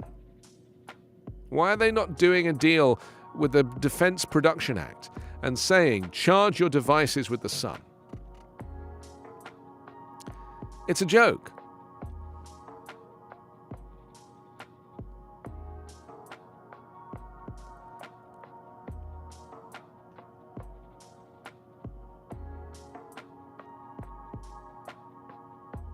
I mean, people love solar, don't they? It's fun. I mean, I used to love the solar calculator. When the first solar calculator came out, and I was a kid, and I was like, wow, there's enough power in that tiny little solar bar to power this calculator. Did no one look at that and go, you know something, we could probably do more with this? You know, why in school was it not more of a thing? Why was everything in school not powered with solar that would encourage us to do that? You know, you can heat water with solar, and you don't even need a solar panel. You can just put the water in a large flat area. It's like people who have swimming pools. The sun will heat the swimming pool. You don't have to turn the heat on in hot climates. You know?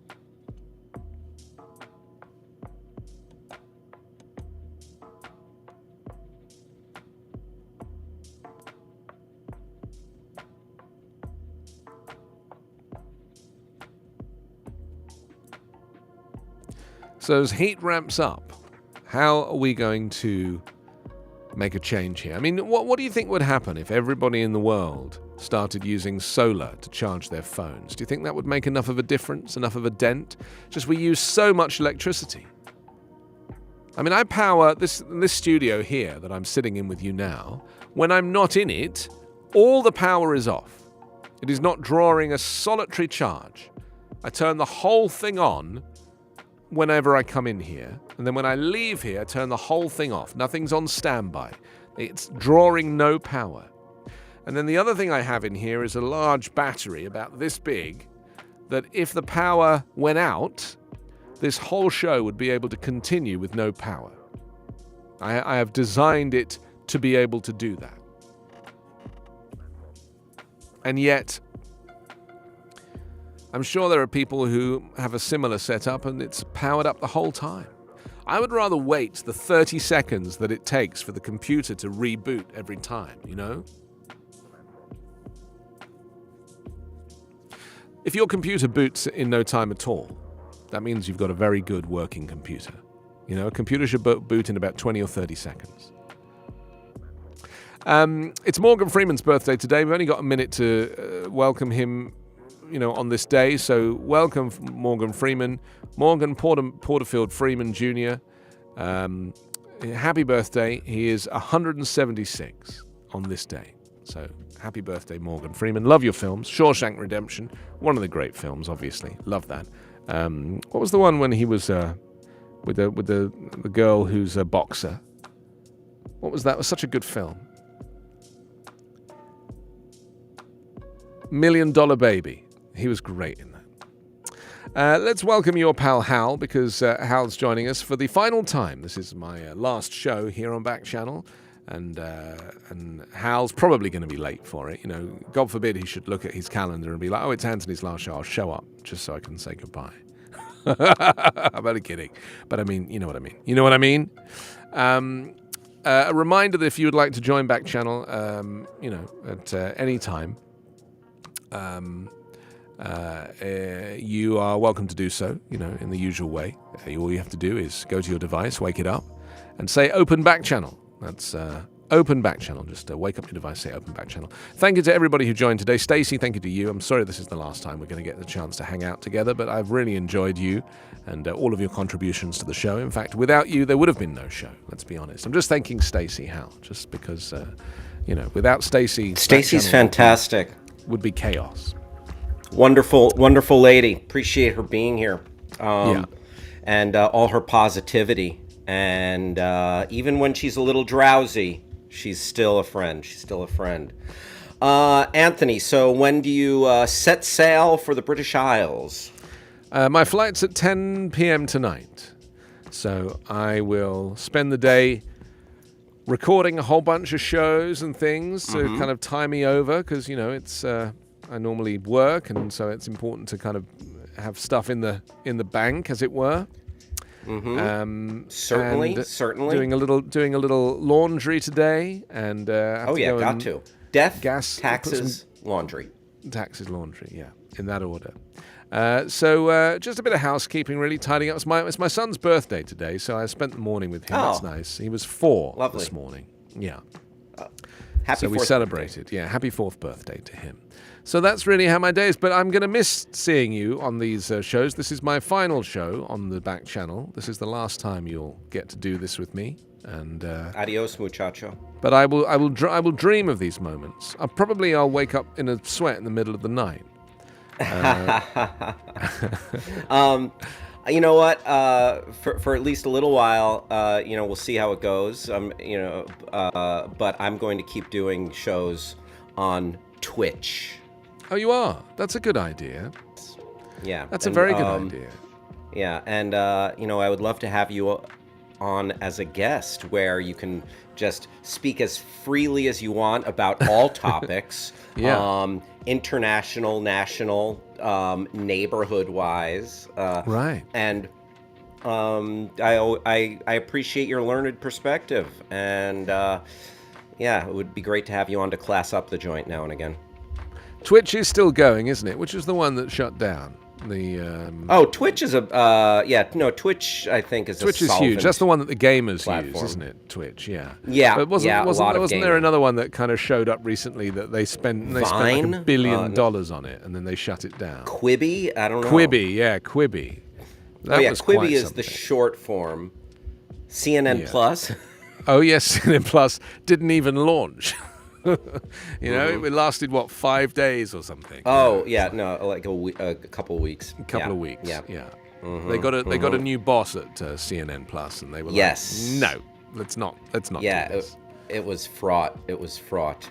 Anthony, for all of your hard work here at Backchannel, and for everything, because you were maybe the first of us, if I'm not mistaken. Yeah, that's right. This is for you. That's very sweet of you. Well, thank you very much. I appreciate that. But, you know, the truth of the matter is that I am merely a puppet in this show, and there has been a puppet master that has been operating this show on my behalf, and that is Carla, who is in London. And I would like to dedicate the show to her because she is the one that writes the scripts, and she makes sure I'm here when I'm supposed to be here. And she's actually in here. Look, this is Carla. Just give her a little wave. Hello, Carla. Hi, Can I give Carla one of these? Let me see if Carla can speak through this. Carla, can you talk through here? Hang on. Just say hello, Carla, and you should come through because I've put my earpiece on the microphone. She's saying hello, hello, hello. Anyway, she's in there. And so I want to dedicate the show to her because really I begged her to come and do the show with me because I knew that I would really need her, and she was very, very, very essential. And so I'm very grateful to her for that. Wonderful. So there we go. Thank you, Carla. But thanks to you. Lots of love. Have a great rest of the week. I'll see you on Twitch sometime. And thanks for everything, Hal. Over and out. Thank you, Anthony Davis. A wonderful gentleman. I really appreciate getting to know Anthony Davis just a little bit, and really, a lot to like about that fella. Appreciate him, and I appreciate you for being here. Backchannel. You know what? Here we are, folks.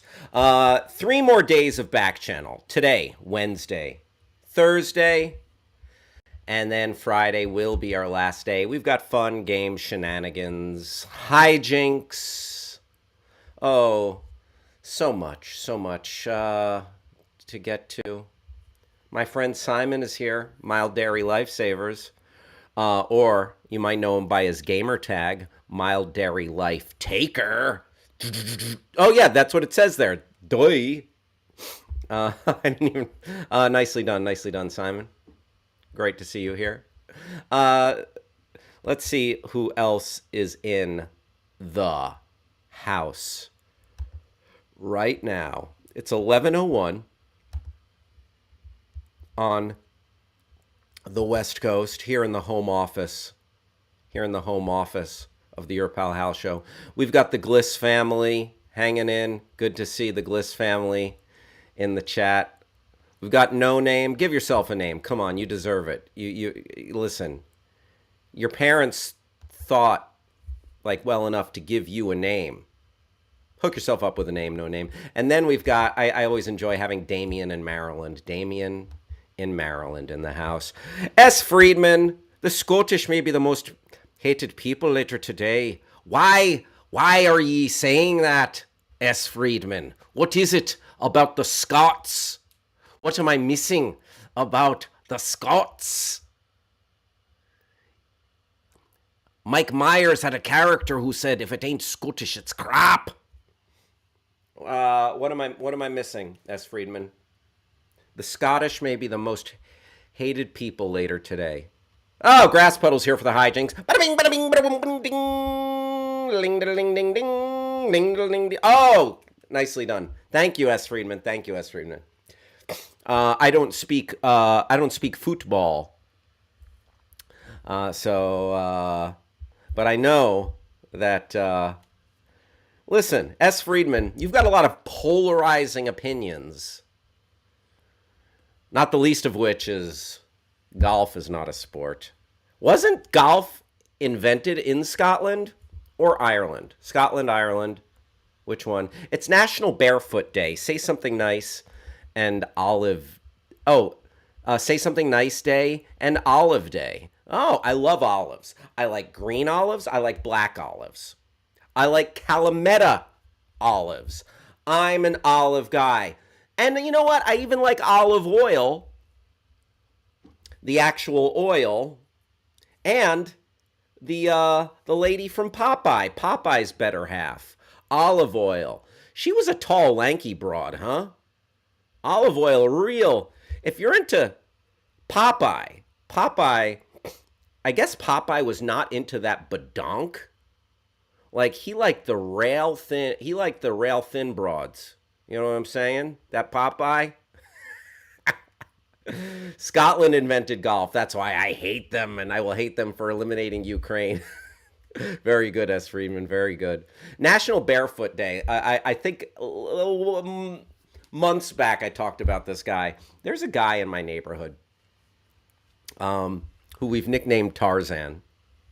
He's this Australian guy. Very nice, very nice. But I always, he's a real hunk, by the way. Muscular, long hair. That's why, hence the Tarzan. And he walks around the neighborhood either with his, I don't think he has a dog, but he has a baby. And he wears the baby in like a papoose or a Bjorn. And he walks around the streets of our neighborhood barefoot. And maybe it's just because, maybe it's probably a combination of two things. Maybe I am a little bit put off by the... maybe I'm a little bit emasculated by this hunk, okay? Listen, I know that I'm also a smoke show that'll take you to the gun show. Sorry. But yeah, no, he's like a traditional hunk, so maybe I'm put off for that. But the bare feet, the second thing, I'm like, you're going to cut your foot. Or you're going to step on a rock. You're going to step on a thorn. Something. Put on a shoe. I'm a big, I don't wear sandals. I don't wear sandals to the beach. I'm a sneakerhead. I have, my floor is littered with sneakers. Got two pairs of Jordan 11s. I got some Jordan 4, Oreo 4s. I got some Kobe's. I got two pairs of Kobe's. I'm a sneaker freaker, you guys. So, Kyle Harlow, listen. We're asking the government for reasonable gun control, and the only gun control they've enacted is making these bad boys banned in 38 states as well as Puerto Rico, brother! Oh, yeah!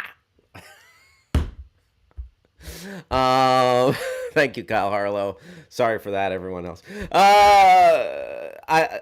Grass Puddle is living life correctly, sitting on a beach barefoot right now. Chef's kiss. That sounds lovely, Grass Puddle. Thank you for bringing us with you. Appreciate you. As Friedman says, the Australians are unfairly better looking than us. It's true. From Margot Robbie, Nicole Kidman, up and down. I think it's from all the running they do, being chased by animals trying to kill them. Yes. Animals, snakes, spiders. Welcome to the outback, mate. That was not a good Australian. That was, I don't know what. Outback Steakhouse. Good day. Good. Put another shrimp on the barb. Oh God, I can't find my Australian accent. I'm trying to use the touchstones I have, but you know what? Maybe I just need to bury the hatchet with this guy. And by the hatchet, I mean just my silent resentment, and take him to the Outback Steakhouse and buy him a Foster's. Simon. Mild dairy life. Take her. When I was living in Maui years ago, just casually dropped that in there. Very nice. I went to Maui on my honeymoon 3 years ago. There was a hike only known to locals called the Commando.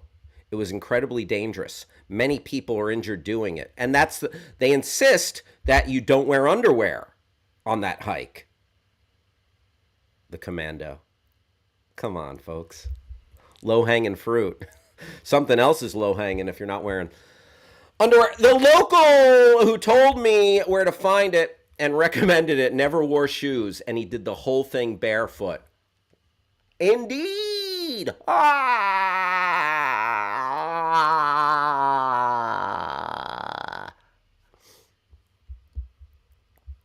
Folks, Doug in Ohio. Doug had a fruit cocktail and some beef barley soup. Bam! I love that.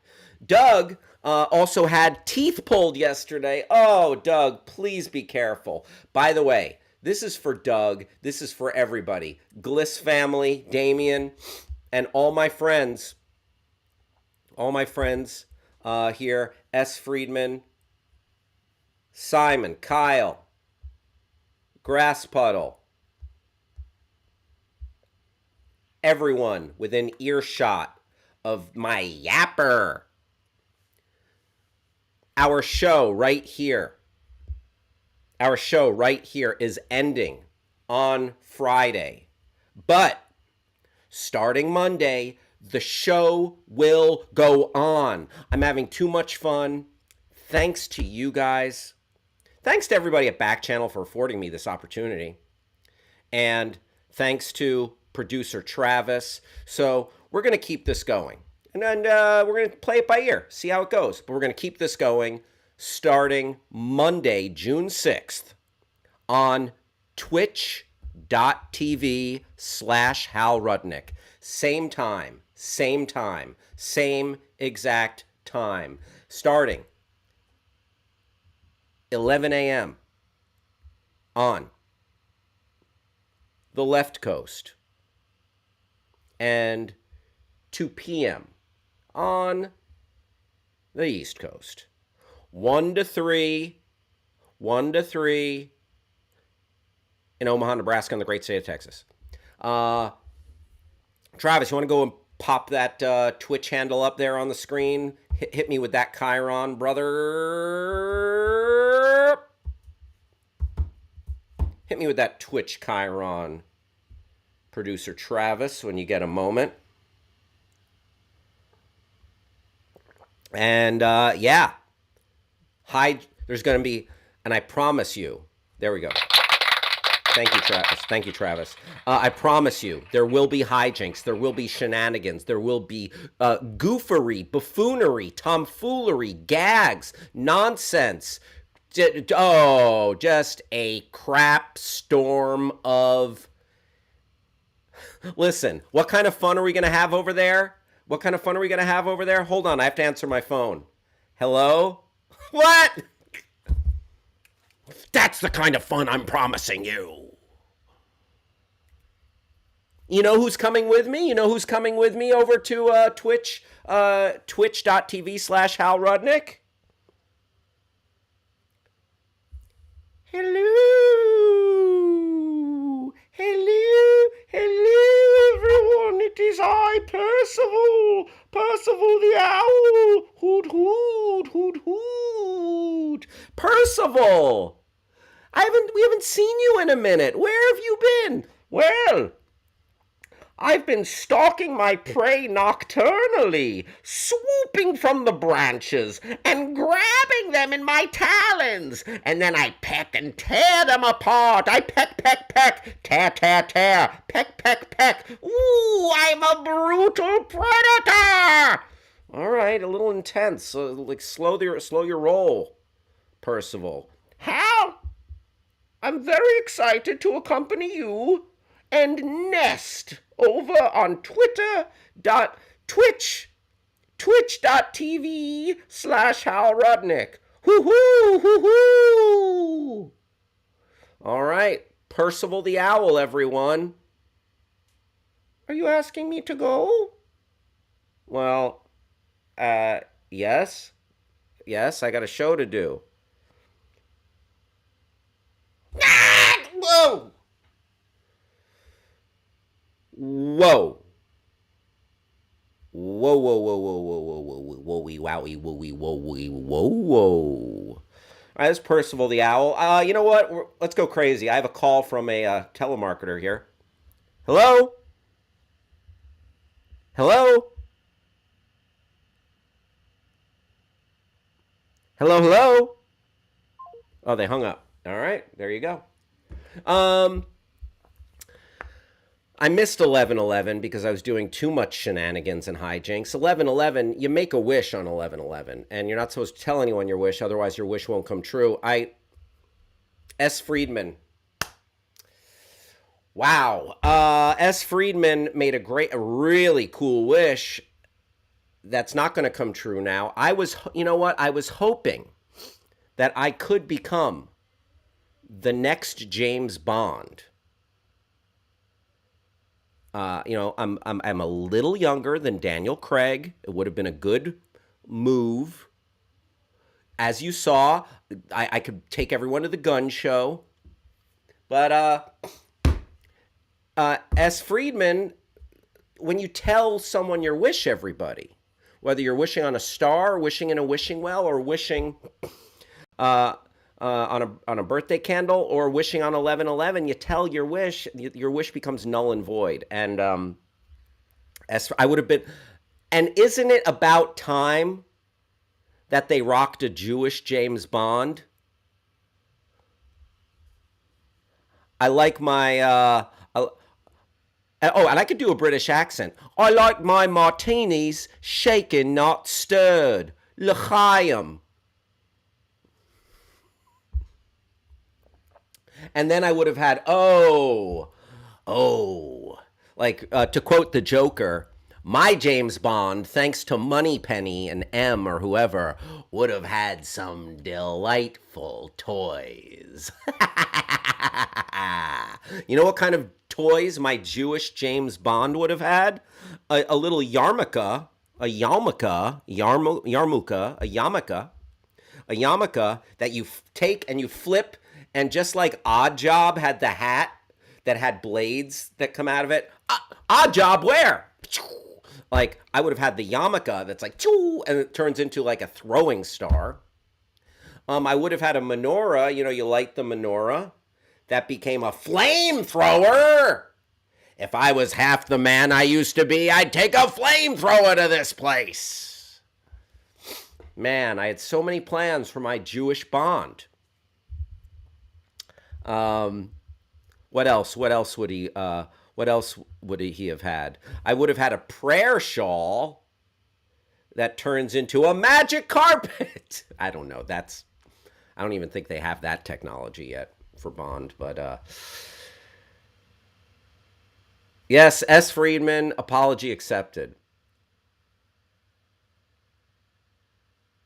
Oh, Grass Puddle saying, I wished Backchannel changed their minds.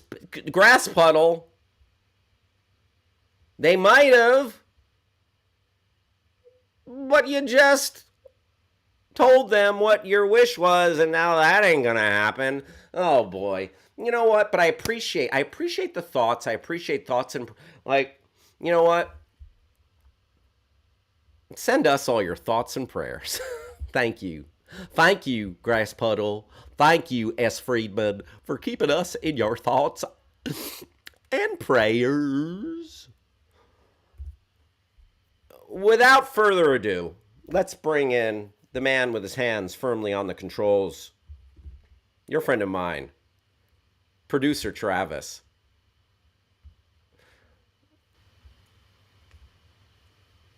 What's up, T-Money?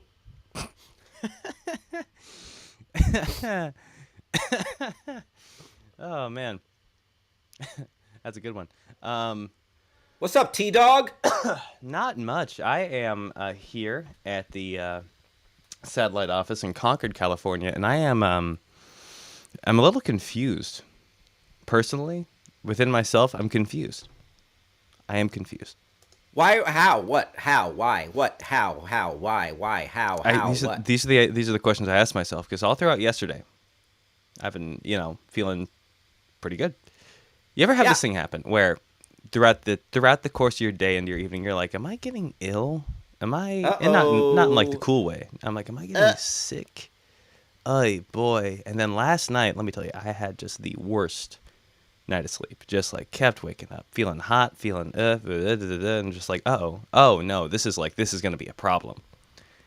And then I woke up and I was like, I fine-ish. Okay. It felt like I went through the entire life cycle of a cold in about 18 hours. Mm. And I don't know how to feel. Because in these times, getting sick is more than just getting sick. Getting sick is... Oh, yeah. Now you're like, oh, is it the big C? Is it the big C? Am I about to become Not a social cancer. pariah? You know what? The cancer is already the big C, so you can't really call COVID the big C, can you?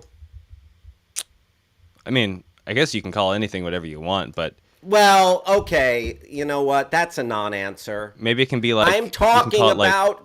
New C, like there was New Coke or Crystal Pepsi. I got the new C. Okay, so there's the big C and I got the new C. Okay. If you have any other, because like we have, I got the C, I got the CV, but then I might get that confused with my coronavirus. Or COVID-19. I got the C19. That C19 sounds like a K19, the Widowmaker. That's the submarine from the. Wasn't that K19, the Widowmaker? Yeah, K19, the Widowmaker, the 2002 submarine film. So you can't call it C19 because people get it confused with K19 and think like, what does a deadly submarine that makes widows of wives have to do with you? Okay, and you can't call it the big C because that's going to be cancer. You can't call it CV, coronavirus, because people will confuse that with your CVV code.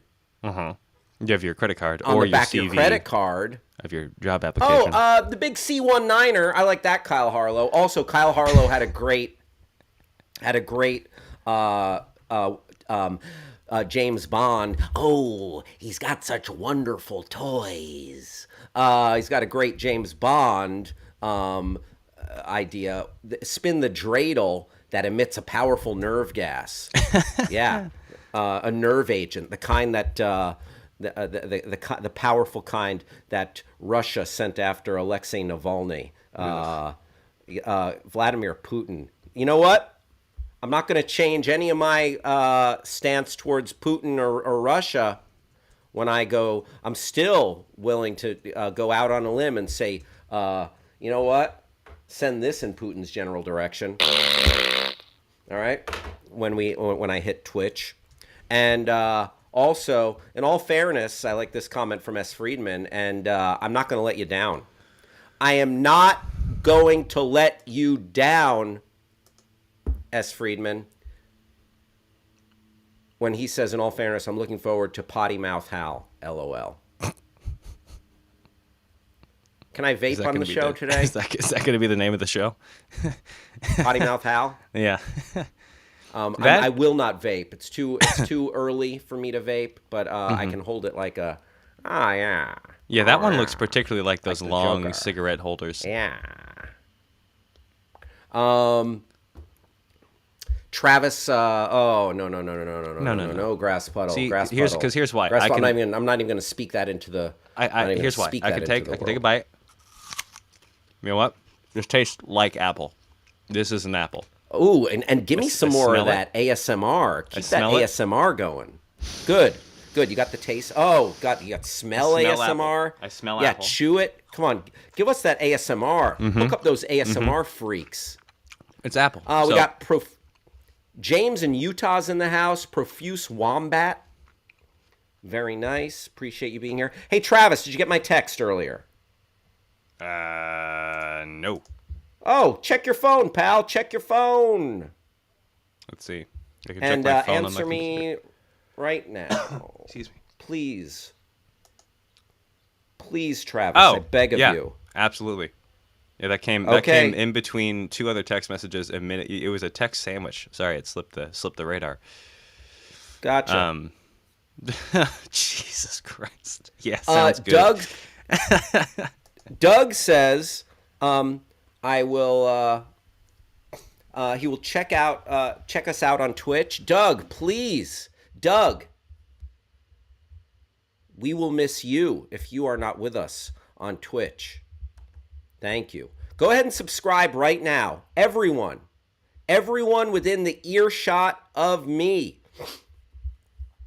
You can go and you don't even have to create an account. or maybe you do to subscribe. I don't know. But if you just go to twitch.tv/Hal Rudnick, it's on. It's on and poppin', mother F. Mother, father, you won't catch me slipping. I haven't slipped once in regards to curse words. I almost did one time. I almost did, but it was like I like the plane was heading to the tarmac, and I was like, whoa, like Tom Cruise in Top Gun Maverick. Travis, do you have any desire to see the Top Gun Maverick? Very much so. Absolutely. Mm-hmm. Yeah, it's going to be. It just happened to come out in a week where, I'm on the move. I'm busy. We're going to record our Binge Boys today. Are you going to be able to do that from the road? I should be able to get it most done. Just with everything else that's come down the pipeline in the past 48 hours, there's a chance, and with the weekend shenanigans, it might be a Monday drop as opposed to a Friday drop. And I will let you know if that's looking like the case. Gotcha. Okay. Godspeed, my friend. Kyle Harlow dropping one of the most epic curse word edits in broadcast television history from Die Hard. When Hans Gruber says, or when John McClane says, "Yippee-ki-yay, MF," and Hans Gruber repeats it back to him or something. But it's "Yippee-ki-yay, Mr. Falcon." "Yippee-ki-yay, Mr. Falcon." Oh boy, that's great. Yippee-ki-yay, Mr. Falcon. Potter, Harry Potter. My luggage couldn't get a Twitch account. Well, Grass Puddle, you know what? Maybe it's time to upgrade that luggage because you're a well-traveled individual. You got a lot of stamps on that old suitcase. A lot of stickers. One of those steamer trunks with stickers all over it. S. Freeman says, I heard them say Mother Flower on the PG version of Blade. Very nice. Simon says, Simon is a great movie fan. And I know Simon has already been a part of my Twitch. And Simon, you know what? Who knows? You might tune in one morning to Twitch. And listen, we're not going to be beholden to the man anymore. All right? So, boom. I might come in guns blazing with a movie watch party one day, and say, all right, let's get caffeinated and watch something ridiculous. Appreciate you all being here, and thank you for I can't tell you enough how fun you've made this journey for me on Backchannel. I highly recommend the broadcast television edit of the film Poetic Justice. With Tupac and Janet Jackson, John Singleton. Very nice. And for real though, the community that we've developed here, before y'all made it over here to this show on Backchannel, Travis, remember that. Travis, do you want to come in for a second? Just walk down memory lane with me before we jump into the Twitterverse. And we're still going to do similar format. We're going to it's going to be goofs, gags, topicality. I love the conversations we've had on this show, and I really appreciate all the perspectives on stupid stuff and on the serious stuff. But Travis, do you remember when we were sitting right here? You were in your home, but not on the road right now. But when we were sitting right here, and I was doing trivia contests for no one, like literally. I was asking trivia questions, and we had 0 audience, and I was just like reading the question, and I was just like, Bueller, anyone, Bueller. Do you remember that, Travis? I remember. There are a handful of interactive segments that we, in short order, realized that was not going to be the vibe, despite not ordinances, but suggestions from higher ups. It became clear pretty quickly that at that point in the show's infancy, it was not. Nope, nobody there. But we found our footing, and we started having some fun. True or false, Travis? Oh, true. Absolutely true. 100%. Doug shouting out that that Twitch is available on the Amazon Fire TV Cube. Boom! How do you like me now, Mr. Falcon? I just wonder what's going to happen with Backchannel next. Well, Backchannel's fine. They're through a media company and a tech company, and you know what? They've got. It's all about business. Backchannel's good, folks. Volley, they got Daddy Bezos money. They're going to be all right. Yeah, but Volley is good, folks. The company behind us, like it's all good times, and I am nothing but appreciative that we got to do this. And so nice. Let's do it twice. Let's do it again. We're gonna take the show on the road. We're gonna take it on Twitch. So but Backchannel, they're this grand experiment. Who knows if it will come back in some way, shape, or form. But until then, we're gonna be elsewhere, having all the fun. Twitch.tv/Hal Rudnick. Simon says that's only because most of us didn't know the show was on. Thank you, Simon. I appreciate you. All right, let's jump into the Twitterverse. Coming up in the second hour. We've got a very special treat. A very special, multiple special guests joining us. So let's burn through some news. Also, if you want to add this to the rundown or keep an eye out, Travis, the verdict is in at the Depp Heard trial. The verdict is in. It hasn't been announced yet. They're saying it's going to be announced at the top of the hour, give or take. The verdict is in, though, for the Depp Heard trial. Just like with Alien vs. Predator, whoever wins, we lose. I don't know exactly what that means, but there's something there. All right, Travis, let's check out what's there was some news from Ukraine. Let's check out a little Ukraine news. Although I don't want to bury the lead here. S. Friedman telling us that Ukraine is facing off against Scotland today. Kyle Harlow says Johnny could work at the restaurant in office space because he wears 90 pieces of flair per day. Depp, you are not the father, says Grassfuddle. Very nice, very nice. Some good Depp commentary there. All right, Ukraine says Russians control eastern districts of... pronounce that for me, Travis. Just hit it. Don't overthink it. Just hit it. Pronounce it. Hit it. You're not even going to try it?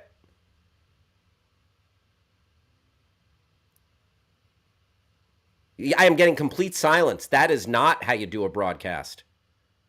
You're quiet. You're as silent. You're as silent as a titmouse. You are quiet as a titmouse. That's it. That's an actual kind of mouse. Not cursing. Travis is like Nirvana on MTV in 1992. Unplugged.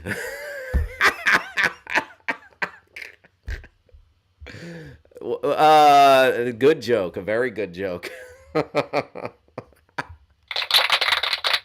Oh boy. Ukraine says Russians' control of eastern districts of Severodonetsk,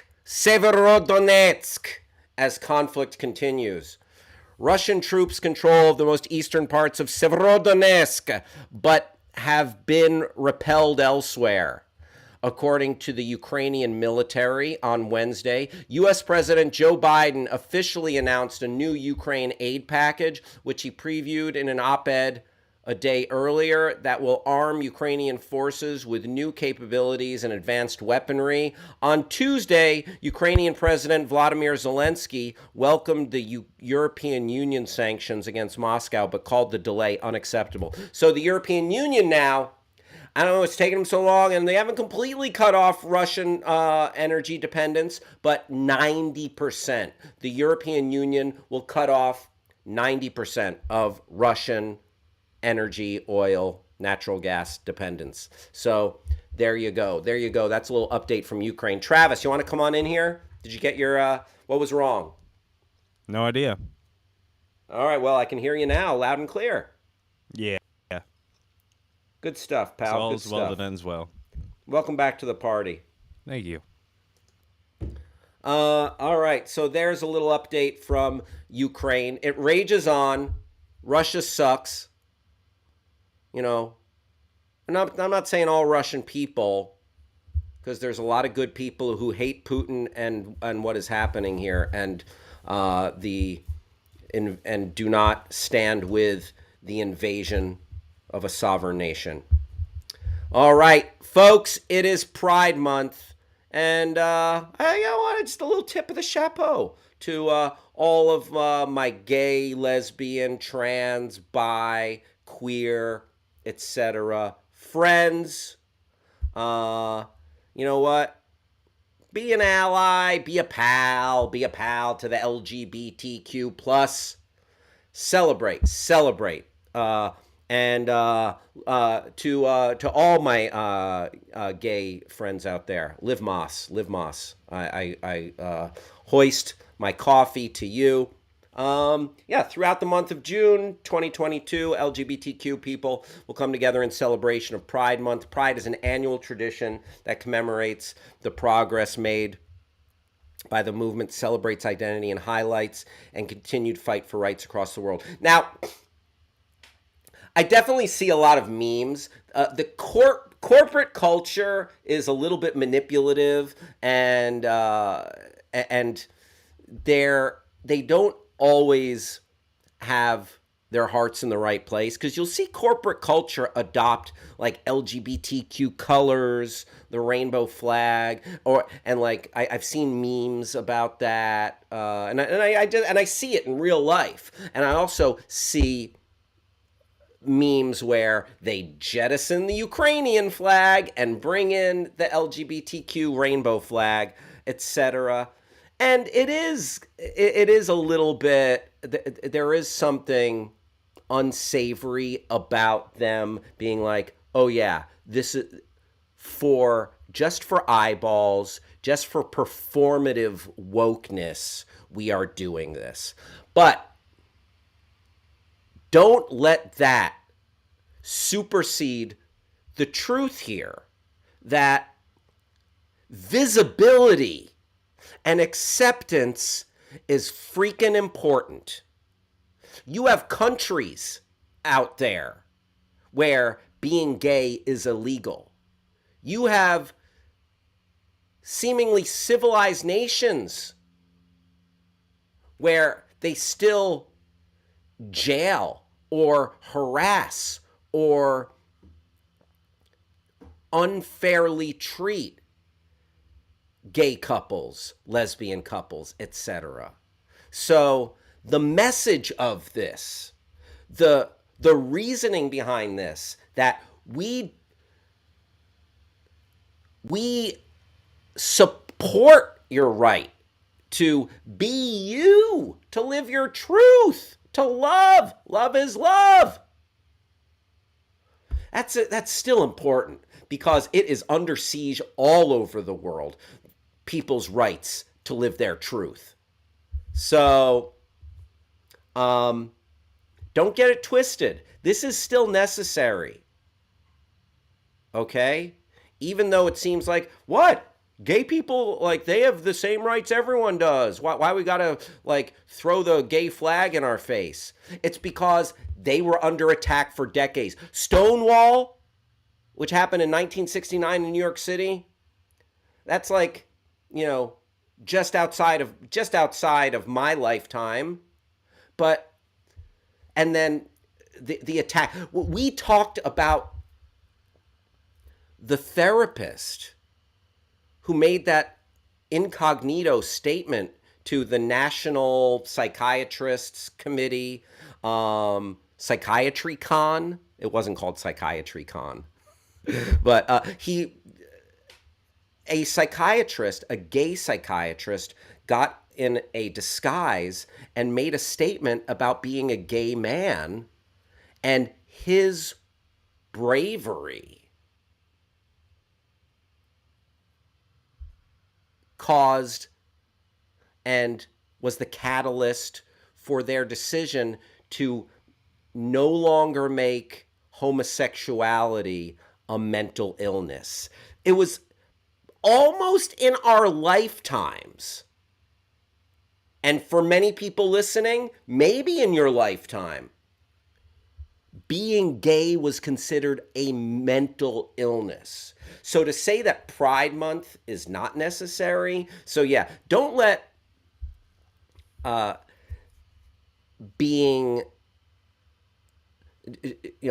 let your questioning of the motives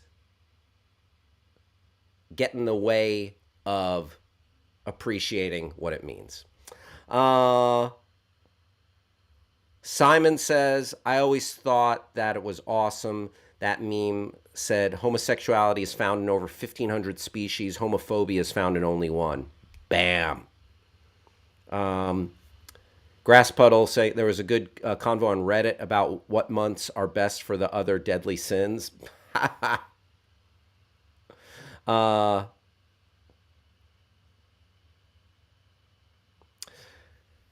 Travis is actually with his cousin, Travisovich.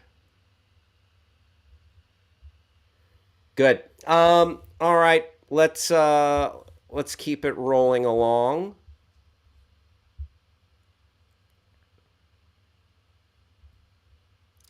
And other trending topics. Okay, so we talked about this the other day. So there was a fantasy football. So we have a very proud fantasy league here on Backchannel. I should change the name of the league. It's called the Backchannel League. Maybe it's like just pals only or something. But so Tommy Pham slapped fellow major leaguer Jock Peterson upside the head. And now he's coming after Mike Trout. Mike Trout is the worst commissioner in fantasy sports because he allowed a lot of stuff to go on and he could have solved it all. Tommy Pham is all up in his feelings in regards to this fantasy football league. What happened? I want to see the standings. Where did he finish? Like, oh, there's a list of most hated MLB players. All right, let's walk down this list. Manny Machado, Jose Altuve, Astros. I think that goes with the Astros. Okay, so I'll tell you why each one is hated. As a big baseball fan, I'll tell you why each one is hated, okay? Manny Machado said, I'm not the guy that hustles. Like when he was on either Baltimore or the Dodgers, like he literally came out and said, oh yeah, I'm not going to work harder. So that has kind of stuck with him. Also, I saw Manny Machado wearing a Let's Go Brandon shirt. And I think that's stupid as hell. You know, even though, you know, Biden's not a great president, better than what we had before. Jiminy crickets. Jose Altuve, a member of the world champion cheaters, the Astros. He was part of Cheatergate. And he's one of the, George Springer, Carlos Correa are gone. So he's easily the one to target your vitriol against. Bryce Harper, cocky MF. He's a cocky Mr. Falcon. Max Scherzer, also cocky. Carlos Correa, member of that, the cheating Astros. Trevor Bauer, he should be number one. Dude beat up a woman. Aroldis Chapman, domestic violence. Mike Trout. Why y'all hating Mike Trout? Don't know it. Ronald Acuna on the Braves, one of the great young players in baseball. Why y'all hating on him? He had some interesting stuff to say about Freddie Freeman of the Dodgers because Ronald Acuna came up, highly touted prospect, delivered. One of the best players in baseball, but he had a little too much swag for Freddie Freeman, and Freddie Freeman called him out, and he's like Freddie Freeman is like one of these old school purist traditionalist guys. Ronald Acuna was more he played the game with a little bit more flair, a little bit more swagger. I like that because here's the thing. Baseball, the fans baseball's attracting, not getting any younger. The demographic is narrowing. So I love what Ronald Acuna and player. There's room for both. There's room for both. There's room for a guy that wants to play the game like Ted Williams played the game. And then there's room for dudes who want to bring swag and flair to the game. Let the game evolve, folks. Jacob deGrom, I'd hate him just for him getting injured all the time. It's like, dude, Josh Donaldson, he had some racially insensitive things to say to Tim Anderson, so, okay, welcome to the list. Aaron Judge, is it just because he's a Yankee? Juan Soto, again, one of the best young players in the game. Why are you going to hate him?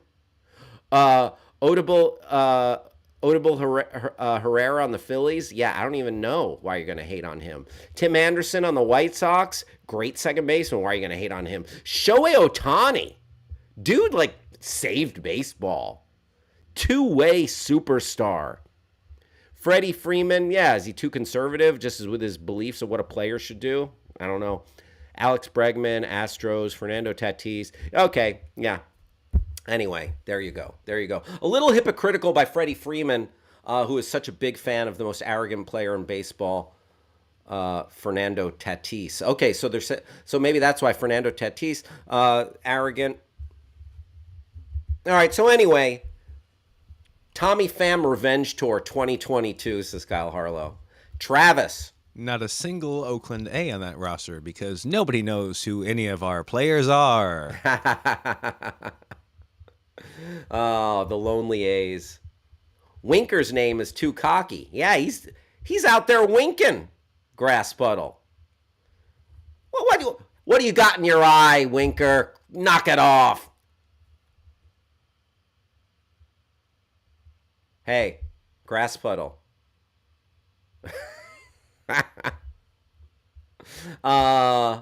Very good. So Tommy Pham, Revenge Tour 2022. Nicely done, Kyle Harlow.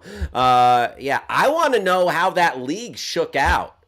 We need someone to post the standings of that league. This is just the news coming out of this. That Tommy Pham is solo generating here is pretty good. Pretty good. Doug has a prediction for the Johnny Depp, for the verdict. I think Johnny Depp is innocent. All right.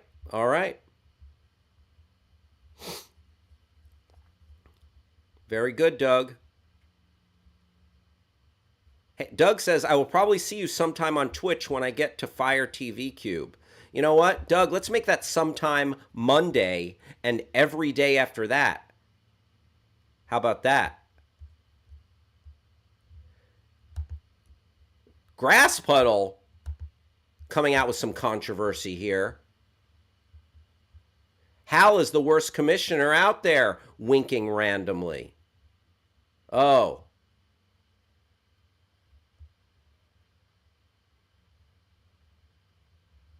All right. Monday, I think you're onto something, Grass.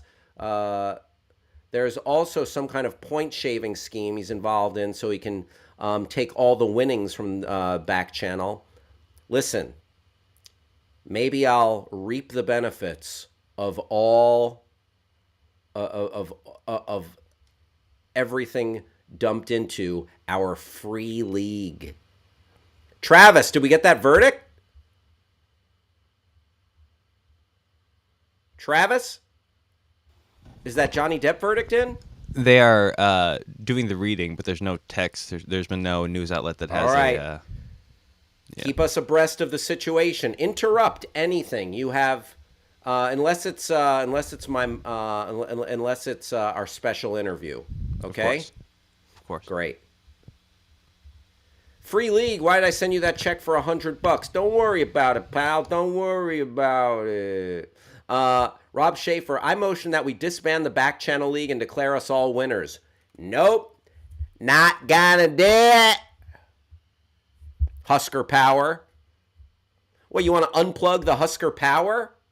You can't unplug the Husker Power grid. Come on, Rob. Come on, Rob. Other trending topics. Oh, okay. So, Netflix, they are going to put the kibosh on all these big vanity projects. So, and you know why? I'll tell you why it is. With two reasons. They're a little bit sore about not getting those Oscars because Netflix was making a big Oscar push with so many, with Marriage Story, with Irishman, Roma. They didn't get it. Also, not helping the bottom line.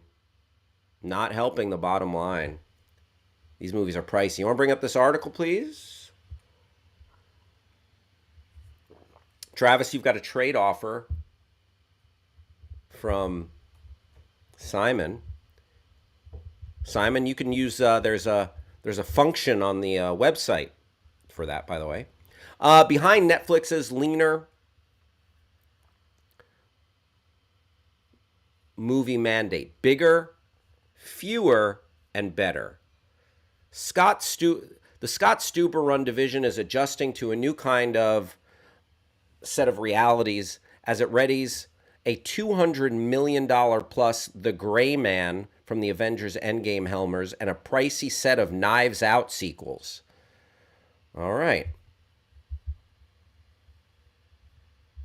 I'm going to scroll there. Let's read a little bit of this. Bigger, better, fewer. That is the refrain inside Netflix that feature film executives led by division chief Scott Stuber, no relation to the movie Stuber, starring Kumail Nanjiani and Batista, are grappling to operate under the digital streaming giant changes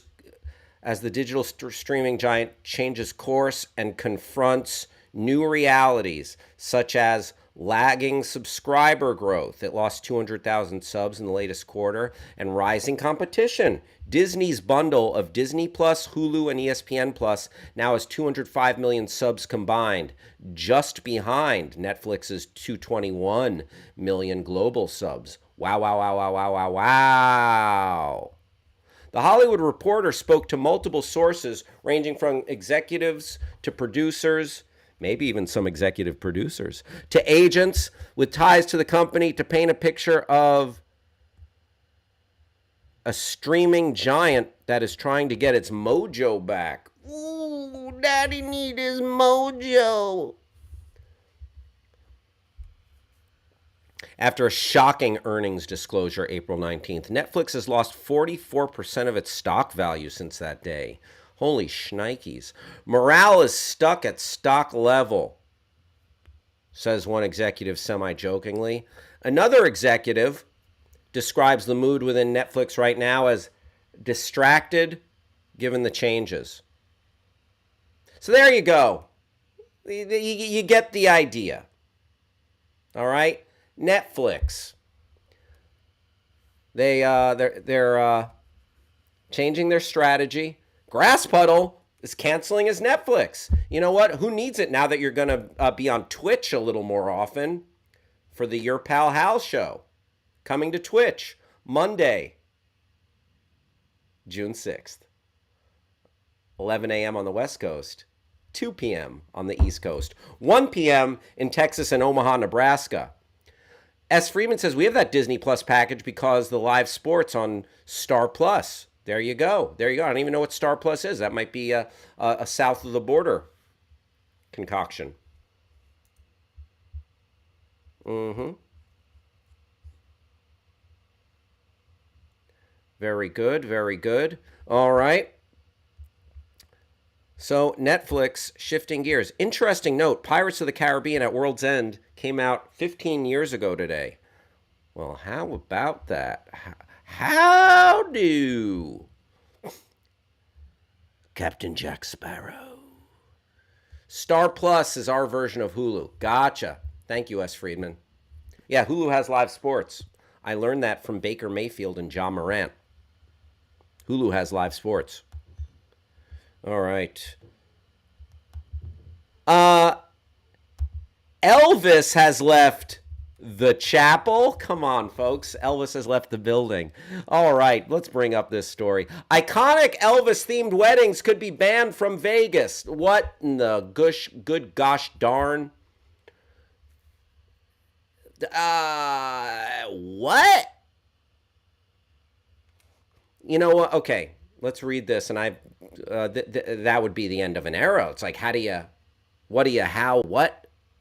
That's part of Vegas culture. That's part of Vegas white person culture that transcends that. Like, when people say, like, white people have no culture, Elvis at a wedding chapel, correction. Las Vegas chapels of love that use Elvis impersonators could soon be given the cold shoulder after a huge shakeup from the licensing company that controls the name and image of the king of rock and roll. Raking in more than $2 million a year, the Sin City wedding business is incredibly lucrative. But it's reportedly being dealt a big blow after Authentic Brands Group sent cease and desist letters last month to the operators of several chapels in the area. What are we going to do? I mean, I eloped. My lovely bride and I eloped. Grass Puddle says Cracker Barrel is white people culture. True dat.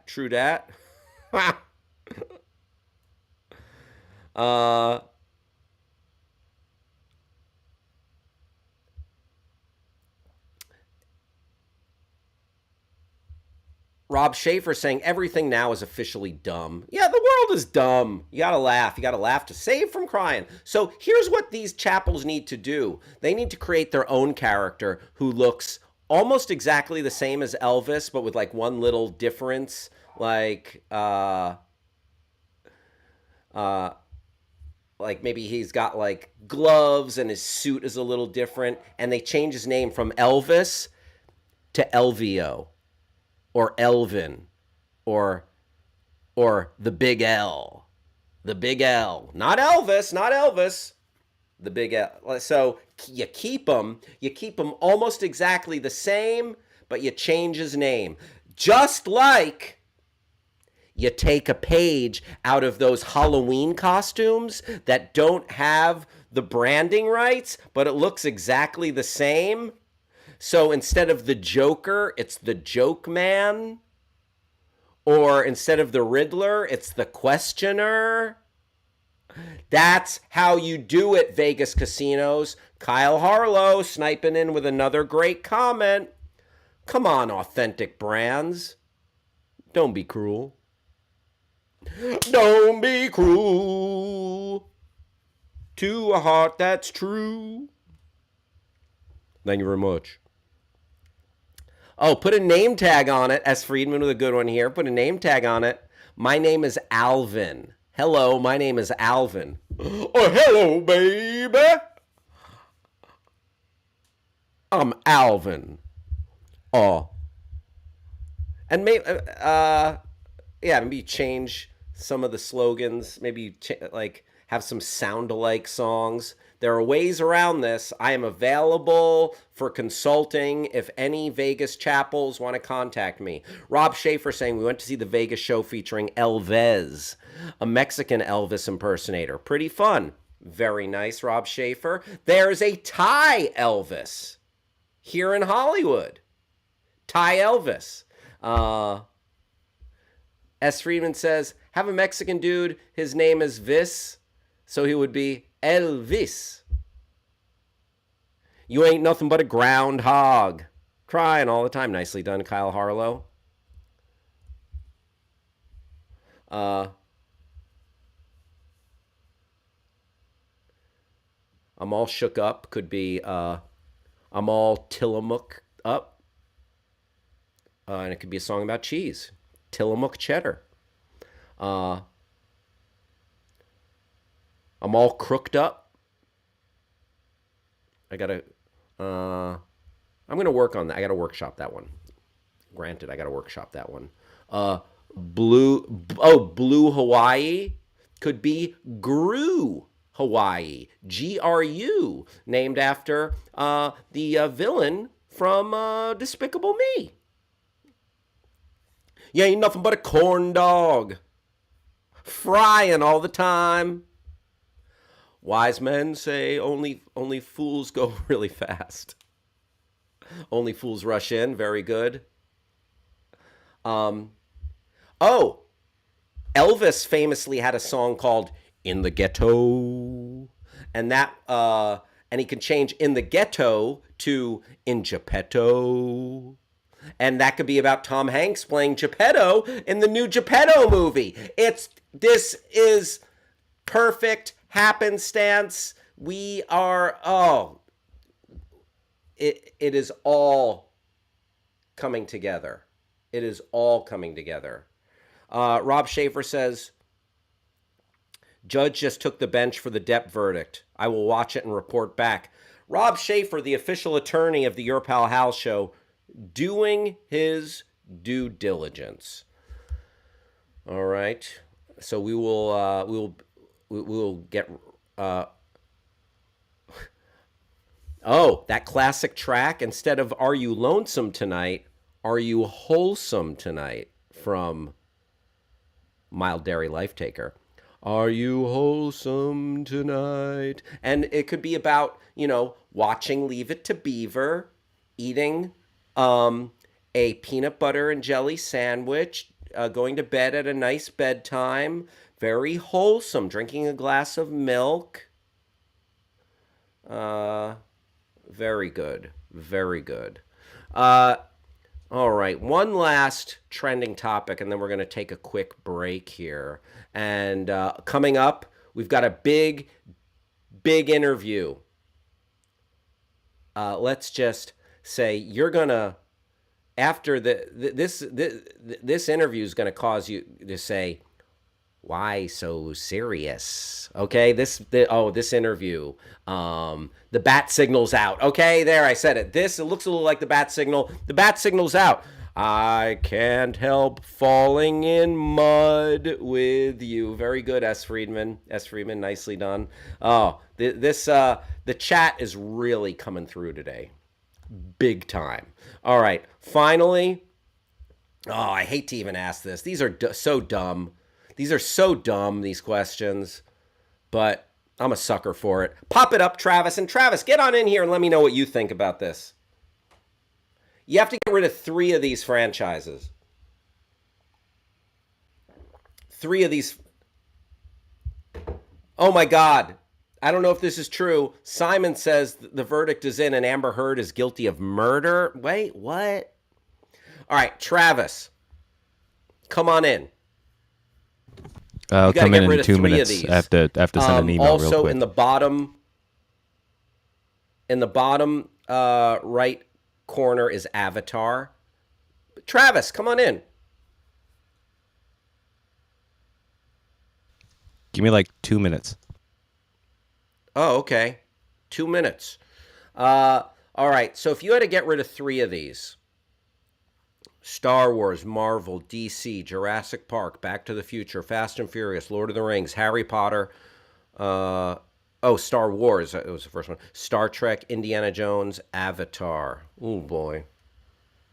I'm going Avatar.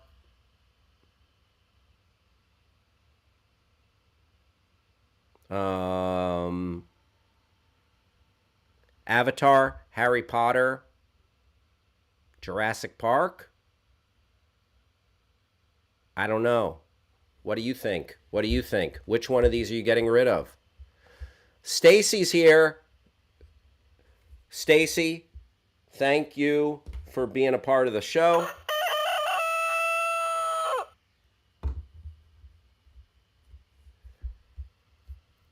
Oh, Doug, I want to say hi to your cat.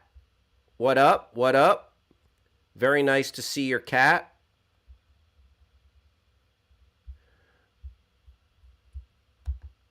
All right, Travis. Okay. Let's see. You got to get rid of 3. Get rid of 3. Star Wars.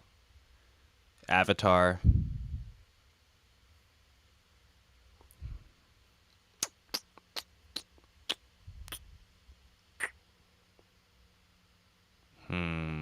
We got 2 votes for Fast and Furious going bye-bye from S. Friedman and Kyle Harlow.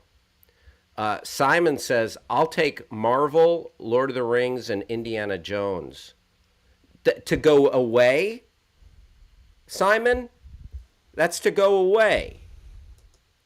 S. Friedman says, Avatar is gone, Harry Potter out, Lord of the Rings, just to see its fans' head explode. Grasspuddle says, wow, Star Wars, Avatar, Harry Potter. Rob Schaefer says, I would get rid of Fast and Furious, Avatar, Harry Potter. Simon says, LOL, sorry, I was watching Amber Heard thing and I misunderstood. I'm getting rid of Harry Potter, Jurassic Park, and Avatar. Oh, shoot, that was the ones I said. Okay, because Jurassic Park, one great movie. Everything else is just riding the coattails of that. Yeah, I'm gonna have that as my 3rd. I'm gonna go Star Wars, Jurassic Park, Avatar. Avatar, it's such a derivative movie, and I think there's just like a little resentment that James Cameron is like grabbing us by the scruff of our neck and trying to like drag us towards it to rub our nose in the more Avatar. I don't know. That's just how I feel about it. I feel like it's just weird that we're getting aggressively so much more Avatar. And then Harry Potter, I feel like these Fantastic Beasts movies are such nothing burgers that like people are just like, what? All right. Harry Potter was sick as hell. And also J.K. Rowling, no bueno. She's like a hateful woman. Sarah said she wanted to share. She's getting rid of Avatar, Fast and Furious, Jurassic Park. Always appreciate hearing from Sarah. Sarah, what up to you? Thank you for chiming in. See, the Fast and Furious movies, they've done something real fun.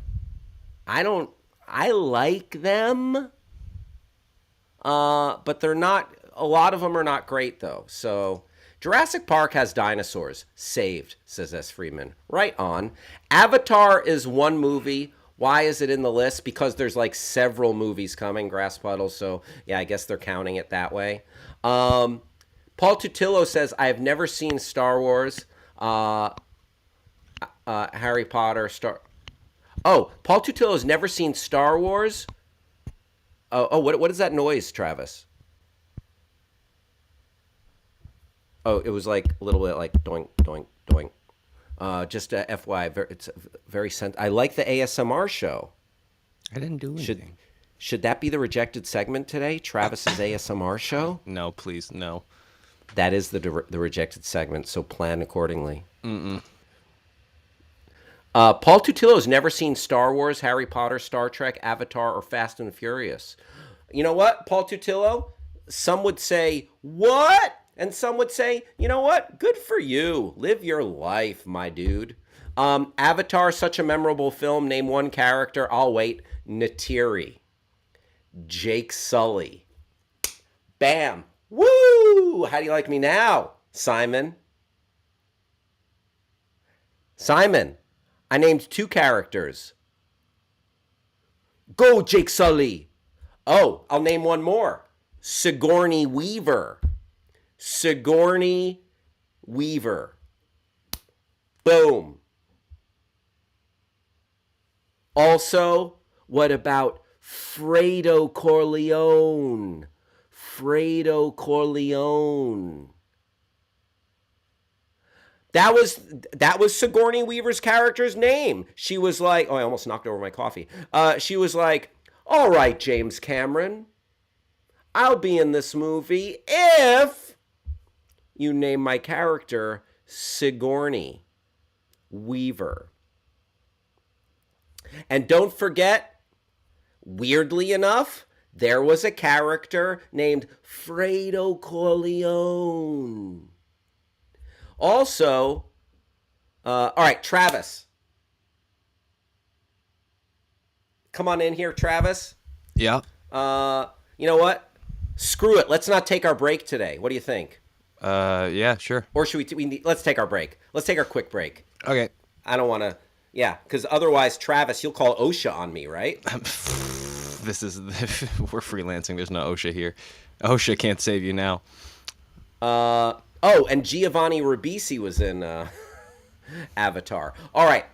We're going to take a 1-minute break here, 1 or 2 minutes. It's going to be a little quicker than normal. We're going to come back and have some more fun. Travis, are you in contact with our guest? The email has been sent. Excuse me. And waiting on confirmation.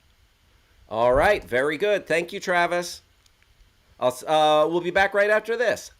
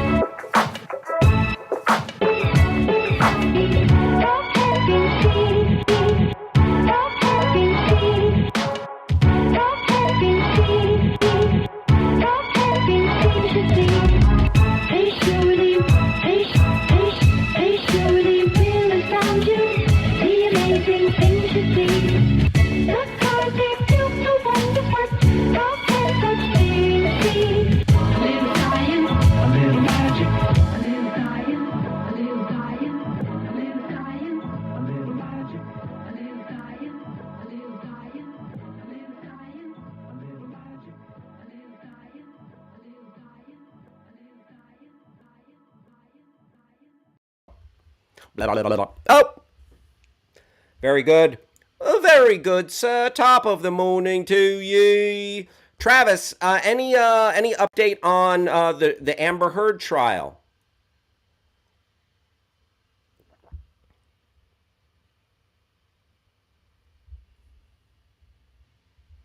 I'll take that silence as a no.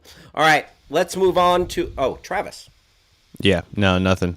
But update, I lied about feeling better. I'm feeling significantly worse as the day wears on. Oh, no. I'm sorry, Travis. It's okay. These things happen. We're going to see it through. Oh. Oh, my goodness. Our guest is here. Oh, my God. Okay, well, let's do a quick Twitter deep dive, and then it's to our guest, okay? Quick Twitter deep dive. I have to I forgot with that. Just shook it out of my brain. Right, of course. That's our Twitter deep dive. Real quick. Let me get that synced up. Oh, my Godzilla, Toho Studios is our Twitter deep dive. You ever see Shin Godzilla? No. Highly recommend. With the band from Garden State, the Shins. No, it's just called Shin Godzilla. That's really cool. I only thought they did music. Not that. It's not that. Kyle Harlow said, twist, OJ just showed up at the Depp Heard trial. Oh, no. I hope he's not armed. The official Twitter of Toho's Godzilla, a.k.a. King of the Monsters. Mechs, monks, militaries, and memes beware. Godzilla, 93,000 followers. Toho Studios. I got to tour Toho Studios, amazing Japanese landmark, when I was in Japan for Godzilla King of the Monsters premiere. It was something else. Very cool. I got to see all these, all the models and all of like the rubber creatures. It was amazing. All right, let's look at a couple of these. Then we got a very special guest and segment happening here. All right, let's scroll it up. Season 2 of the classic 70s animated series Godzilla is coming. Watch it exclusively on Toho's official International Godzilla YouTube channel. That looks cool. A little silly. Godzuki. You know, I'll go to BJ's and eat a Pizookie. And I'll watch Godzilla and watch Godzuki. All right. The World of Godzilla, reimagined by Yuji Murakami. Cool. Just the artwork. The creatures. Sick as hell. If you go back and look at the 1950s Japanese Godzilla posters, simply beautiful works of art. For real. The monsters are in revolt. The world is on the brink of destruction. Godzilla, destroy all monsters, 1968. Round 1 box set is available now. Ooh, cool. Godzilla, Rodan, Mothra, Anguirus. I don't know this, this dinosaur looking guy. Anguirus. He looks like a, what's that one, that dinosaur? Oh, Stegosaurus. He looks like a Stegosaurus a little bit. A porcupine mixed with a Stegosaurus. All right, let's keep scrolling. Couple more from Godzilla. Then we've got a very special guest. Okay, who is this? Wrong answers only. My mother-in-law. Just kidding. I love my mother-in-law. She's wonderful. That's just a mother-in-law joke. No, not Hal Rudnick. Opinion there. We'd say happy Monday, but we don't like to lie. Mothra versus Godzilla. Me, the weekend. Oh, so is Godzilla a little bit like Garfield? Shout out to Megalon. Very good, Simon. Yeah, so Godzilla got a little Garfield in him. All right, scroll up, please. Scroll up. Hey, Travis, do you mind coming in for a minute? Huh? So would you mind just reading a couple more of these Godzilla tweets? I'm going to go let our guest in because we need our guest, our other guest, to introduce the guest that you have on your end, okay? Yes. All right. So I will let our guest pop in just a moment, and we'll take it from there. Travis, the floor is yours. Fantastic. Let's see what we have here. You can win things from Godzilla Toho, like action figures. Someone won. Hedora is next to the stage at Metalcropolis, our line of metal-inspired designs. Just a lot of art, just promoting the brand, merch, things like that. As far as there's not any huge Godzilla project in the works right now. Life in 2 images, Godzilla Jr. Excuse me. Again, I can really not recommend highly enough people watch 2016's Shin Godzilla. It's a interesting take. Kind of feels like if Wes Anderson did a Godzilla movie, and I mean that, as a feel of red tape and bureaucracy. It explores how that would work in the world of Godzilla, and it's very funny. Very funny. Shin Godzilla. One time I taught this kid guitar who was like 11, and Godzilla was like his thing, which was, it's unique. Usually Marvel or, I don't know, TikTok, whatever. But he was just in on Godzilla and knew everything about it. Not just the character, but like the production timeline and like each individual movie and the differences between different production houses in Japan that made the different Godzilla films. And yeah, really, really interesting kid. Also like The National. What a weirdo. Looks like our next guest is here, so we're going to call off our Twitter deep dive and bring in, at least first, your friend and mine, the Batman. I am the Batman. Welcome They call back. me the Dark Knight, the Cape Crusader, and other things. Travis. Yes. How are you? Not good, fine in general at the moment. Not great, but happy to see you. Do you have the C19er? Again, I don't think so. I can still smell and taste. I may just have it. What I'm realizing is, if I'm being honest, and not to take too much time, but I used to get a lot of ear infections as a kid, and I had tubes put in my ears because of that. And yesterday, I went swimming for the first time in like a decade. Oh. And I may have worked myself into an unfortunate scenario. I just want to welcome Baron Davis Goat into the party. Oh. Travis, an ear infection would be real hell for a bat because they rely on their hearing. Yeah. Did you know that? That is true. Yeah. That's why they're so Travis. big. Yes. I'm wishing you well. Thank a you. Speedy recovery. Thank you. I hope you destroy any illness the way I beat up petty criminals. I would be so lucky. Here's a promise to anyone thinking of doing crime.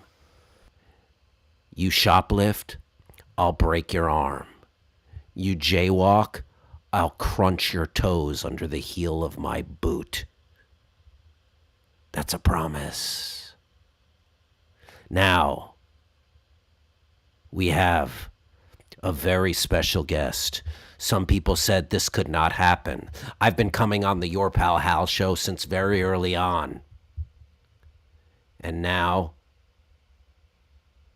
this is a collision that everyone said you're not going to be able to get this person as a guest.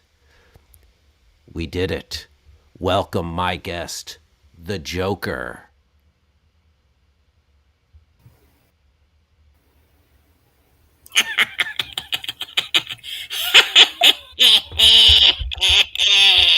Hello, Batman.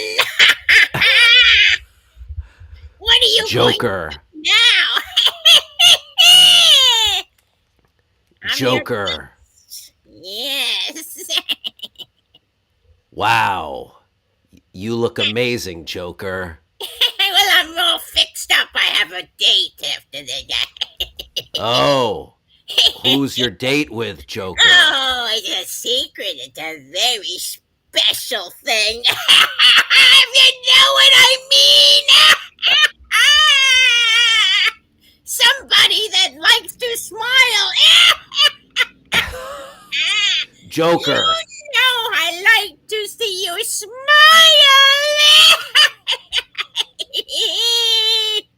Oh, that's been so nice to see you. Joker, if I was there with you, I would take you right to jail. I just have to tell you that. That'll never happen, Batty Man, Batty Boy. I'm a full-grown man. I'm not a batty boy. I'm You're a full-grown Batty man. Boy as far as I'm concerned, little Batty Boy. No, I'm full-grown. I'm a grown-up. Now you cannot get away from the Joker. Betty Boy. How about a date with my friend? I'll make you both smile. Joker, why do you do all this crime? Why are you so unpredictable? I love chaos. Oh no. I make chaos and chaos makes me. Oh my goodness. We are here right now with the real life Joker. Now, Joker, let me ask you this. You have appeared in so many movies. Which movie is the best, most truest depiction of you? My movie, of course. Yeah. I am the best. No one can get the Joker. I make you smile, and if you don't smile, then that's it goes. Oh no! Oh yes, Batty Boy, Batty Boy. Oh no. All right, Joker, let me ask you this. Joker, you said you had a date coming up. What are you yes, a very special date. Describe your perfect date, Joker. Somebody that never smiled, and I'm gonna help them smile. Oh, that sounds threatening. Oh, Joker. They will be smiling from ear to ear when they leave me. That sounds horrible, Joker. Oh, they're gonna love it. They're always gonna have a big smile on their face, and they will remember little jokey Joker. Never forget me, okay, Betty Boy? Oh my, please, I'm a grown man, Joker. No, you're my Betty Boy. Oh, no. All right.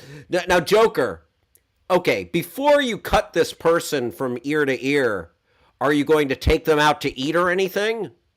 Oh, yes, we're going to the top of the Empire State Building, and we're going to have a special dinner, and then we're going to do a deep dive. Oh, no. I've had a Twitter deep dive, but there's been a Twitter deep dive on this show, but that sounds like a very dangerous deep dive off the Empire State Building. Don't do it. State Building deep dive. No, that's a deadly fall. Oh, but they love it. Oh, a wonderful dinner. Oh, beautiful lobster and shrimp. And then a deep dive. And Oh, well, that sounds delicious. I like a nice lobster roll, perhaps. Let me ask you this, Joker. They're going to go straight down. Woo, deep dive. Oh, Joker. All right, let me ask you this.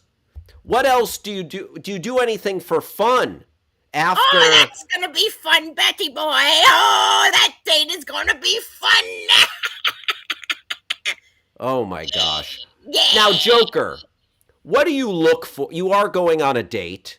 What do you look for in a partner? A partner, just somebody can make it to the top of the Empire State Building. That's a partner. Oh, so just someone ambulatory. Get up there, they don't have to worry about getting down. Oh no. So, but if you were to if you were really going to get into a committed, serious relationship, Joker, what would you want from that person? Somebody that knows how to make people smile. Oh, okay, a sense of humor. All right, and Joker, I have to ask. No, What is I that don't in your? mean a sense of humor, Betty boy.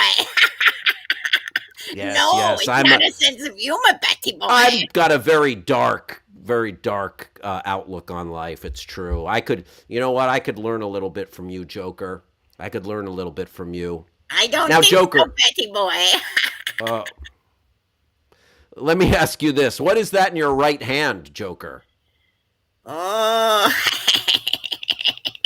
this is my little helper with the smile. This is my little smile machine. It's a little painless. I twirl it around and zoom, zoom, zoom, and you go to the moon. Is that an electric screwdriver? Oh, no, it's a screwdriver knife. Oh, yikes. Oh, yes. It's very pleasant, though. It's a pleasant, especially after lobster. Oh, they love it. Oh, no. All right, now, Joker, They're all about everyone wants to hear you say some of the classic Joker lines. So if I tell you a line, would you repeat it for everyone who are fans of your movies? Of course, Batty Boy. Anything you want. No, Batman. Batty Or the Boy. Dark Knight. Oh, no. Oh, all right. Okay, Batman. All right. Okay. Here's a okay, I'm going to give you some classics if you would just repeat them. Why so serious? Why so serious? Very good. This town needs an enema. This town needs an enema.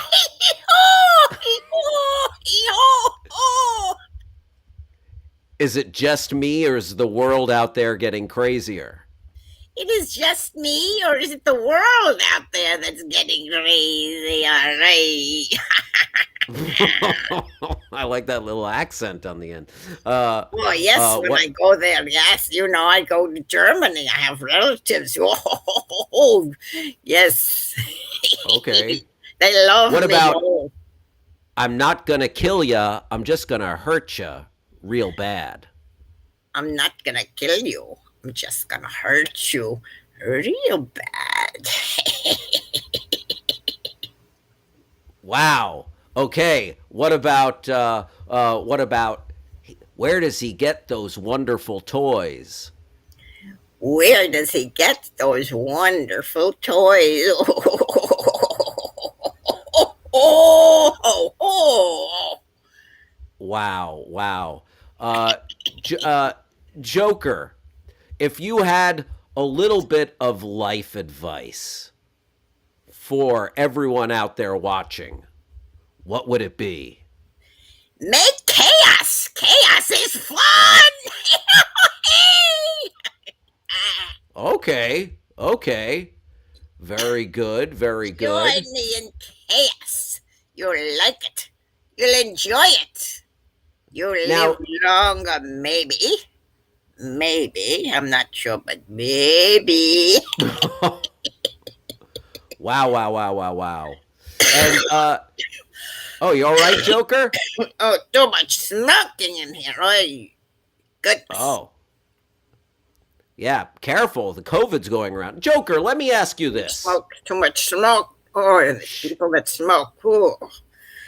Joker, a lot of people are wondering, have you been vaccinated, or is the Joker an anti-vaxxer? Oh, that's my secret. Oh. If they want to smile longer, then I guess they'd have to get a vac. Oh, the Joker. I think that means the Joker is vaccinated. Yeah, I've gotten, Batman has gotten his vaccines, okay? I am vaxxed and boosted. Good, Batty Boy. I am vaxxed and boosted. And also, Joker, do you, we have a question. Yeah, we'll take any questions from the audience. I see what this man, you have a friend here, a mild, very life taker. Yes. What does he have insurance? Have I considered a dermatologist? I'm gonna make him smile. Where is he? Oh no. Mild dairy life taker. You better watch your step. The Joker's offended. Not answering his question. Joker. Now, let me ask you this. Why do you cause so much chaos? Why do you like to upend the apple cart, so to speak? Cause so much trouble in life? What is it that that makes you tick? Oh, I like chaos. I like motion. I like music. I like people running and funning and talking and breaking and walking and breaking into stores and grabbing what they can. Chaos. That's the whole world. The world goes around for the Joker if there's chaos. If there's no chaos, there's nothing for the Joker to do. I need chaos. I need Joker. fun. I need jumping. I need running. I need people screaming and jumping on the cars and dancing. I love it. That gives me life. Joker, some people say that you just want to watch the world burn. Is that true? Oh, yes, I love to see a great fire. Oh, yes, that is great. Burn. Oh, my goodness. Joker. I am going to have nightmares after this. This is for sure. Now, Joker, Kyle Harlow brings up a good quote. Can you repeat after me? Have you ever danced with the devil in the pale moonlight? Danced with the devil? What am I looking like? Dancing with a man? A devil? No, a she there, maybe. Oh, okay. Maybe sometime. Maybe. Okay. I mean, it is LGBTQ plus Pride Month, so if you want to dance with a male or a female, that's we support it. We support it here. And in fact, the commissioner has replaced my bat signal with a rainbow bat signal, which I'm like, oh, are you just capitalizing on that, Commissioner Gordon? And it's a whole conversation. But anyway, we support it. I have to look for that Commissioner Gordon. Does he want to smile again? Oh, no, don't hurt Commissioner Gordon. Smile. Now, Joker, let me ask you one more question. How did you get those scars? Oh, that's my secret. Oh, a lot of fighting, a lot of biting.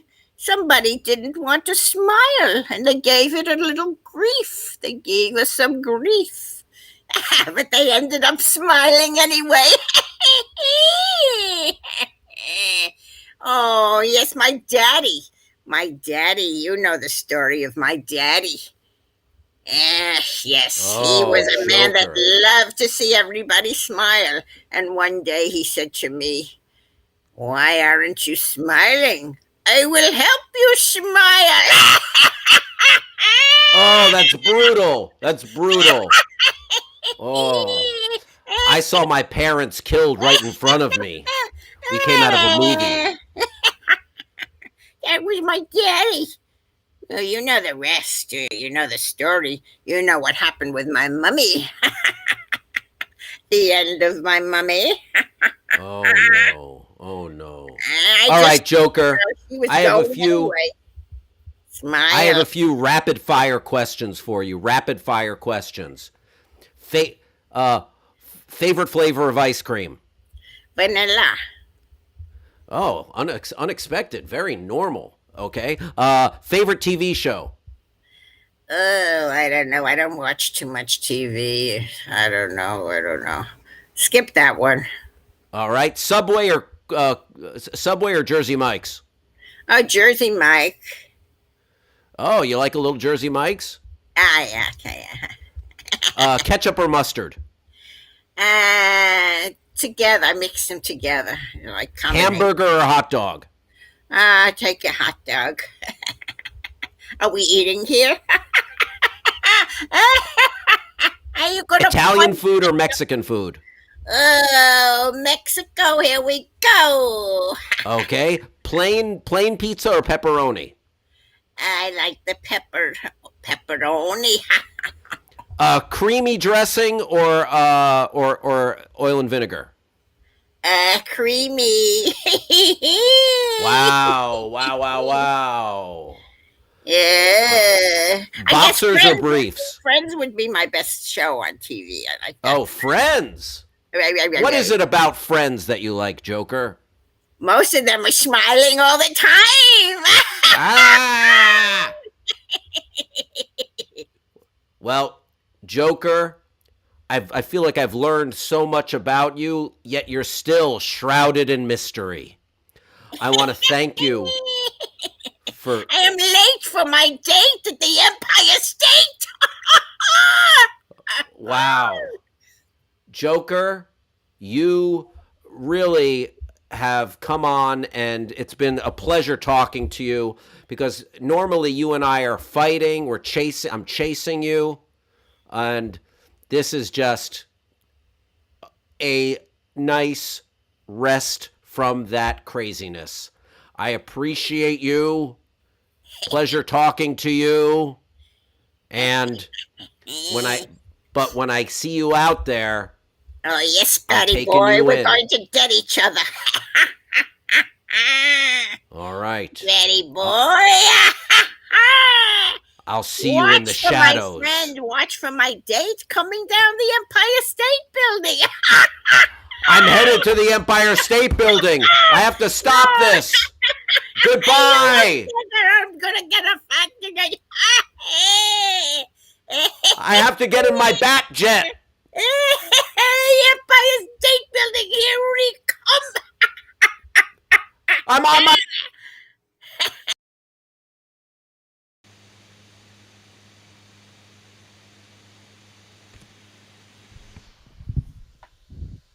The hell was that? That was the best thing that's ever happened. There's no topping that. I think that's it. That's it. That is the living memory of the show. Thank you very much to the Joker. Thank you very much to Batman, and we did it, ladies and gentlemen. We did it. Looks like Hal's back. Let's get him in the fold and close this thing out. Wow. Oh my goodness. Yeah. I mean, that was beyond. Oh, wow. That was Batman beyond. Great show. Can I reveal the mystery, or somebody better call the New York City police, but that Joker. Thrilling.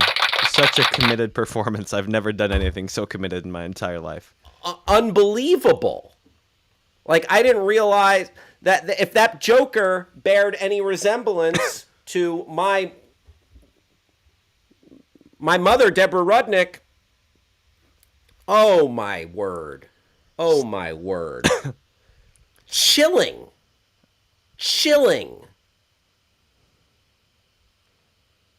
Tickled pink that the legacy that our show will leave behind can be summarized in one image.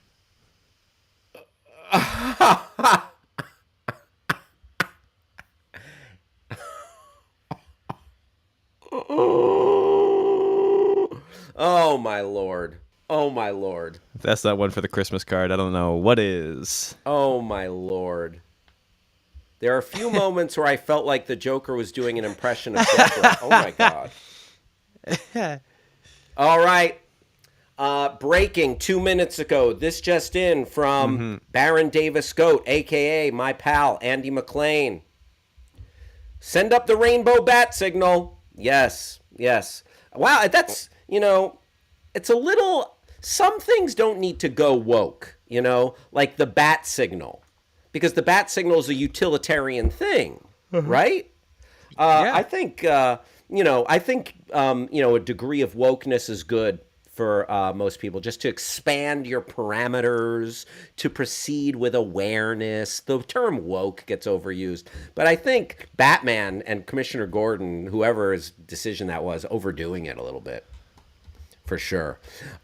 Special thanks to my mother, Deborah Rudnick. Just unfreaking believable. Easily better than Jared Leto. Better than Jack Nicholson. On par with Joaquin Phoenix, nipping at Heath Ledger's heels. Agree or disagree? Ah, solid agree. Yeah. Mark Hamill. All right. You're step up. Right there. Step up. Wow. All right, let's talk about actually better than Leto. Yes. It was. It really honestly was. Yes. 100%. Like, the commitment was redonkulous. Just hard to fathom. Travis, do you want to bring up something about the Depp-Heard verdict here? Nicely done. Travis had that on standby. Johnny Depp wins defamation lawsuit against Amber Heard, awarded $15 million. That's a lot of scarves and red wine. That's a lot of scarves and red wine. All right, let's read this. The heated televised court battle between Johnny Depp and Amber Heard is finally over. On Wednesday, a 7-member jury, and if Rob Schaefer's around, I want to know why some juries are 12 and one might be 7. Yeah, I don't know how jury size works. Found that Heard did defame Johnny Depp in his civil suit against his ex. Depp was awarded $10 million plus punitive damages of $5 million. The actress won 1 of 3 claims in the countersuit against her former husband and was awarded $2 million. The disappointment I feel today is beyond words, Heard said in a statement. I'm heartbroken that the mountain of evidence still was not enough to stand up to the disproportionate power, influence, and sway of my ex-husband. I'm even more disappointed with what this verdict means for other women. It's a setback. It sets back the clock to a time when a woman who spoke up, would you scroll up, please? Think of the rings he can buy, says Kyle Harlow. Major victory for Big Scarf. True, Simon. It's a setback. It sets back the clock to a time when a woman who spoke up and spoke out could be publicly shamed and humiliated. It sets back the idea that violence against women is to be taken seriously. I believe Johnny's attorneys succeeded in getting the jury to overlook the key issue of freedom of speech and ignore evidence that was so conclusive that we won in the UK. I'm sad I lost this case, but I'm sadder still that I seem to have lost a right I thought I had as an American to speak freely and openly. I'm going to scroll down. Juries are set by statute. Some have civil juries of 7. Thank you, Rob Schaefer. The two had been battling it out in court, each actor putting on a great performance in the courtroom. Except when Amber Heard posed with the tissue. That was, like we caught you acting. You got to be committed, like my mother as the Joker. Each actor claiming that they were abused by the other for more than 7 weeks. Yeah, long trial. Heard was in the courtroom while Depp was a no-show. A source close to the actor told Rolling Stone that the verdict, due to previously scheduled work commitments made before the trial, but that he was watching from the United Kingdom. Over the days while the jury was deliberating, the actor performed 3 shows in the UK with rocker Jeff Beck. Kate Moss, who dated Depp in the 90s and testified on his behalf during the trial, attended the 3rd show on Tuesday night. There you go. There you go. A source close to Heard scoffed at Depp's absence. Want to scroll up, please? Your presence shows where your priorities are, the source says. Depp plays guitar in the UK while Amber Heard waits for a verdict in Virginia. Depp is taking his snickering and lack of seriousness on tour. The jury was comprised of 3 Asian men, 2 white men, a black woman, and an Asian woman. The 2 alternates included a white woman and an Asian man. Depp's side called more than 40 witnesses, while Heard's team called 22 over 23 days of testimony. The jury deliberated 13 hours over 3 days. So Johnny couldn't attend because of a gig? That defamation really didn't work. Maybe. Rob Schaefer says, so technically both won their cases. Depp won all 3 claims, and the jury found Heard liable for $15 million. Heard won 1 claim and won $2 million. There you go. In his suit, Depp sought $50 million. Heard countersued for $100 million. The trial, overseen by Judge Penny Azkarate, began in April with Depp testifying that he never hit Heard and that she instead was the perpetrator of abuse in the relationship. Among the intensely debated incidents was a 2015 fight in Australia where Depp was filming Pirates of the Caribbean Dead Men Tell No Tales, at the time during which Heard claimed in court that he had sexually assaulted her with a liquor bottle.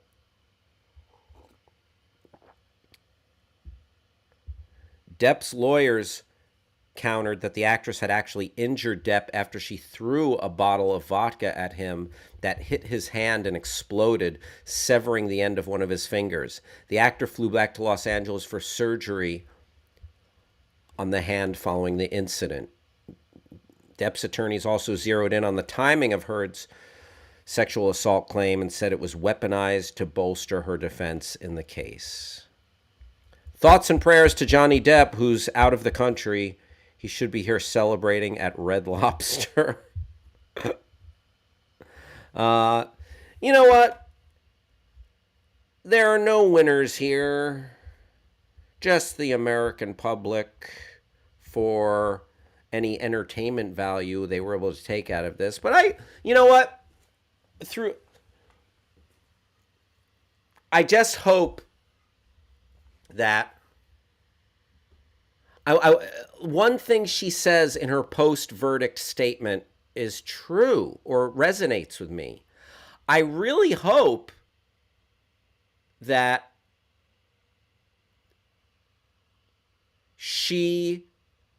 this trial does not do a disservice to survivors of domestic abuse, because that will always be a serious issue, obviously, and something that's not to be taken lightly or for granted. A woman's claims, even though she lost financially and didn't win all of her verdicts. I'm not saying, I wonder, here's a question. Did the verdict of this case do a disservice to survivors of domestic violence? Or were her claims legit? Were they doing a disservice? I'm only asking these questions. I don't know. The court sided with Johnny Depp. I still have a lot of questions. Yeah. Two people who were just not a good mix. Just not a good mix here. And just an unfortunate situation overall. There you go. Hey, Travis. Yes.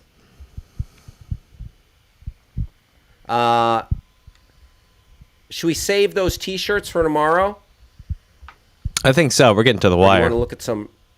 Yeah, we're getting to the wire. All right, let's hit our rejected segment, which is Travis does ASMR.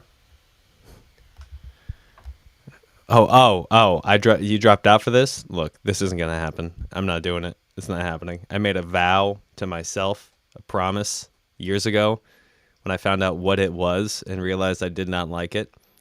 Somebody I was dating was like, no, try it. It's great. And I was like, this is terrible. I don't want the sound of someone's like fingernails clacking in my brain. And I don't feel good, so I'm not doing it. And that's all right. That was our rejected segment. Travis complains about ASMR. That was our rejected segment. Travis complains about being asked to do ASMR. Check out the documentary about Travis, The Vow.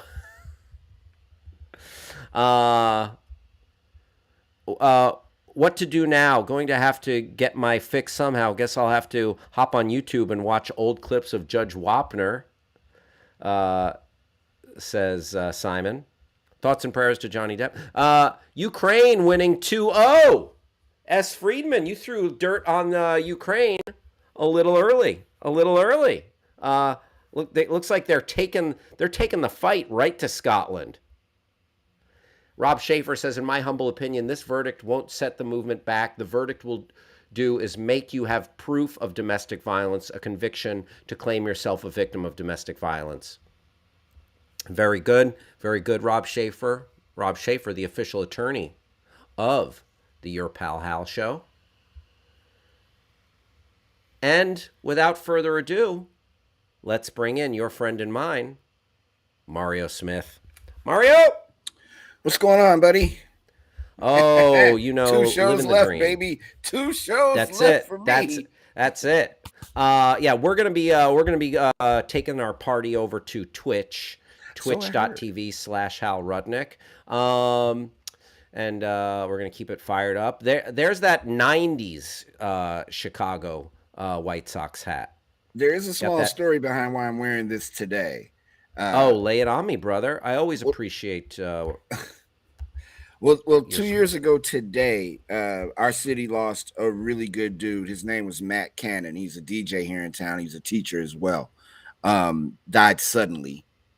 He was like, maybe 40 years old. He was a young dude, but he was an amazing guy, just a really good man and an exceptional DJ, no doubt, but such a very thoughtful, beautiful soul. And he always wore this Sox hat, not this hat, but this model hat. And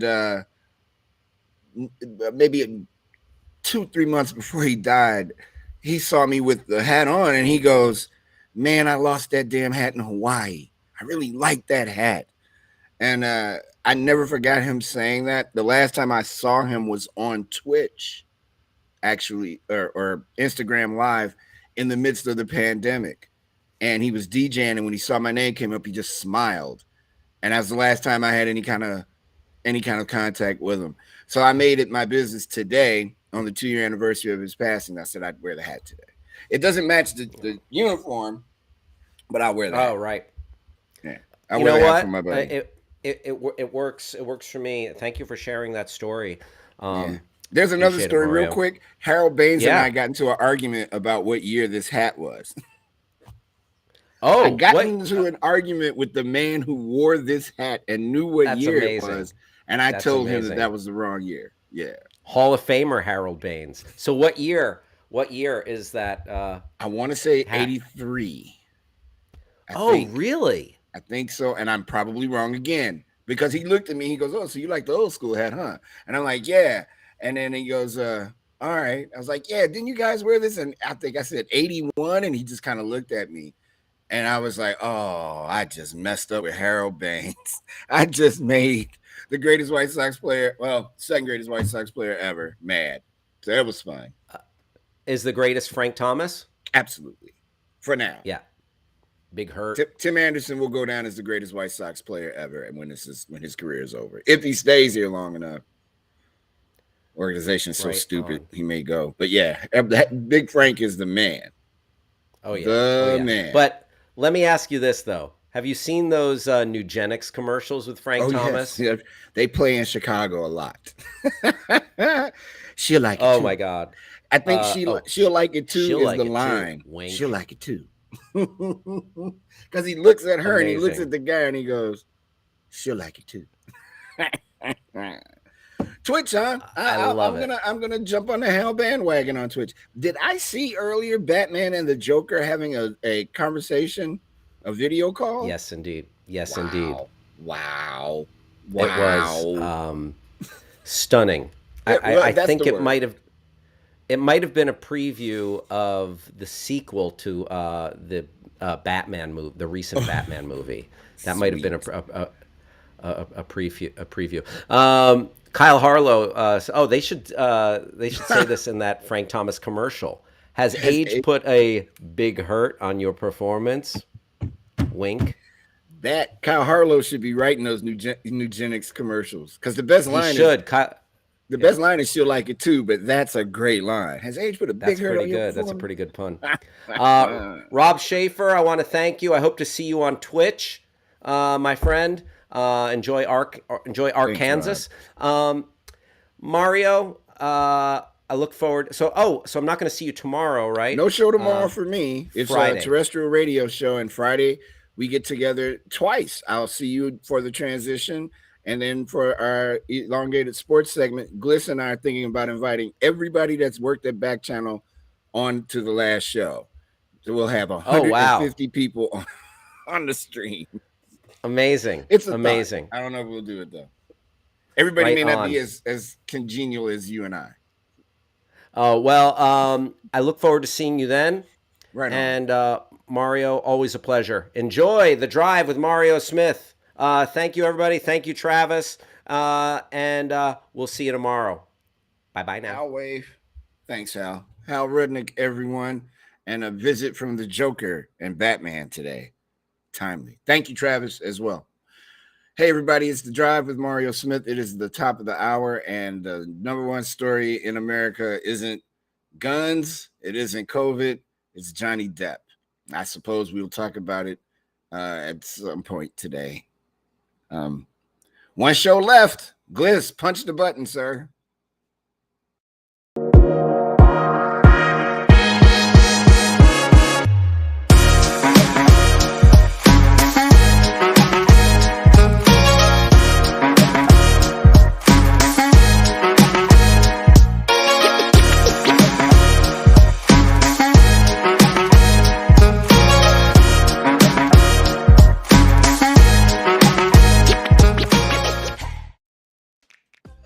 Live from the third largest city in the United States of America, Chicago, Illinois, this is The Drive with Mario Smith here on Backchannel.tv. I'm Mario Smith.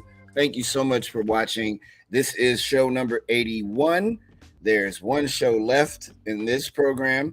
And when we sign off on Friday, we'll be signing off.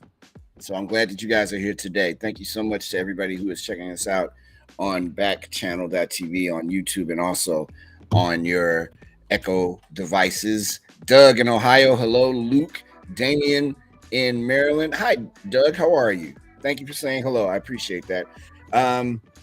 It's a beautiful day in Chicago. It was almost 80-something degrees yesterday. It's in the mid-60s on the lakefront right now here. Tomorrow's going to be cooler. Holy smoke, Doug. You had 9 teeth pulled. Jeez, man, take it easy. All right. We're in the midst of summer, kind of. It's all question marks. I don't know. Let's throw out. See, ending with a bang.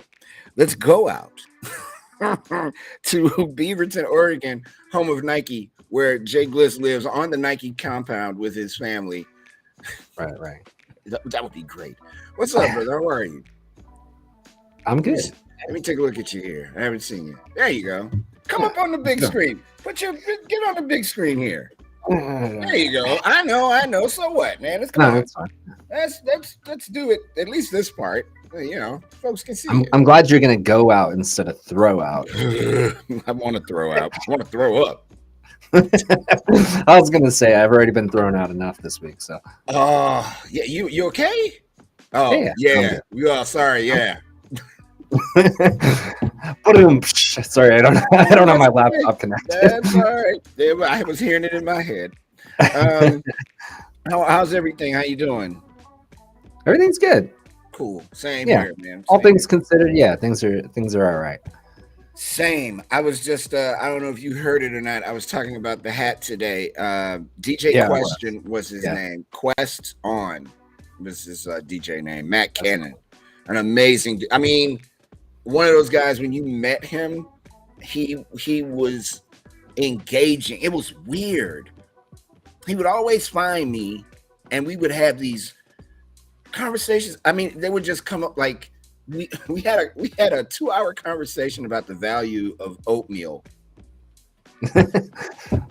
He's like, look, you really need to, get your regimen together and start eating oatmeal. And I'm like, why are we having a conversation about oatmeal at a bar? Like, why are we talking about oatmeal right now? Just that kind of guy, man. Just a really thoughtful, beautiful, beautiful dude. And I miss him a lot. I got a phone call 2 years ago in the morning from somebody that never calls me.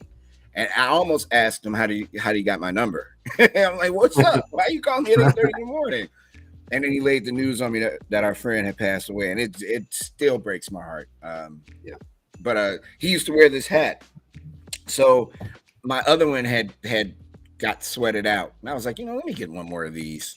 So I take better care of this one. I don't wear it so much, but I wanted to make sure I wore it today for him.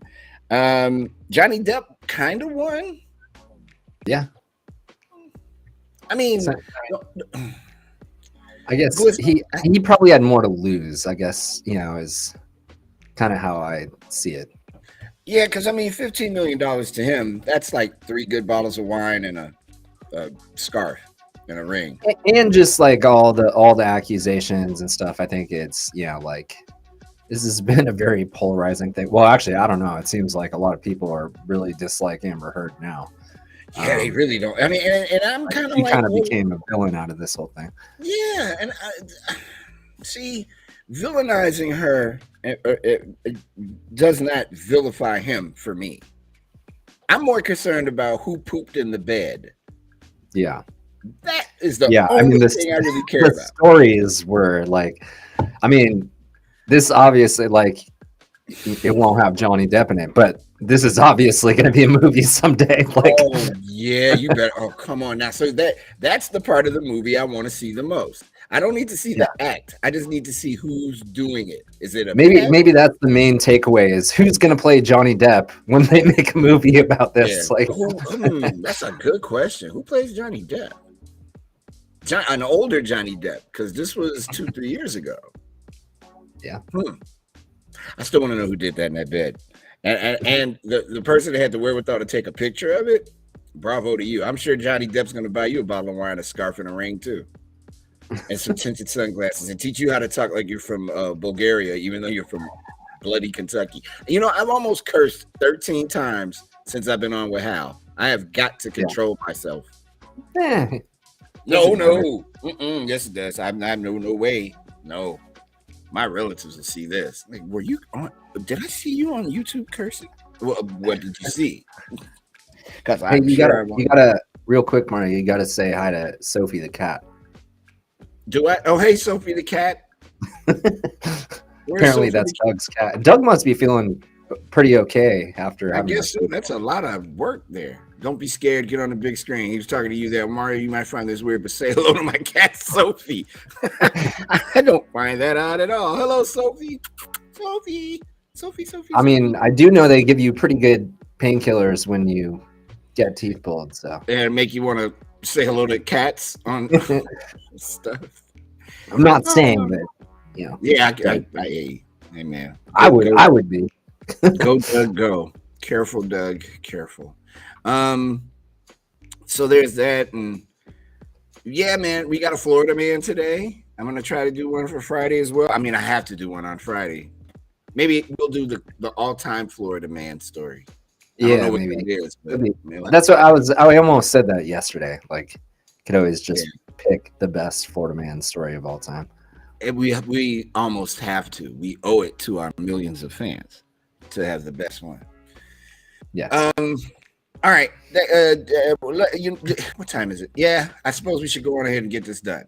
I don't have any beverages, so when this is over, I have to scamper out of this house and head toward a store of some sort so I can.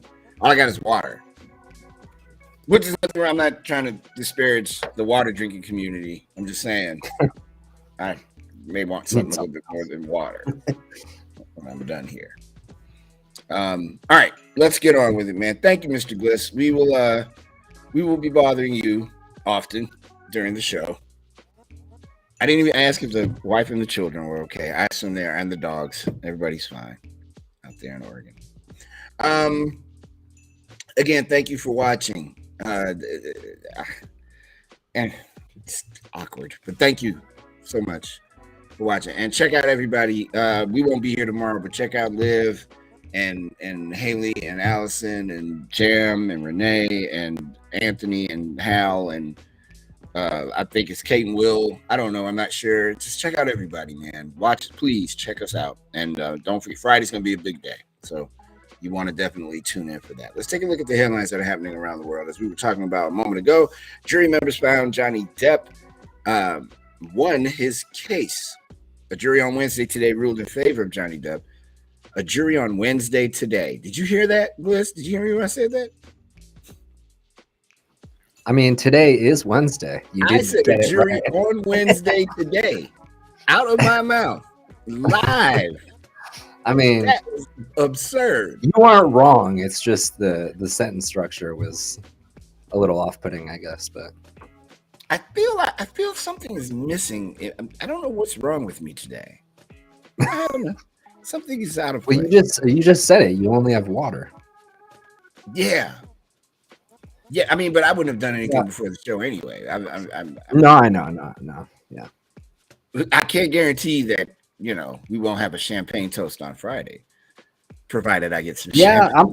I'm probably gonna. Yeah, I'll probably bring a little something into my home office here. Yeah, why not? Let's have a little toast with everybody. Invite Snoop over. How many people we can get on Restream? Is it like a limit to people? I don't know. I don't think so. All right, so I'm publicly inviting everybody on Backchannel. I don't care what you do, whatever role you play on Backchannel. I don't on air, off air. I don't care. On Friday, the second hour of the show, well, you pop up, and we're gonna all say goodbye together.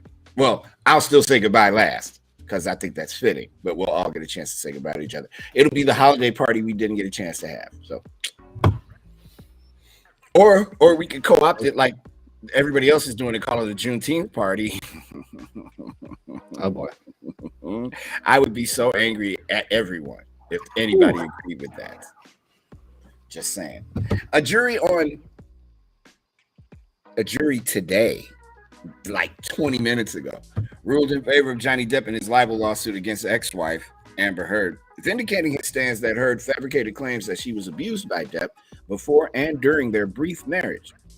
The jury also found in favor of Heard, who said she was defamed by Depp's lawyer when he called her abuse allegations a hoax. Jury members found Depp should be awarded $10.35 million in damages, while Heard should receive $2 million. The verdict brings an end to a televised trial that Depp had hoped would restore his reputation, though it turned into a spectacle of a vicious marriage. But what? Ooh, they messed this up. The people who typed this, anyway. Throughout the trial, fans, overwhelmingly on Depp's side, lined up overnight for coveted courtroom seats. Spectators who couldn't get in gathered on the street to cheer Depp and jeer Heard whenever either appeared outside. Depp sued Heard for libel in Fairfax County Circuit Court over a December 2018 op-ed she wrote in the Washington Post describing herself as a public figure representing domestic abuse. His lawyer said he was defamed by the article, even though it never mentioned his name. I do feel it proper that I mention the Washington Post is owned by Amazon. Amazon. Are we still giving away gift cards? No.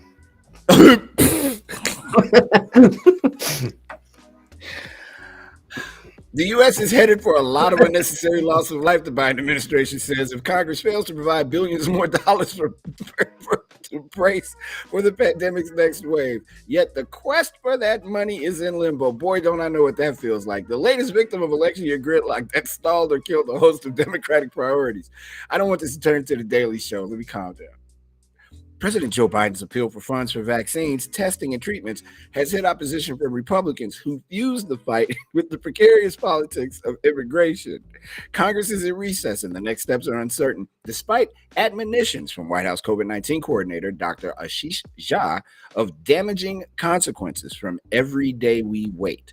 Administration officials say they're running low on money to stock up on or even begin to order the latest vaccines, tests, and treatments. Also lacking are funds to reimburse doctors treating uninsured patients and to help poor countries control the pandemic. And those are the headlines at this hour. What's that quote? The quest for money is in limbo. Brother, they said a lot when they said that there, boy.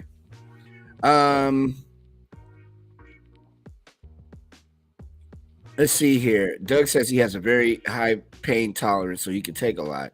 He says, he asked, what's my drink of choice? His is Dr. Pepper. In the beverage world, not involving any alcohol, I like ginger beer a lot. Ooh, ginger beer is solid. Yeah, man. Ginger beer is best. Or good with alcohol also. Yeah, now, hey, look, I mean, it's part of the reason why I like it so much. Yeah. I also like cider, like apple cider or apple juice. I'm a big fan. Yeah. I'm learning to like pomegranate juice a lot better because it's good for you. I drink these usually. What I'm saying, let me because which is fitting. Bye. Oh, bye. Well, it's spelled differently, but nope, it has the same meaning. Same meaning. Boy, oh boy. To be fair, I drink these pretty much every day we're in here. So all right, even though it does say bye on it. Hey, this is the best show ever. It's only 15 minutes old. Hey, we're gonna go out having some fun, right? Are you damn right? Come on, man. I'm not about to be sad. I'm sad, but I'm not about to be sad. No. Hey, Gary T is here. What's up, Gary? He said, "Great answer, Glitz." Yeah, exactly. Oh man, it again. 16 minutes in, it hasn't even gotten started yet. To be fair, I tried to make it think like I was thinking about it at least for a few seconds. No, but you weren't. I know. It's instant. It's all happening. It's all happening at once. Oh man, I'm looking around like I have a room full of people. It's me. I'm in my house by myself. It's the Drive with Mario Smith on Backchannel.tv. This would have been the show that got us fired. Bliss. It had this been a few weeks ago. It's the Drive with Mario Smith here on Backchannel.tv. You're also watching on YouTube and checking us out via your Echo-supported devices and maybe on a Fire TV, which is cool too, or an Echo speaker, which is also dope. When we come back, we'll have news from around the world. Again, this is The Drive here on Backchannel.tv. We'll be back right after these words.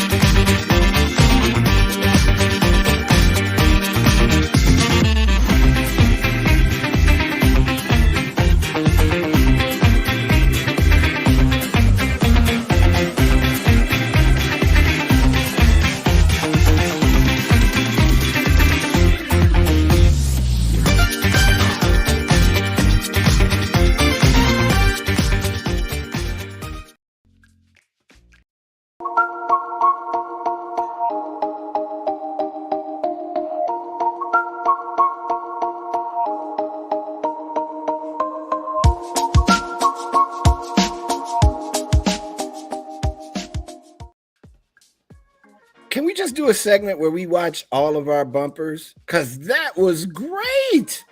I love that. Yeah, thank you. Man, look, we should just do like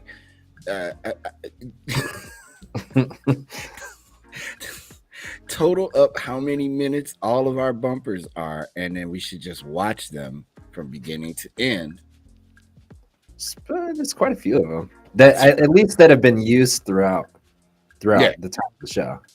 Don't forget to send me all those because I want to watch them when I'm at home next week. Just sitting here, I'm just gonna put them all on my computer.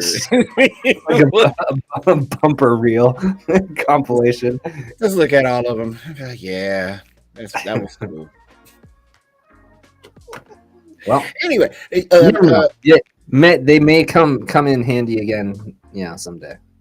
Hey, look, I again, man, I think we've done as good a job as we could do. You never know. Yeah. Again, that's why it's no fire or people behind me with torches and stuff, yelling and protesting. Because to be fair, one of the bumper videos it is fire. Yeah, I know. Yeah, it's a lot of fire. But that was to be like that. To be honest, that's not like that wasn't like a direct thing. That was just more like, oh, it looks cool. That's coincidental, is what I think they would call that, a coincidence. Yeah, just like my drink. Yeah, bye. Which as you'll see in Celebrity Birthdays later, the iconic song Ironic. It's Alanis Morissette's birthday today. So wasn't it all ironic? comes full circle. Man. Wow. Well, there you go. We have new folks here. I can't say it. Profuse Wombat has joined us. Doug says he's been. Oh God, Doug. Doug, you got served papers? Oh no, we served. He wrote along with the sheriff. He says he served papers with the sheriff, and he's been a part of the sheriff's office for 9 years. Okay, right on, Doug. Solid. Doug and Luke and Damien and Mr. or Mrs. Wombat, thank you so much for being here today. June 1st. That went fast. Wow, it's June. That's not the one I want to read. Hold on, I'm sorry. News, weather-related news. Hurricane Agatha has made its mark. It caused flooding and mudslides that killed at least 11 people and left 20 missing. The governor of the southern state of Osaka. I can't say that. Osaka? I used to be able to talk, man. Governor Alejandro Murat said rivers overflowed their banks and swept away people and homes while other victims were buried under mud and rocks. Quote, there were fundamentally two reasons for the deaths, Murat told local media. There were rivers that overflowed, and on the other hand, and the most serious part, were landslides. Murat said the deaths appeared to be concentrated in a number of small towns in the mountains just inland from the coast. But he said there were also reports of 3 children missing near the resort of Huatulco. Agatha made history as the strongest hurricane ever recorded to come ashore in May during the Eastern Pacific hurricane season. It made landfall Monday afternoon on a sparsely populated stretch of small beach towns and fishing villages in Osaka. It was a strong Category 2 hurricane with maximum sustained winds of 105 miles per hour, but it quickly lost power, moving inland over the mountainous interior. Remnants of Agatha were moving northeast Tuesday into Veracruz state. Murat said power had been restored to some communities near the coast, but that some bridges had been washed out and mudslides blocked a number of highways. San Isidro del Palmar, only a couple miles inland from the coast, was swamped by the Tonameca River that flows through town. Residents waded through neck-deep water to salvage what items they could from their homes, walking gingerly with piles of clothing atop their heads and religious figures in their arms. Argeo Aquino, who has lived in the town his whole life, said he could recall only 2 other occasions when he saw such flooding. Quote, the houses are totally flooded, so they are getting everything out, Aquino said Monday as he watched his neighbors. There are stores, houses, more than anything else, we have to try to save all the good material because everything else is going to be washed away. Nearby heavy rain and high winds lashed the beach town of Zipote, known for its clothing optional beach and bohemian vibe. The wind howled for about 6 hours on Monday, said Sylvia Radfagani, manager of the Casa Calmar Hotel in Zipolite. The sound of the wind was really loud, high-pitched, she said. It started at 1 p.m. when the telephone coverage went out, and it didn't calm down until 7:30. A lot of trees were down, roads washed out, she said. A lot of metal and thatched roofs were blown off. Agatha formed on Sunday and quickly gained power. It was the strongest hurricane on record to make landfall in May in the Eastern Pacific, said Jeff Masters, meteorologist with Yale Climate Connections and the founder of Weather Underground. If you haven't seen that site, Weather Underground, a lot of clubs and stuff use it. Outdoor folks use Weather Underground. It is a really good weather website, Weather Underground. David has joined the stream. David is in Washington, D.C. Hello, David. Doug says he's also part of another place where you're going to have to get the second part of that. He says he's part of another police department, maybe, or place department. I don't know, man. I got you, though, Doug. Thank you very much. This will make Gliss happy. Drinking coffee. Let me start again. Contrary to popular myth, foregoing coffee isn't likely to improve your health. The opposite might be true. Years of research suggest that drinking coffee is linked with a lower risk of death. The latest addition to that body of research was published Monday in the Annals of Internal Medicine. The study looked at around 120,000 people, pardon me, in the UK who regularly drank unsweetened or sugar-sweetened coffee over 7 years. The findings suggested that those who drank 1.5 to 3.5 cups a day had a lower risk of death during those 7 years than non-coffee drinkers, even if they added a teaspoon of real sugar, not to every. On the whole, people who drank unsweetened coffee were 16% to 21% less likely to die during the study period. This sounds like a really long did you know during the study period than people who didn't drink coffee at all, the results showed. But the researchers didn't look at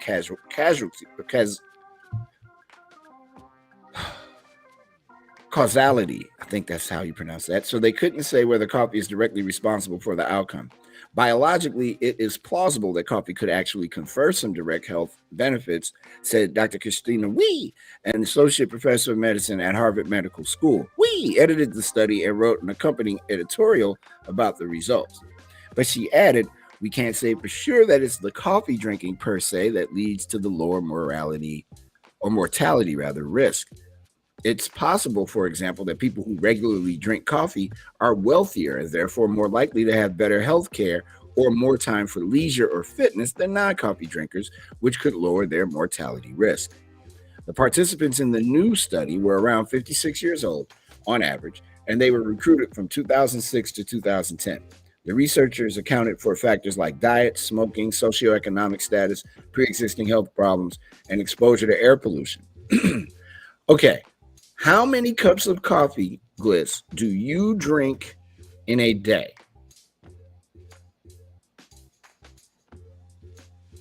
I'm gonna say probably 4-ish, give or take. See, that's mind-blowing to me. I can only drink 1 cup of coffee. Yeah, I mean, it gets me a little jittery sometimes, but on days I drink 2, it's a wrap. What's wrong with Mario is the statement all around town. Why is he moving so quickly? I will say it's probably like kind of hard to put a number on it for me, just because like what I'll do is, and this is like a habit when I worked on a morning show, I'll get like a full coffee and I'll drink about half of it, and then once it starts to get a little just kind of warm, then I'll go kind of top it off, to kind of heat it up, and it gets blacker as each cup goes on, because I put in a tiny bit of milk in the first one, but so yeah, that's kind of how I do it. So it's like I don't know that I'm drinking necessarily.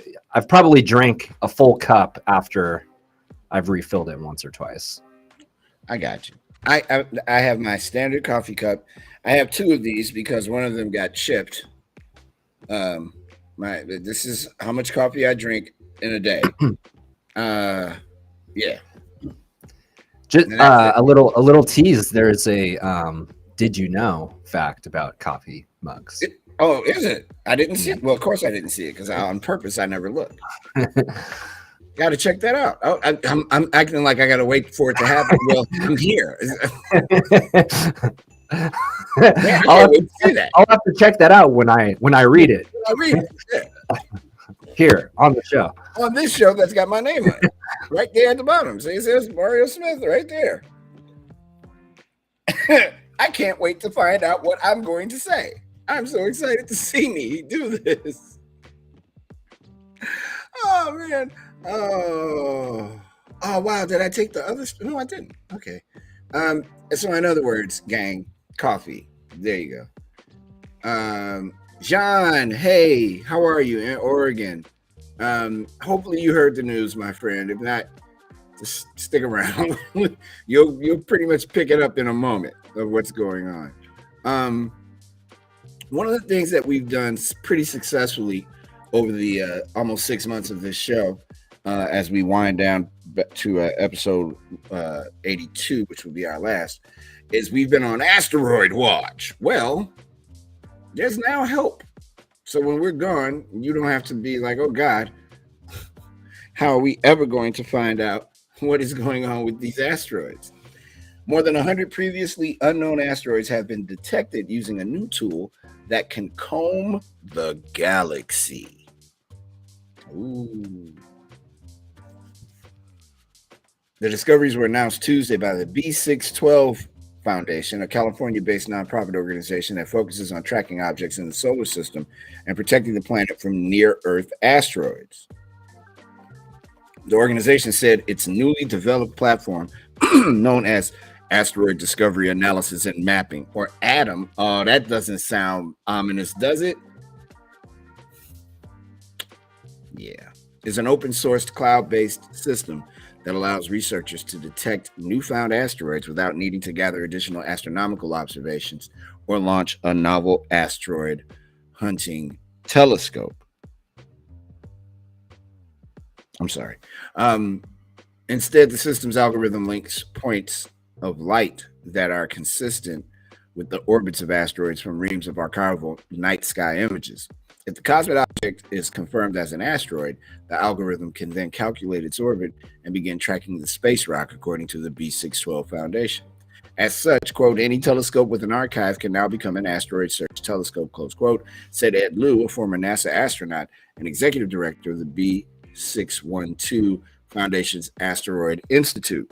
Quote, we are using the power of massive computation to enable not only more discoveries from existing telescopes, but also to find and track asteroids and historical images of the sky that had gone previously unnoticed because, hold on,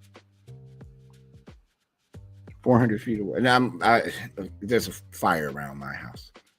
We may have to, we're under thunderstorm watch, the Gliss, may have to get up.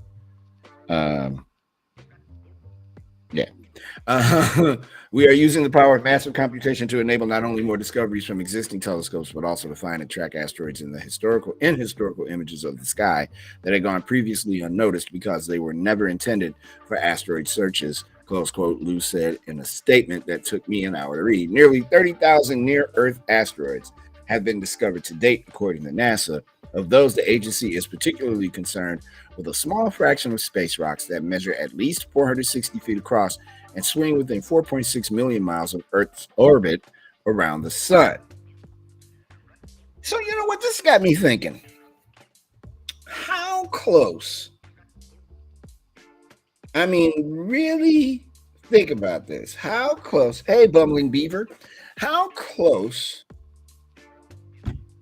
is the Earth from getting hit by a tiny rock? Not one of these, this rock is as big as the United States. Not one of those, but something small. And how much damage could that do? Anybody else wonder about that? Because, I mean, we are in the midst of nothingness on a rock, floating in the midst of nothingness. and other rocks are flying past this rock all the time, every day, multiple times a day, every hour of the day. What happens if a little bit? Yeah, that would be something, wouldn't it? I don't want to know. You should do an astronomy show. Who, me? Yeah. I'd be the worst because I'm scared of everything. Like, yeah. Well, that's why it could be entertaining. We talk about it all the time on this show. We do, right? I'm scared. scared. Rock Talk. Rock Talk. Hey, everybody, welcome to Rock Talk. I'm Tim Manley. About all the rocks flying towards our rock, floating in nothingness. In nothingness. We are in nothingness. There's nothing. We are floating in nothingness. We are around rocks and fireballs and planets. And planets. And a sun that may be like, you know what, tired of that planet. Let me just zip. Just take off. Anytime. Similar, but not the same. How it wipes everything off really fast. And you don't get a chance to catch your breath behind getting wiped out. Because what do? You don't have the power to fight, a space rock from hitting the Earth. I know they've got stuff in space where they like, I forget what they called it. NASA has an asteroid like defense system or something that they can high karate. I'm doing the NASA move right now. We chopping the rocks like a laser beam or something. Yeah, but I don't trust that. How do we know that they're not like every day? They're not like, oh man, that was close. This is just not. They're like, man, one of these days. Man, I'm glad I'm going on vacation next week because it could happen. Can you imagine? No, I mean, if you work for NASA, there's every day. There's like, oh, jeez. Doug agrees. Thank you, Doug. Who else is okay? There are people here today. That's good. Oh man, Shanghai has reopened its city as the COVID lockdown has been reduced. I always look, at least during the pandemic, I've always looked, rightfully so, to what's happening in China, countries of that size, and when and where they stop worrying about it. This is the 5th wave. They say love is the 7th wave. Ooh, did you see what I did there? It's a good song by Sting. Love is the 7th wave. There's a deeper wave than this. I should play that right now. So if this is the 5th wave and they're anticipating at least one more for the fall and winter, I think keeping an eye on what happens in China and Japan is very thoughtful when it comes to COVID. Shanghai residents visited the waterfront Bund and ate and drank along streets patrolled by police early Wednesday as people in China's largest city savored the easing of its severe 2-month COVID-19 lockdown. The lockdown set back the national economy and largely confined millions to their homes, while its ruthless and often chaotic enforcement prompted protests in person and online that are seldom seen under China's strict authoritarian government. Full bus and subway service will be restored Wednesday, today, or it has been already, as will basic rail connections with the rest of China. Oh God, I'm getting choked up. Still, more than 500,000 people in the city of 25 million are still under lockdown or in designated control zones because virus cases are still being detected. The government says all restrictions will be gradually lifted, but local neighborhood committees still wield considerable power to implement sometimes conflicting and arbitrary policies. That didn't deter people from gathering outside to eat and drink under the watch of police officers deployed to discourage large crowds from forming. Chow Yu, who works in the hard-hit travel industry, said it was a joy to see, quote, many happy people around me on the street, close quote. Chow said the past 2 months under lockdown was a depressing experience. I now pose yet another question. Do you think they're going to lock this back down in the United States? I mean, no one has to answer. I'm just saying. Because COVID is still here, man. It has not gone anywhere yet. Really quick, in a meeting that can only be described as hilarious in my head, Joe Biden, the president of the United States, is hosting a roundtable with baby formula manufacturers. I'm not going to really read the story. There are just so many late night TV jokes there that it's almost criminal. And I just want to know if anybody catches one of these jokes on Jimmy Kimmel or on Jimmy Fallon or on Stephen Colbert or on Late Night or any late night program in the world, please let us know so we can talk about it on Friday, because I think it's going down. Joe Biden is meeting with the makers of baby formula. There has to be a joke in there somewhere. I've got a couple. I won't do it because I'm not a late night television talk show host. Although we did want to do a nighttime show. That was in the plan at some point. By the way, if any babies are watching, I'm sorry you don't have any formula, man. They are doing you a disservice. Yes, they are. Let's take a break because that's what we do. When we come back, we will have Skirt's favorite segment, the Community Report. It's going to be good. And thank you to everybody that's checking us out on Backchannel today, including Doug and Sean and David and Profuse Wombat, Michael Lockett, Gary T, and Doug, Damien, everybody. Thank you. Really appreciate it. We'll be back in just a moment. This is The Drive with Mario Smith here on Backchannel.tv. Be back, ba-da-ba-boo, right after these words. Wyatt, how you doing in Maryland? We'll be right back.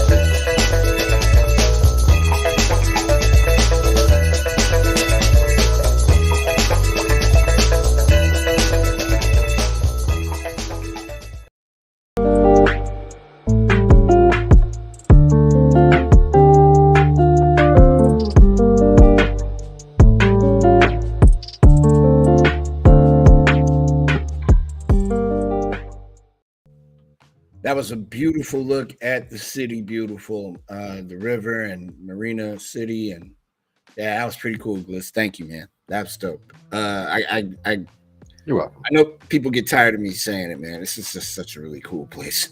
If we ever get it together, man, like it's been in the past, it is an amazing place to come and hang out. Chicago. I still plan on coming to visit. So, man, and I still plan on being around when you do, brother. Yeah. For sure. Let's make that happen. I still need to get out west. I know. I still need to go see you. I want to see Hal. I still want to do that. I still would like to do that. A baseball game. Yeah. Matter of fact, the White Sox play the Giants next month in San Francisco, I believe. That is true. I'm excited. Will Flores has been doing me well, by the way. Thank you. Yeah. Yeah. Will Flores, man, he's a baller. He's a baller. He's crazy. He's like a legit pro. Like he's just one of those guys that's like just kind of under the radar. Like, everybody knows he's a good player, but yeah, he is a solid baseball player. Picked him up as soon as I saw he was available. I was like, I'll take him. Thank you.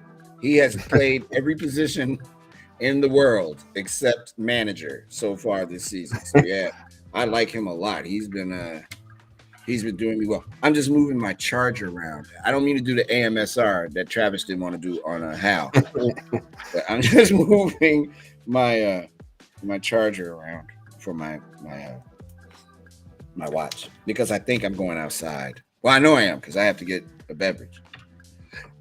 Excuse me. What was I doing? The community report, which is important because we have a special edition of Florida Man today. But let's go through it. A Memorial Day weekend shooting on a Las Vegas area freeway was an apparent ambush by Hell's Angels members on rival Vagos biker gang members returning from a veterans cemetery ride, according to a police report made public yesterday. Richard John Devries, who police identified as a Las Vegas Hell's Angel Angels chapter president and club recruits Russell Smith and Stephen Ayla were arrested late Sunday, several hours after the shooting on US 95, according to Henderson police reports. At least 6 of the 7 people taken to hospitals with wounds or injuries following the midday Sunday gunfire were Vagos members or affiliates, the report said. They were riding motorcycles back to Las Vegas after stops at Hoover Dam and the Southern Nevada Veterans Memorial Cemetery in Boulder City. A person whom police identified as an anonymous witness provided video showing 3 men wearing Hells Angels attire riding up to the Vagos group, including one who appeared to have an object in his left hand before shots were fired. Police say multiple spent bullet casings were found strewn for more than a mile along the freeway. It was not clear from the police narrative if anyone in the Vagos group fired weapons or if all the people who were reported injured received gunshot wounds. 2 were hospitalized in critical condition, according to a police statement issued Monday that said a 7th person involved in the shooting arrived at a hospital with injuries that were not considered life-threatening. Police on Tuesday did not provide an update of the conditions of the injured. Debris, 66, Smith, 46, and Alo, 26, remain jailed on $380,000 bail pending court appearances on multiple attempted murder, conspiracy, battery, and weapons charges. Jail and court records did not immediately reflect court dates or if the men had attorneys who could speak on their behalf. Several attorneys who have represented Hells Angels and Vagos members in criminal cases in Las Vegas in recent years did not immediately respond to messages from the Associated Press. The freeway remained closed for more than 5 hours during an investigation also involving Las Vegas and Boulder City Police and the Nevada Highway Patrol, according to the Henderson police reports. Police said video obtained Sunday morning at a coffee shop in Boulder City and later from a dashboard camera of a police vehicle on a highway in Boulder City showed Debris, Smith, and Alo among multiple members of the Hells Angels prior to the shooting call. Cell phone GPS location data put the 3 men together on US 95 after the shooting, the report said. Wow. So that's what happened on Sunday in Vegas. Man, Las Vegas is wild. That place is wild. Did not know it was going down like that. Good to know. Thank you, Vegas, for everything not coming. Thank you. Nope. No, man, no. Nope. No. A woman who was shot in a Brooklyn subway shooting that left 10 people wounded filed a lawsuit Tuesday against gunmaker Glock Incorporated and its parent company, accusing them of fueling a public nuisance in New York and endangering public health and safety. Irene Steuer, the woman behind the federal lawsuit filed in the Eastern District of New York, was on her way to work when she was shot in the April 12th attack, in which a gunman fired dozens of bullets aboard a busy subway train. Frank James, who was charged with committing the attack, is alleged to have used a 9mm Glock handgun in the shooting. Last month, he pleaded not guilty to terrorism and weapons charges. In the lawsuit, Steuer, 49, and her lawyers accused Glock of marketing its products in ways that emphasize firearm characteristics, such as their high capacity and ease of concealment that appeal to prospective purchasers with criminal intent. The lawsuit further accuses Glock of purposely supplying more firearms than the legitimate market could bear in order to induce sales in the secondary market, as well as of failing to train dealers to avoid illegal transactions and refusing to shut down contracts with distributors who have sold to dealers with disproportionately high volumes of guns traced to crime scenes. As a result, it says, Glock has endangered the public health and safety of New York residents by marketing, distributing, promoting, and selling firearms with reckless disregard for human life and for the peace, tranquility, and economic well-being of the public. Glock did not immediately respond to an overnight request comment from NBC News. The lawsuit comes after gun industry leaders unsuccessfully challenged the 2021 New York law allowing victims of gun violence to sue gun manufacturers and dealers over their injuries. I guess I'd sue Glock too. You know what, Bliss? I can't wait anymore. Much as I would like to, and this is a good one. I don't know if you read it, but boy, oh boy, this is a good one. So America, as we found out yesterday, by the way, hey, Wyatt and Addison and Jay, welcome everybody. As we found out yesterday, our Florida Man intro has expanded and grown to include aliens. I am wondering what's going to be in it today. Ladies and gentlemen, it's time for America's favorite superhero, Florida Man.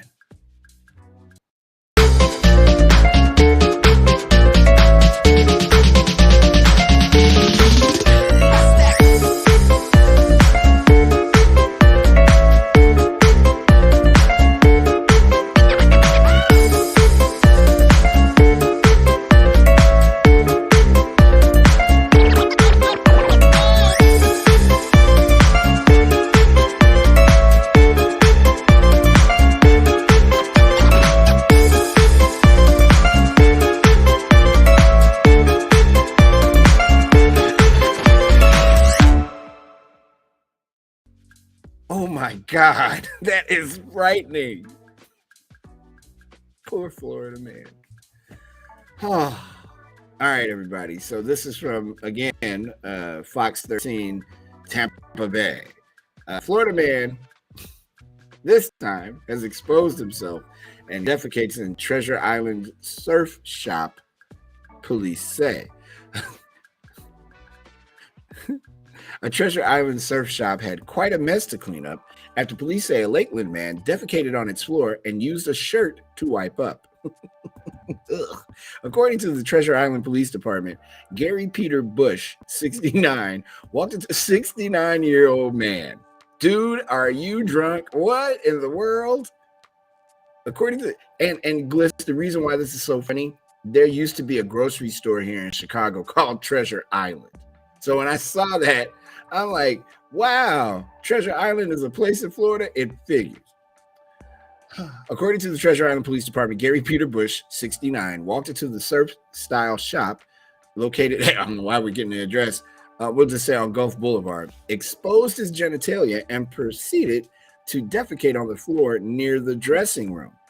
Witnesses told police Bush wiped himself with a shirt below the store, creating a biohazard out of the top. Bush arrested later in the day after being recognized by the store manager. According to the arrest report, Bush told officers, quote, I was at the store earlier to get clothes. I returned to the store to get more clothes. I bought an outfit. Close quote. Let me read that again. Quote, I was at the store earlier to get clothes. I returned to the store to get more clothes. I bought an outfit. Close quote. Bush is facing charges of criminal mischief and exposure of sexual organs. And that, ladies and gentlemen, is yet our next to last edition of America's favorite superhero, Florida Man.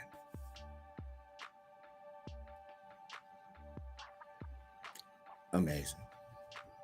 And what's more amazing is that Gliss managed to add Meth Man, not Method Man, but Meth Man to the story to give it that punch that it deserved. Yeah, I was hoping you would catch that. Oh, did I? Yes. There's one more of these. I mean, left, 90% of these stories involve mess. So if the guy with the superhero cape was going to have anything on his chest, I figured. Yep. I think meth was appropriate. Yeah, you did the work there, friend, and knocked it out the box yet again. Jay Gliss, everybody, producing the show from afar. Yet it's almost as if he's here with me, because I would have definitely put meth on the superhero guy too. He had a nice beard. He was well groomed to be a dude on meth. Yeah, for now. Yeah, it only takes 24 hours, and then he's boom. The Supreme Court on Tuesday stopped enforcement of a Texas law that would restrict the ability of popular social media companies to control the content of their own sites. Under the law, Facebook, Twitter, YouTube, Instagram, and other sites would be unable to block content based on its viewpoint. Governor Greg Abbott, a Republican and part-time moron, said the law was a response to a dangerous movement by social media companies to silence conservative viewpoints and ideas. But two big tech trade groups said it was an attempt to censor the content of private social media sites. The state could no more dictate the content of Twitter than it could tell newspapers what they can publish, their lawyers told the Supreme Court. They asked Justice Samuel Alito, who handles emergency appeals from that region, to block the law. He referred it to the full court, which ordered enforcement of the law blocked. Justices Clarence Thomas, every time I say his name, I'm just like, why, Lord? Elena Kagan, Neil Gorsuch, and Alito said the court should not have blocked the law. Writing for the three conservatives, Alito said the court acted too quickly. Quote, "It is not all obvious how our existing precedents, which predate the age of the internet, should apply to large social media companies," close quote, he wrote. Alito said those platforms have transformed the way people communicate with each other and obtain news, close quote. The Texas law, he added, quote, "addresses the power of dominant social media corporations to shape the public discussion of the important issues of the day," close quote. The tech company said the law would compel platforms to disseminate Russian and ISIS propaganda, neo-Nazi or KKK screeds, or posts encouraging children to engage in risky behavior as eating detergent pods. The websites cannot comply. What would possess someone to do that? Because they saw it on social media?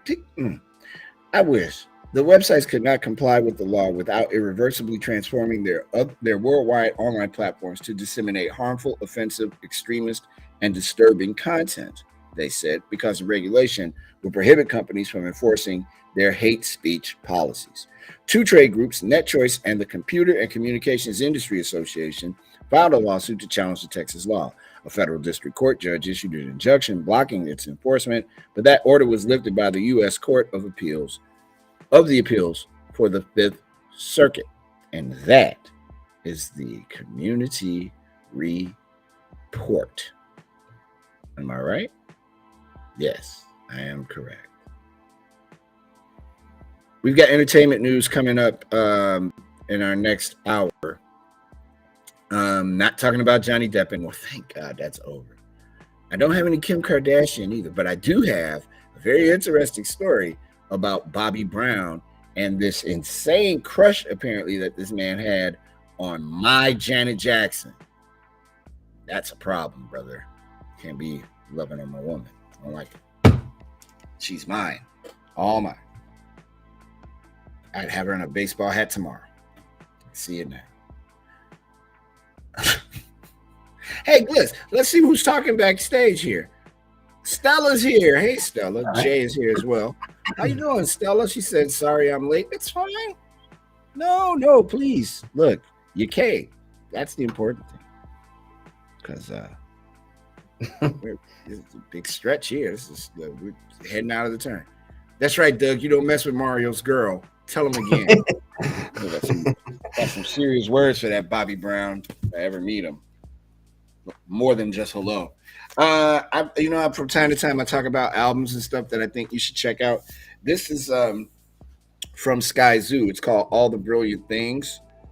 And this is brilliant. This album is amazing. BJ the Chicago Kid's on here, Raheem Devon, Kareem Riggins, Hypnotic Brass Ensemble, who's from Chicago as well. Produced from some friends of mine. It's a great piece of American music. All the Brilliant Things by Sky Zoo. If you get a chance to check it out, you should check that out. This is called Filling Time. You know what? I don't have to fill time. Hey, Gliss, can you run a 90? Oh, Gary, I don't like LaToya. You got jokes. I like LaToya. Well, LaToya did do something back in the day that I liked, but that's neither here nor there, and I don't want to talk about that in public. Can you run a 90? And we can pause this bad boy and get ready for the second hour of the show with an official. Yeah, I'll run a couple breaks back to back. Yeah, why not, man? Just take it easy. Put your feet up. Yeah. All right. This is The Drive with Mario Smither on Backchannel.tv. You're also checking us out on YouTube and on your Echo-supported devices. And we appreciate that. And we'll be right back after these words.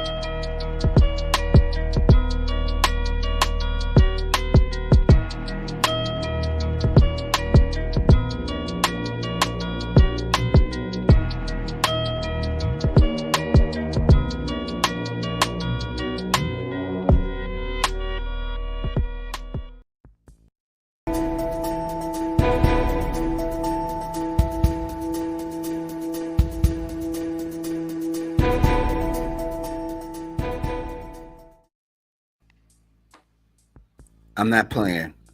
I love her. She's the best. See? Look at there.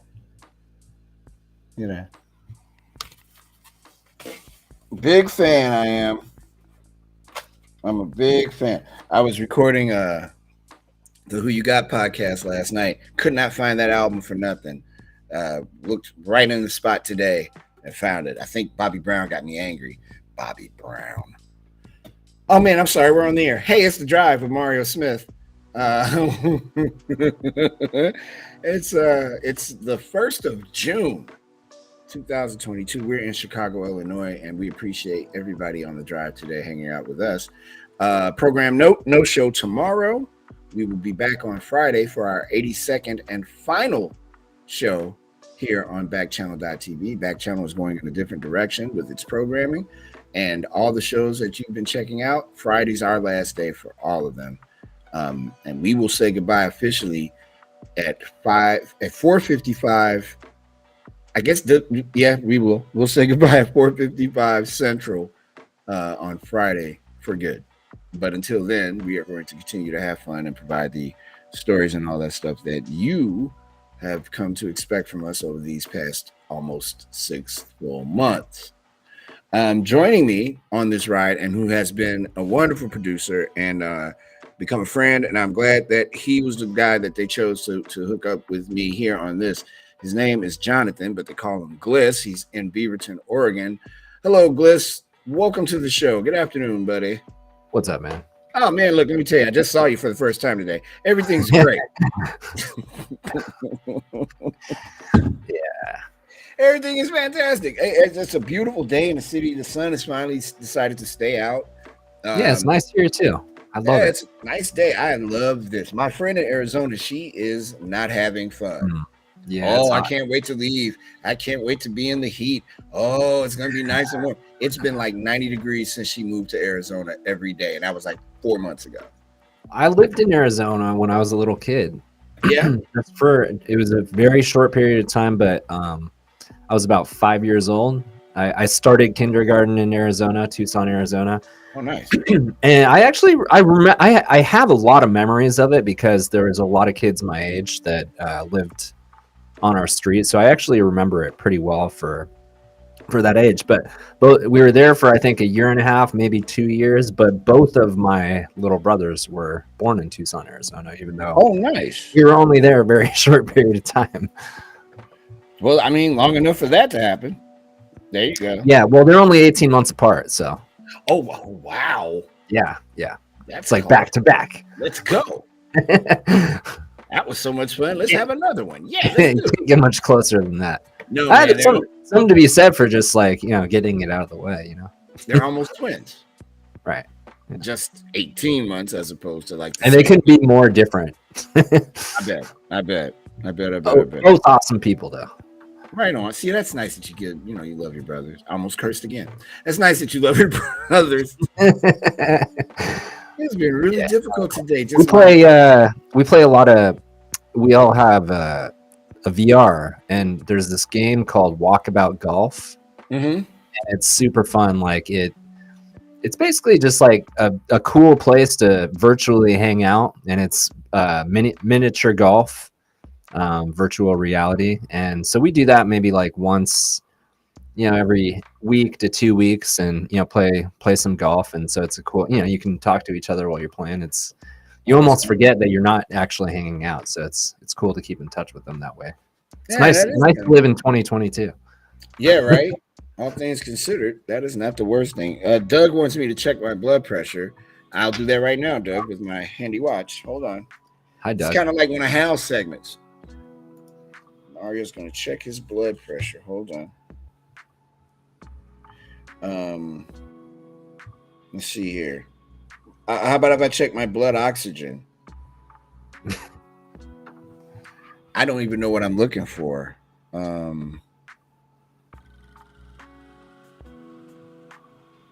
Let's see. Wow, this music's like. It's perfect for this, though. No, I was gonna say it sounds like we're in a doctor's office or. It's 96%. Most people have a blood oxygen level of 95 to 100%. Okay. So you're good. I'm good. Whew. Man. Because that would be messed up if I was like, yo, blood oxygen level 1 billion. I got to get out of here. Gary, it could happen on Friday. I won't lie. But you know what? I'm determined to be as non-regular people who don't know me, Mario, as I can be and keep it together. I'm sure we're going to have a lot of laughs on Friday. And I'm serious, man. I am legit sending an email inviting everybody that wants to come by to hang out with us on Friday. And you can just tell. I mean, honestly, they could just drop in whenever they want, and they can just send a message in the chat, and I'll just pop them on. So they can do it now if they want. Yeah. If anybody that's working for Backchannel that wants to come on right now, pop in. I do not mind. You know how to get here. Yeah. You still have access for now, so that's right. You're welcome to hop on our show. Please. Come on. I'm not doing headlines, man. I've already eliminated 90% of the show in my head. So yeah, all through. Make it happen. And Doug says hello to you, Bliss. Yeah, what's up, Doug? Yeah, Doug. What's up? No, I'm kidding. Thank you. I thought I already did say hi, but hey, it doesn't hurt to say hi. My mind's all over the place. Where's Stacy? That's not right. Hold on. No Stacy? Yeah, where's Stacy? Maybe she's having a hard time letting go. No, I think Stacy's gonna be fine. We're the ones having the me. I'm speaking for myself. I think Stacy will be all right. I hope. So I definitely, like I told you, man, that was one of the first people I thought about. She's a good kid. So okay, those are the headlines.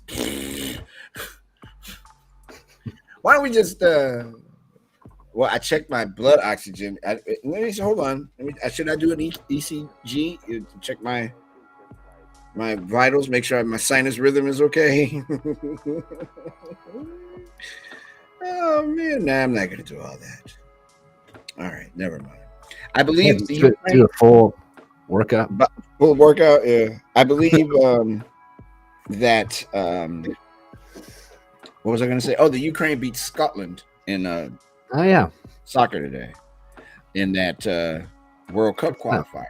Excellent. Well, it's back. Yes. Go shout out to the Ukraine, just doing everything, fighting a war and playing football at the same time. That's a mighty strong country there, boy. That's how you do it. That is how you do it. I'm also looking at our fantasy baseball, and Gliss, I'll tell you, although I don't think you're going to do anything about it, Bryce Harper has been scratched from tonight's game. So I need to take him out of my lineup. Oops, wrong one. So it doesn't apply to that one. It applies to another league that I play in, and I need to get him out of the lineup. Hold on, this is also live on the air. I am removing Bryce Harper, and I am replacing him with an absolute bum, ain't I? I should look at my team sometime. I'm gonna put in. Yeah, I'm gonna put in George Springer, and then I'm going to.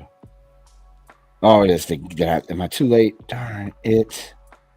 I am too late. I can't even find my homepage on my baseball team.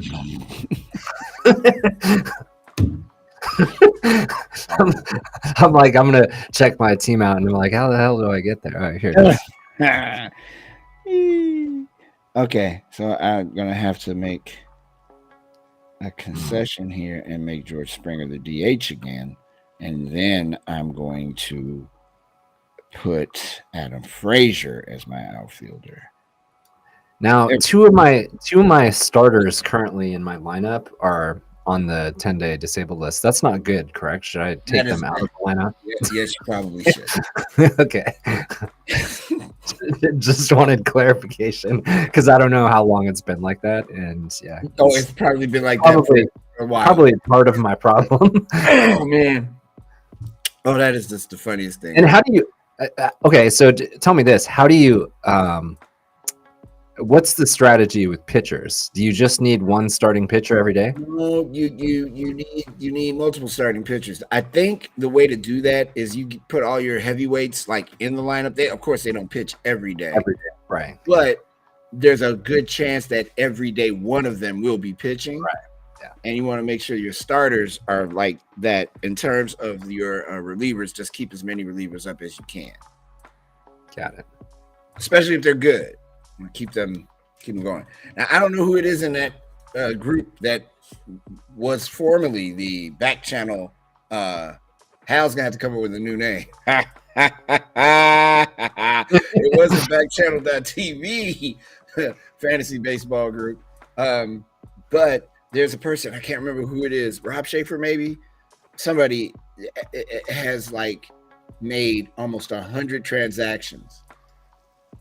I've made like 10, maybe 12. I think I told you I made like 3 last week, and that was like my first transactions of the year.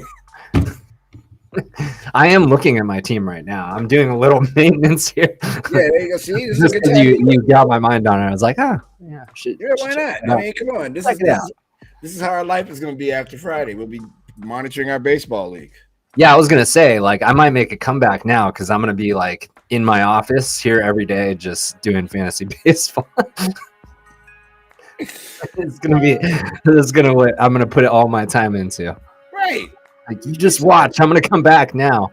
There you go. Oh, now see, that would be how this goes. That you end up like win it. You win the whole thing because now you got time to pay attention to it instead of paying attention to this, whatever it is that we're doing. Let's give ourselves a break. Why not? Let's take a break. We'll be back in a moment. It's The Drive with Mario Smith here on Backchannel.tv. I'm just marveling at these red ass glasses I have on. Look at that. It's The Drive with Mario Smith on Backchannel.tv, YouTube, and your Amazon supported devices. We'll be back right after these words.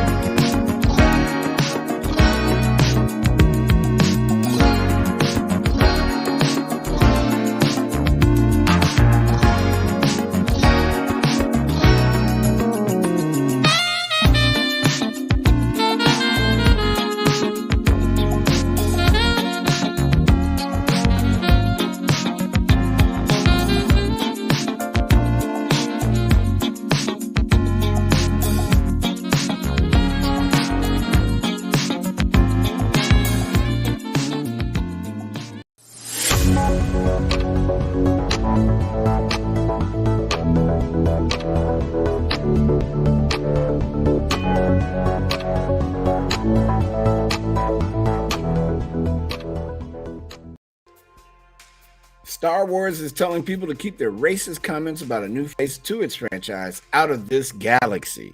In a series of tweets, the Star Wars account stood behind actor Moses Ingram, who plays Reva in the new Star Wars series Obi-Wan Kenobi.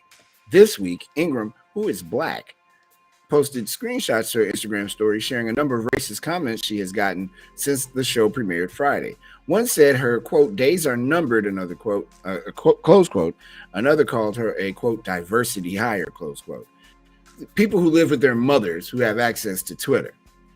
Quote, we are proud to welcome Moses Ingram to the Star Wars family and excited for Reva's story to unfold, close quote. The Star Wars account tweeted Monday, quote, if anyone intends to make her feel in any way unwelcome, we have only one thing to say. We resist, close quote.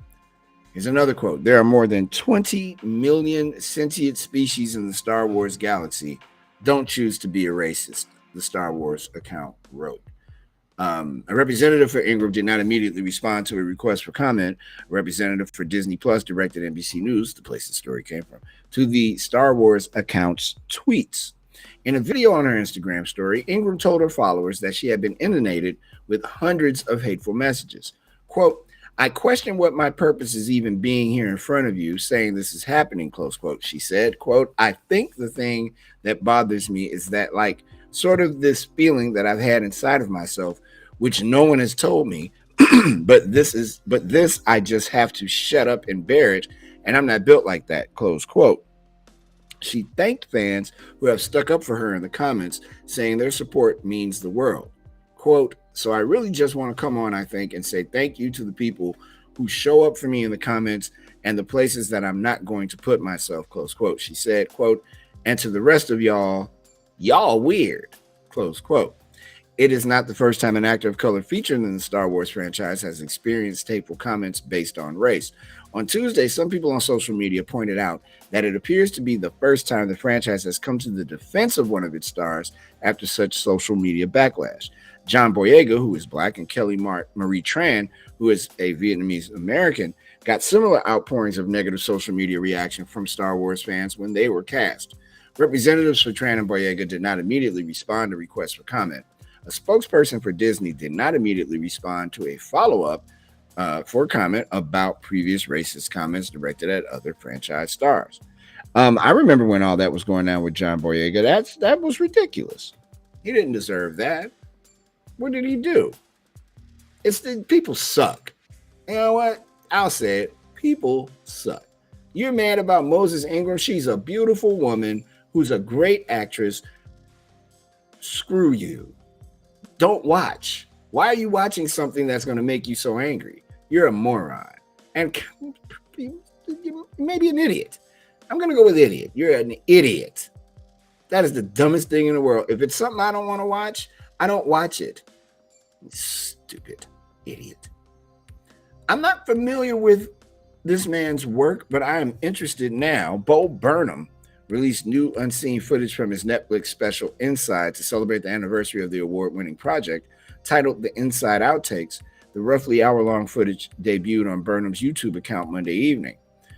Says Burnham, a year ago today, I released a special called Inside. Last 2 months editing together material that I shot for the special but didn't end up using. It will be on my YouTube channel in 1 hour. I hope you enjoy it. Inside, which was filmed in Burnham's Los Angeles guest home during the pandemic, features songs and sketches about the comedian's interior life, focusing on his relationship to his fans, the internet, and issues like mental health and climate change. The comedy special garnered near unanimous acclaim from critics, with many praising Burnham's experimental cinematic project.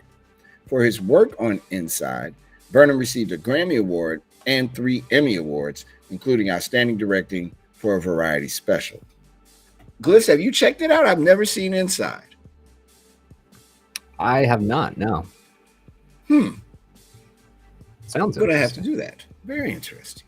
Sounds like it won a bunch of awards. And least I can do is watch it. Here's the story I was regretting to read. Bobby Brown. Why am I after Bobby? I'm not after Bobby Brown. He says that Janet Jackson was the crush of his life. Oh, Bobby. Bobby. Bobby Brown is happily married, but he still sounds a bit smitten with Janet Jackson. Quote, Janet was the crush of my life, close quote, Brown said during his A&E 2-night documentary biography, Bobby Brown. Quote, what was it about Janet? He said, everything. Her little smart body, her dance moves, her little laugh. The doc included old footage of Brown saying during an interview with BET that he was, quote, madly in love with her, close quote, and an interview with Jackson's boyfriend, producer artist Jermaine Dupri, who said that while he dated Jackson, he would tease her about her relationship with Brown.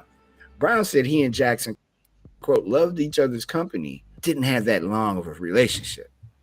According to Brown, things didn't work out because she couldn't be with a man like myself.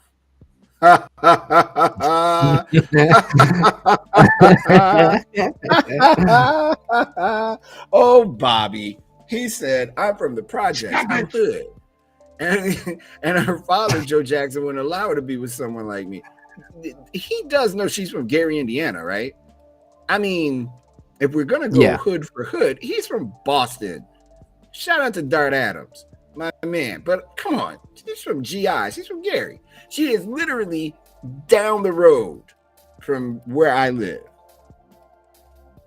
Brown soon after became involved with Whitney Houston, whom he called the love of his life. The pair were married from 1992 to 2007. Houston died in 2012. She was 48 years old. Brown is currently married to Alicia Etheridge Brown. They, along with their 3 children, are featured in a new reality series, Bobby Brown, Every Little Step. CNN reached out to Jackson, who has never confirmed his relationship with Brown, for comment, and Mario Smith, her real true love, advised her, don't talk to them. That part's not on there. I did her and I told her, don't talk to them.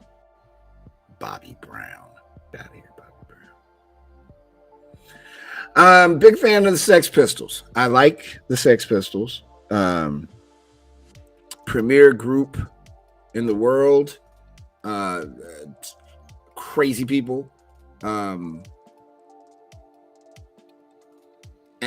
There's a great great British group that did some work.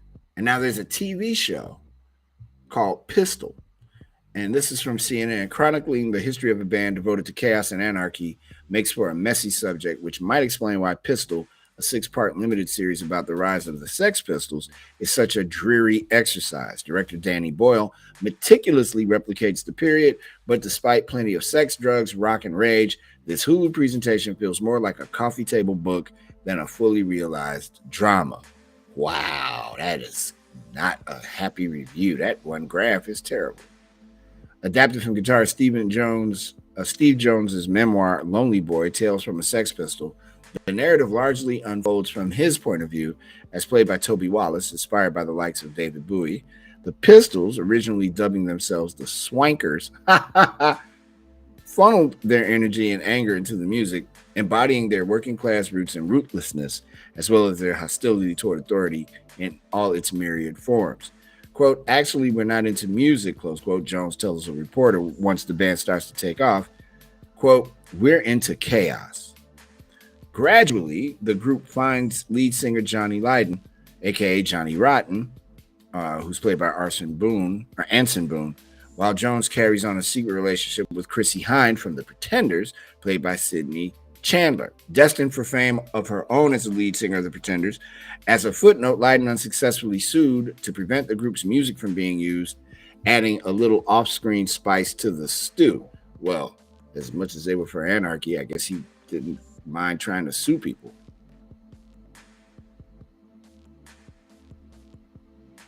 And there you go.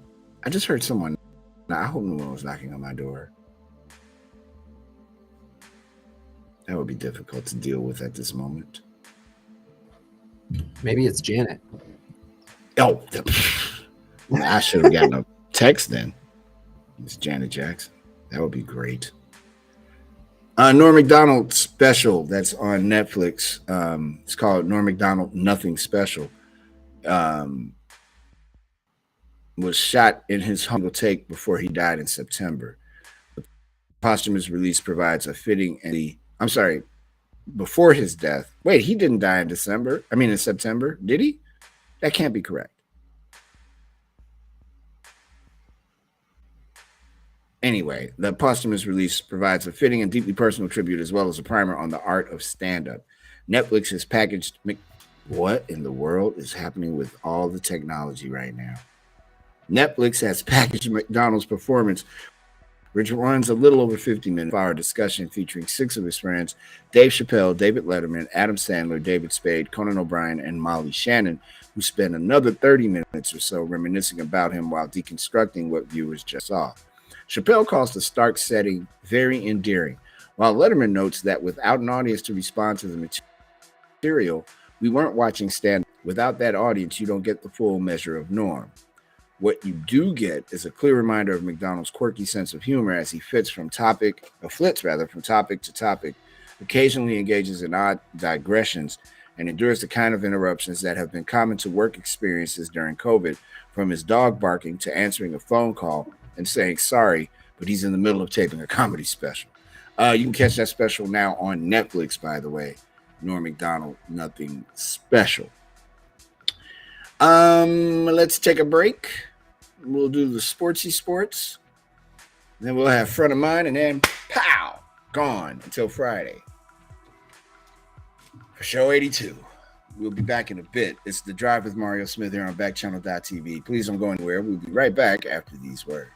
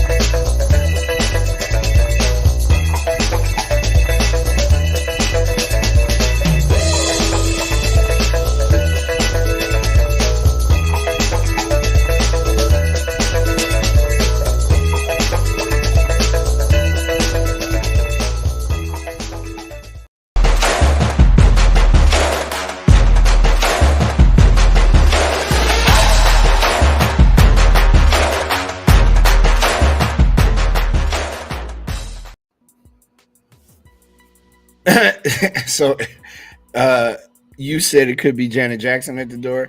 Doug said it could be Bobby Brown. It was nobody. There was nobody at my door. Bobby Brown did not come to my house. I don't want Bobby Brown around here. Now, Janet Jackson is more than welcome. If he wants to have a crush on Janet Jackson, that's his prerogative. Look at what you did there. I see that. He better every little step his ass away from Janet Jackson. I know that. Get away from him. Oh, boy. Oh, boy. Feels like Friday already. Man, it's just Wednesday. It does have the Friday feel to it. You know, the last, this show and yesterday, Friday feel. Let me sit up. Sorry. Rocking the jersey today. My Michael Jordan. I like it. Yeah. Mike couldn't hit a curveball, but that's okay. 6 championships. Baby, I'll take all 6 of them. And him getting a double against the Cubs in a meaningless game. When the Crosstown Classic was an exhibition game in the middle of the season, which made no sense at all. It's pretty dumb. Oh, it's sports. Holy moly. I'm like, what are we about to do? I'm not going to lie. I almost hit front of mine. Did you? I would have did it. I didn't, but I was hovering over it like, wait, what time is it? Like, I would have totally done it and not recognized it until it was like, all right, oh, wait, hey, there's still a whole 15 minutes left. And you mentioned the technology. I don't know. Something's going on my end today. And I think it's just like within what I'm seeing, but I'm very laggy on my side. So. In the restream? Yeah. Because you're not on my end. Yeah, I think in the past, usually when we had, like when I was on that rock cruise, like, you know, it was jumpy on my side, but it comes out fine usually on the other side. Yeah. So, yeah, I think it's just my view of the show has been a little bumpy. So, well, hey, I don't know what's going on. It's kind of fitting. After weeks of conversations with ownership and management, Utah Jazz coach Quinn Snyder's future remains unclear, and a possibility exists that he could decide to end his 8-year tenure with the franchise, sources told ESPN. While talks are described as good faith attempts at a resolution that will keep Snyder, discussions with owner Ryan Smith and CEO of basketball operations Danny Ainge have yet to secure the coach's return for next season, sources said. The Jazz have offered to extend Snyder's current contract, which has 2 years left, including his option for the 23-24 season, sources said. The organization also would rather also welcome Snyder simply returning on his current contract for the next season, sources said. Quote, Quinn Snyder is one of the best coaches in the NBA, Jazz general manager Justin Zanuck said during exit interviews in late April. Quote, there is no other partner I would rather have as a coach and as a leader of our players and as a partner in our front office than Quinn Snyder, close quote. There's no timetable on reaching a decision and talks are expected to continue. If Quinn Snyder leaves, you got to think he takes a year off to do maybe television for somebody.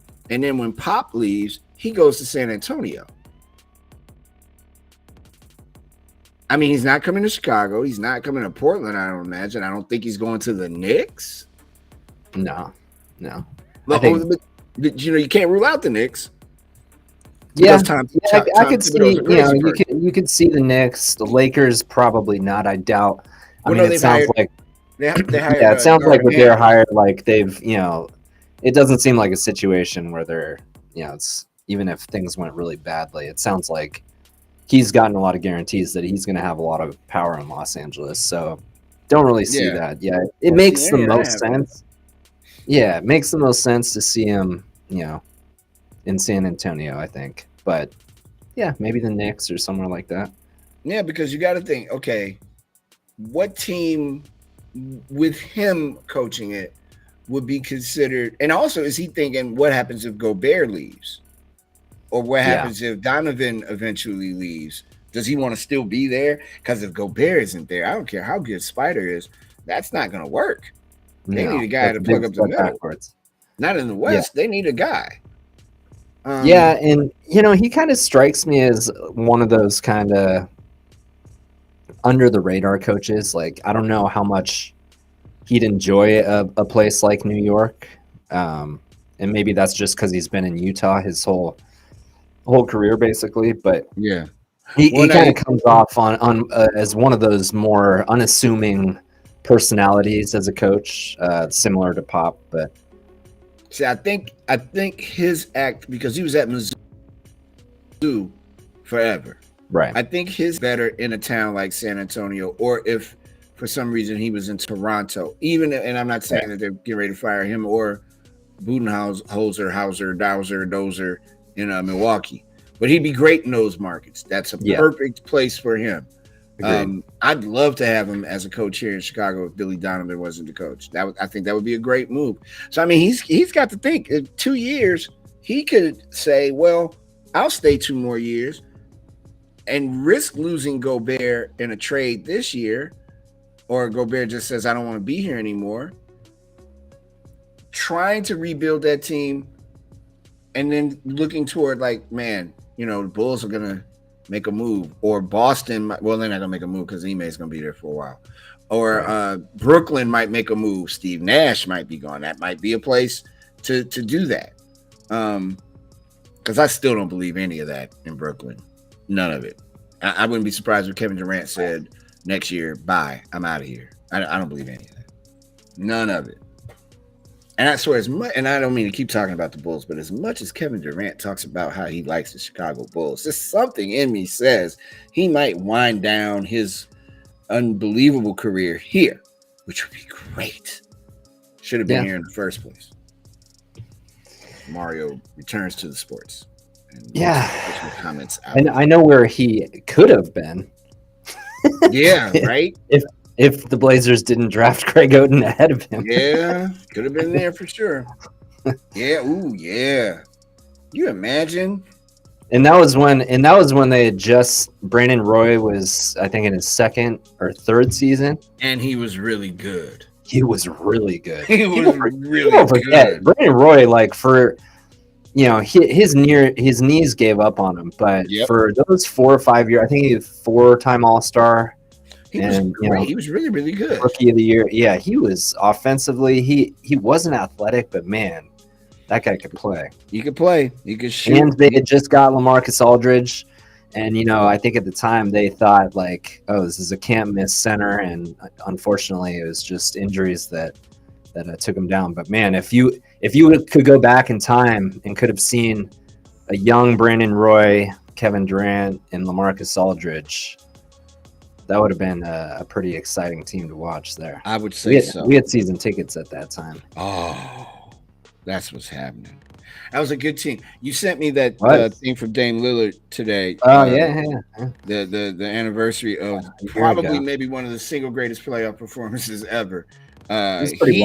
He did everything in that game. He did everything. Yeah, and I think that's what the biggest takeaway was from that playoff series is that he literally had to do anything. And you know, I don't want to hate on CJ, but CJ didn't show up to that series, and people like Denver was missing two of their best players. They didn't have, because remember what's his face had gone out for the season with an ACL, their point guard.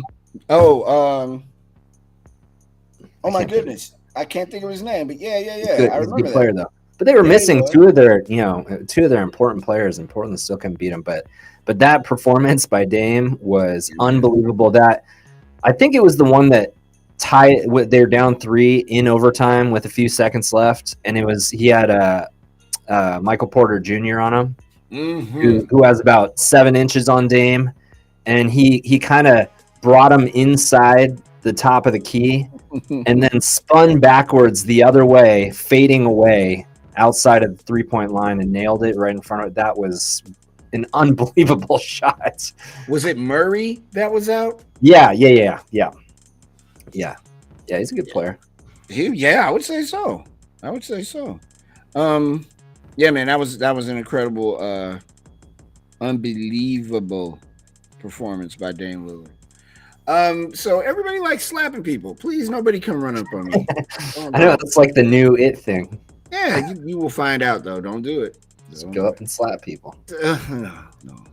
I'm more of an advocate for like cream pies to the face as opposed to slapping somebody, because 1, that's funny, and 2, you're gonna have to clean that up. A slap is personal. To be fair, like this slap that you're talking about now is funny just because of the context of it. And the fact that Jock Peterson's kind of a weirdo. He's just like, he slapped me. Yeah. Dude. He's like, nah, I didn't do anything. Yeah, he just slapped her. You know what I mean? Tommy Pham wasn't quite ready to return to the Cincinnati Reds lineup Tuesday night, even though his much publicized 3-game suspension had ended. The veteran outfielder felt some tightness in his calf. Can you do that from slapping someone? Have calf tightness after sitting out for 3 days?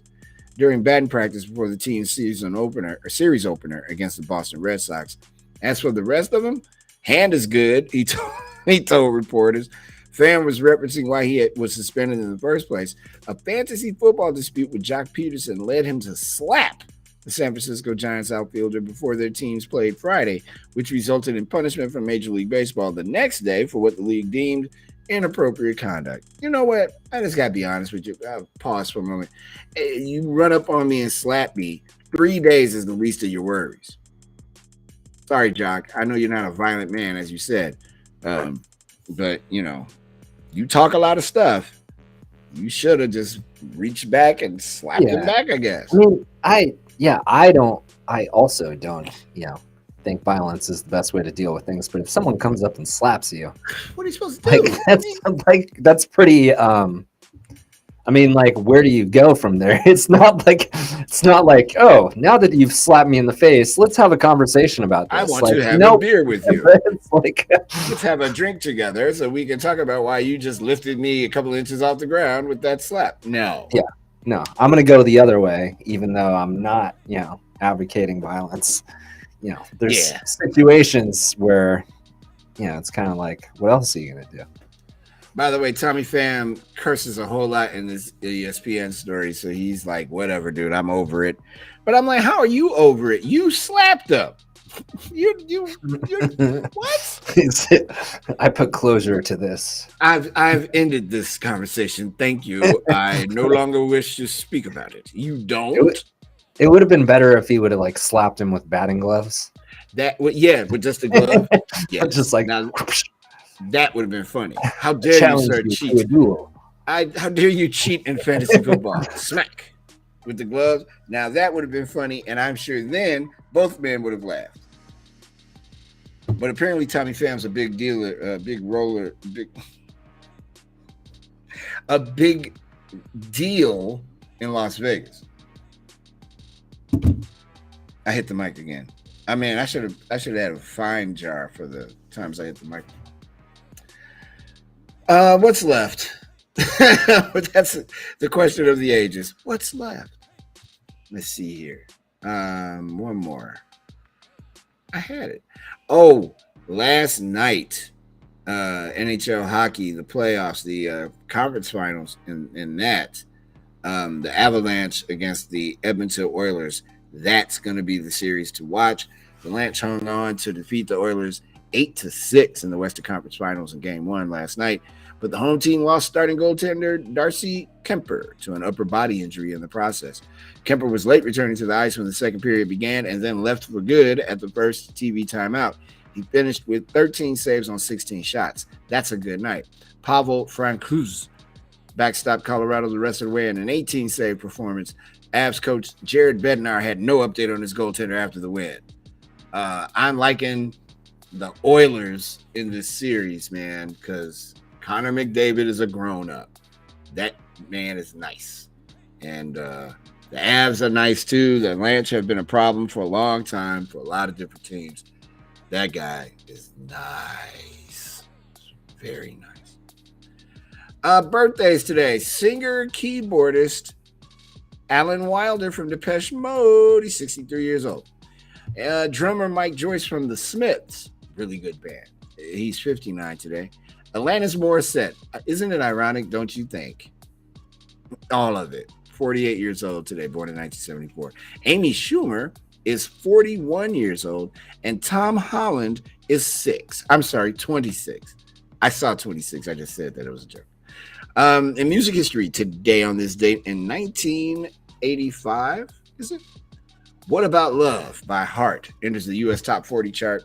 Former Temptation lead vocalist David Ruffin on this date in 1991 dies of an accidental drug overdose in Philadelphia.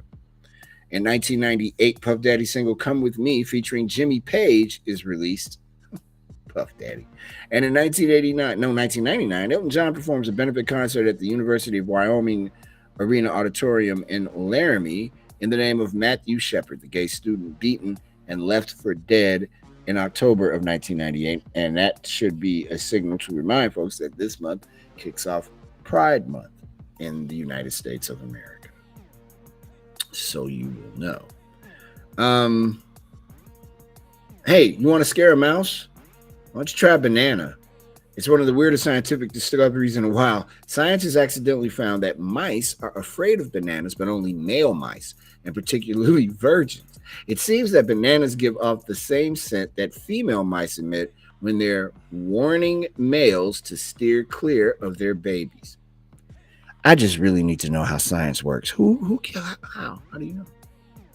And finally, and this is upsetting, Taco Bell locations across the United States have already sold out of Mexican pizza. I don't know one Mexican person that has ever made Mexican pizza. I know some Mexicans. Dolly Parton's a big fan, though. Aren't they making a movie? Didn't we? Oh yeah, that's right. They did. They yeah. Oh, the bell. There's a Taco Bell right down the street from here too. That might happen tonight. I'd like to get a Mexican pizza. Nearly as soon as it returns, some Taco Bell locations across the United States sold out of the Mexican pizza, and it's unclear when the fan favorite will be restocked. Taco Bell's website says that although they knew it would be a big return, they had no idea it would be this big, and that replenishing the beloved menu item is taking longer than they would like. Well, get on it, Taco Bell, because Mario's hungry and he wants a Mexican pizza. Want to run for the border? Yeah, that's right. Marnie in Florida. Hey, Marnie. Rams in California, by the way. Marnie says, good evening, good evening. Peeled or not peeled? I don't know what that means, but I'm going to go with peeled. Doug says, if you go to Taco Bell, you get one of those for $1 for $5 or something like that. He said, Marnie says, I got to get it a day early. It was good. Glad you like the Mexican pizza. I haven't had one in forever. I've never had one. They are delicious. I'd rather just make one. Oh, Doug says, I think she's referring to the banana. Oh, maybe. Peeled or not peeled? Not peeled. That The actually bananas. sounds good. I don't know what I'm doing for dinner tomorrow. Maybe I'll have to try Taco that at Bell. home. Hey man, run for the border. I kind of like your idea. I kind of want to make my own at home. I'd rather make my own because I'll make it so much better than Taco Bell. Yeah. Did I say that out loud? I didn't mean to disparage Taco Bell. Taco Bell might be a sponsor in the future. Don't want to make Taco Bell mad. You know, you never know. Hey, man. The Taco Bell people could be watching. When we come back, we've got a front of mind story that is quite interesting. Those wacky scientists again. We'll do that in just a moment. It's The Drive with Mario Smith here on Backchannel.tv. You're watching also on YouTube and on your Echo supported devices. We'll be right back after these words.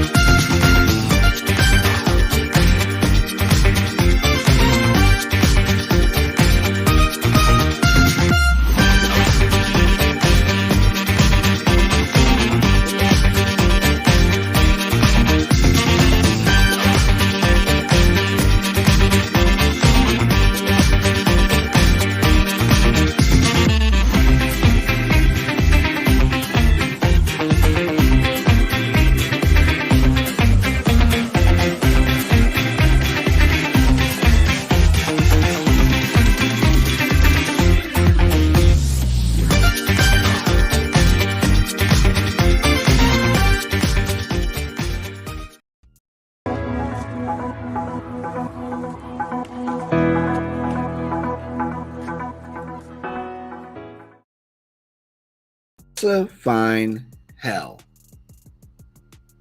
Mankind's first look at conditions on a super Earth. 50 light years away is expected in coming weeks via the James Webb Space Telescope, and NASA is bracing to see the stuff of nightmares. The planet called 55 Canceri orbits so close to its sun-like star that surface conditions could literally be like hell, of biblical description, a dimension in a constant state of burning. Data show 55 Canceri is less than 1.5 million miles from its star, 1/25th the distance super hot Mercury is from our sun, NASA says. With surface temperatures far above the melting point of typical rock-forming minerals, the day side of the planet is thought to be covered in oceans of lava. That is the name of my new band. Let me write that down. Hold on. I'll write this down. I don't like to forget things. Oceans of lava.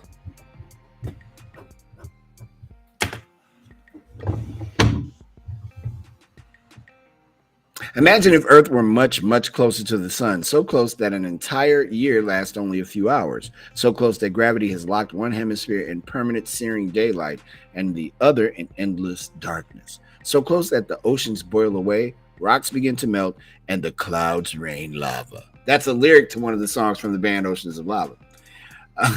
Nothing like it exists in our solar system, NASA says. Among the things the scientists hope to discover is if the planet is tidally locked with one side facing the star at all times, or if it rotates in a manner that would create day and night. Initial views from NASA's less powerful Spitzer Space Telescope show something mysterious is happening on 55 Cancer E, because the hottest spot is not the part directly facing its star. One theory is that the planet has a dynamic atmosphere that moves heat around, NASA says. Another idea is that 55 Cancer E rotates to create day and night, but with nightmarish results. Quote, in this scenario, the surface would heat up, melt, and even vaporize during the day, forming a very thin atmosphere that Webb could detect, close quote, NASA says. Quote, in the evening, the vapor would cool and condense to form droplets of lava, another great name, that would rain back to the surface, turning solid again as night falls. Close quote. The James Webb Space Telescope is expected to be fully operational in just weeks, and its first observations are expected through the summer, NASA says. The telescope is capable of detecting the presence of an atmosphere, scientists say, in its first year. Its first year will be devoted to studying 55 Cancer and the airless planet LHS 3844b to try and understand, quote, the evolution of rocky planets like Earth, close quote, NASA says. Wow, that is a lot happening there. Take that to your dinner table. There you go. Doug and Marnie are having a nice conversation, which is nice. Kevin is in North Carolina. I almost said California, brother. I'm sorry. You're not in California. You're in North Carolina. Take your shirt off, put it over your head like a helicopter. Gliss, it's time to play Mario's favorite game. We got 5 minutes. Did you know? Are you ready? I am. All right, Gliss, here we go. Did you know? I was gonna say we need a, Sounds like a game show. Did you know almost 25% of women, there you go, would change their mother's hairstyle? Did you know the average person owns 6 mugs and didn't pay for any of them? I paid for 1 of my mugs. 2. I told you there was going to be a coffee mug. I paid for 2. Yes, you did. I paid for 2 of my mugs. I ended up getting 2 of these because this one is chipped. Normally, this would hold like pens and pencils and stuff on my recipe desk. Did you know that women take photos 3 times as much as men do, but 50 years ago, it was the opposite? Did you know, in a poll of expected moms, nachos ranked as the most craved? Nachos are good. They are delicious. Honest food talk. Did you know 52% of women say that eating chocolate makes them happy? What? Come on. Goodness gracious. Did you know, according to Travel Magazine, 21% of Americans would like to take their family on a vacation to the moon and leave them there? They don't have that part of the day. Did you know 72% of women say if a guy smokes, it's a huge turnoff if he doesn't on the first date? Okay, so the second date, it's by the way, I would like to tell you that I smoke. That's so dumb. That doesn't make sense. Did you know on the list of words that are the same in 10 different languages, taxi is number 1 and amen is number 2? Did you know that almost 70% of us think college basketball coaches are overpaid? No, I don't. I'm not in that. Pay them. Give them all the money. Why not?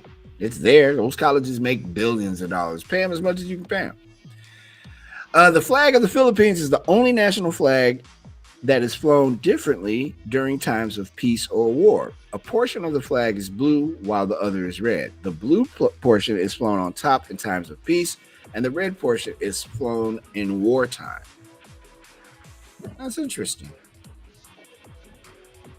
A British actress has made friends with a wild fox, which wanders into her house, and she's even given the creature its own bed. That could be the end of the story. You know what? Actually, it could, couldn't it? The British actress has made friends with a wild fox which wanders into her house, and she's even given the creature its own bed. The animal first appeared in Louisa Connolly Burnham's garden last year, but now visits almost every day. Actress Louisa, 29, who has starred in Call the Midwife and The Call Center, shares videos with her TikTok fans of the fox, which she has fondly named Phil. Get the you-know-what out of here. Clips seen hundreds of thousands of times show Phil eating out of her hand, wandering around her house, and curling up in its own bed. A fox? A fox?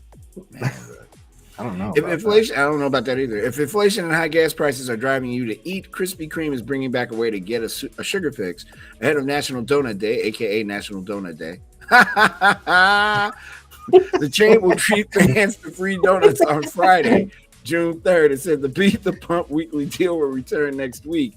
The Beat the Pump promotion ties the price of a dozen donuts to the national average price of a regular gallon of gas. The deal will be held every Wednesday beginning June 8th through August 31st. Mr. Gliss, thank you so much for being with us today, sir, and piloting our ship. We will see you on Friday. All right, see you on Friday. Should be one for the ages on Friday, my friend. To our folks who are here in the back channel, back room, Marnie and Doug and Kevin and Damien and Ram and Gary and Michael Lockett over on YouTube. Thanks so much for watching, you guys. Really appreciate it. That's going to do it for tonight for us, and that's going to do it for Backchannel TV for Backchannel.tv for today. Programming note, we will not be with you tomorrow, but you can join Backchannel.tv beginning at 6 a.m. with Haley and Allison's Good Morning. My name is Mario Smith from the third largest city in the United States. Show number 81. One show to go. Have a great night, everybody. We'll see you all tomorrow morning at 6 a.m. On behalf of everybody at Backchannel.tv, peace.